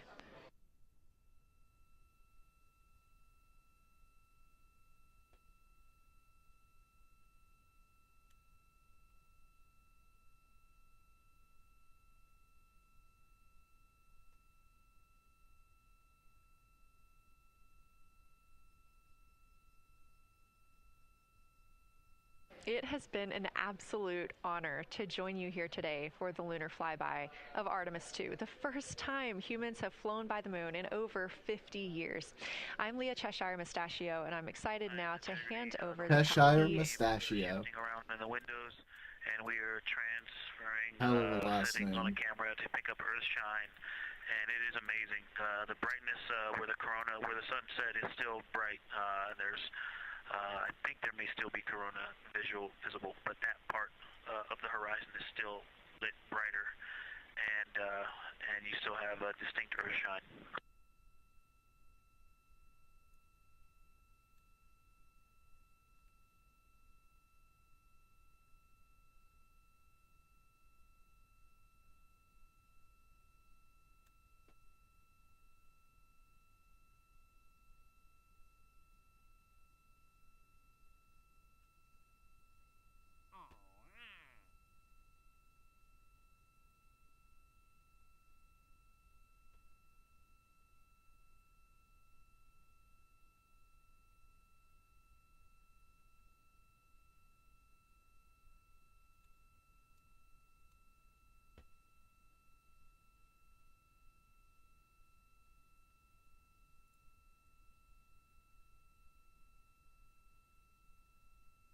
You know our rules that we don't talk when the crew is talking, so wanted to give Victor Glover a moment there to call down what he was seeing now that the moon is covering the sun.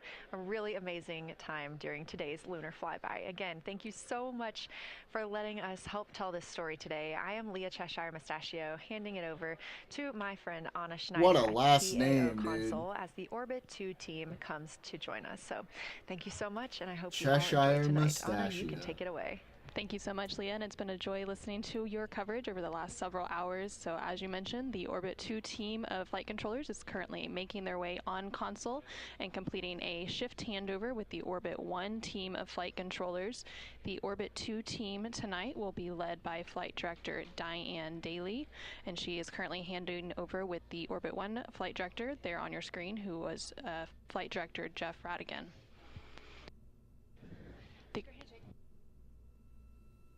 The Artemis 2 crew currently on board the Orion spacecraft. It continues to observe the eclipse that they are witnessing. There's about 43 minutes remaining in that eclipse period.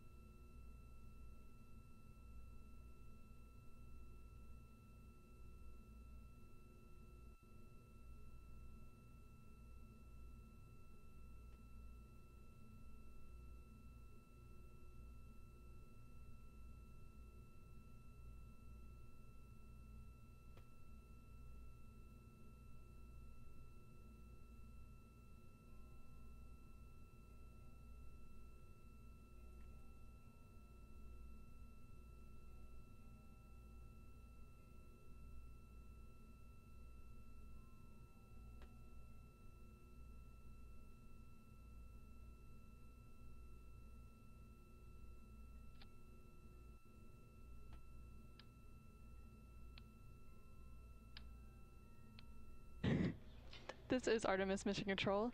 You are currently seeing a live view of the solar array wing cameras on the Orion spacecraft. We spoke with our science team, and they did determine that that dot in the distance is Venus. Mm-hmm. Wow.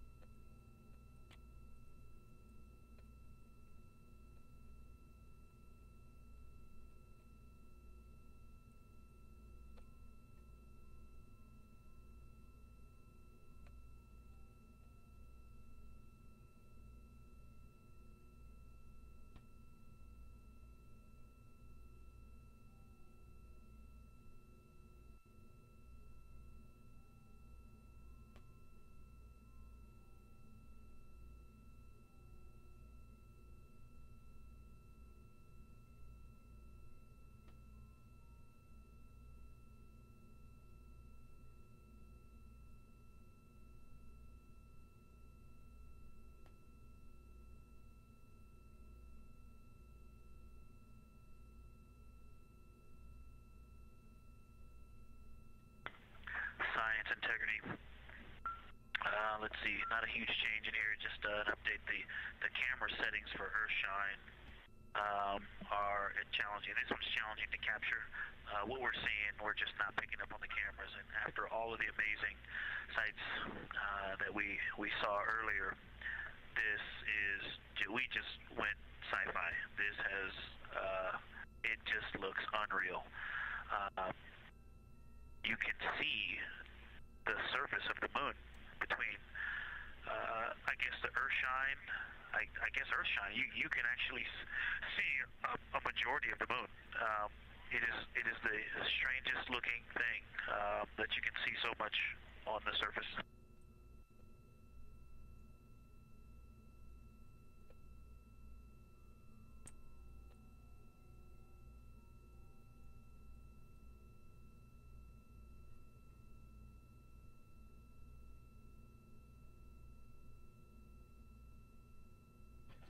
This is Artemis Mission Control. You were just hearing some communications called down from NASA astronaut Victor Glover, currently on board the Orion spacecraft. They are currently observing an eclipse. There's about 39 minutes remaining in that eclipse period. Currently, we are in a forward link LOS, or loss of signal, so the crew can communicate down with... He's seen 2 meteors, science.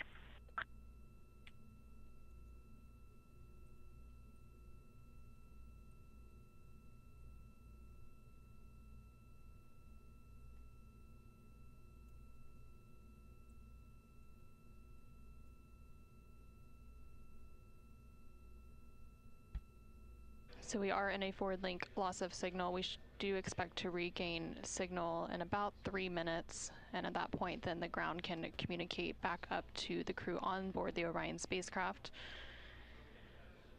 In the meantime, the crew can continue to communicate down to the ground. The ground is just unable to respond, so they are continuing to provide some science observations during this eclipse period. They've made some comments about Earth shine, which is the sunlight reflected from Earth when they come around towards the moon's near side late in this flyby window.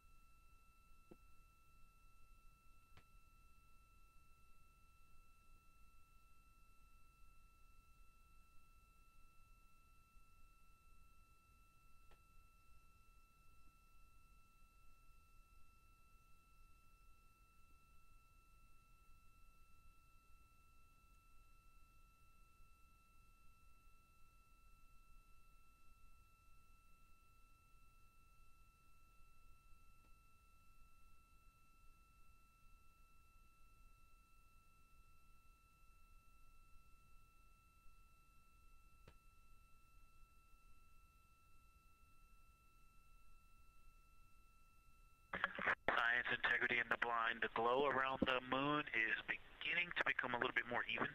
It's not so much distinct just where the sun set on the moon's horizon as we're flying through this trajectory, and then the sun's going to come up out of the other side. I think it's we're starting to see the glow around the moon get balanced out. I still see Earth shine, and the Earth is very bright out there. Still quite an unreal sight. Integrity Houston, we have that sit rep loud and clear, and we are back with you. How do you hear me?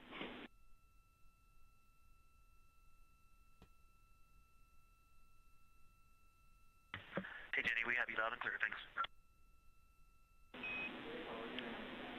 Copy. Victor, we're handing you over to Science for some critical questions. Thanks for your report.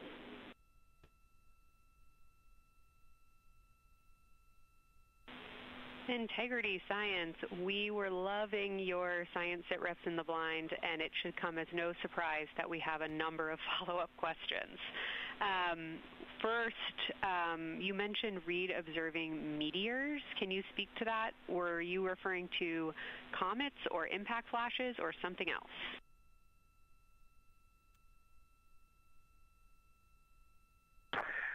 Yeah, there was a little bit of giddiness. We have seen 3 impact flashes so far. I saw 2, and Jeremy has seen 1. Undoubtedly, Jeremy saw 2, so that's 4 total. Undoubtedly, quick impact flashes. It was not sun glint off of particulate from the thrusters or the purge tanks. It was definitely impact flashes on the moon. And Jeremy just saw another one. Go ahead with your next question. Amazing news. I literally just looked over at the SIR and they were jumping up and down literally. If you could describe where on the moon you saw them, please.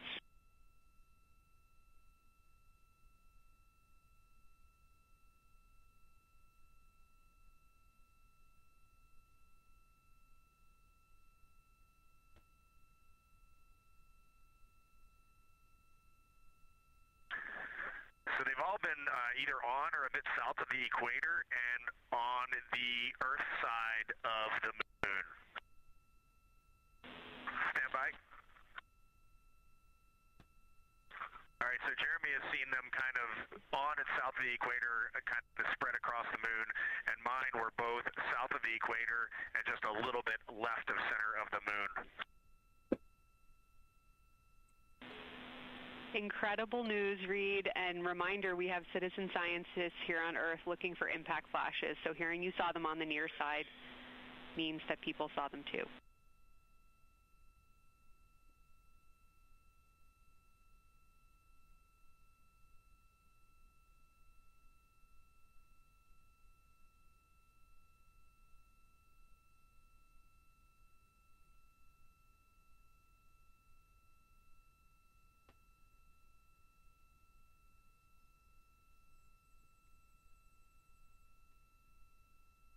Yes, sir. Q-hundo indeed. I don't know how many of them are bots though. This is Artemis Mission Control. People we followed, have regained that signal, but so weren't the saying anything. team here in Mission Control was able to call back up to the crew on board the Orion spacecraft as they continue their lunar flyby. Specifically, they are now in that eclipse period. So the science team here in Mission Control was able to ask some questions about some of the situational reports they were providing during that loss of signal. Specifically, they were interested in some of the meteors that they mentioned seeing and those impact flashes, and they did provide confirmation that they did see at least 4 impact flashes during that loss signal. Nice. Integrity, I hear you loud and clear. How do you hear me?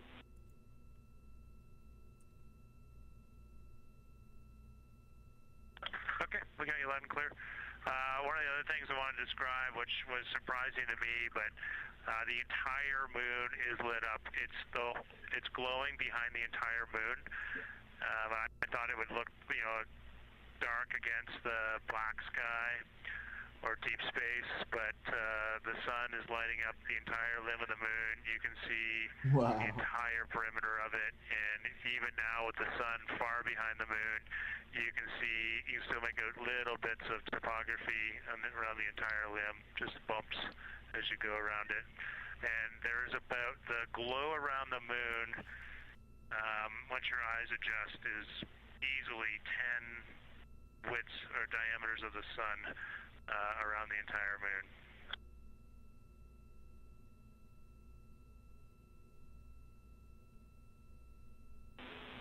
Incredible to hear, Jeremy. Were you able to actually pick out any discrete features on the lunar surface? And if so, how do they look different than when you observe them in solar illumination?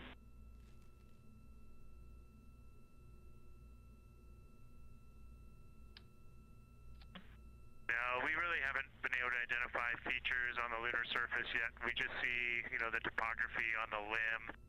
For the Earth glow, we're about a quarter moon, waxing quarter moon, if you will, from the Earth glow perspective, and it's just at a very,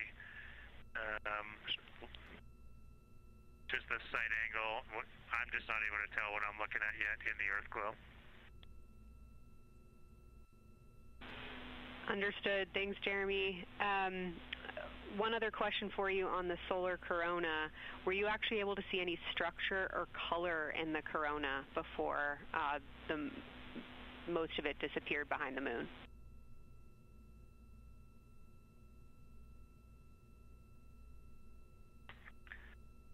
Yeah, I didn't pick out any color, but definitely structure. There were streamers, and they were not uniform at all. For me, the 5 o'clock position, there was just this constant streamer. It would change in intensity and diameter, but it was always there, and it was always at the 5 o'clock position. I only saw one plume, and it came out of basically the 3 o'clock position of the sun. That was very short-lived when I could see the plume. Exactly what we were looking for. Thanks, Jeremy. And a heads up that we, calculated here on the ground about how long you could see the corona for, and we expect it to start to appear again in the next 11 minutes. Thanks for those amazing descriptions.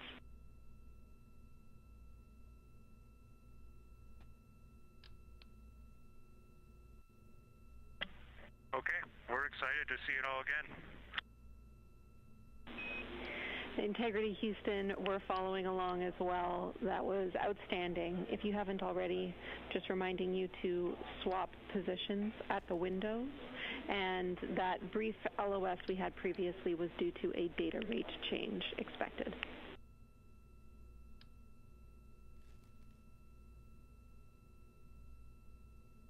Okay, we copy that, Jenny.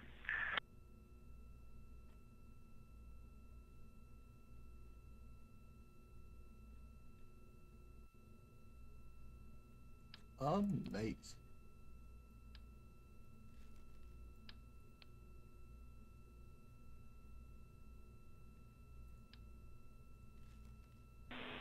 Integrity Science, one more request for you.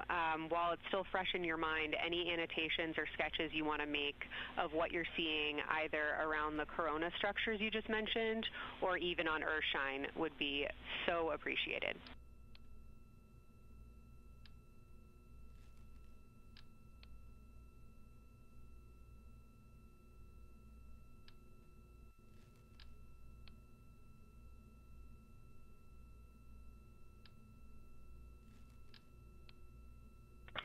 Okay, Kelsey, it's going to be pretty hard to go look at a PCD right now, but we'll definitely try and annotate what we saw. And if the annotations come in the next block where you're cleaning up your documentation, that sounds like a good plan to me.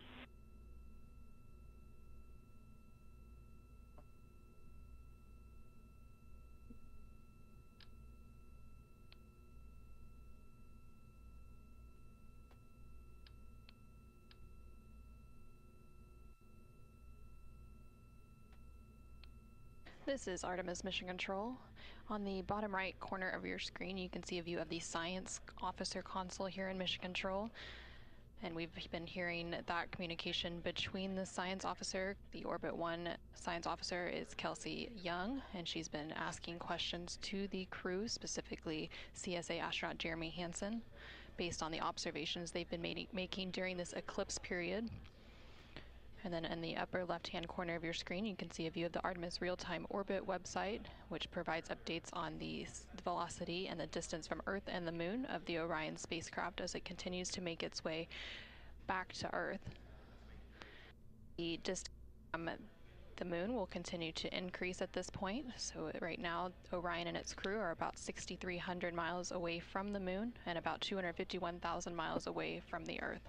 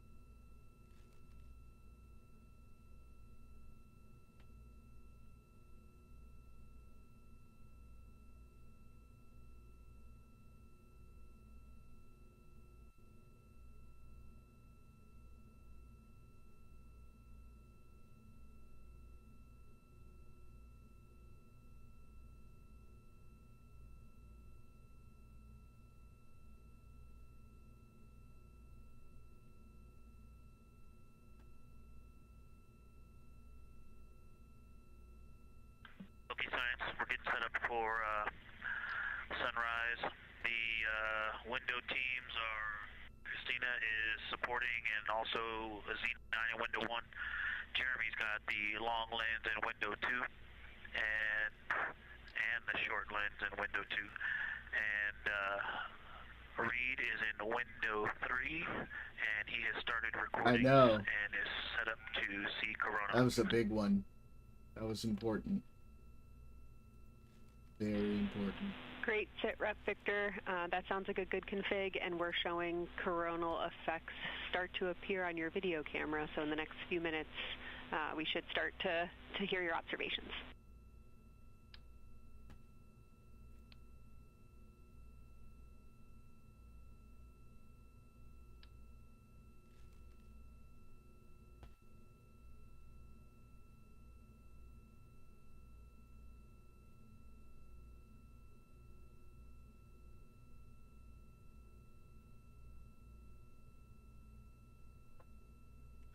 This is Artemis Mission Control. We just heard the crew call down to the team here in Houston, reporting that they have swapped out who is in the windows for the final portion of the lunar flyby. So Christina Cook is in window 1, with Jeremy Hansen in window 2 and Reed in window 3. Reed is focusing on observing corona, which is the solar corona, which is the sun's outermost atmosphere. There is about 18 minutes remaining in the eclipse period. Science in Houston, integrity. I know this observation won't be of any scientific value, but I'm really glad we launched on April 1st because humans probably have not evolved to see what we're seeing. It is truly hard to describe. It is amazing.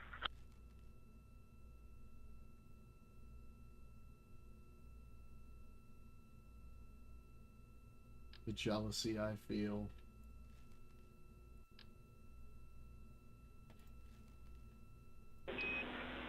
Amazing. Thank you, Victor.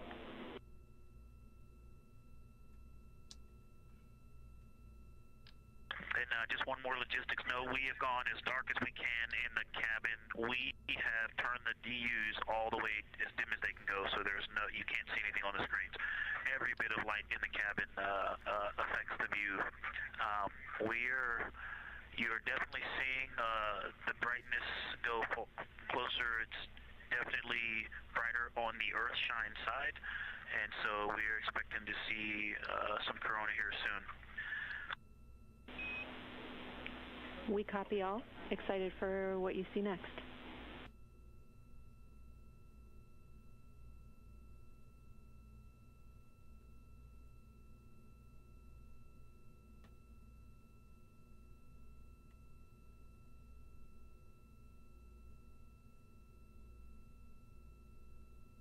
I'm not sure if we talked much about the star field, but we've got lots of stars. You've got the nice glow around the moon, but you know, right off the well, we're upside down now, but from upside down 4 o'clock, right off the edge of the moon, looks like a planet. That line of planets. There's something a moon diameter to the left, and something right off the limb of the moon to the right, and then something orange. It looks orange to the right of that, about half the moon diameter. So. But anyway, there are definitely stars. I think some of those planets that you said we might see, we're seeing. And so in unreal view, yeah, the moon in the foreground is one of the darkest things we see out the window. And now it's deep space behind it is kind of dark blue like it looks from Earth, but we can also still see stars. It's quite a wicked view. Victor, Ike's doing the best job, and I'm not going to try to add on to what he's doing. It's indescribable. No matter how long we look at this, our brains are not processing this image in front of us. It is absolutely spectacular, surreal. I know there's no adjectives. I'm going to need to invent some new ones to describe what we are looking at out this window. This is just absolutely beautiful and inspiring to hear. And Victor, we suspect what you're seeing is Saturn and Mars. That reddish object is likely Mars. Good opportunity to look to the future of where we're going.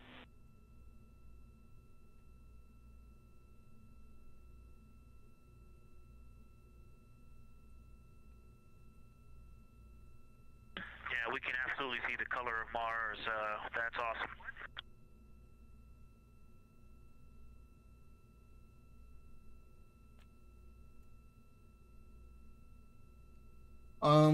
No, I kind of fucking hate Twitch, so.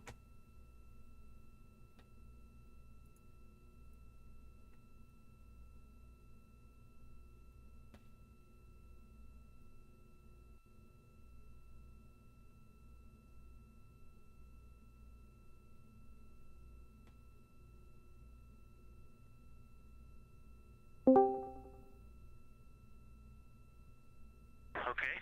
And from this vantage point, the 4 o'clock on the Earthshine side is definitely getting brighter. Still no coronal structure.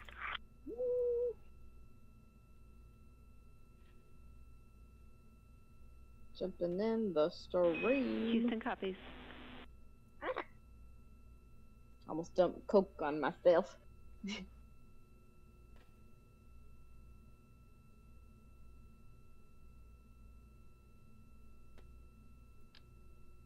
Oh, interesting.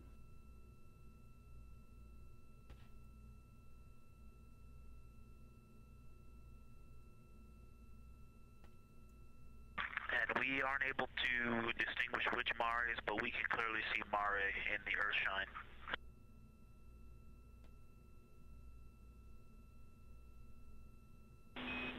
We copy. Yeah. I probably should neighbor Ernie, but man, fucking hate Twitch. This is Artemis Mission Control in Houston, Texas. They're so We restrictive. have not seen an impact flash in the last 5 minutes. Sounds unlucky, but you had a pretty strong start, so we'll Could take like rotate it, like your unhinged days on kick. And actually, right after I said that, right at the South Pole, near the South Pole on the Terminator, Reed just saw one. Amazing. True.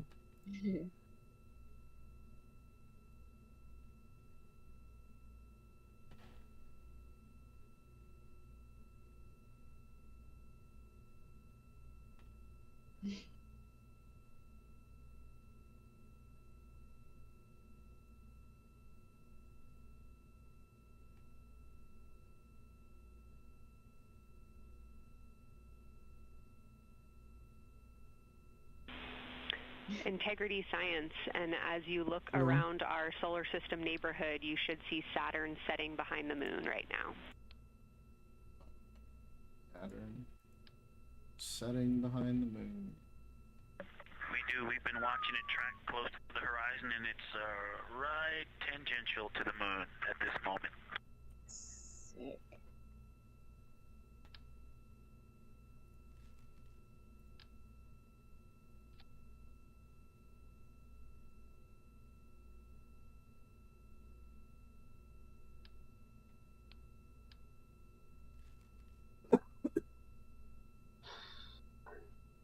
This is Artemis Mission Control in Houston, Texas. We are currently 5 days, 2 hours, and 44 minutes into the Artemis 2 mission, and we have about 11 minutes remaining in the eclipse as at the latter half of the lunar flyby that the Artemis 2 crew is experiencing on board the Orion spacecraft. We've received several different call downs from the crew and questions up from the science officer here in Mission Control. One of the things that they said that they were able to see is Mars off in the distance, and then the science team also confirmed that they should be seeing Saturn setting behind the moon. They've also acknowledged seeing several different impact flashes, and these are flashes of lights from meteorites striking the surface of the moon.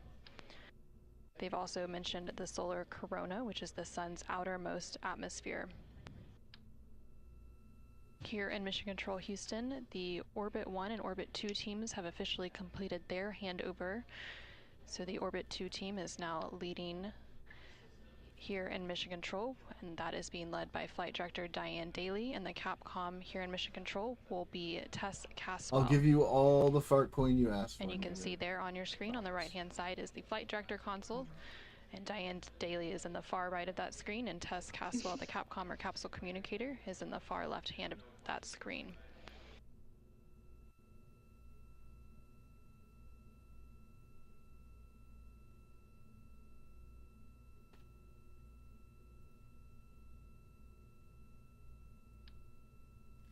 The light is continuing to grow in intensity. At about the 4 o'clock position on the the 8 o'clock position on the Earthshine side. Saturn has set. Mars is tracking towards the moon's horizon.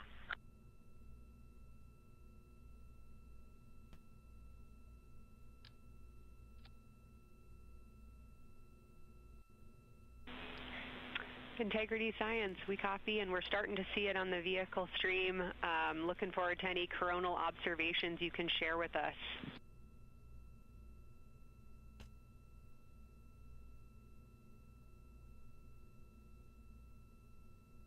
Why? What did he do? That new booba email. Huh? What did he do, Cinderella? Represent.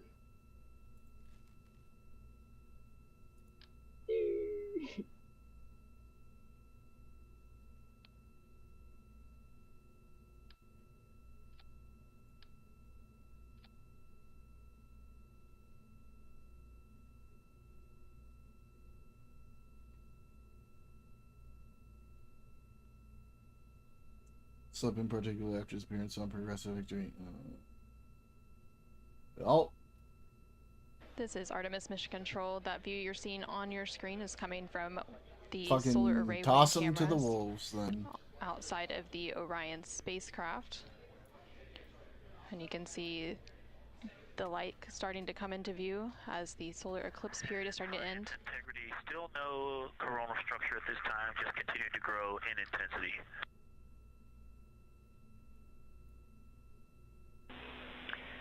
Copy, Victor. And reminder, you still should have several minutes before the eclipse classes need to go on, and we can send you up a reminder when you're getting close to take your eyes away from the D5 viewfinder, but you should be good for several more minutes.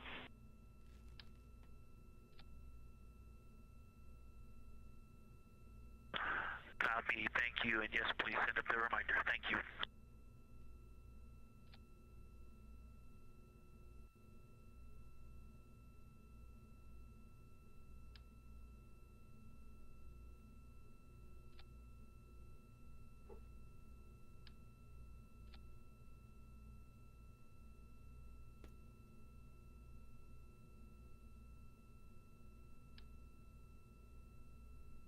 Okay, we all think we're starting to see something. I believe the most popular term is baby hair.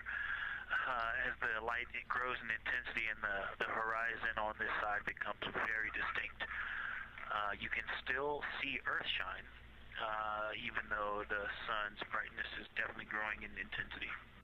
Build himself a little bit on this living lunch tonight. He brought straighterate into it. Wait, what? What did he do? Love the description, Victor. I'm sure as the next couple minutes progress, more of those structures will continue to pop out.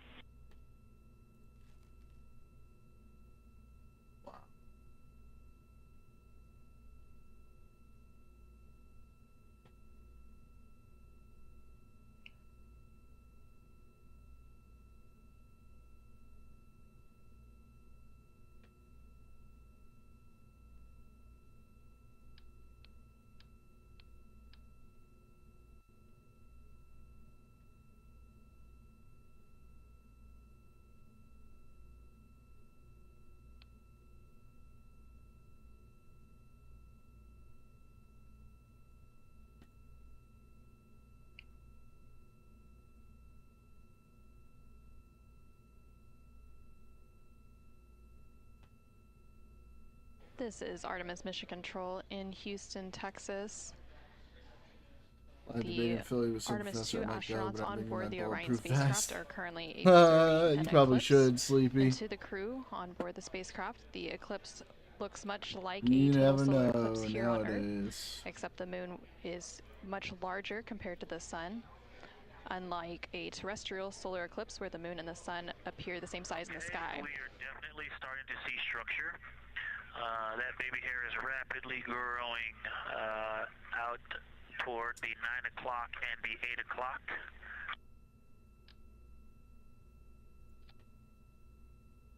It's almost as if it were reaching out for Venus or for the Earth.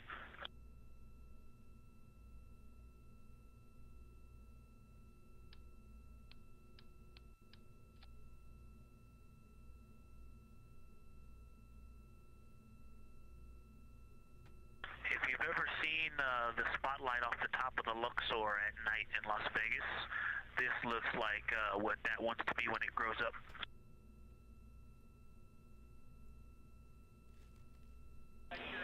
Integrity Science, glad to hear you're following your training of tell it like you see it.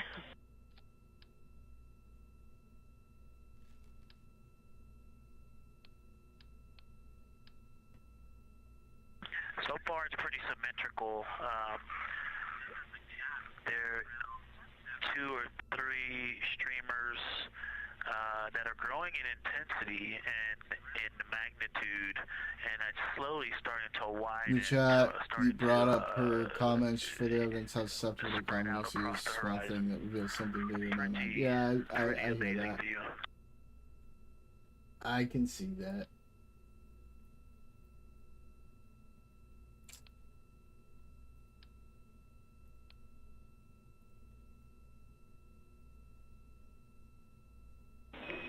And Integrity Houston, Great words. Reminder for you, we are approaching the brightness level at which you should no longer be using the viewfinder on the D5.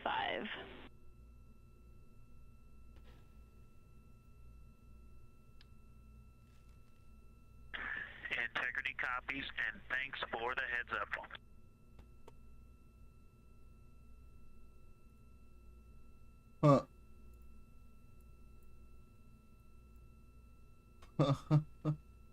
This is Artemis Mission Control. Those. Oh, and I think we're seeing some. Yeah, because it's minimizing the number of words that it needs, right? Because it appears to be moving and combining and recombining as it it's pointing in different directions. Wow, smart. It appears to be going like down toward the south pole of the moon, but it's and then coming back together and going out towards Venus and the Earth. And depending on how I stare at it, it looks like one large structure, but then it definitely has wisps, and you can see 3 or 4 structures inside of it. It's like watching a flame. It's like looking at a flame, and stand by. And so it has some inherent movement. Now there's a very bright spot. There's a very bright spot in the center of it. There's a towering light of towering light, and then there were like 2 streamers that were going 30 degrees out from it. And this is amazing. Now it is just extremely bright.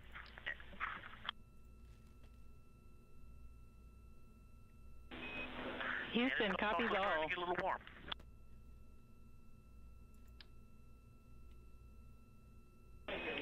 And we copied all. We wanted to remind you at this point on the eclipse glasses. Should be about time for those.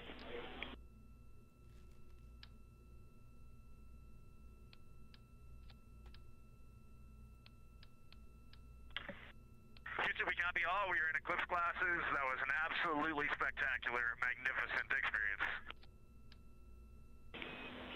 Thanks for the report. We sure wish we were there with you.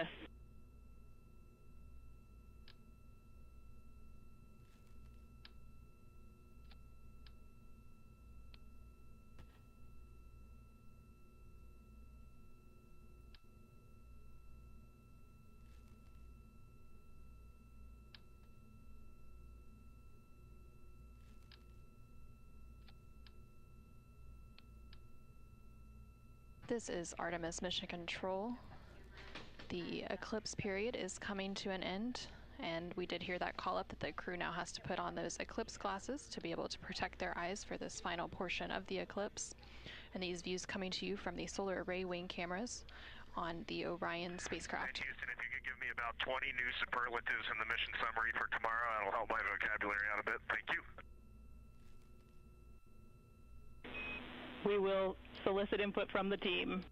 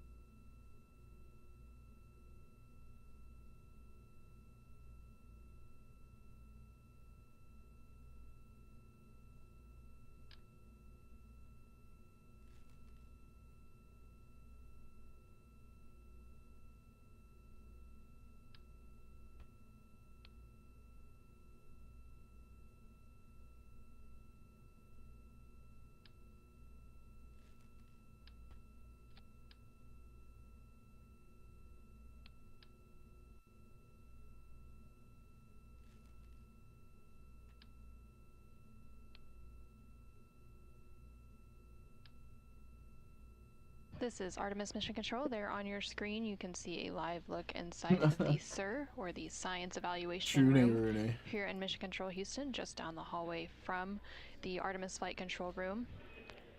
Integrity Houston, back with you after a data rate change. Regarding the SAW-3 camera T low caution, no action for you. It just got a little cool during the eclipse.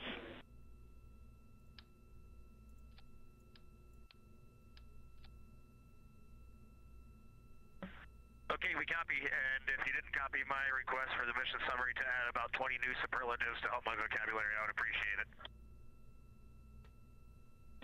We copied it fantastically.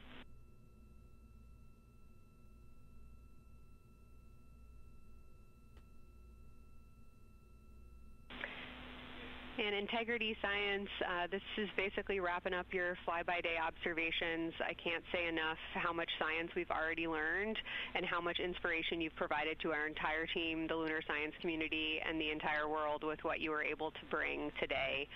You really brought the moon closer for us today, and we cannot say thank you enough. And Science signing off, and can't wait to talk to you tomorrow morning.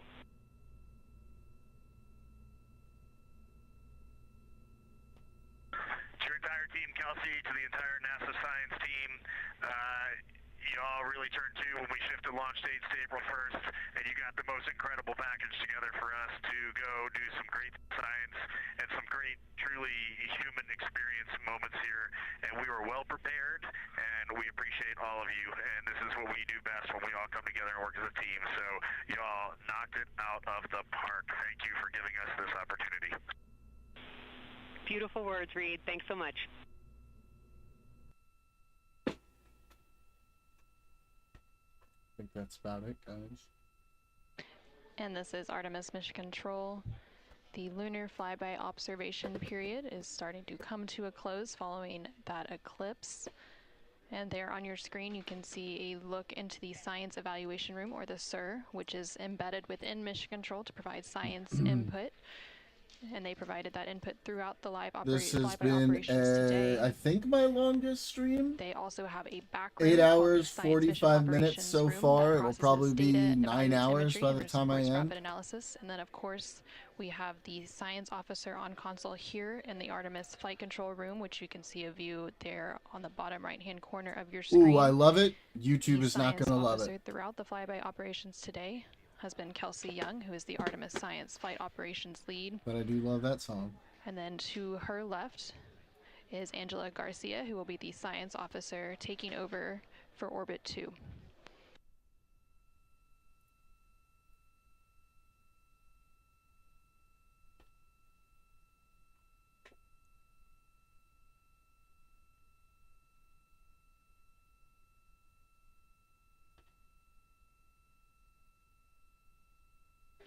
And for the past 7 hours or so, the crew has been going through their lunar flyby observation period.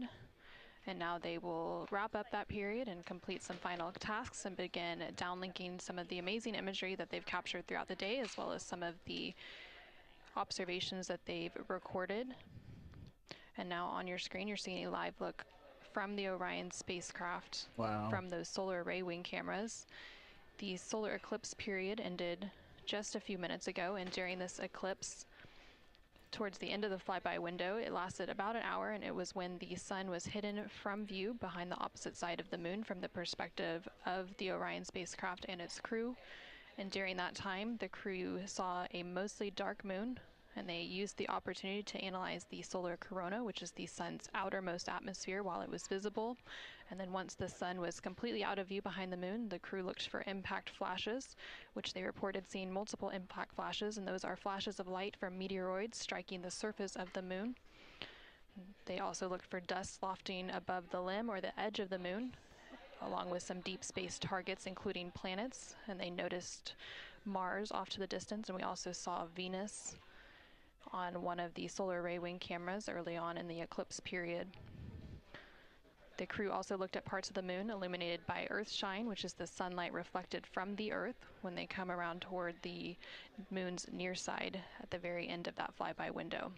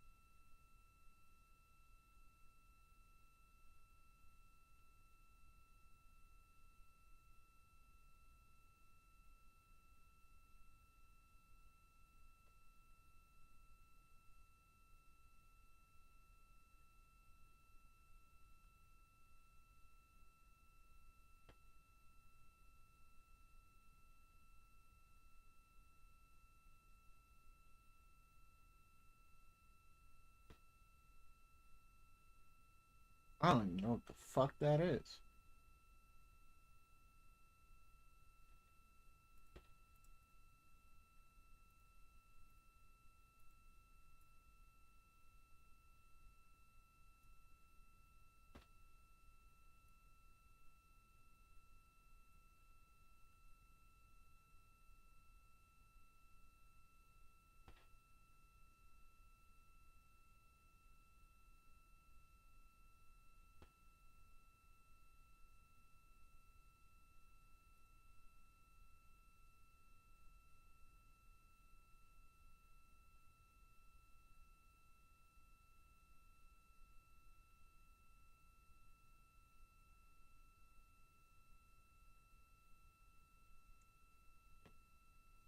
No, really?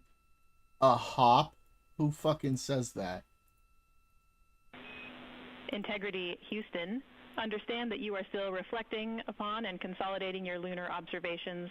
At your convenience, I have 2 items related to the upcoming VIP event.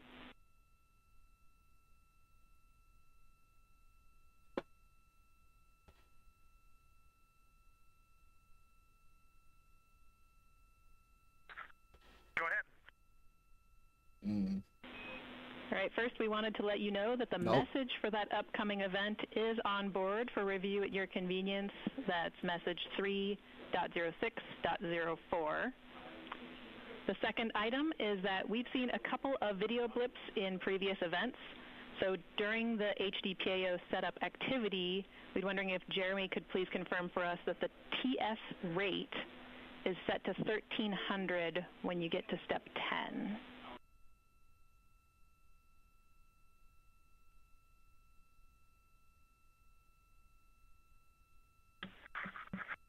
Okay, Jenny. Yeah, we're pretty sure we've been in 1300 for all the PAO events. We've been tracking that when we swap between the HHP and the D5. Oh. We copy, Jeremy. Thanks. And for the record, the phenomenal Is this old Jenny enough? has gone on to her No, next appointment Universal of the day, Music and you've now Group. got That's gonna Tess get with me you. dinged too. Yeah, I'm sure I've heard it too. 50s, yeah. I'm sorry, Tess. Great to have you on board Integrity. No worries. Happy to be here.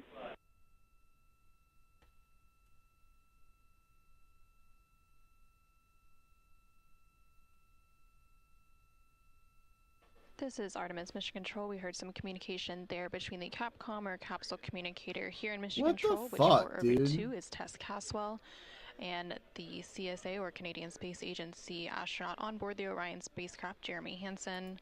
They were discussing an upcoming public affairs event. And Integrity, 3-minute warning for the maneuver back to bias tail to sun.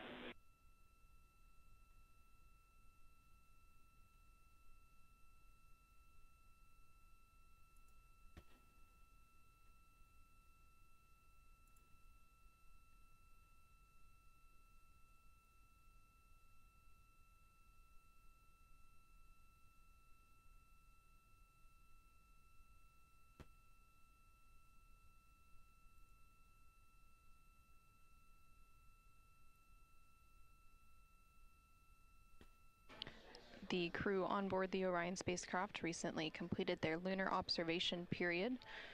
It was an approximately 7-hour period of time in which they were focused on several different targets identified by the science team here on the ground that they studied and prepared for ahead of time. And then they also were referencing a lunar targeting package that was uplinked about a day ago with those final targets.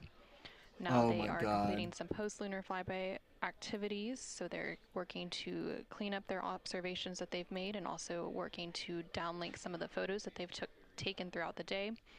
The science team here on the ground will then work to get as much data as they can overnight, and then there will be a post-flyby conference tomorrow after the crew wakes up. Fuck this one. And that's not a debrief, but a That science data last one was collection to capture retarded. their nuanced experience while they're still in the field and the experience is still fresh. And then, of course, there will also be a public affairs downlink event later in the day. Now that once the post-lunar flyby activities are complete, and then after that, the crew will go into some of their final activities for the day. They will have a private medical conference or PMC with the medical teams here on the ground. What These the are fuck? regular science or regular conferences that they have at the end of every day, and then there's also a flight director conference that they will have before they go into their pre-sleep period, during which they can complete hygiene activities, and they will have the chance to eat their dinner and complete any other final personal activities for the day before they head into their sleep period.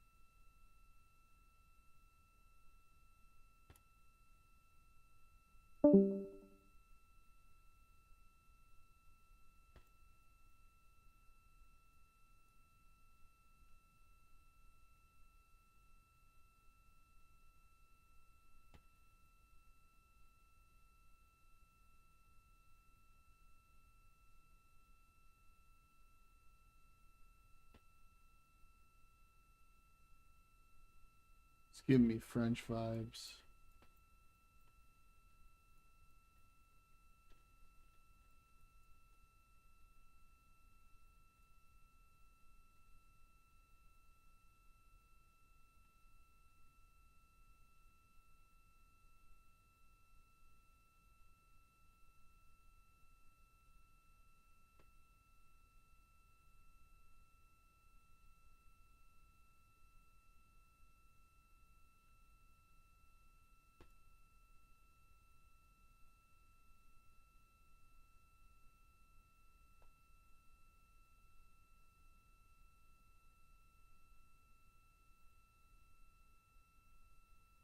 Could be Spain.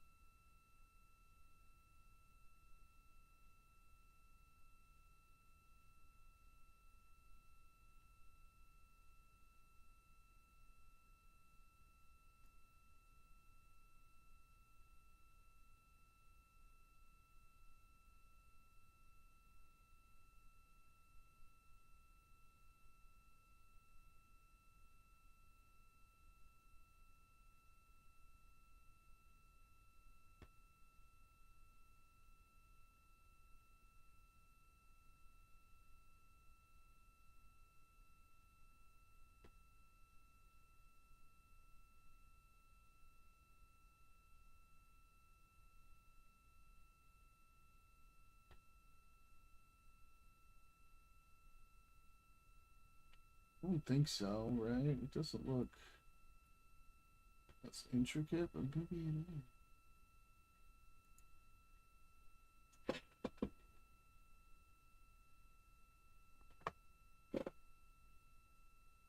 Fuck it.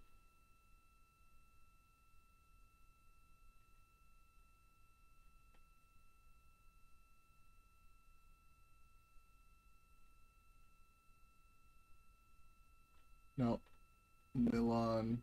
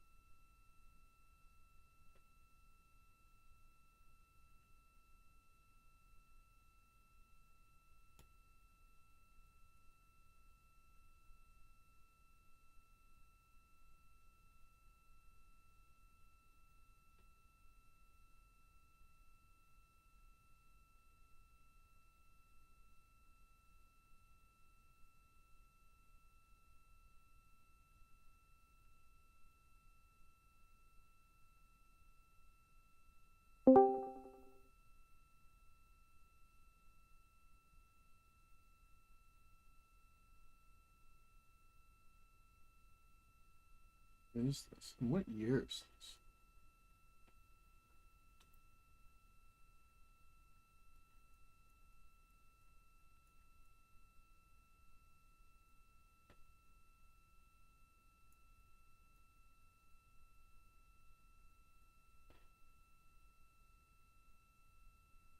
It's giving like 70s, 80s vibes.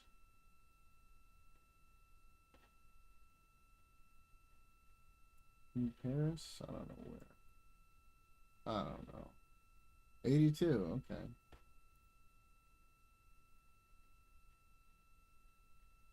Uh, 82. Um.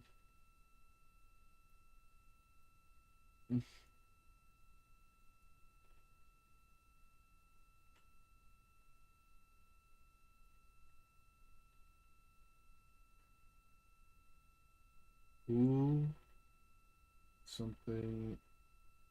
So it's French. But like what French? Like France French? Or... oh.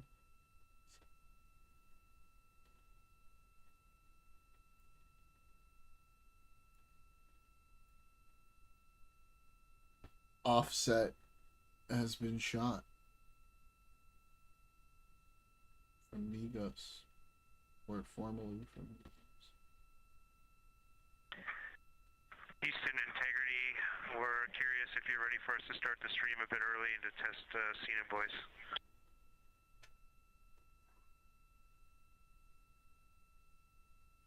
Checking.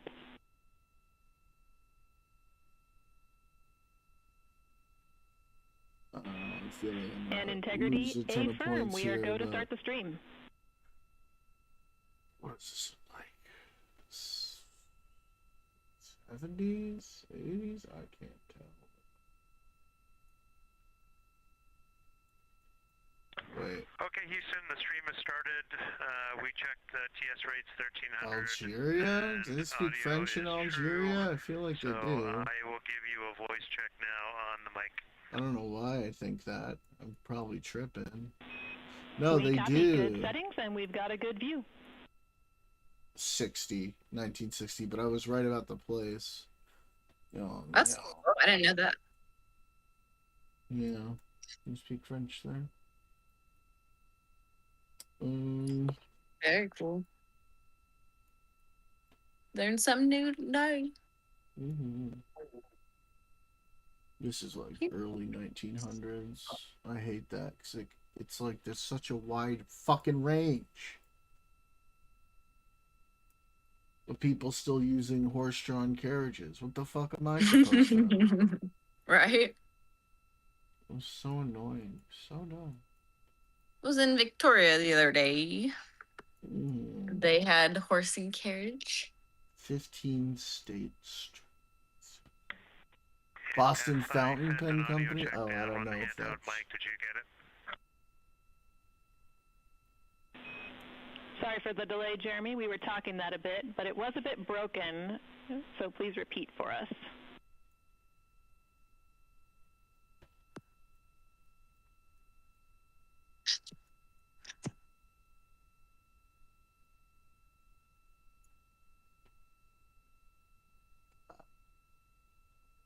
Fucking miss my usual mark today again. I already can feel it. What place has State Street?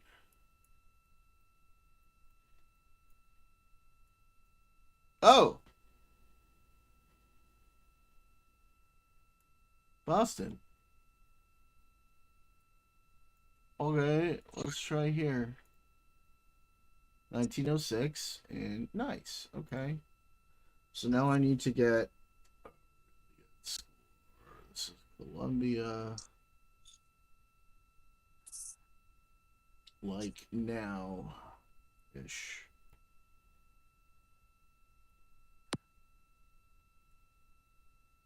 Let's try Bogota. Please. 26. No, I was far away. Oh, fuck you.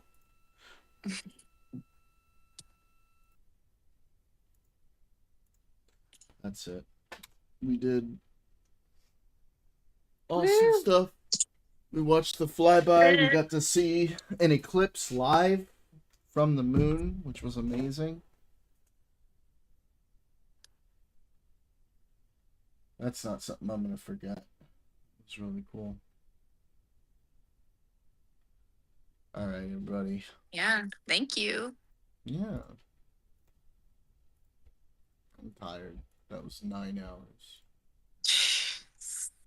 Nappy time. Yeah. All right, guys. I'll see you all on Wednesday. Everybody have a beautiful time.